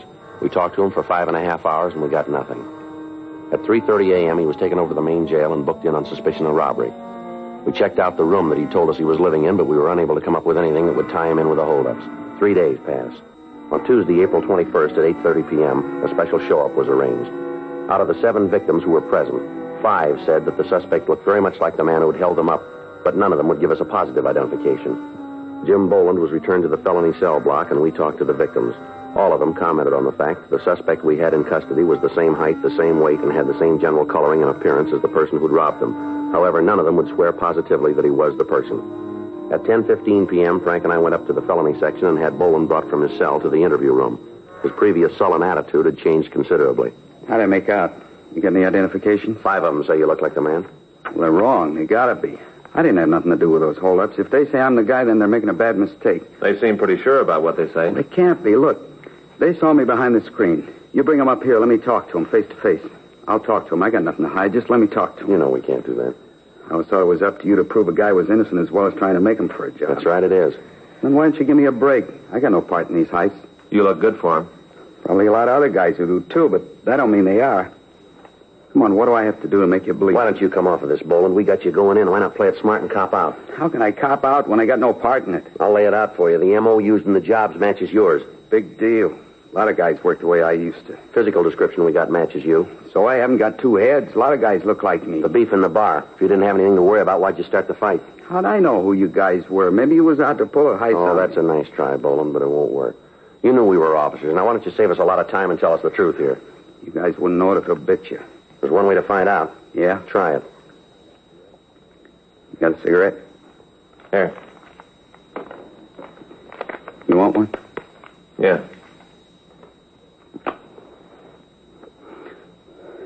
Okay. I'll level with you. I figured you was after me for PV. I didn't have any idea about the 211 rap. That why you started the fight? I swear it is. How about the money you got? Where'd it come from? I got real lucky with a pair of dice. You expect us to believe that? That's the way things are. Where'd you hit the luck? I can't tell you that. It wouldn't help any. Give you an alibi. Either you believe it or you don't. That's the way it was. I'm trying to level with you. We got a rumble that you're back on H. Now, how about that? Where'd you hear that? We heard it. Yeah. Well, you tell them I haven't had a pop in over 4 years. Not since I went up the joint. How about this Lincoln you're driving? Don't belong to me. Who owns it? Phil. Now we're back to that. You're going to tell us who Phil is? Listen, the guy's a friend of mine. I don't want to bring nothing down on him. He's leaving you way out in the cold? I suppose so. Well, if I tell you, he won't know, will he? Not from us. Okay. Name's Phil Spence. How well do you know him? Say hello to, buy him a drink, that's all. That's not the way we get it. I don't care how you get it. That's the way it is. Suspense. You ever fallen? I hear yes. What for? 211 ADW. Where? Here, California. He on parole? No, he got out clean. At least that's the way I hear it. You know where we can pick him up? I told you I buy him a beer once in a while. I don't pay his rent. You're the one who said you wanted to go down the middle. All right, but I'm giving it to you that way. I don't know where his pad is. Does he work for a living? I don't know. I never heard him talk about a job. You know who he runs with? Some guy named Ed. You ever see him? No. Know where he can be reached? Sometimes I hang around the bar where you picked me up. How about it, fellas? You going to buy this story? Yeah, we'll check it out. I swear it. I got no part in it.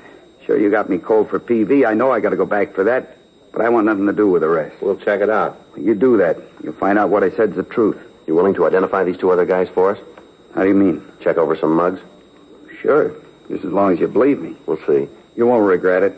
A lot of things I can tell you if you get me out of this. A lot of information I can give you. Let's go. You're going to give me a break, huh? We'll check it.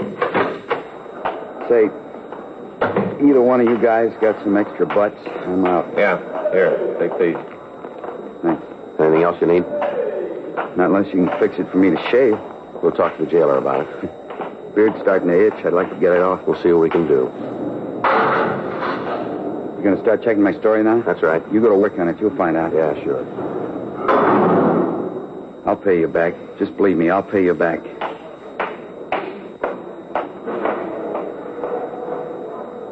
Figure he's telling the truth? It's hard to say. The identifications weren't too sure. Everything else is. There's only one way. Yeah. Check him out.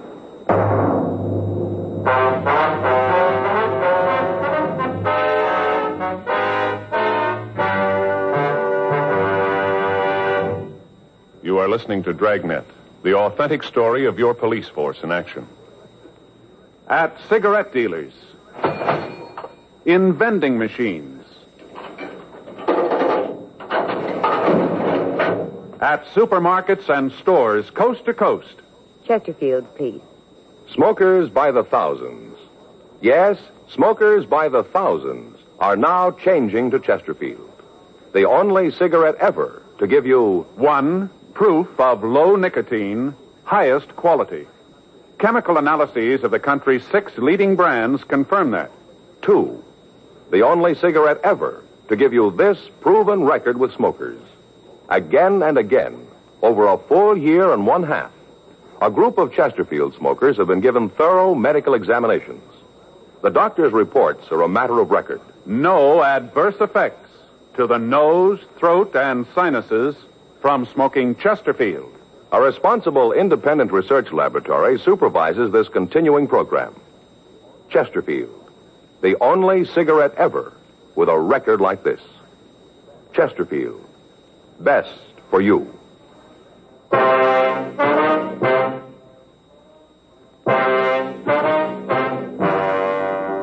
Tuesday, April 21st. After we left the suspect, Jim Boland, at the main jail, Frank and I went back to the city hall and checked the name Phil Spence through R&I.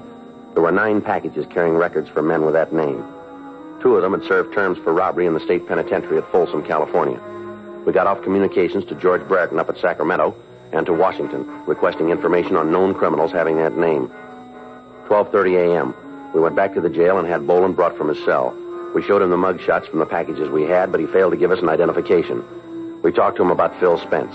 He gave us all of the information he could about the missing suspect's habits. At this point, we were still not sure that Boland wasn't implicated in the holdups, but we had to check out what facts we had.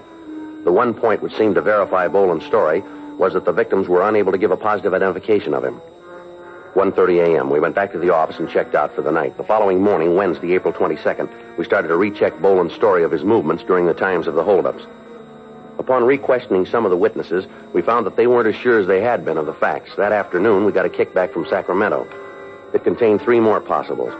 CII said that they were sending us mugshots of the men by airmail special delivery. Boland gave us a list of places Spence was known to frequent. We came up with the name of a girl that the suspect was known to see from time to time. We got the address and we went out to talk to her.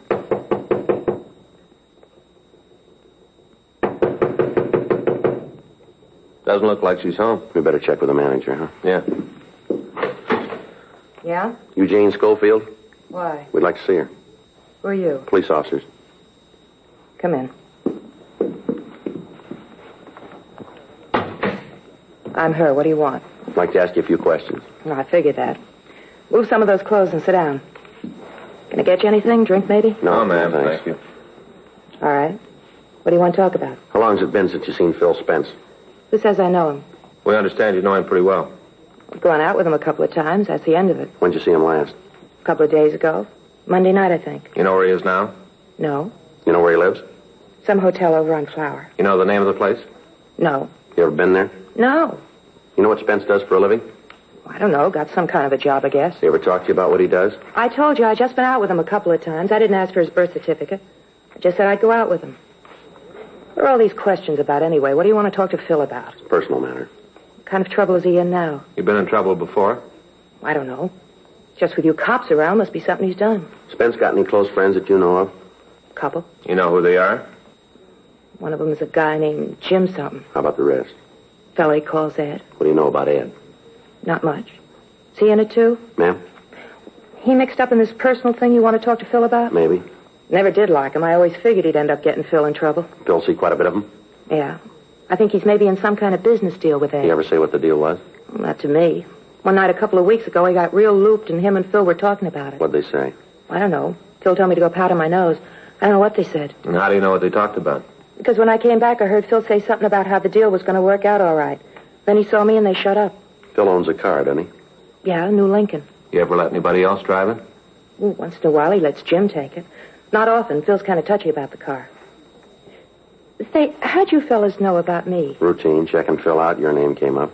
Oh, that's all, huh? Ma'am? I'm not mixed up in it. You can answer that better than we can. Yeah. Well, I want you to know that I'm not. I got nothing to do with Phil. Mm-hmm. I mean it. I just met the guy. I had a couple of dates with him. He's hung up in something. I got nothing to do with it. You got to believe that. When are you going to see Spence again? Well, you believe what I tell you, don't you? If he's in trouble, I got no part of it. When are you going to see him again, lady? You mean when have I got a date? Yes, ma'am. Tomorrow night. He's going to pick me up when I get through work. Where's that? Bar down in Olympic. I'm a hostess there. Is that where you met him? Yeah, he came in one night. We got to talk. He asked me for a date. I don't want you to get the wrong idea about it, though. Ma'am? Well, about how I met him. I don't usually go out with the customers. Boss doesn't like it. It's just that Phil seemed kind of different. That's the reason I went out with him. I want you to get that straight. Mm-hmm. Just a minute. Expecting anybody? No, I don't know who it is. Want me to open it? Yeah, go ahead. What took you so long, honey?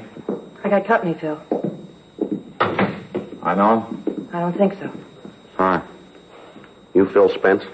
Yeah, who are you? Police officers would like to talk to you. What about? Might be better if we went downtown. Or who? What? I don't want to go downtown. You don't have much to say about it, mister. It's a pinch. If it makes you happy, mark it down that way. You want to shake him, Frank? Yeah. Get away from me, cop. What are you doing, breaking up my place? Get out of here! Get out of here and take that cheap bomb with you! All right, come on, get out. Come on, get out. You get out of here. Lousy deal. Get out of here, my deal coming in and breaking up a girl's apartment. Who's going to pay for all this? Who's going to make it right? Just look at the place. Oh, shut up. Why don't you tell me they were here? Why didn't you say something? All right, Spence, let's go. I'm coming. All I want to know is who told you. Who yapped? That lousy Eddie, I'll bet. He's the one. Never should have picked him up. He with you on the jobs? He told you, didn't he? How about Jim Boland? He in with you, too? Oh, that guy hasn't got enough sense to come in out of the rain. He's worse than Ed. Should have known not to get mixed up with that dumb Eddie. I should know. It always happens. Yeah? You're on with a jerk, you're going to get tripped up. Lousy Eddie shooting off his mouth. Hadn't been for him, you'd never got us. I'm going to tell him off. What's the difference? You told them everything they wanted to know. You're all going to jail. Why don't you shut up? You're always wrong, sister. Not this time. Let's go. The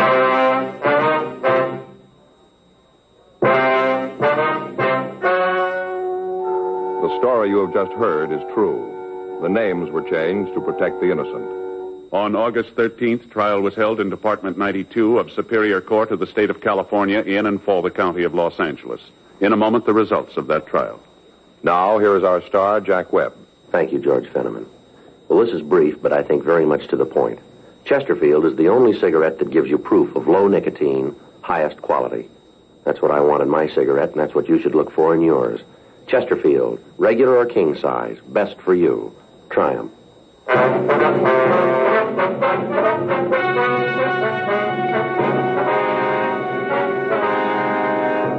Philip Donald Spence and Edwin Floyd Morse were tried and convicted on 4 counts of robbery in the first degree and were sentenced as prescribed by law. Robbery in the first degree is punishable by imprisonment in the state penitentiary for a period of not less than 5 years. Jim Nathan Boland was released to the state adult authority for action on violation of his parole. He was returned to San Quentin for the balance of his original term.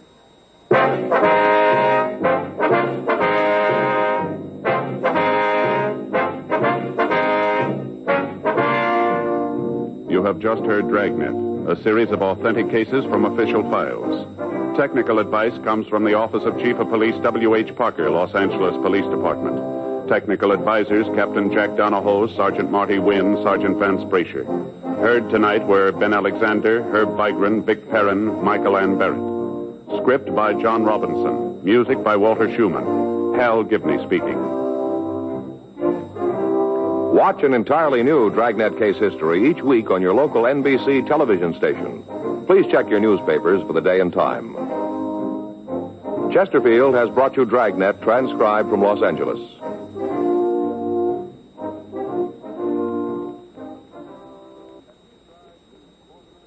Have you tried new cork tip Fatima? It's the smooth smoke with Fatima tips of perfect cork, king size for longer filtering, and Fatima quality for a much better flavor and aroma. Fatima is made and guaranteed by Liggett & Myers Tobacco Company. Try Fatima today.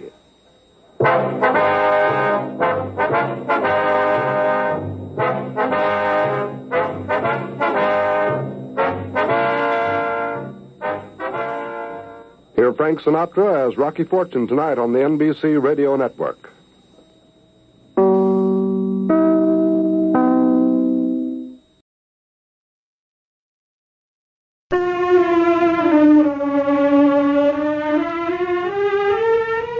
From the records of Scotland Yard, London, 1885. Name, Alice Alquist. Address, 9 Thornton Square. Cause of death, strangulation by person or persons unknown. After exhaustive investigation, the commissioner reluctantly orders the case closed, pending the possible disclosure of new evidence.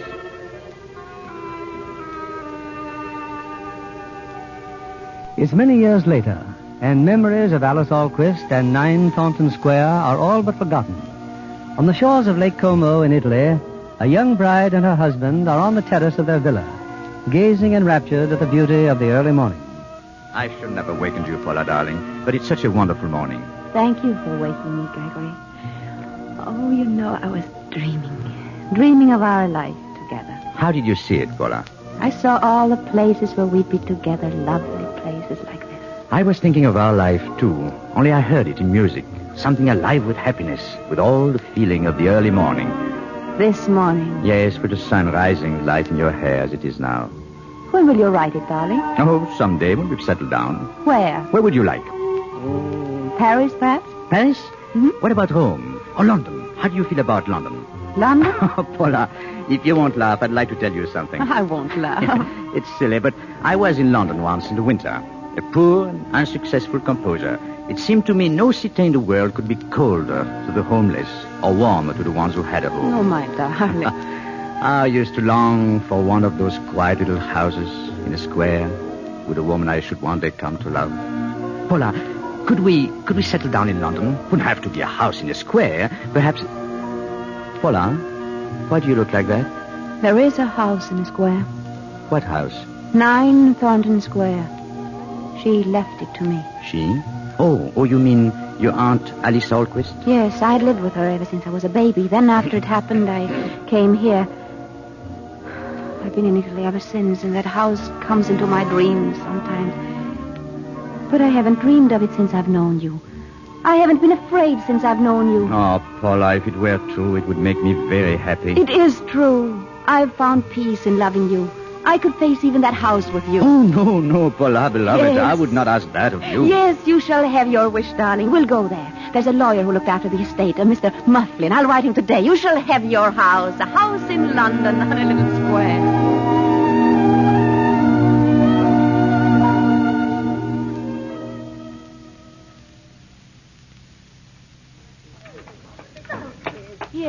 Yes, remember me. I'm Mrs. Swaits. I live just across the square, number 16. Oh, yes. Yeah, how do you do? Paula, dear, we mustn't keep Mr. Mufflin waiting at the door. Coming, darling.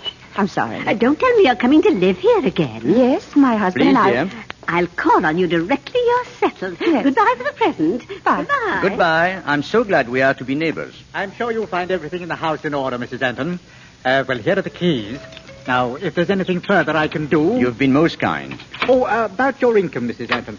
Shall we send the monthly draft here or to a bank? Well, Gregory... Well, I would think here, darling, at least temporarily. Then to here, if you please. Certainly. Just one more matter, and then I'll be going. You inquired about servants. Oh, yes. I'll send in a housekeeper tomorrow. She's very capable, but a little hard of hearing. Hard of hearing? Of course, if you'd rather... No, send her in. We can interview her, at least. Her name is Elizabeth Morgan. I'm afraid I haven't yet found a housemate. Oh, please, don't think about it. We're deeply grateful for all you've done. Thank you. And need I say that I hope you'll both be very happy. Good day. Good day. Well, this is our house, Gregory. Shall we go in? How well you remember everything. Paula, what room is this? The drawing room. Well, come, dear. Aren't you going to show it to me? Will you light the gas, please? Oh, the gas. There. That's better. Paula, what a handsome room. But to see it like this, all the furniture covered up and so quiet. There was always parties in this room and flowers. There are always flowers. Those must have been wonderful days. It's so dead in here now. The whole place seems to smell of death. I'll open the window. There. All be fresh again in a moment. Oh, what is this, dear? This glass case. Oh, that's where she kept all her little treasures, all the things she collected on her concert tours. She was so proud of them. The glass is broken. It was broken that night. All the things were disarranged, but there was nothing missing. Oh, I know all these by heart. This glove. Oh, be careful, darling. The glass. She wore this glove in Romeo and Juliet, a command performance in Covent Garden. One little glove. I used to ask her what happened to the other, but she'd only laugh and say she'd given it to a very great admirer. She would never tell me who. I wish I could have seen her. You can see her.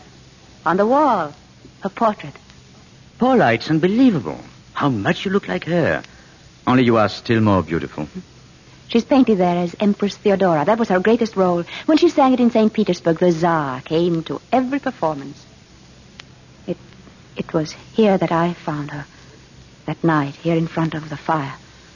And her own portrait. Darling. I was in bed when something woke me. I came running down the stairs, frightened as if I already knew what had happened. She had been strangled. Her lovely face was all... Oh, I can't stay here. Paula, that's all past. It's long ago. You must forget about it. Gregory, your arms, so strong and safe. All those things that remind you so of her, we will put them away. Yes. We'll make it a new house with beautiful new things for a beautiful new life. Yes, darling, yes. And then later we'll have people here and parties again. Wouldn't you like that? Oh, of course, dear. But later. First, let us have another honeymoon here by ourselves, just for a little while. Yes, I only Now, thought... where do you suppose all this could be stored away? Oh, there is an attic under the roof. Her trunks are there and all her costumes. Well, then that's where it shall go. Yes. And then we'll board it up. Board it up? So you'll never have to see them again. Oh, a piano. This too must be. Fine instrument. The action needs regulating, but the tone is still quite good. That song. Why are you playing that song? Why not? That was her song. It was always her last encore at every concert. She said, Oh, look, Gregory, here's an old letter. Letter? I beg of you to see me just once more. I followed you to London. Oh, the date. It was written just 2 days before she was murdered 10 years ago. Where did you find that? It was here among this music. Now, see, it's from someone called Sergius Bauer. Give it to me. Gregory. I'm sorry. I didn't mean to snatch it. It's just that... But why should a letter upset you so? It isn't that. I'm upset for you, darling. All these things reminding you of her. Oh, my dearest. While you're afraid of anything, there cannot be any real happiness for us. You must forget her. No. Not her, Gregory. Only what happened to her. Of course, darling. Of course.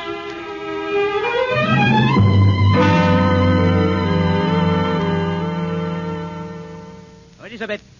I'd like to see you, please. Elizabeth. Yes, sir? Elizabeth, you've been with Mrs. Anton and me now for 2 months. Are you happy here? Oh, indeed, sir. Good. You've been to market? Yes, Mr. Anton. While you were gone, I've been interviewing a housemaid. Is she hired, sir? I'm not through talking to her. She's in the kitchen. You may tell her to come in now. Yes, sir. Now, wait a moment. Outside just now, didn't I see you talking to our neighbor, Miss Thwaites? Oh, yes, sir. She seemed so anxious to call here, sir. What did you tell her? You told me that seeing people is not good for Mrs. Anton. I asked you a question. Of course, sir. I told Miss Thwaites that the mistress hadn't been feeling too well lately and perhaps she should wait. Thank you, Elizabeth. You may send the girl in now. And might I ask about wages, sir? £16 a year. Is that satisfactory? Yes, sir. What about her? Her? Elizabeth, the housekeeper. She looks strict like. Did you see the way she looked at me? Well, perhaps it's the dress you're wearing. It is a little, shall we say, loud. I hope you're not a flighty girl, Nancy. I don't think so, sir. Do I have to share a room with her? No, if you prefer, you may have a room downstairs. Now, remember, your mistress is very particular about everything being correct. Is she, sir? Oh, Paula, dear, this is Nancy, our new housemaid. Yes, how do you do? You may go now, Nancy. Very good, sir. Well, she seems a nice girl, Paula. Yes, I'm sure she'll do. Are you ready, dear? All ready. All ready to have my wife show me a wonderful city of London. Let me to get you. You're like a summer's day. Oh, it's because I'm so happy. Do you know what that is? Oh, yes. 3 months ago today, we became man and wife. Oh, I have a little present for you, Paula. Here. Oh, Gregory. Where did you ever find anything so beautiful? Oh, it's just a cameo brooch that belonged to my mother. And now it belongs to you. Oh, I shall wear it always, always. How sweet of you to give me this. No. Oh. What's the matter? The clasp. Oh, darling, I've broken the clasp. No, I'll have it mended. It just seemed to break off. Your bag? Yes. Here, let me put it in your bag. You might lose it. You know, you are inclined to lose things, Paula. I am. I didn't realize that. Oh, just little things. There now. The brooch is in your bag for safekeeping. Now, you'll remember where it is. Of course I'll remember. I was only teasing, darling. Now, where shall we go first? Well, I have it all planned. St. Paul's Cathedral, then Buckingham Palace, and then the Tower of London. Are you sure you feel equal to such a schedule? Oh, I feel perfectly well, really, I do. Oh, you said that because you know how it worries me. Well, just promise you won't overtax your strength. Promise me? Of course I shall. Come then. We'll take it easy. We must not rush.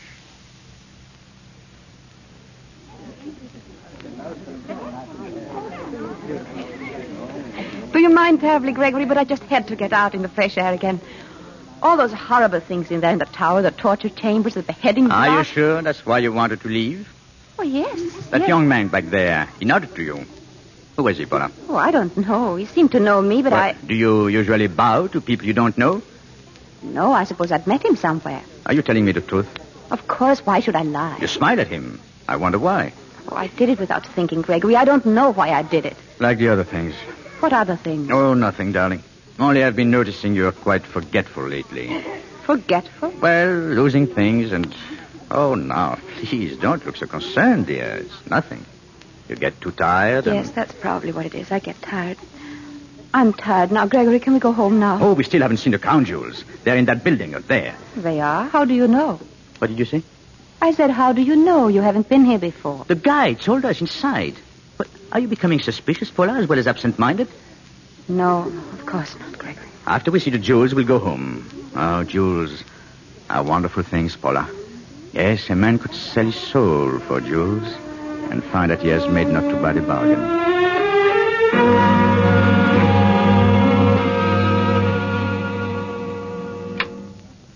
Well, you were right, Paula. There's nothing more beautiful than London sunshine. And I had to spoil the day by bringing you home so early. Won't you lie down now and rest for a while? Yes. Would you like me to stay with you? Not go out this evening? No, you go to your studio as usual. Gregory, can you really compose in that little room you've rented? Of course. I have a piano. That's all I really need. I wish you'd let me see it sometime. Oh, Paula, you might let me have your brooch so I can have it repaired. Yes, of course. I'll get it for you. Well, I don't understand this. What's the matter? But, Gregory, I can't find it. What? Well, it must be here in my bag. I'll turn everything out just right. I know it was here. I couldn't have lost it. It must be him. Sure it is. No, it's gone. Gregory, it's gone. Oh, Paula, didn't I tell you? But how did you come to lose it? I must have pulled it out with something. Oh, I'm terribly sorry, Gregory. Please forgive me. Oh, my dear, it's not as serious as that. It was not valuable. No, but your present to me, your mother's brooch, I don't remember opening my bag. You did put it there, didn't you? Well, don't you even remember that? Yes, of course I do. But suddenly I'm beginning not to trust my memory at all. Oh, I tell you, you're just tired, that's all. Don't worry so, Paula. Don't worry.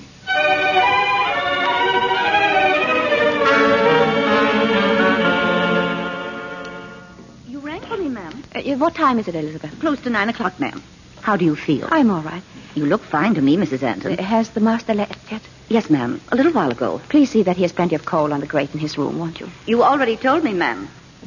When did I tell you? After dinner. Don't you remember? Oh, yes. Elizabeth? Yes, ma'am. Did you just turn the gas up in the hall? Why, no, Mrs. Anton. Oh, the light here in the room, it just went down. The way it always does when another light is turned up. I didn't touch it. Oh, but this one went down. Or perhaps Nancy lit another jet in the kitchen. It couldn't have been her. This is her evening off. Oh, yes, that's right. Good night, Elizabeth. Good night, ma'am.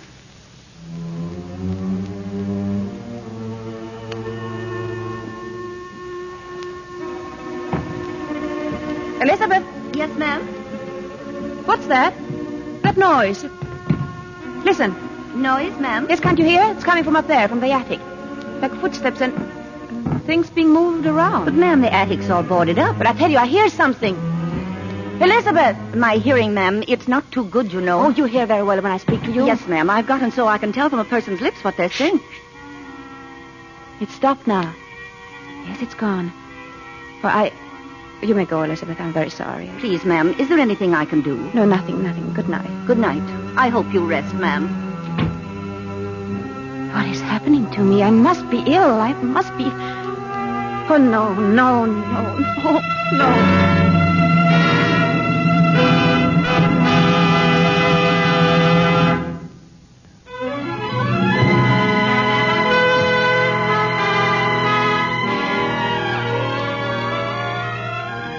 In the few days that have passed, the sedate little community called Thornton Square has seen a new visitor, a discreet young man with innocent questions, but who, for some reason, has avoided the residence of Mr. and Mrs. Gregory Anton. At the moment, the young man is in the office of the superintendent of Scotland Yard. Now, look here, Cameron. The Alquist case is ancient history. What's causing your sudden interest in a murder that happened 10 years ago? Oh, it's hard to say, sir. It impressed me very much at the time, probably because I'd met Alice Alquist. Oh? I was just a boy. I know it sounds foolish, but I still think she was the most beautiful woman I'd ever seen.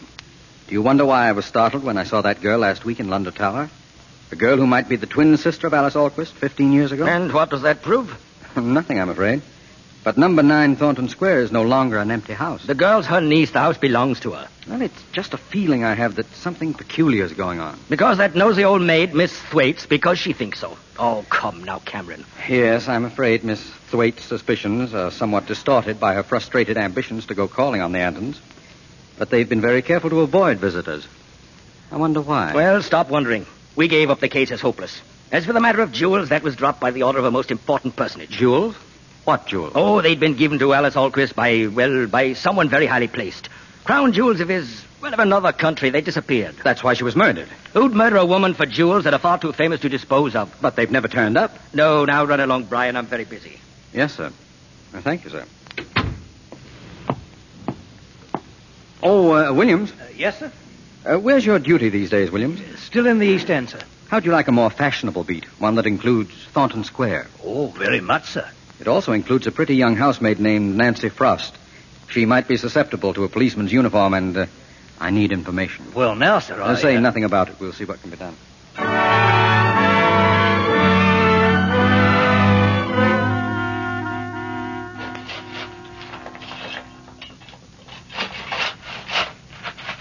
If you want coal on the fire, Paula, why don't you ring for the maid? Oh, I'm sorry, Gregory. I didn't mean to wake you. Oh, well, now that you have interrupted my nap, we may as well be comfortable. Now, please, pull the bell cord. Oh, but it seems so unnecessary. What are servants for, Paula? Answer me. What do you suppose servants are for? To do things, to serve us, I suppose. Exactly. It's only I think we should consider them a little. Oh, don't be cross with me. I'm not cross with you. Oh, there are a lot of things. You ring, sir? No, your mistress rang. Well, my dear, tell Nancy why you rang her for. A little coal on the fire, please, Nancy. Yes. Well, Nancy, tonight is your night out, isn't it? That's right, sir. Whom are you seeing tonight, Nancy? They have changed the policeman on the beat. Is his heart going to be added to the list of those you've broken? I don't know I've broken any, sir. Oh, no, I'm sure that's not true. That complexion of yours, that's something not quite true also. Oh, you do it very cleverly. In fact, I'm hoping you'll pass your secret on to your mistress and help her get rid of her pallor. I'm sure I'd be pleased to do anything I can, sir. Gregory, how can you talk to Nancy like that? But, my dear, you're so anxious to regard the servants as your equals, I thought I would treat her as No one. wonder that girl despises me the way you encourage her in it. Despises Her whole you? manner, the way she looks at me. Looks at you? Paula, you're not imagining things again. You're not, are you? Of course I'm not. Paula, don't turn away. You must have this out. You really think Nancy despises you? Paula, No, Gregory. Well, I'm glad of that. It hurts me when you're ill and fanciful. I beg your pardon. Nancy, have you been there listening to us? Oh, no, sir. Miss Thwaites is calling. She wants to know if the mistress is at home. Oh, that old busybody again? She has her nephew with her, a Mr. Cameron. Tell them Mrs. Anton is not at home. Gregory, really, she's been so if you let her in once, you'll always have to have her. And I do not want people all over this house. Well, don't stand there, Nancy. Yes, sir? I would have liked to have seen her. But, my dear, I thought you were only trying to be polite. Why didn't you say you really wanted to see her? How could I? In front of that girl, Paula, you must get over this ridiculous fear of the servants. All you had to say was, show her in, Nancy. Well, am I right? Yes, Gregory. You wouldn't have had time to see her anyway. Why not? You'll want to dress. We're going out tonight. We are? Oh, you didn't tell me, or have I forgotten? Paula, you silly child. Of course you haven't forgotten. Look, theater tickets. A surprise for you. We're going to the theater tonight. Oh, Gregory.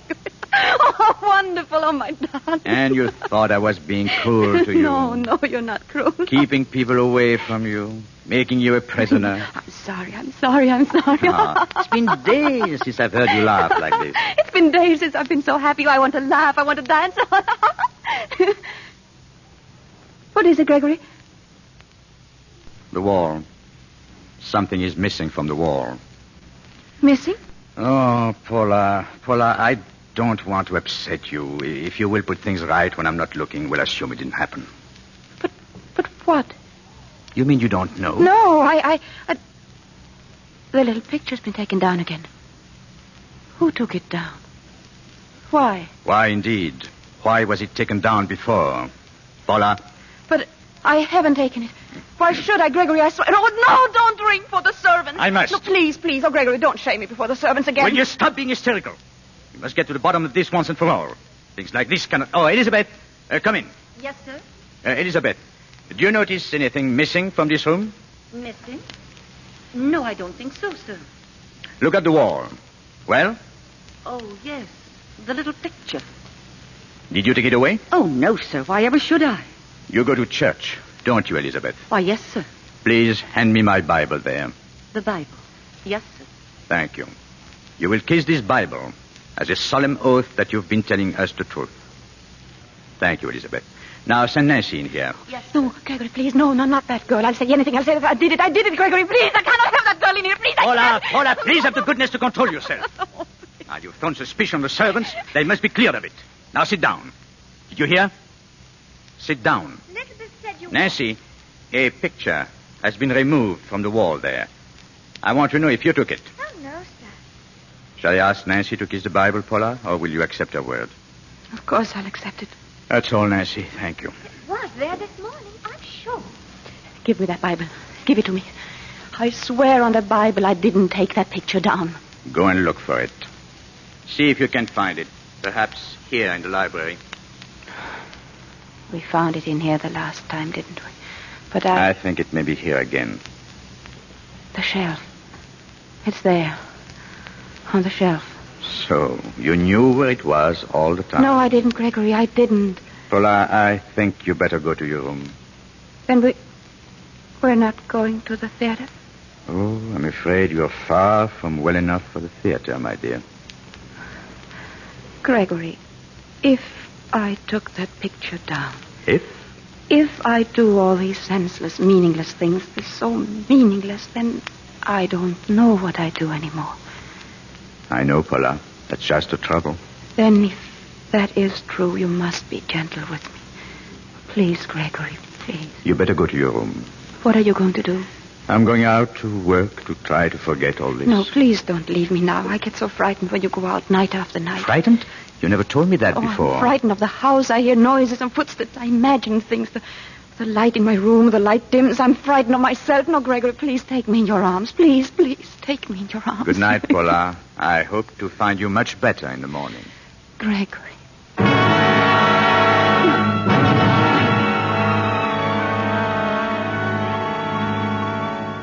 Well, Williams, come in. I just wanted to report, sir.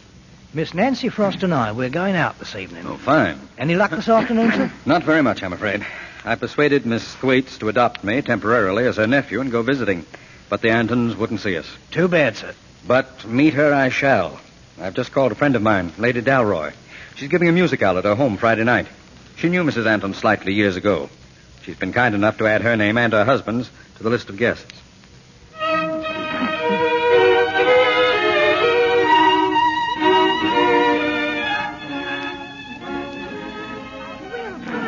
I hope you're properly ashamed, arriving so late. Covered with remorse, Lady Dalroy. Business at Scotland Yard, I suppose. Oh, my lady, not so loud. Tonight I'm just another guest. Well, you're in for a disappointment, Brian. A note came late this afternoon. Mr. and Mrs. Anton were unable to accept the invitation. Oh? Oh, I see. She's apparently ill. Very tiresome of her. Did she send the note? No, her husband. Brian, who is this Mr. Anton? What does he do? Where does he come from? I was hoping to find that out tonight. Oh, don't look so glum. Come into the music room. Saretsky is going to play for us. You still enjoy the piano, don't you? Brian? Oh, sorry. I'm afraid my mind was miles away.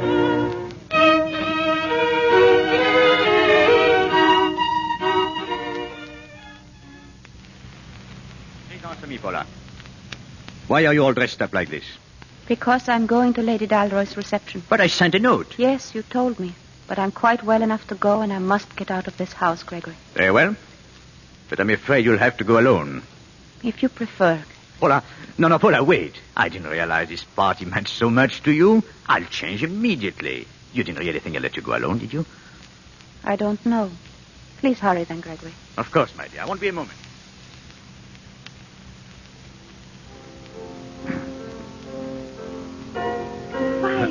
Wonderful surprise, Mrs. Anton. I'm so glad you could come. Thank you, Lady Dalroy. May I introduce my husband? How do you do? I hope you will forgive all the confusion, Lady Dalroy, but Paula suddenly felt much better, and we were so anxious to attend. But of course.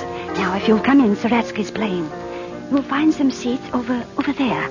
Later on, we're serving a little supper. We'll have a nice long talk there. Thank you, Lady Dalroy.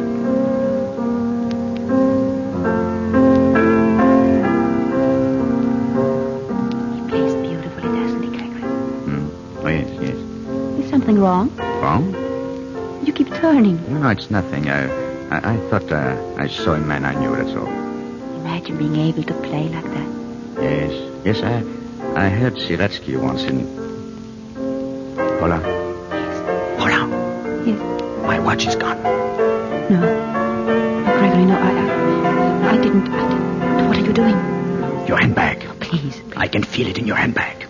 My watch is in your handbag. Open it up. I didn't put it there. Oh, you see? I was right. You took it. I didn't put it there. I swear I didn't put it there. Quiet, please. Paula, you must control yourself. Paula, making a scene like this in public. Come, we must get out of here immediately. Come along, Paula, come.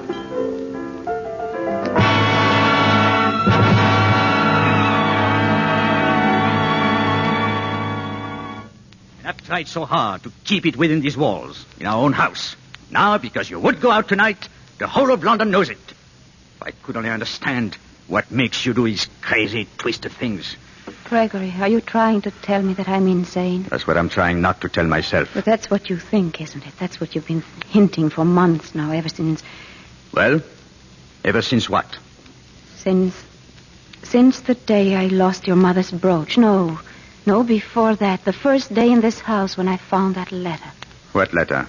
From that man called Bauer, Sergius Bauer, I remember. Yes, you're right. I can see you still, standing there and saying, look at this letter, and staring at nothing. What? You had nothing in your hand. Oh, Gregory! I was staggered, but I didn't know then how much reason I had to be. What reason? I didn't know then about your mother. What about my mother? Your mother was mad. She died in an asylum when you were a baby. Oh, that's not true. I've been making inquiries. I've talked to the doctor who attended her. Would you like to see him? No. He described her symptoms to me. It began with her imagining things. Noises, footsteps, voices. And then the voices began to speak to her. And in the end, she died with no mind at all. Stop it, no. Perhaps you will understand why I cannot let you meet people. Oh, by the way, he must have been rather disappointed that you left Lady Dalroy's home tonight before he could talk to you. Who? Who? The man who was sitting behind us. You went there only because you knew he was going to be there. But Gregory, who? The same man who bowed to you that day in the tower. Who is he? Someone from the past, perhaps? Some disappointed shooter? I never met him. I have no idea who he is. Why'd you lie to me? I never lied to you. No, I'm sorry. I know. You never lied to me. It's worse than lying. You've forgotten. You've forgotten him as you forget everything. Oh, but I'm wrong to try to handle this myself. Paula, we shall have visitors here, and shortly. A doctor? 2. Yes, I believe 2 is the required number. Good night, Paula. I'm going out.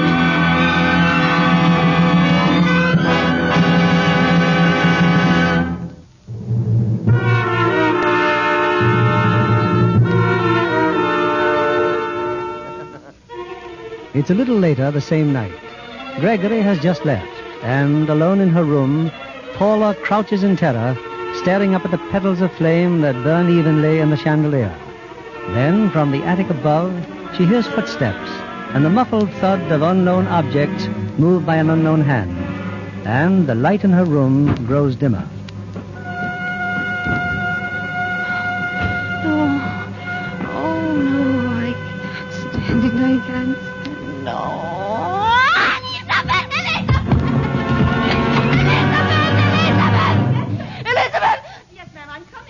Oh, help me, Elizabeth. I wanted to help me. I'm so tired. Why, of course, Mrs. Anton.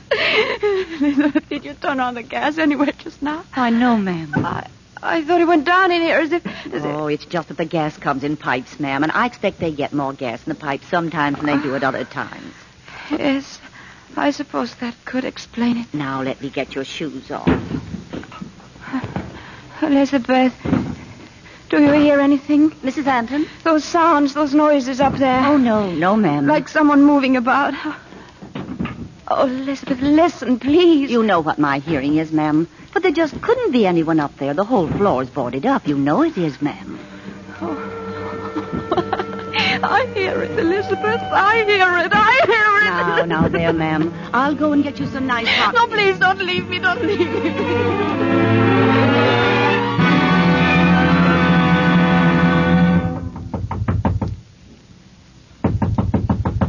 Me, Mr. Cameron. Williams. Williams, well, come in. Sorry to wake you up so early, sir, but seeing as how you told me to come here to your house, if anything... No, don't apologize. What is it? Well, about 2 hours ago, I'm on the corner of Thornton Square when suddenly there he is, popping up out of the fog. Our friend, Mr. Anton. I can't figure it out, sir. The way he disappears and then reappears. Every night. Well, don't let it amaze you any longer, Williams. Sir? He never leaves Thornton Square. We only thought he did. Number 5 is an empty house. He turns the corner of Thornton Square, comes back to number 5 through the alley, goes to the roof, crosses to his own house, and goes in through the attic. But why would a man want... Never mind now. What happened last night? Well, I tell you, that man's been up to something. Clothes untidy, cravat all on one side, dirt and dust all over him, even on his face. Had he been in a fight? No, more like he'd been digging in a cellar or something. Oh, sit down, Williams. I'll stir up some breakfast. Oh, I've had my breakfast, sir. In the kitchen at number 9, as a matter of fact. Oh? How's Nancy? It seems the master's told her mistress might be going away for a long time. For a long time? What do you think that means? It means I've got to get into that house tonight. But Nancy says he's told her not to let her mistress see anyone. Then you'll have to see to it that Nancy isn't home tonight either. Any little thing I can do for the yard, sir. But how do you know the lady herself will see you? I don't know. Wait. There is a way. Yes, I'm sure she'll see me, Williams.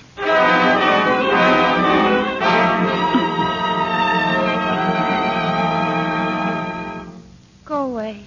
I can't see anyone. I'm ill. Elizabeth, stop him. I must see you, Mrs. Anton. I couldn't stop him, ma'am. He pushed his way right in. Mrs. Anton, my name is Brian Cameron. You mustn't be here. Go away. Not until I've given you this.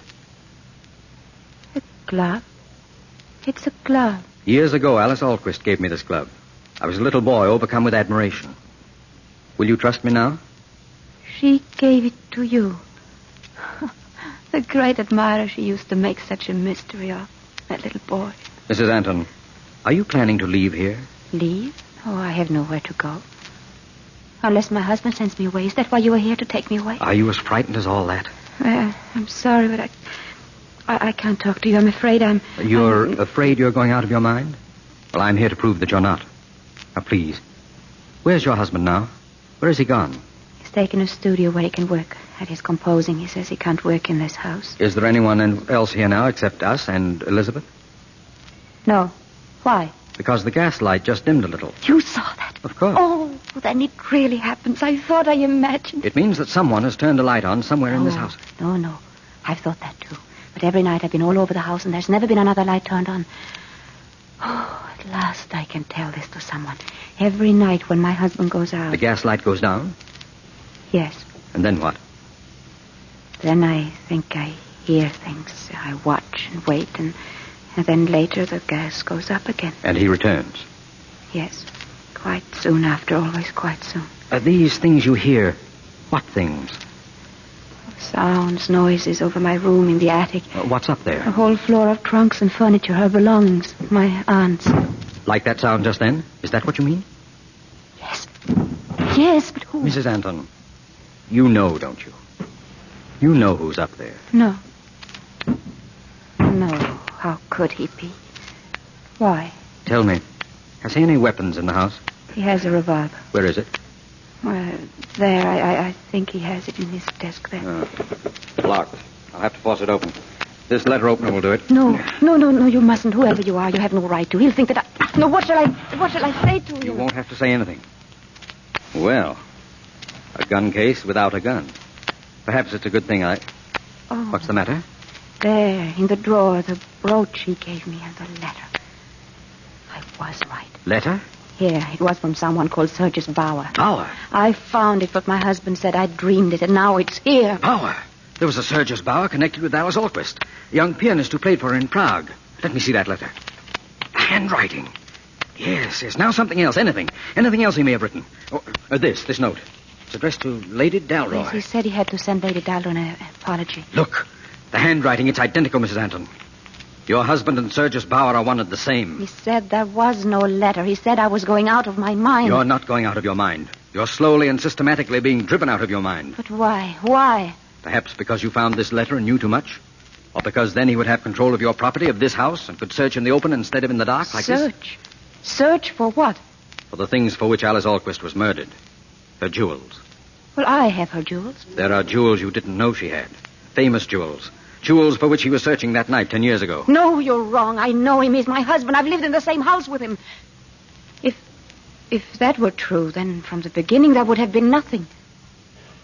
Nothing real from the beginning. I'm sorry, Mrs. Anton, but you must believe me. Your whole life depends upon what you're going to do now. Don't you see the way everything is... The gas. Gas is brighter again. How long has it been up? I don't know. You'd better go to your room, Mrs. Anton. Why? Where are you going? I'll wait for him outside the house. He'll cross the roof to the empty house next door. When he comes out the servant's entrance in the back, I'll be waiting for him. What will you do? You have nothing to worry about, Mrs. Anton. Elizabeth? Yes, sir? Whatever happens tonight, Elizabeth, have her welfare in mind. Oh, you can count on me, sir. But what am I going to say to the master when he comes back? He won't come back anymore, Elizabeth.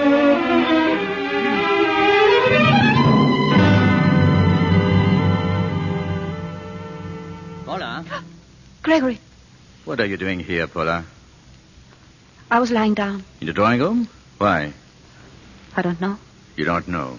Do you know anything about anything you do? Oh, you startled me. I didn't hear you come in the door. I didn't come in the door. I came down the stairs. I've been in the attic, Paula. The attic is boarded up. You couldn't have... It's no longer boarded up. I have found what I've been looking for. Did you ever see jewels like these, Paula? Did you? Jewels. Her jewels. Do you know what you remind me of as you walk across the room? Like a girl walking in her sleep. But you're not asleep. You're awake. Fully awake. Or you would not have broken open my desk. I didn't open it. Why did you do it, Paula? No, I didn't. It was he. He opened it. He?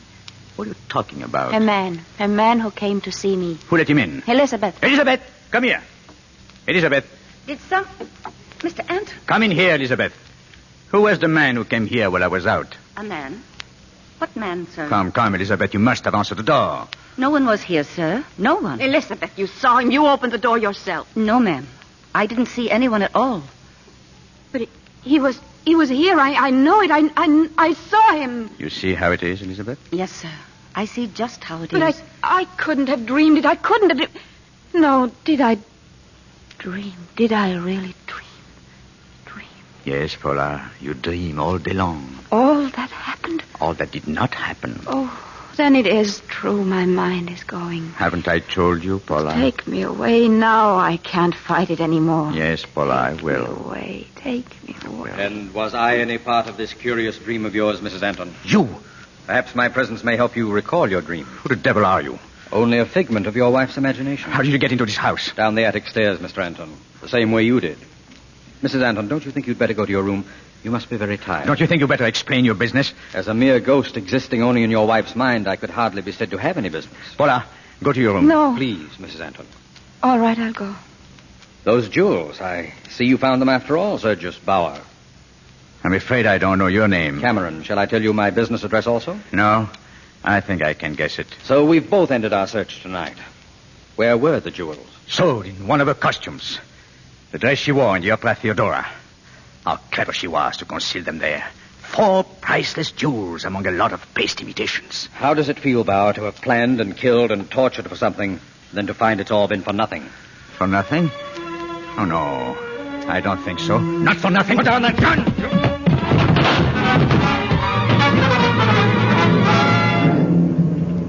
Elizabeth, there was a shot, ma'am. Yes. I heard a shot. And then he ran up the stairs, the master. He ran to the attic, ma'am, and the gentleman after him. They're up there now. They're fighting. Oh, I got to get help, ma'am. But who?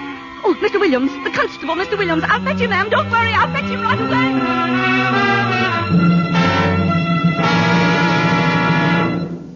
You sure you're all right, Mr. Cameron, sir? I'll feel a little better as soon as I finish tying Mr. Bauer to this chair. There.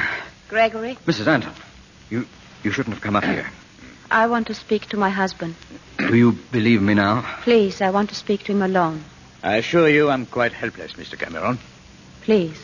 Come, Williams. We'll be waiting on the stairs. Paula, go and see if he's listening. He's not listening. He told you a lot of things about me, didn't he? Yes. They were lies. Because he's in love with you. I can feel it. Can you? Can you really, Gregory? Or shall I call you Sergius?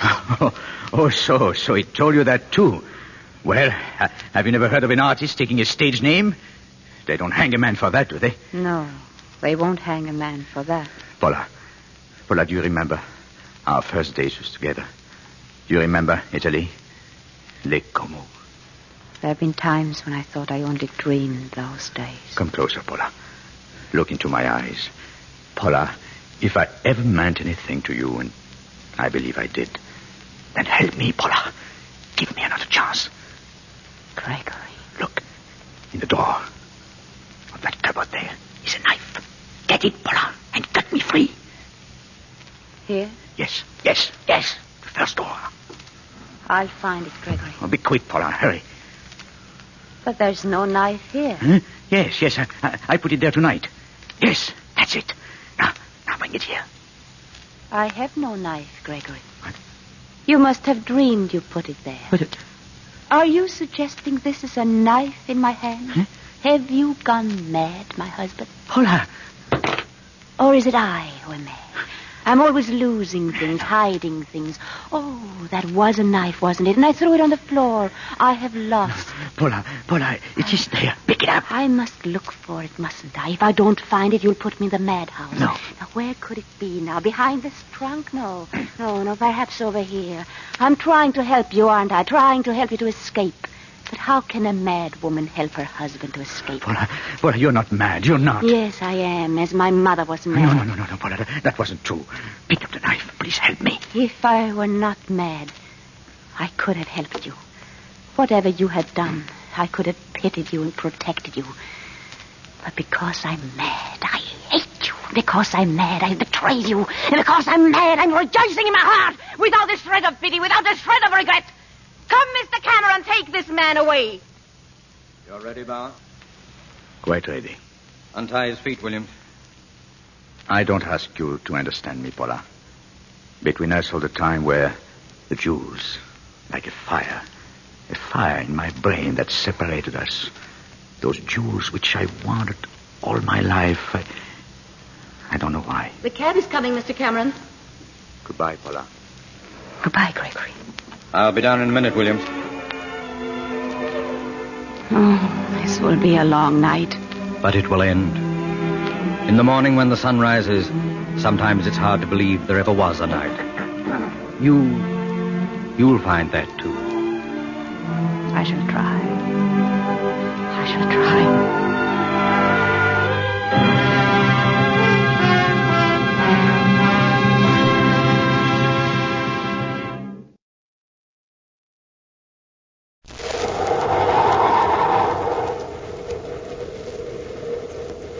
Rice Chex and Wheat Chex, the bite-sized cereals in the red and white checkerboard packages, present Space Patrol! High adventure in the wild, vast reaches of space. Missions of daring in the name of interplanetary justice. Travel into the future with Buzz Corey, Commander-in-Chief of the Space Patrol! In today's transcribed Space Patrol adventure, Buzz and Happy are trying to escape from a mansion on the planet Venus, where they're being held prisoners by Emil Gargoth, leader of the Cobra Gang. Suddenly, Happy moves toward a large cabinet and opens it. Wow, is this a break, Commander? Weapons, ray guns, blasters, paralyzers. Take a couple of ray guns, Happy. Something just made me go to this cabinet. A real strong hunch. I know how to take the ray guns. Those are blasters. Put them back. Well, yes, sir. Well, I'm not arguing, sir, but wouldn't the sight of a blaster have more effect on Gargoth? All right, it doesn't matter. Let's get careful, Happy. You're pointing the gun right at me. Lower your arm. I can't. Something's controlling my movements. Happy, lower that gun. I'm trying to. Commander, my finger is squeezing the trigger. I can't stop it. We'll return in just a moment with today's exciting Space Patrol adventure, The Secret of Dr. Borodek. Plenty delicious, plenty good. Yes, sir, Space Patrollers. Those are the words I use when I talk about Rice Chex. Now, Space Patroller, how about you? Who, me? That's right. What words would you use to tell me how good Rice Chex tastes? Super keen and senior, George. That's the way Rice Chex tastes to me, Captain Tufeld. Swell. And hey, how about that modern bite size that Rice Chex has? What do you say about that? Just right for a bite with a real smooth fit for a spoon. Man, that's great. Now you have yourself a good, nourishing breakfast with Rice Chex, and what happens? That's it, Space Patroller. Yes, sir, gang, that's exactly the kind of blast-off you get after a nourishing breakfast with Rice Chex. But any way you say it, any way you eat them, out of the bowl or out of the box, Rice Chex are tops 3 ways. For taste, for size, for get up and go. For sweet whole wheat, try Wheat Chex. Look for Rice Chex and Wheat Chex in the red and white checkerboard package with a full-color picture of Commander Corey or Cadet Happy on the outside and the free Space Patrol trading card inside. Chex, rice or wheat, real neat. And now today's Space Patrol adventure, The Secret of Dr. Borodek. On 10 planets, Space Patrol agents are ready to pounce upon known members of the Cobra Gang. But the syndicate of criminals appears to have suspended all operations, and its shrewd leader, Emil Gargoth, has gone into hiding. The name of the dread organization seems to have been dropped completely from public minds. Certainly, it's far from the minds of 2 men who sit chatting in a comfortable mansion on the outskirts of Venus City. One is the wealthy and elderly Andrew Means, retired interplanetary financier. The other is his host, the youthful-appearing Dr. Clement Borodek, a mysterious yet popular figure in United Planet society. After a lengthy discussion, Andrew Means suddenly turns to Dr. Borodek. Dr. Borodek, I want to know your secret. Secret? What secret? The secret that has enabled you to live for centuries. Mr. Means, are you sure you feel well? Now, don't try to change the subject. You're a man of mystery, Dr. Borodek. You live well. Your fine mansion here, your splendid laboratory, the freedom to travel. Now, I don't know how you get your money, and I don't care.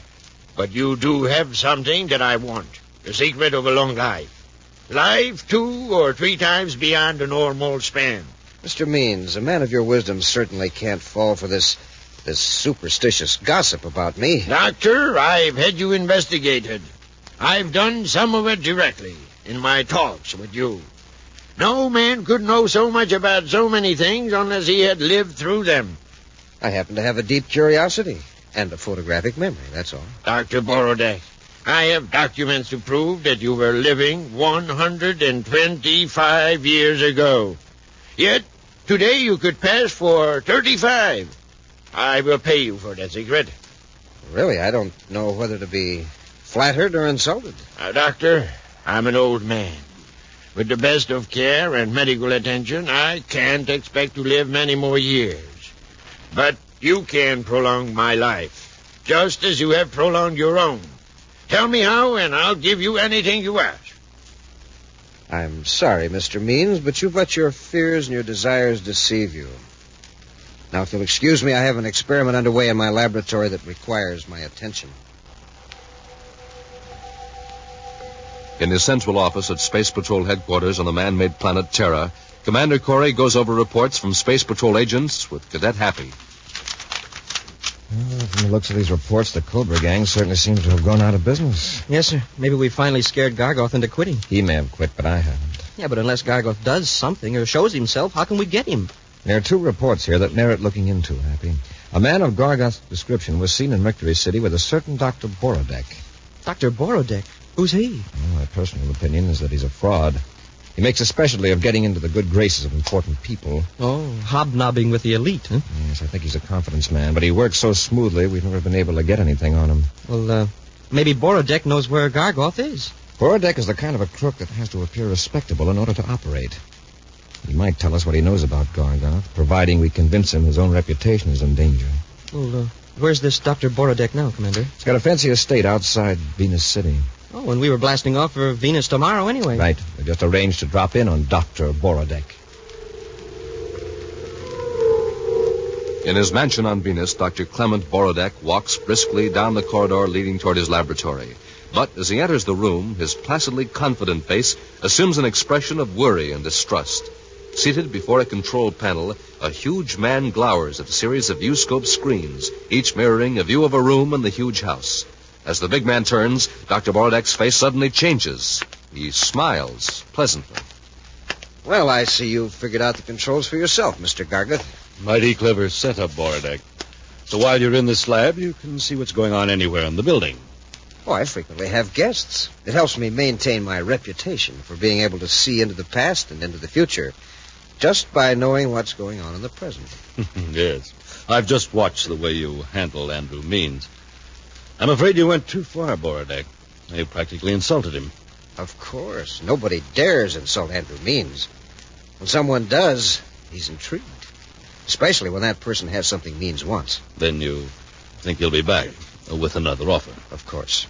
He's back in his suite in Venus City Hotel, brooding over the fact that I have the secret of long life. The secret he wants more than anything in the universe. Yes. I am amazed that he fell for the fantastic idea.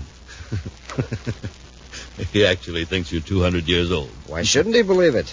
Didn't we make sure that his agents would find evidence of it? How much do you think he'll pay for your secret? If you'll let me work with him, all he has, but it'll take time. How much time? A month, perhaps? I can't wait.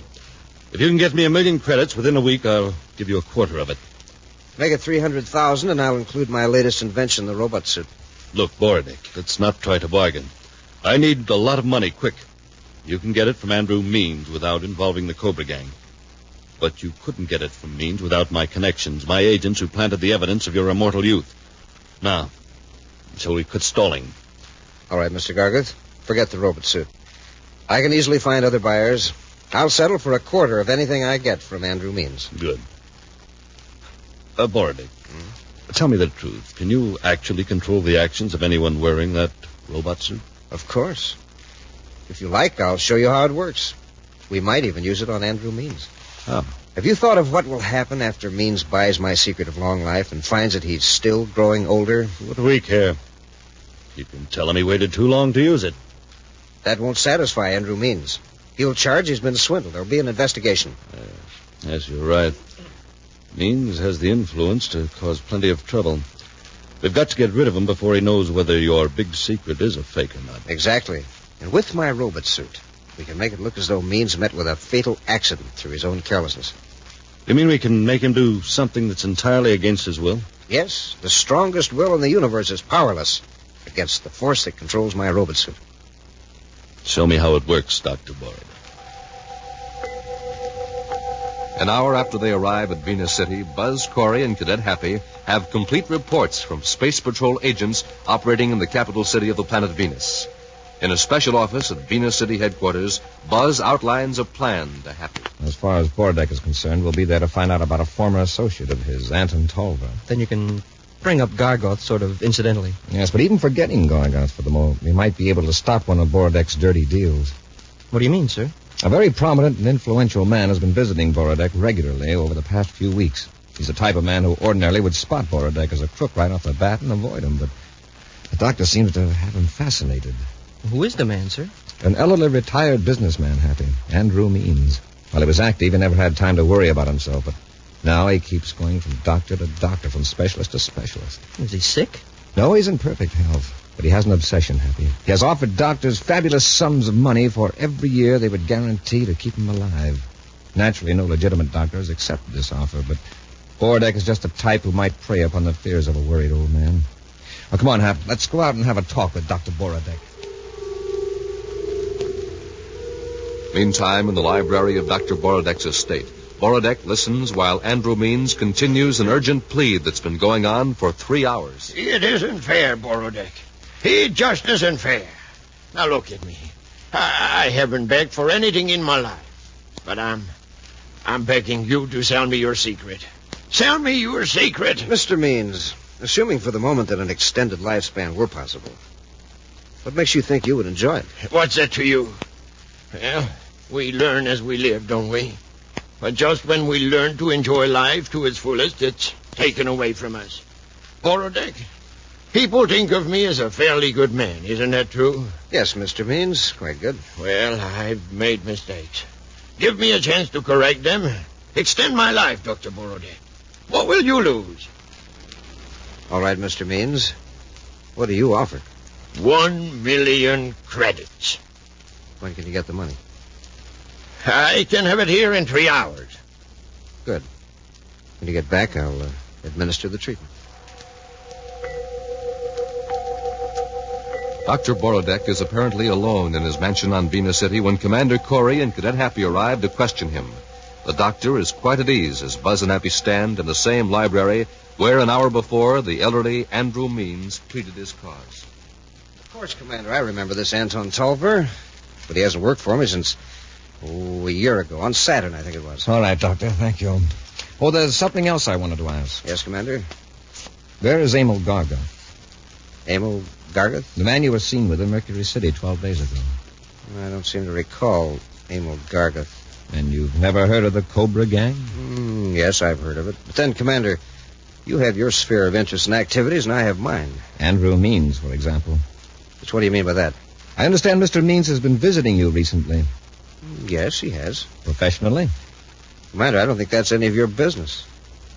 Well, since you're so frank, I don't suppose you'd object to a brainograph test at Venus City headquarters. A brainograph test?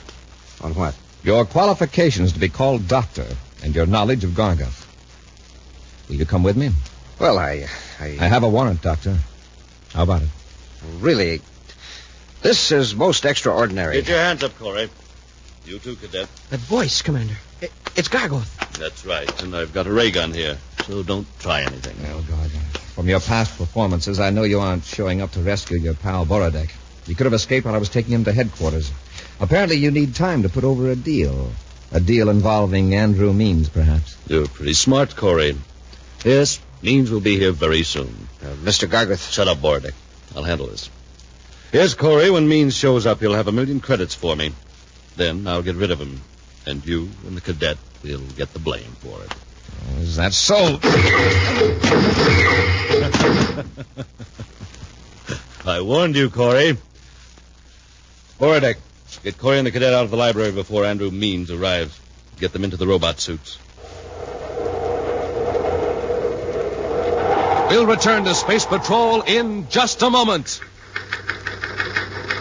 This is Dick Tufeld in Los Angeles reporting on the first airplane with swept-back wings used in the U.S. Air Force, North American's F-86 Sabre jet fighter. In a moment, we'll hear from George Welch, the famous test pilot of the Sabre jet. The Sabre is 37 feet long, weight 8 tons. Wings are swept back at a 35-degree angle. Top speed more than 650 miles per hour. Now, George Welch recorded at Edwards Air Force Base. I was lucky enough to fly the F-86 Sabre jet for the first time. The first time up or the 50th, every flight is important. That's why I have to keep in top shape. I like to eat good food with lots of energy in it. Rice Chex and Wheat Chex meet that test, and they taste exactly right. I think you'll like them, too. Make sure you keep yourself ready for action, the way George Welch and lots of other famous test pilots do. Eat Rice Chex or Wheat Chex every morning. The cereals that are tops 3 ways. Tops for taste, for size, for real get up and go. That's Chex, wheat or rice. And remember, they're tops with America's top pilots. And now back to our Space Patrol adventure, The Secret of Dr. Borodeck. Commander Corey and Cadet Happy have visited the mansion of Dr. Borodeck in Venus City, not knowing that the doctor is shielding Emil Gargoth, the head of the Cobra Gang. When Buzz asked Borodeck to submit to a brainograph test at headquarters, Gargoth suddenly appeared and knocked Buzz and Happy out with blast from a ray gun. Right now, it's an hour later. Buzz and Happy find themselves prisoners in a small, locked room. Commander, look how we're dressed. I was just noticing, Happy. Oh, what did Gargoth do with our uniforms? Evidently, his plan depends on our not looking like space patrollers. Plan? Remember what he said just before he put us to sleep with the ray gun? He's going to use us to get rid of Andrew Means. Well, sure, but how's this outfit going to help? I don't know. Let's try getting out of here. Locked. Luckily, Gargoth didn't think of removing my ring. Oh, the electronic key. Right. It's an electronic lock on the door. This ring may solve the combination. I'll try it. A few turns of the settings ought to tell the story.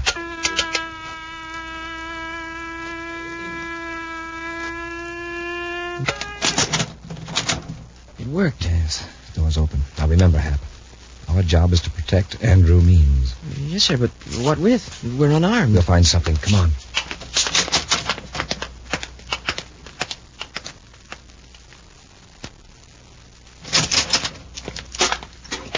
Borodeck, why are you puttering around here in the lab? Just getting the props ready for the final act, Mr. Gargoth. What do you mean?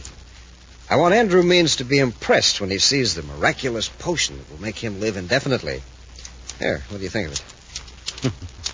Looks all right, but then anything would do. I can't agree, Mr. Gargoth. When a man is paying 1 million credits for a few drops of liquid, he should get his money's worth. You'll note that the liquid glows. Isn't that a beautiful violet light? Yes. Is it poisonous? Naturally, and quite sudden and painless. Andrew Means will never know he's been swindled. And when Means is finished, we force Corey and the cadet to carry him out. And over the cliff. You're sure you can control their movements to that extent? You'll see.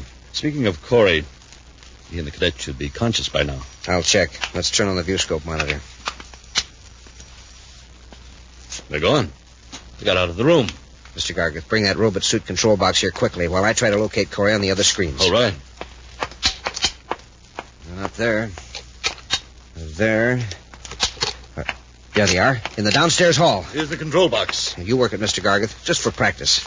Whatever you do, keep them from going near that cabinet. I've got some weapons stashed in it. They're just looking around now. Can we hear what they're saying? Yes, and after we get them under control, you can talk to them. Just throw these 2 switches. Look, Borodeck. You go down to the library and get ready for Andrew Means. I'll handle Corey and the cadet. What do you have in mind, Mr. Gargoth? Just leave things to me. All right. You understand the robot suit controls, don't you? These dials and levers operate the cadet suit. The other set works Corey's. Yes, I know. Watch me make the cadet turn to the left. You turn it the wrong way. He's headed right for the cabinet. Here. Well, I can do it. Just get out and let me alone. All right, Mr. Gargoth, sure.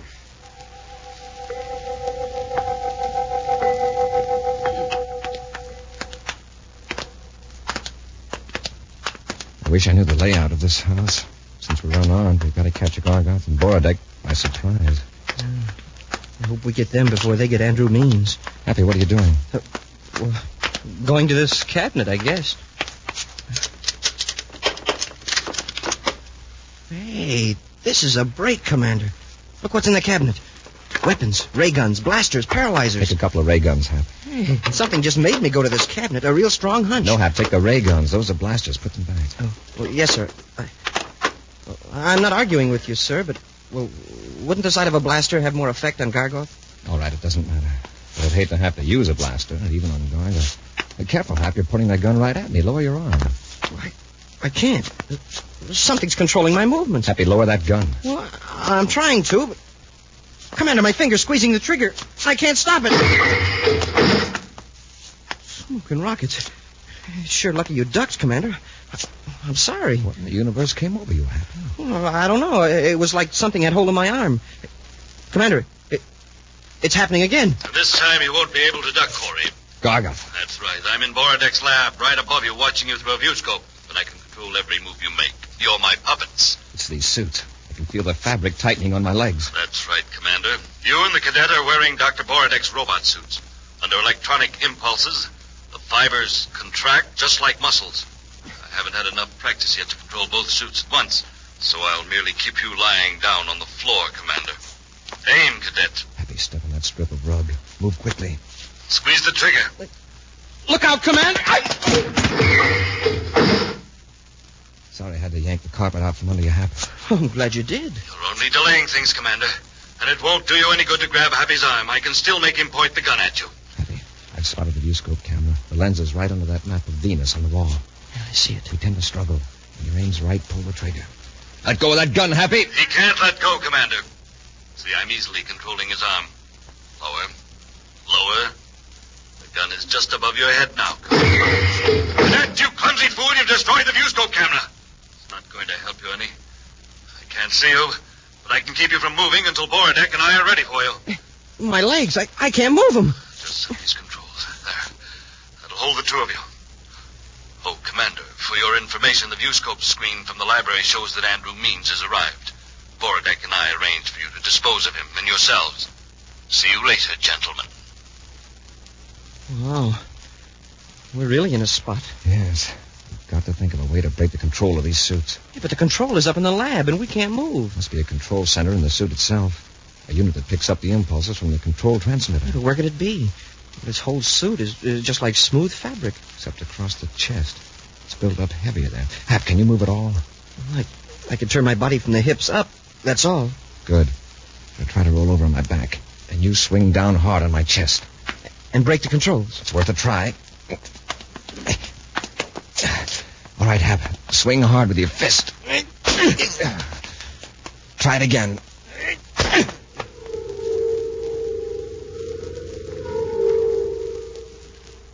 Are you sure you won't change your mind, Mr. Means? Now, you agreed to sell me some of the potion, Dr. Borodeck. I've got the money right here. Now, surely you aren't going to miss a few drops. After all, I'm giving you 1,000,000 credits. Well, very well. Inside this Endurium canister is a sealed flask. Why, it glows. Yes, Mr. Means. It glows with an immortal light. What a pity there is so little of it. You see now why I'm reluctant to part with even a few drops. What if something happens to me on the way back to the city? Suppose the plastic container breaks. Do you have an Endurium container? I think I can find one in my lab. But to be safe, why don't you drink a few drops here? Now. Why, it's an excellent idea. There's a small glass. I'll pour a few drops in it. Here, Mr. Means. Careful. Thank you. Now, I just drink this. Is that right? That's right. To a long life, Mr. Means. Don't drink that, Mr. Means. Corey! Now, look what you've done. You spilled it. The most precious fluid in the universe. Happy, watch Borodeck. Yes, sir.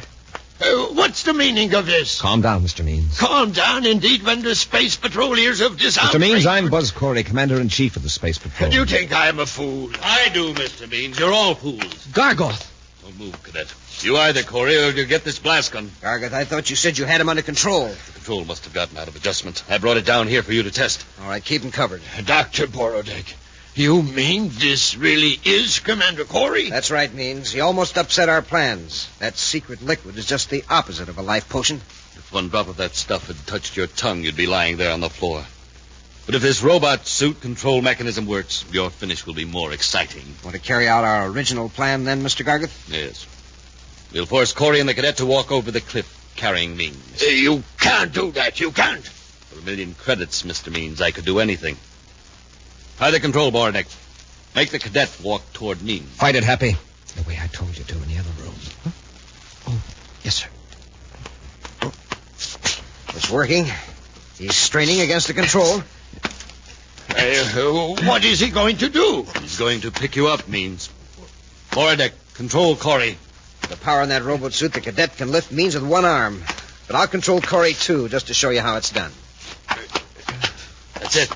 You've got them both moving now, like puppets. Okay, Hap, rush them.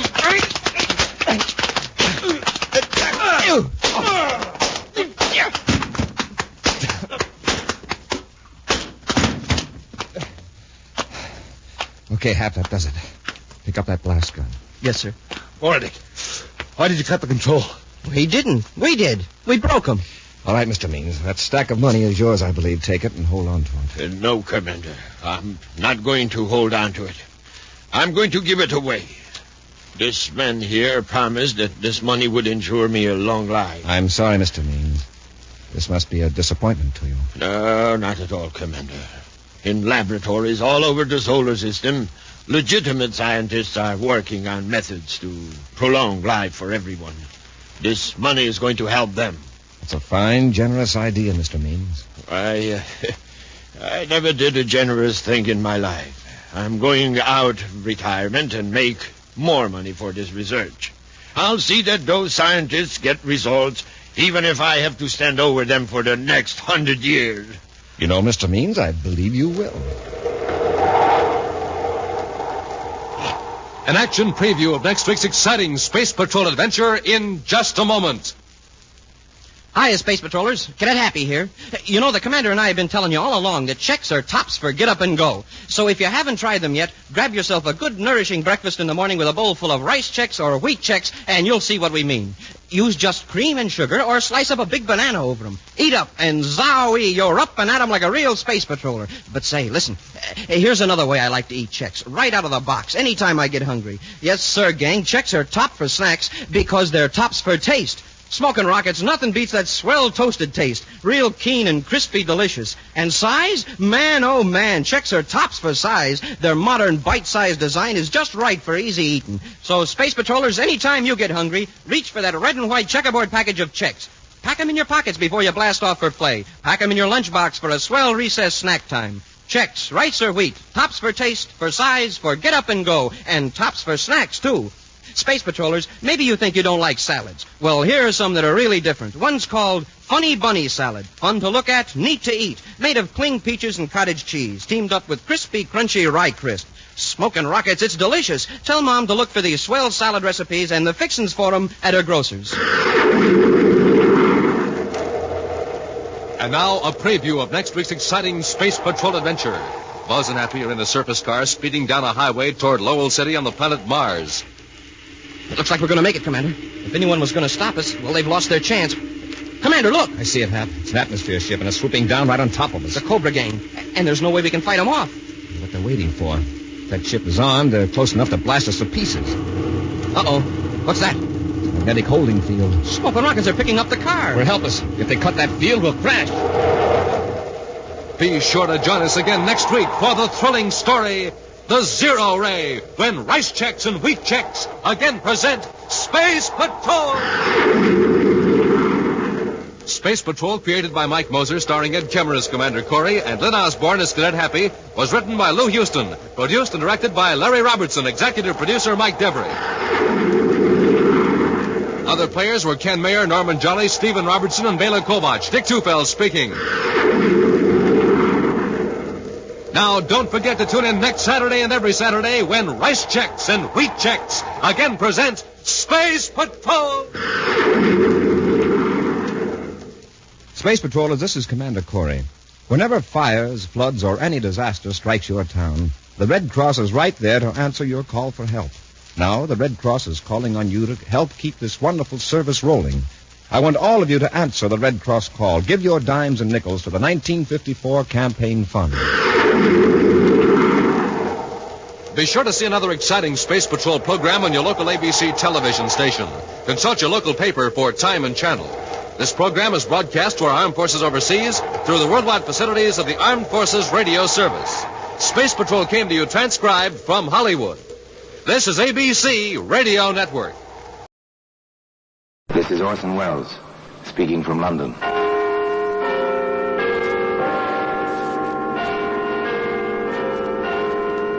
The Black Museum, repository of death. Here in the grim stone structure on the Thames, which houses Scotland Yard, is a warehouse of homicide, where everyday objects, a piece of wire, a chemist's flask, a silver shilling, all are touched by murder.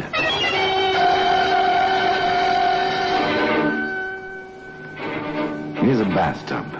It's a familiar object. This is an old-fashioned one, a ball and claw-footed bathtub without plumbing connections. It's the kind our fathers and mothers knew about. Into this they poured the Saturday night water by hand. Some liked it cool. Others liked it hot. There we are, dear. That hot enough? If you think so, darling. Oh, you're the sweetest. I wonder how I had the luck to marry you. Part of my job, dear. Taking care of you. And one day soon, we shall have a tub with taps. One of the new ones. You'll see. Well, today the bathtub can be found in the Black Museum.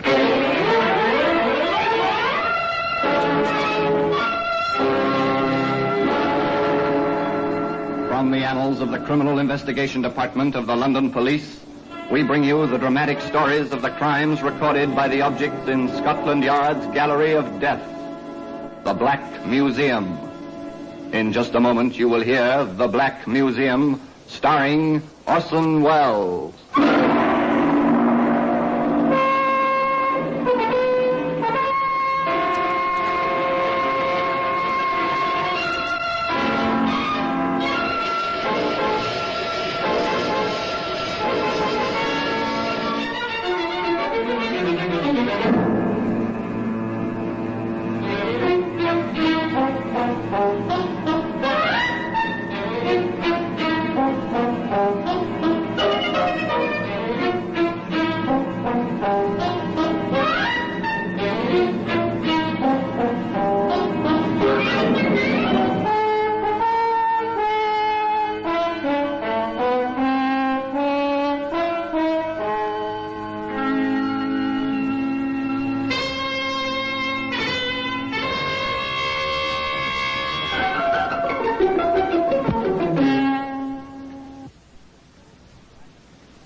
Now, The Black Museum, starring Orson Welles.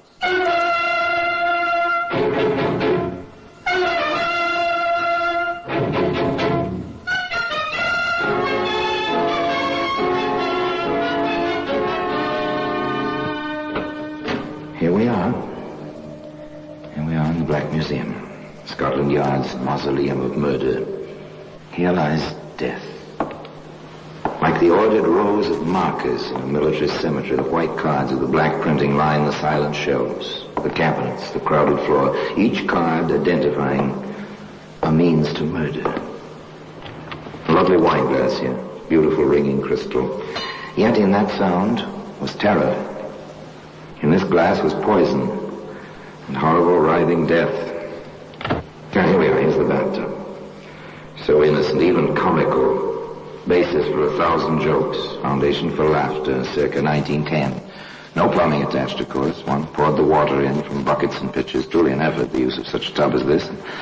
Definitely a matter for an interior, not for an exterior.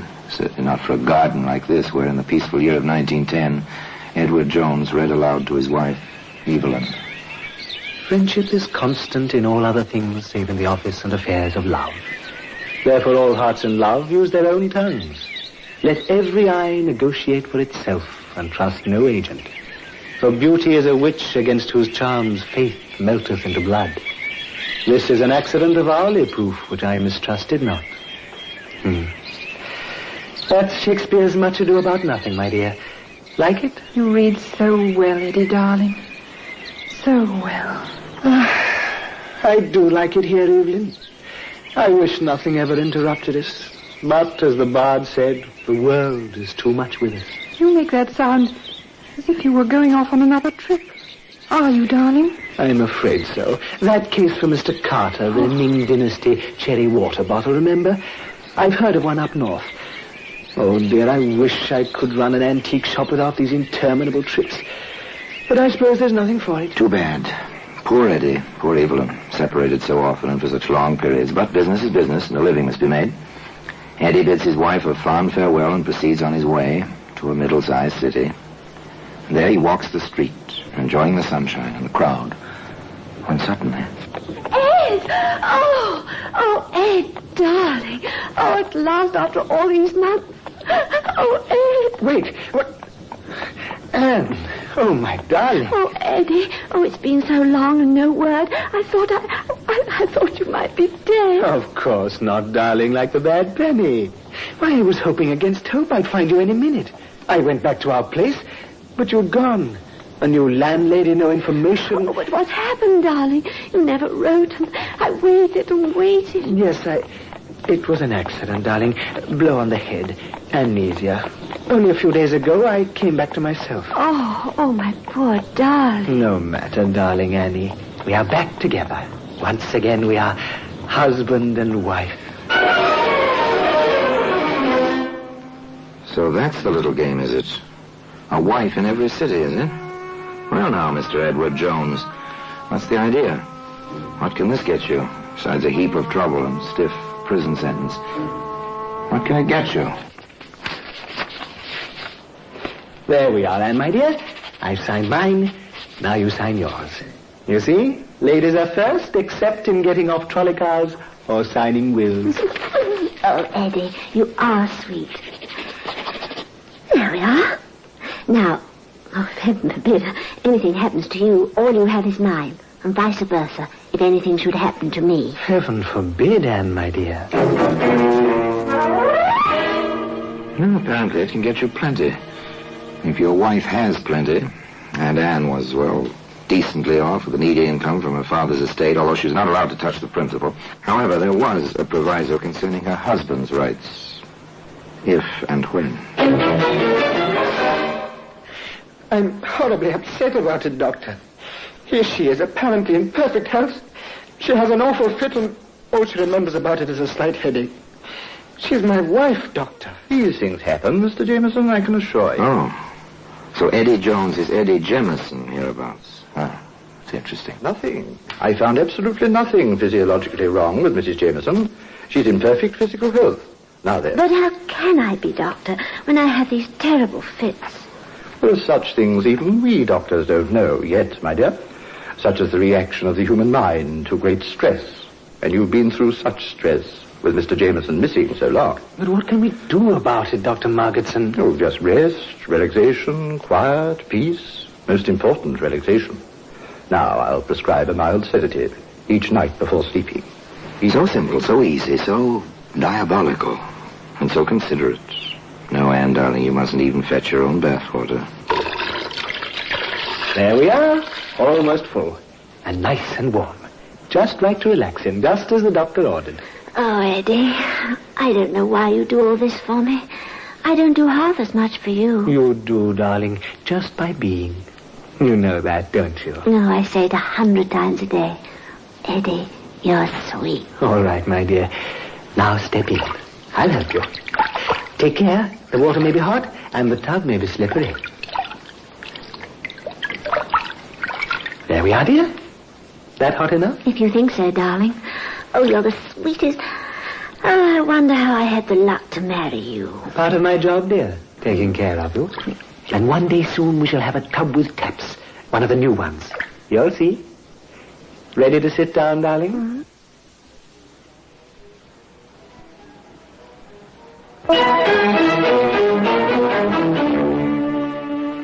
Quite a pair of lovebirds, Anne and Eddie Jemison Jones. No wonder the poor fellow could hardly contain himself some 30 minutes later. I went out for a minute to make the tea. Doctor, how could she go so quickly? It is strange, but certainly an accident. I barely turned my back, just put some water on in the tea kettle. And when I returned, there she was, floating face down in the water. Doctor, can't you help her? Calm yourself, my boy. Your wife is past help now.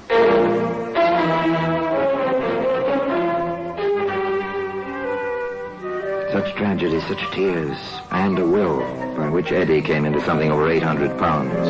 In 1910, that was a fair amount of money. Enough for a man to live on with his wife for quite some time, while he read Shakespeare aloud in a quiet garden. shall I compare thee to a summer's day? Thou art more lovely and more temperate. Rough winds do shake the darling buds of May, and summer's lease hath all too short a date. Evelyn, how you stand for me for all my absences, I hardly know. I suppose I love you, dear. You are nice. And you're a good provider. So until you come back, I'm always content to wait. Go on. Read some more, darling. Yes. Yes, of course. Nor shall death brag thou wanderest in his shade, when in eternal lines to time thou growest. So long as men can breathe or eyes can see, so long live. Nor shall death brag. The young man read aloud, but where were his thoughts? On his next trip? On the story he would invent? And which story? To which woman? His ever-faithful Evelyn? Or young Libby, whom he took to wife some 2 months later? So this is the bride, Mr. Jameson. This is Mrs. Jameson. Isn't she lovely? Oh, Eddie, stop it. We're only married a few hours, and you're embarrassing me already. My deepest apologies, darling. Are our quarters ready? Oh, they certainly are. I'll let my boy help you with the bags. It's not every night we have a bride and groom in this house, you know. No, not every night. This promised to be eventful indeed, particularly if you knew Eddie Jameson Jones. Oh, Mrs. Grundy. Yes, Mr. Jameson? I hate to bother you, but could we have enough hot water for a warm bath? My wife hasn't been well. Some kind of spell, almost a fit. Took her to a doctor yesterday. Oh, dear. And so young she is. Nothing serious. Just needs relaxation. That's what the doctor said. She insisted on going through with the wedding, even though I thought it might be better to postpone it. So a good warm bath. Nothing quite so relaxing, is there? I'll set the fire going right away. You shall have all... Ah, yes. Aria da capo. Repeat the theme, this time with a variation. And the variation was a bag of tomatoes.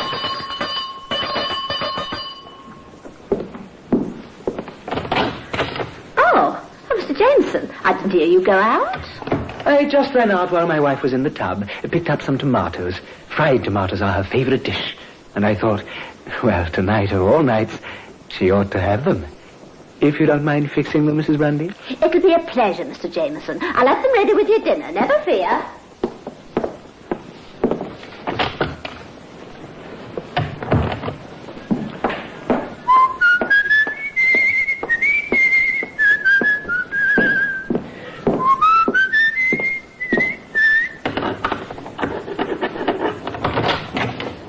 It's me, Libby, darling. I'm back. Libby! Libby, are you there?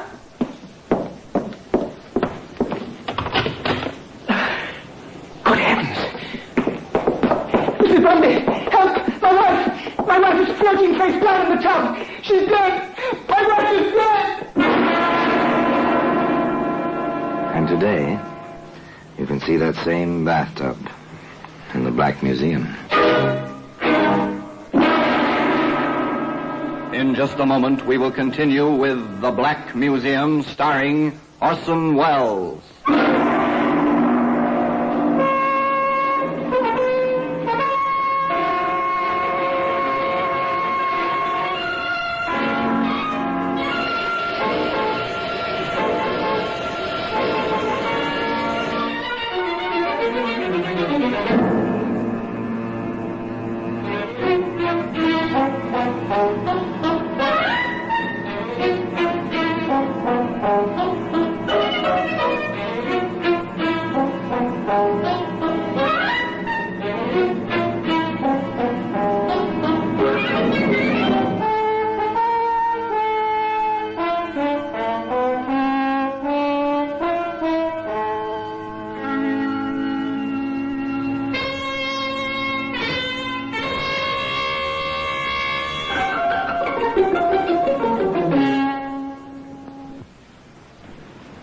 And now we continue with The Black Museum, starring Orson Welles.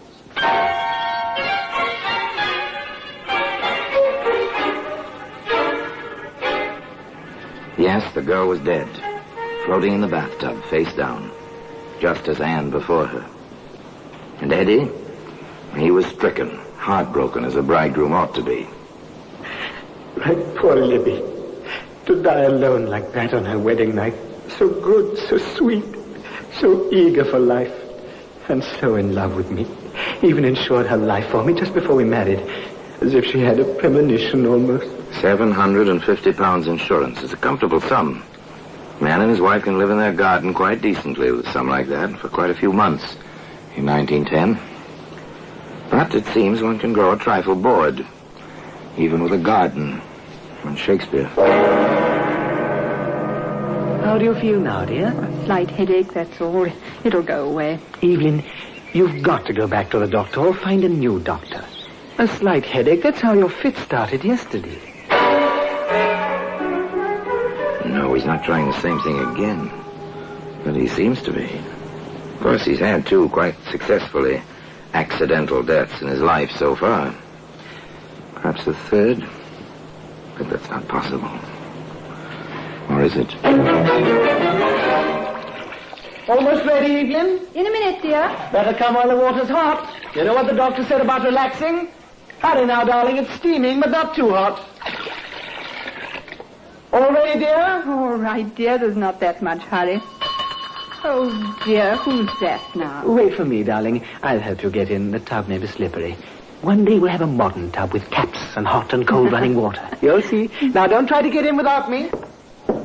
All right, dear. I'll wait for you.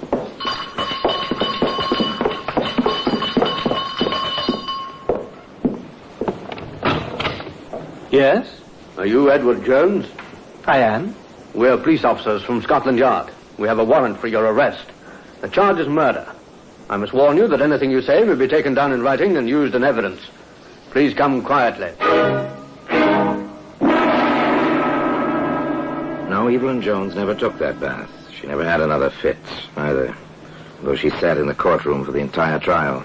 The trial of the Crown versus Edward Jones, also known as Edward Jemison.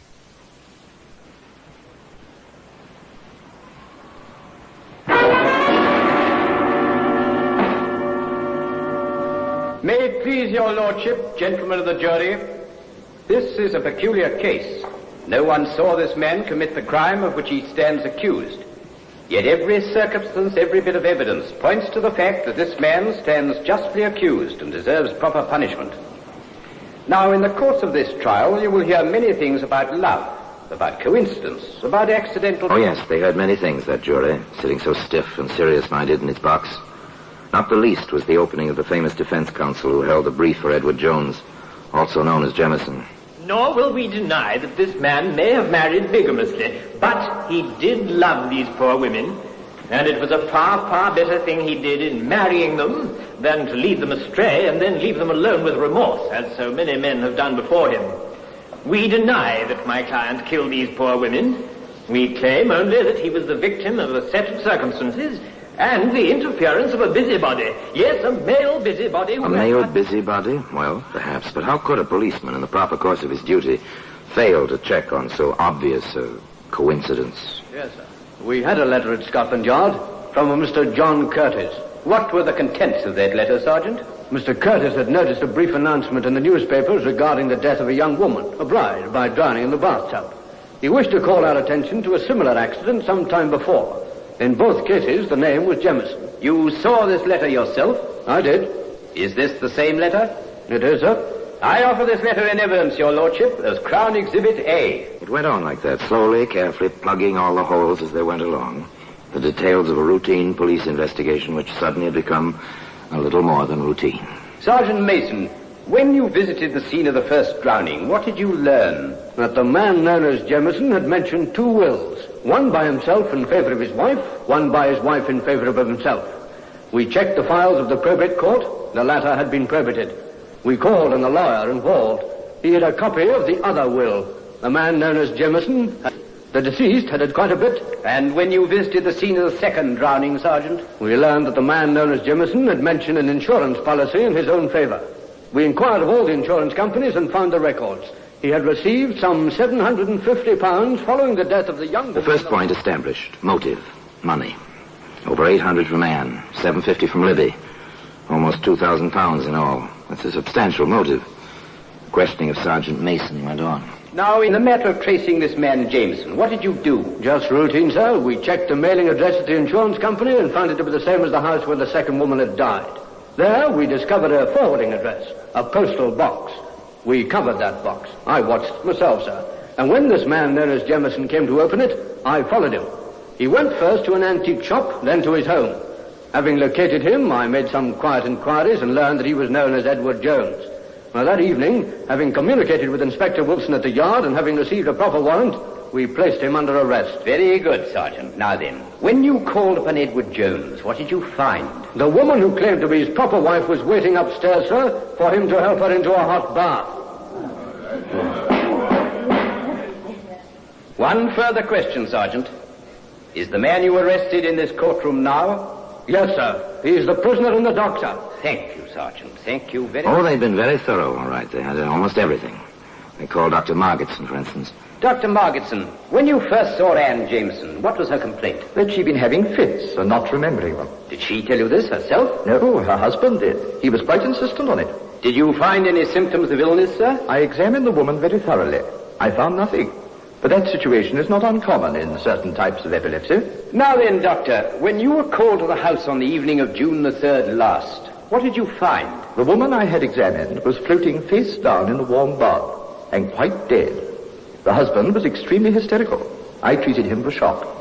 Did you sign this death certificate? Yes, that's my signature. What is certified as the cause of death? Accidental drowning. We offer this certificate in evidence as Crown... They had the landlady who knew Libby Jemison, too. She testified, simply. Oh, yes, sir. He moaned about the insurance policy. Cried all night, he did. Bit by bit, piece by piece, motive, opportunity, proof of death by drowning, medical evidence. But one great piece of the puzzle remained, as the distinguished counsel for the defense asked. Where, my lad, is the proof that these two regrettable deaths were anything more than coincidental accidents?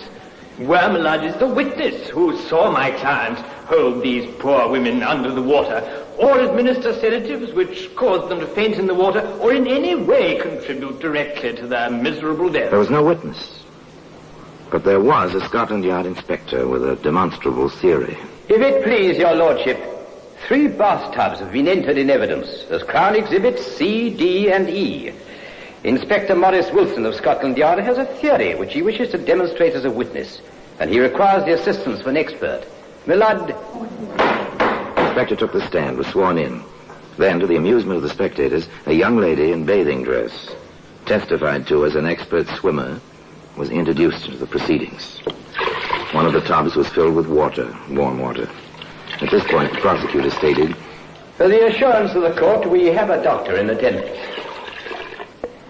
Now then, Inspector, if you please, you may leave the witness box and proceed with your demonstration. Thank you, sir. It is our considered theory that the murders were committed as follows. You will remember that in each case, the prisoner reported he found his wife floating face down. It is reasonable to assume that had the women fainted while sitting or lying in the tubs, they would have been found floating face up. With this in mind, it occurred to us that with the prisoner's insistence on helping his wife into the tub, the procedure was something like this. May I, young lady? Of course, Inspector. Notice she is standing in the water. Now, prepare to sit down, please. Observe that she bends forward, grasps the side of the bathtub. I seize her ankles thus, and she falls forward on her face. Doctor, please, Inspector, get her out of that tub. Go, Contra. Get her out before her lungs fill and she drowns. Some hours later, the jury reported. We have reached a verdict, my lord.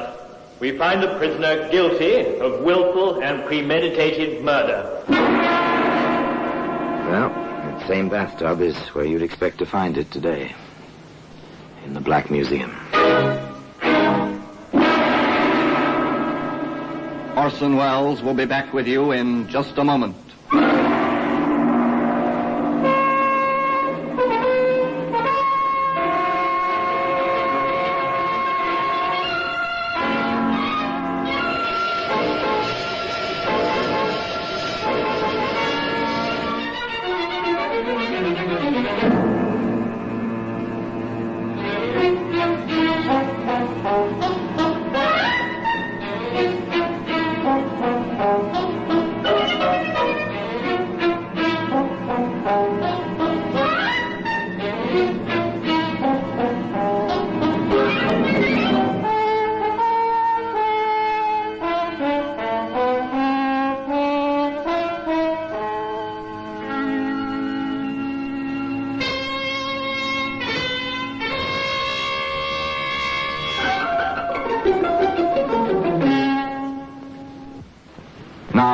here in person is Orson Welles. Eddie Jones, in spite of his common name, was an uncommon man.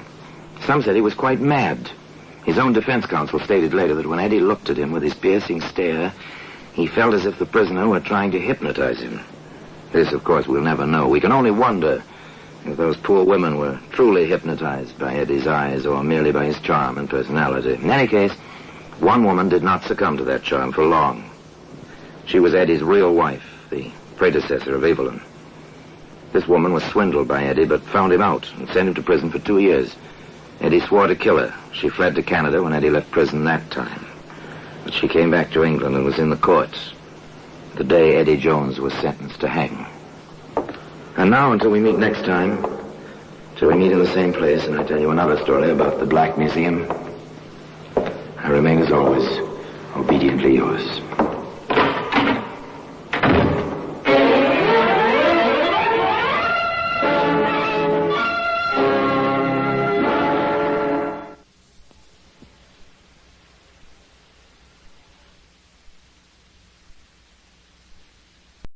Radio Mystery Theater presents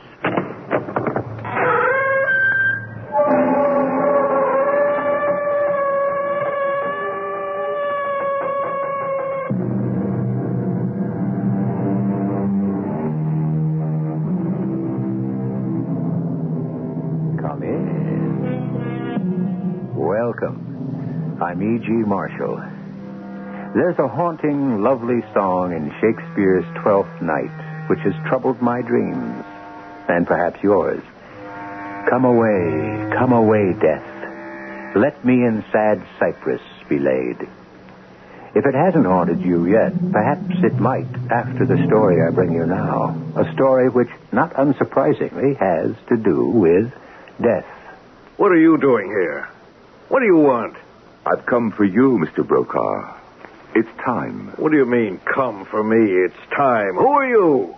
The name of Morris is good enough for day-to-day use and creates no difficulties. It is borrowed from the Latin, mors. My name is Death, Mr. Brokaw, and I have an appointment with you.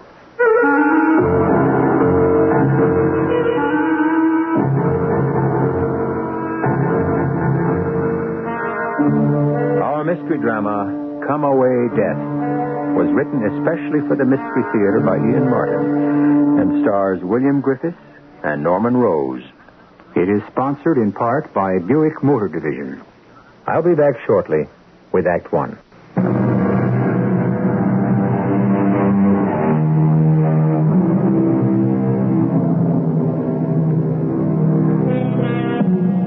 You've all heard of the old Brokaw mansion, naturally. Facing the river, occupying a full block in the heart of the city, with its gardens stretching all the way to the river, and its towering shade trees shielding the imposing bulk of the Renaissance house with its great copper roof. It's gone now, of course, to be replaced by a huge, high-rise apartment building. But it isn't so long ago that the last of the Brokaws, Simon, lived and refused to die there, no matter how many people, in and out of the real estate business, were eagerly awaiting his demise.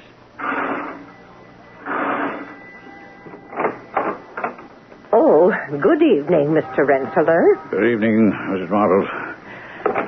How is Mr. Brokaw? Why, he seems to be better, sir. Is the doctor still with him? No, Dr. Manning left just a few minutes ago. They're not putting him in the hospital again? Oh, Dr. Manning said not.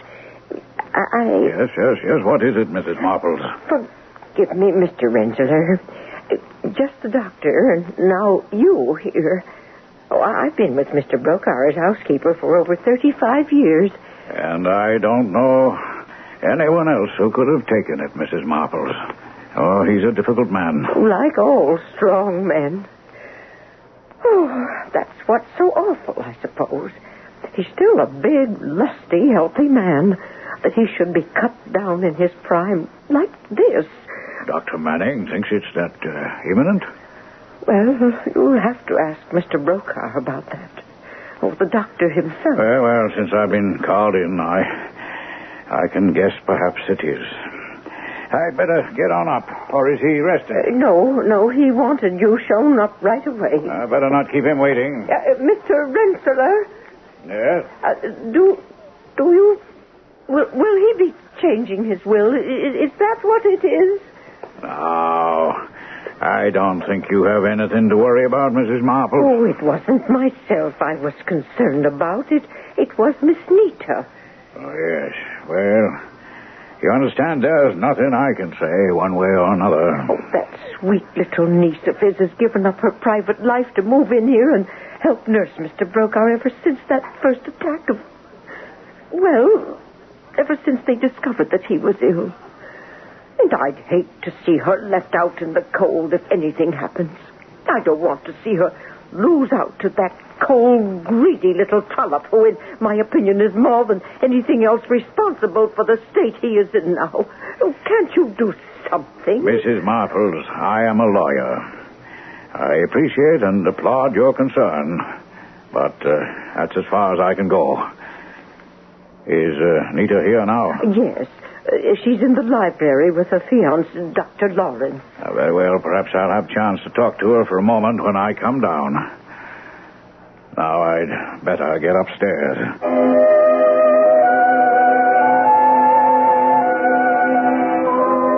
Perry, what are you doing at that half-open door? Shh, Nita, hold it a minute. Will you stop acting like a private eye? I am a private eye. Watching the legal beagle ascend to Mount Olympus and listening at the same time for the below-stairs gossip. Oh, come away from that door. What do you care, anyway? But I do care, lover. Mr. Brokaw looms very large in my life, since he's all that stands between me and the love of my life. Oh, that isn't fair. Uncle Simon isn't keeping us apart. Oh, isn't he? Then how come we're not married and you won't let me take you away from all this? But you know how ill Uncle Simon is.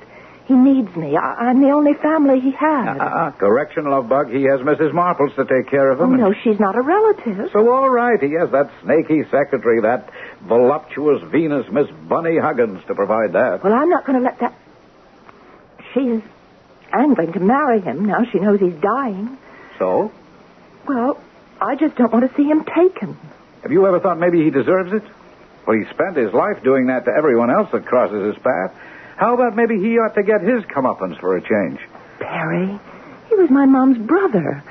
When she died, I swear she worried more about him than anything or anyone else. I mean, it was crazy. She was 10 years younger, but she always treated him like her baby brother. That barracuda? Mom said all that hard stuff was just a front. Come on, Nita. As far as her brother Simon was concerned, your mother was blind as a bat. Maybe, but I've still got to hang in, do what I can. Nita. What? It isn't the dough, is it? I mean, look, I'm not going to be an intern forever. No, it isn't the dough. It's just... Well, I don't want to see someone who's, well, sort of my own get taken. And as long as there's any way of shutting out Miss Bunny Huggins, I feel I owe at least that much to my mom. How about me? Oh, darling. Can't you wait just this little bit longer? You're sure of Dr. Manning's diagnosis? I am a registered nurse. That's why I came here. I mean, there's no chance of remission. It is terminal? No chance. It's terminal.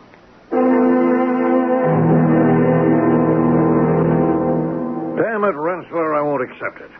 A little pain, all right. But die? Oh, not me. Not Simon Brokaw. I have too much left to do. I'm not about to die, no matter what the doctor says. And what am I here for? To change my will. Why does it have to be changed in the prime of health? Because I've made up my mind. I'm going to take the final step at last. At 55. I'm going to be married. Well, congratulations, I suppose. Do I know the intended bride? Well, of course you do. Who else would I... Oh. Want me to get done? No, I'll get up myself. Hello. Simon? Oh, Bunny. Who else? No one. Oh, I knew that deep, ticklish, sexy voice the moment it answered. Oh, am I interrupting anything? Oh, no. Well, just a conference with my lawyer. Oh, do you have him there, darling? Why? Well, it seemed about time. Honey, you haven't been feeling sick again, have you? Oh, no, it's nothing for you to worry about. Oh, but of course it is. You know how I worry all the time. Now, Bunny, when I get through with my lawyer, you won't ever have to worry again. Oh, but I do, darling. I don't want anything to happen to my baby. But a girl has to be practical. Just a reasonable settlement. Yeah, well, let me suggest it. Joint property when we're married and sole heir if anything happens to me. Married?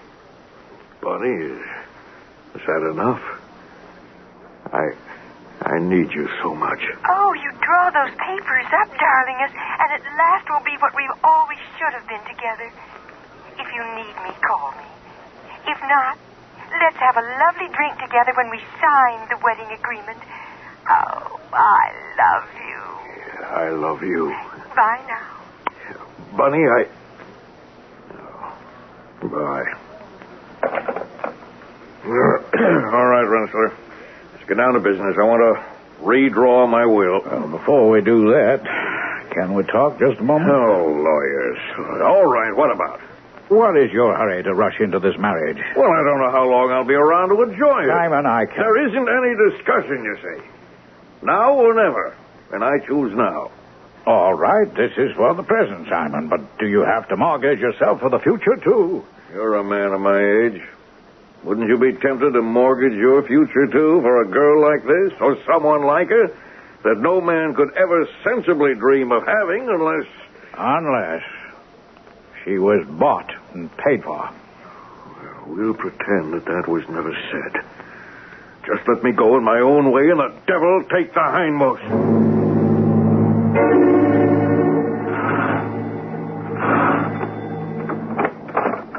Yes? Who is it? Mr. Morris, for Mr. Brokaw. Oh, is he expecting you? He very well should be. We have strict orders. I'm not sure I can let you in. It doesn't matter, because you really can't keep me out.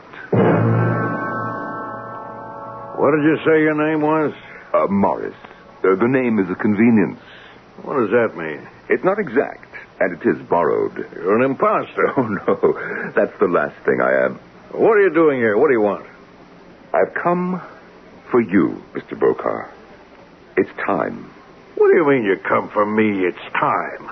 The name of Morris is good enough for day-to-day use and creates no difficulties.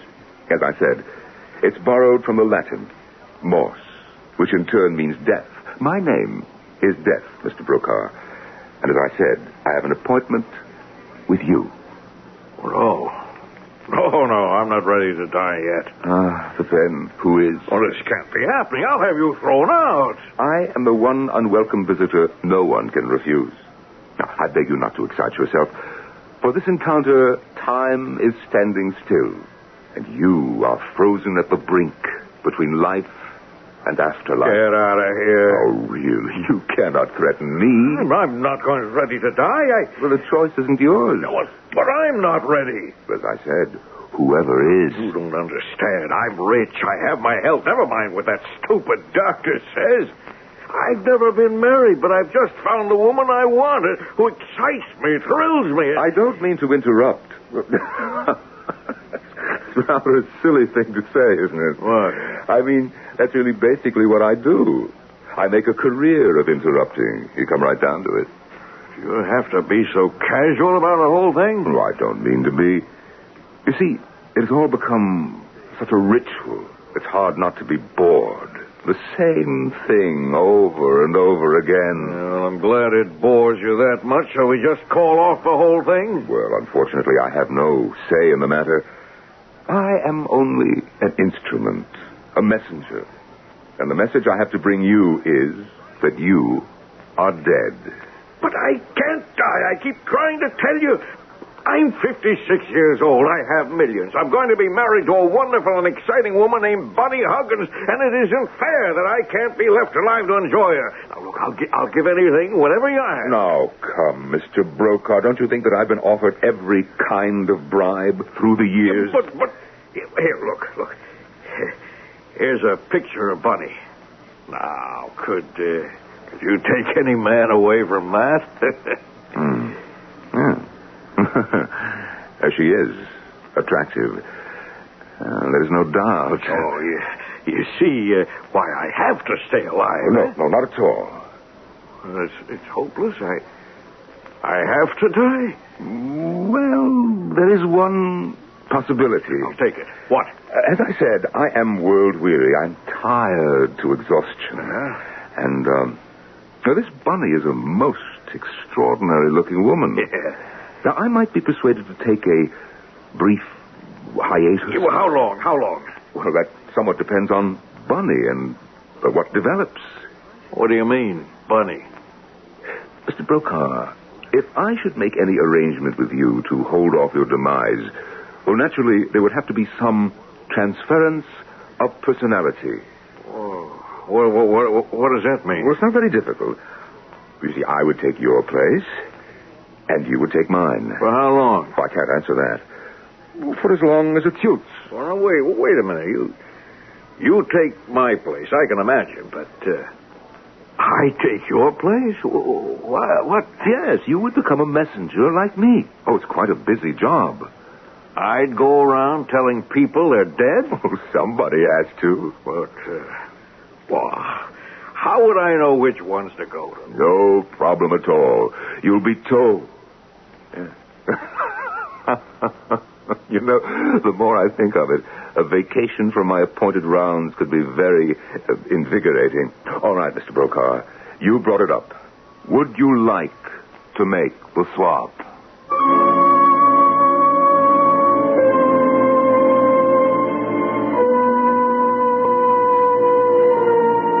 This is a curious and rather new situation, isn't it? The devil tempts. The devil makes a bargain for the human soul. But the devil never makes an open trade, does he? Then, of course, this isn't the devil. It's death. Isn't he as sure as taxes? Or is there some escape? I shall return shortly with Act 2.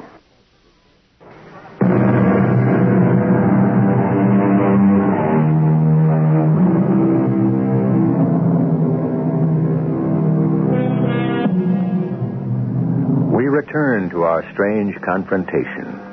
In the master bedroom of the huge, gloomy old Brokaw mansion, two men face each other. Men? The one in the bed, Simon Brokaw, is certainly mortal, since he is dying. The one who sits facing him, Mr. Morris, claims to be death. He has just offered Simon one way out from the inevitable. To avoid dying, he can exchange places with that grim, gray specter who has been sent to claim his life. I'm waiting for your answer, Simon Brokaw. What proof do I have? Proof? That you're really dead. Well, I'm here, am I not? How could I have forced my way into the house? I'll need more than that. Oh, dear me. Hold out your hand. Why? So I can touch it. You asked for proof. Very well. Now remember, this is only the first brush of death.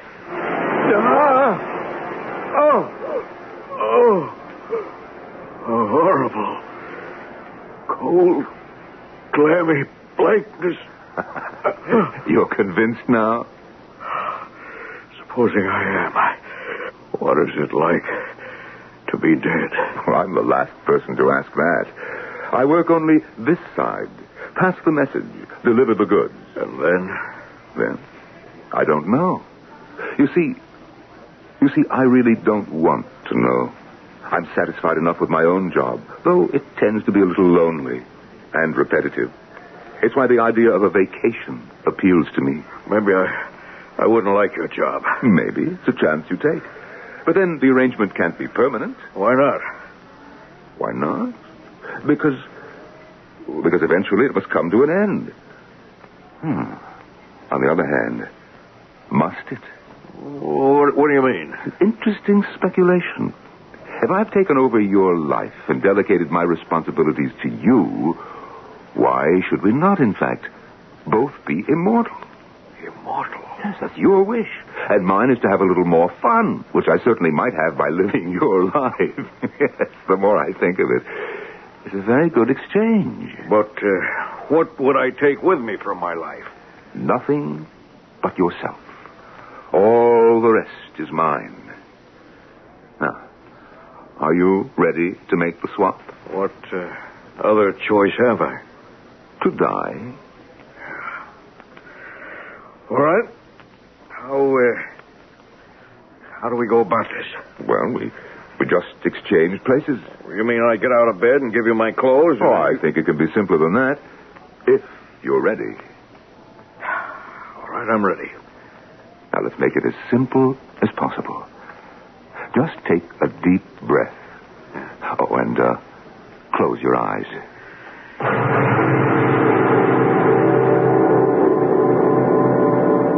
That should do it, I think. You can open your eyes. You feel any different? Of course I feel different. I'm sitting in the chair now while you're in the bed. Naturally. We've exchanged places. That was the idea, wasn't it? Yes, but I'm not ready. I don't know what to do. I told you. You don't have to. You will be told. Yes, but I can't. You hear something? Yes. I can't stay. I'm being called. I'm needed somewhere else. Oh, that's the way it goes. I began to find it deadly tiresome.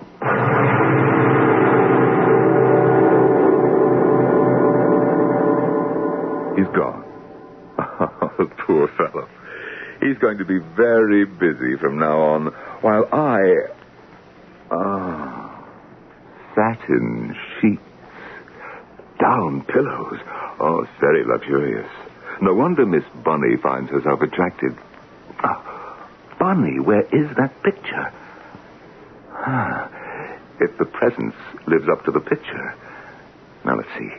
He must have her phone number in a book somewhere. What was the name? Yes, Huggins. Oh, what promise in that name. Here we are. Bunny Huggins.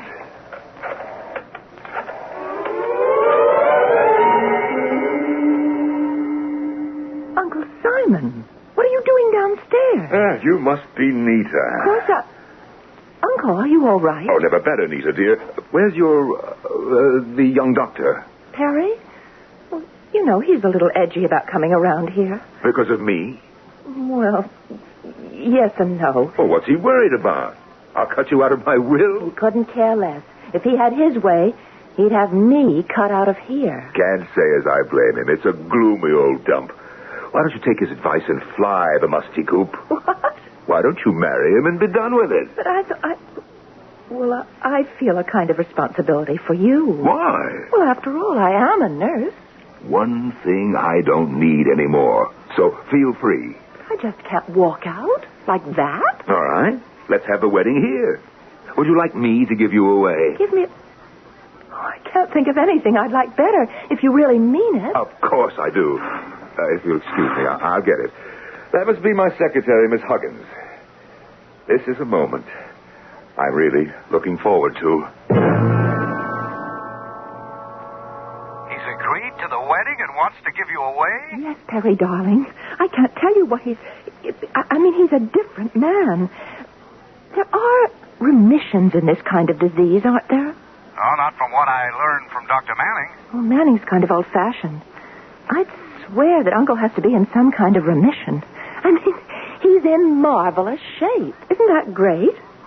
If we can get married at it, so set the date. Let's gather ye rosebuds while we may. It is what you want, isn't it? You're what I want.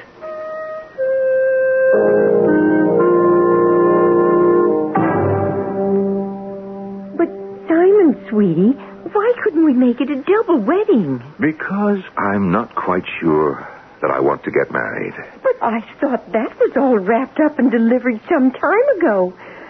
Oh, I swear to heaven, sugar, I just don't know you anymore. You're like another man. You know, I feel like another man. I reckon that's just great, isn't it? I don't plan on dying anymore, Bunny. Well, I should hope not. You are not going to be a quick widow ready to wallow in the lap of luxury. Who said I wanted to be a widow? Well, it's part of the game, isn't it? I'm not interested in games, Simon. Even the ones of chance? You still could win the jackpot. If I decided to go. You would walk out on me just like that? Oh, I swear, Simon, honey, I don't know how to talk to you anymore. You're like a stranger. Well, I have to admit that I have changed. Well, if that's the way you feel and you want to get rid of poor little Bunny, I can bow out. Mm-hmm. If you want. It's going to cost you. There's the settlement. What settlement? Why, Simon Broker, how can you talk like that? How can you expect to use up the best years of my life and think you can walk away free? Now, whoever said I wanted to walk away free? As a matter of fact, I was looking forward to some of the best years of my life with you. But I mean, with you. And on my terms. Well, that might not satisfy me all the way. So, see my lawyer. Or let me see him first. And after that, we can talk again. Naturally, I had the new will drawn up, Simon. And this is it? Well, to the best of my belief, is substantially what you indicated to me at our last meeting. Basically, except for a very token amounts, it leaves my entire fortune to Miss Bunny Huggins. According to your wish. A wish with which I sense you are not in agreement. Well, it's an old argument. I have no wish to reopen it. I'll call in a couple of my people to witness your signature. Of what? A new will. Oh, yes, that. Well, we won't have any need of this anymore. The old one will do well enough since I don't plan to die. Not for a long time yet. I'm sorry that you had all this work for nothing. Oh, I'm not. I never saw any labor go more cheerfully down the drain. I'd even break my lawyer's old moss back and say, I don't know what the devil has gotten into you, Simon Broker. But whatever it is, I'm for it all the way.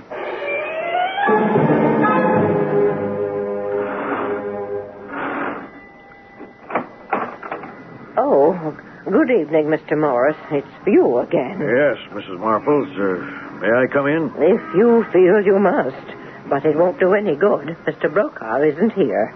He's still in Las Vegas? Why, no. He left there a week or so ago on a trip around the world. Around the world? Is Miss Huggins with him, do you know? His secretary? Yes. Why, I believe so. I thought I heard something about a wedding. Oh, heavens, no. That was Mr. Brokaw's niece. Oh, such a lovely ceremony, and he gave the bride away himself.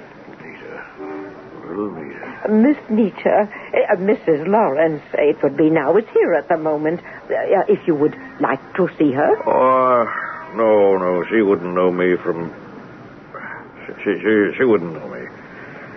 Tell Mr. Brokaw I'll look in again. As soon as he's back.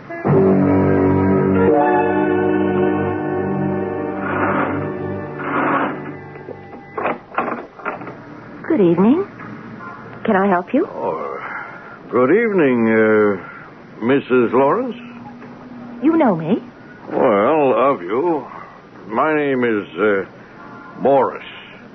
I'm an acquaintance of your Uncle Simon. May I see him? I'm afraid he's not here.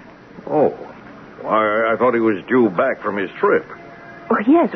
We're expecting him as it happens. Well, then I wonder if I could just come in and wait. Well, tonight it might be a little inconvenient. It's rather pressing, and I seldom have time Don't bother about the bags, Bunny. The man will get them. Well, I just need my cosmetic bag. You don't need that or anything else. Now, let's get in and tell everybody the good news.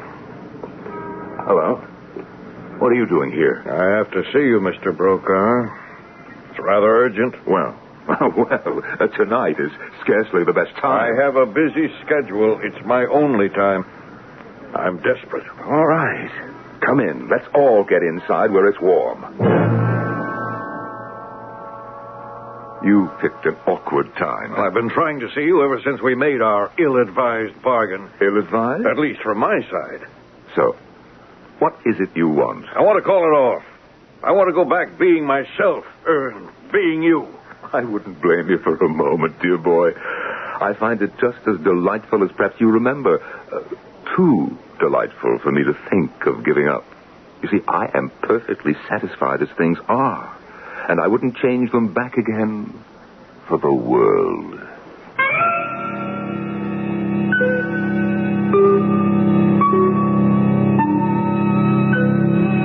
Now, this is an interesting twist. Death calls for someone and is refused out of hand. Of course, he did relinquish his peculiar power over this one individual when they struck a bargain. Or did he? Come to think of it, there are so many ramifications from that special agreement which we have never probed or looked into. That will be for when I return shortly with Act 3.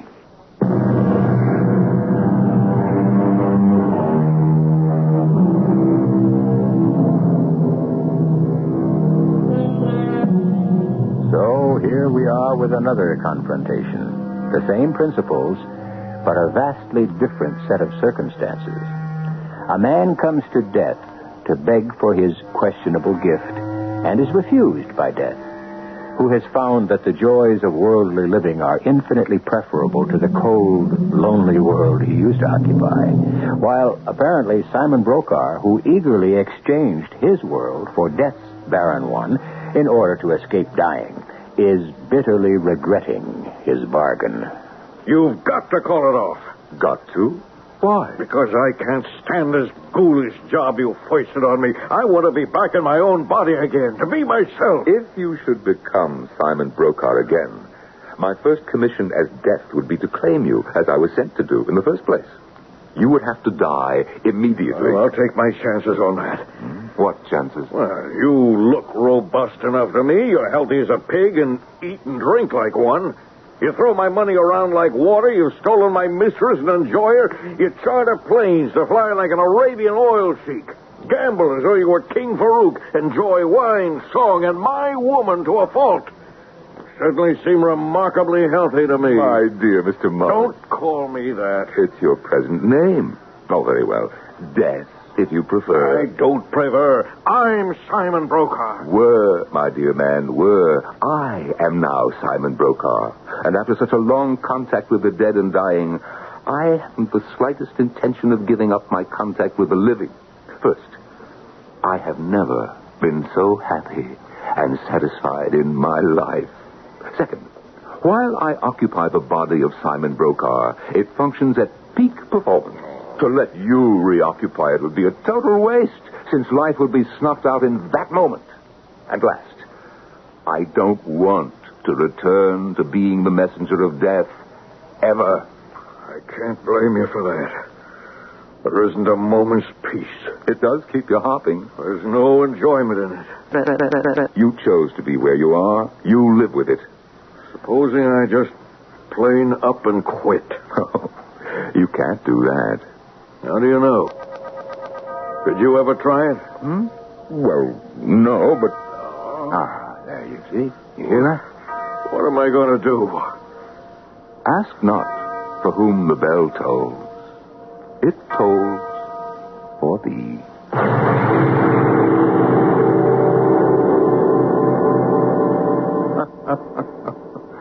I'm sorry you had to dash away, Mr. Morris.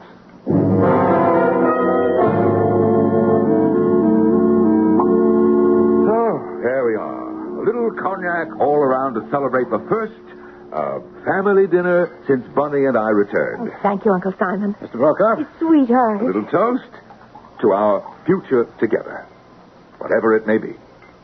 Cheers. Oh, here's right here. Perry, why are you looking at me so quizzically?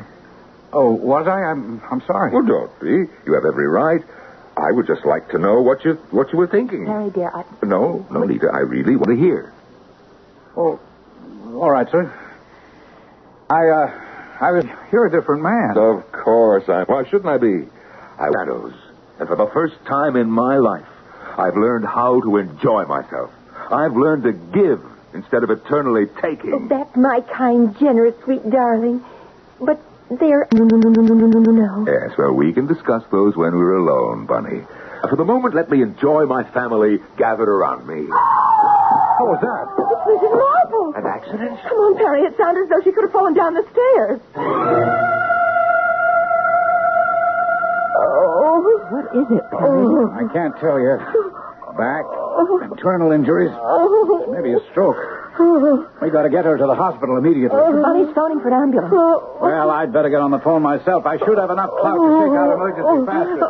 Mr. Brokaw, I have to say something. She wants to try to tell you something, Uncle. Very well. Mrs. Marples, what are you trying to say? The man, the thing, he was here. What man? What thing? He said the bell tolled for him to come for me. But to tell you, he would come no more. Is she dead? No, I think she's just lapsed into a coma. Oh, Perry. Yeah, what is it, Nina? Is the ambulance coming? Yeah, it's on the way. Well, you'd better have a look at her. She dead? I don't know. There's no pulse, no heartbeat, but she's still breathing. It's like she was... I don't know how to say it. Like she had died, but death hadn't come to claim her.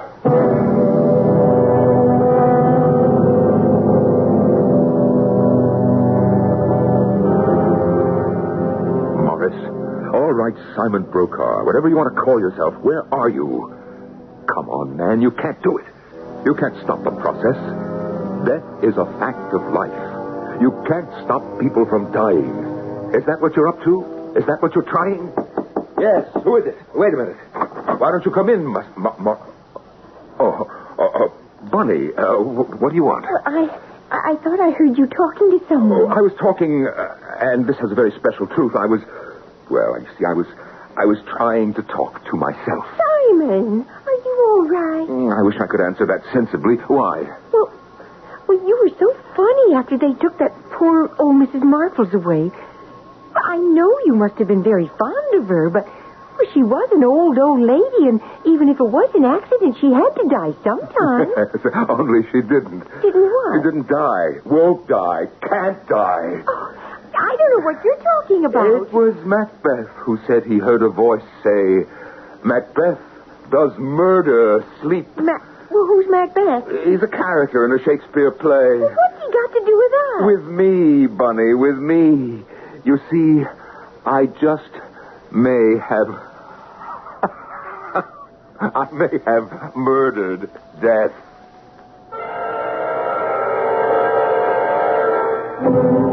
What do you think, Perry?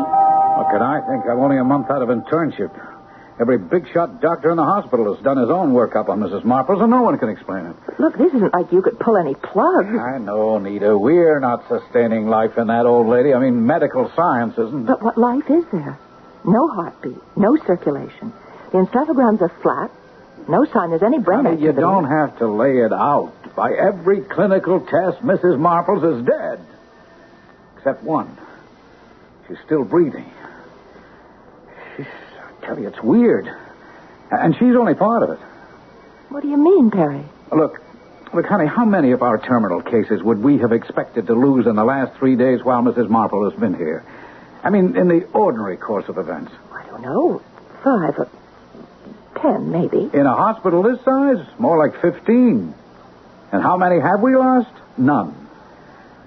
I can think of 6 of them in my wing alone that are just like her. And we're not alone.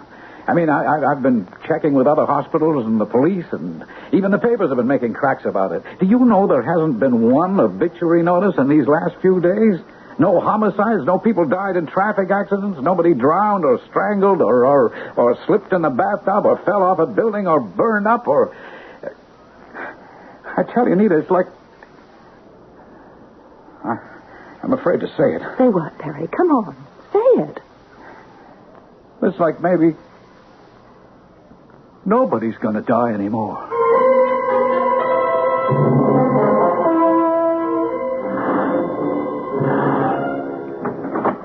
Oh, Mr. Rensselaer, I'm so glad you're here. Come in. Hi, Miss Huggins. What is it? Well, it's Simon. I mean, Mr. Broker. He's been like a wild man this evening. Oh, what did he say to you on the phone? Just that he wanted to see me. Well, you don't think he's going to change his will again? I'm sure I haven't any idea. Where is he? Upstairs in his bedroom. Then if you'll excuse me. Oh, Mr. Rensselaer. Yeah? I told you he was out of his mind. I warn you. He has a gun.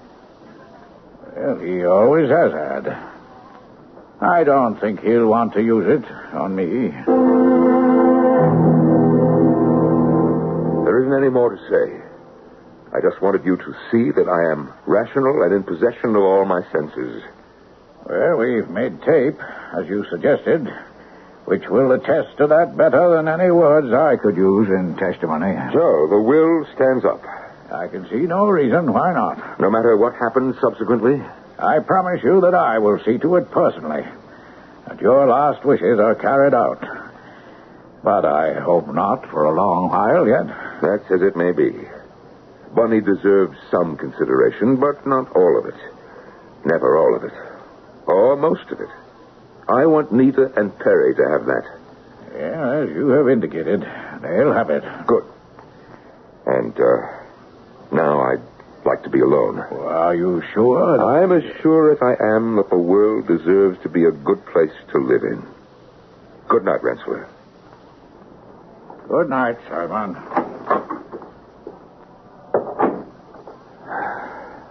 Which it never can be unless death has a place in it again. My name was Death. I relinquished it for trivial reasons.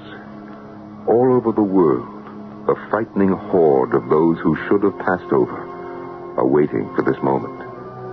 I took this body that was Simon Broka's, and I was weak enough not to relinquish it. I want to give it back. Return, Simon Brokaw, who has broken the faith. Return. For if you think you have stilled the bell that tolls, for you, I will make it ring with the sound of this gun. Where are you? Then wherever you have gone, I consign our immortal souls to oblivion, or whatever judgment shall be rendered there, and your mortal flesh by this act to the resumption of what man may turn his face against, but which he cannot live without.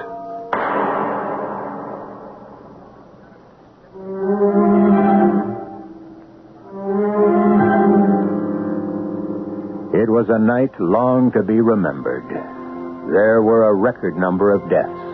A strange epidemic that had no discernible cause, but which seemed to restore a balance in nature. Among the obituaries was one for Simon Brokaw. In none of them was there any mention of a Mr. Morris, which is not too surprising, of course, since he himself was the one who pointed out that his alias was merely a convenience, that his real name was Death. I'll be back shortly.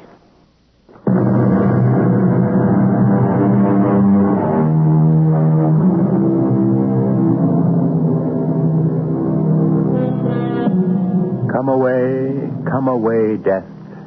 Let me in sad Cyprus be laid. But if you ponder it a while, is it so sad? So many deaths are merciful. So many prayed for. So many long delayed. And all of them at the last, not to be questioned, but accepted. For who can cancel, change, escape that one last appointment? Our cast included Norman Rose, William Griffiths, Marion Seldes, Joan Shea, and Ian Martin. The entire production was under the direction of Hyman Brown. And now, a preview of our next tale. Is there nothing that can be done about it? Yes. Yes, there is. France and I have been talking about it. You can save him and his crown by going to Strelsau in his place. You mean impersonate him at the coronation? That's impossible. It's not impossible at all. You look enough like him to be his twin. But looks are not enough. Anyone who talked to me would be bound to know. The only people you would have to talk to are the Princess Flavia, and she has not seen him in weeks, and the Duke Michael. Well, what about the Duke Michael? That is exactly what makes it possible. Even if he guessed, and I don't think he would not dare say anything about it, because if he did, he would be exposing himself and his plot. I see what you mean. Radio Mystery Theater was sponsored in part by Buick Motor Division and Contact, the 12-hour allergy capsule.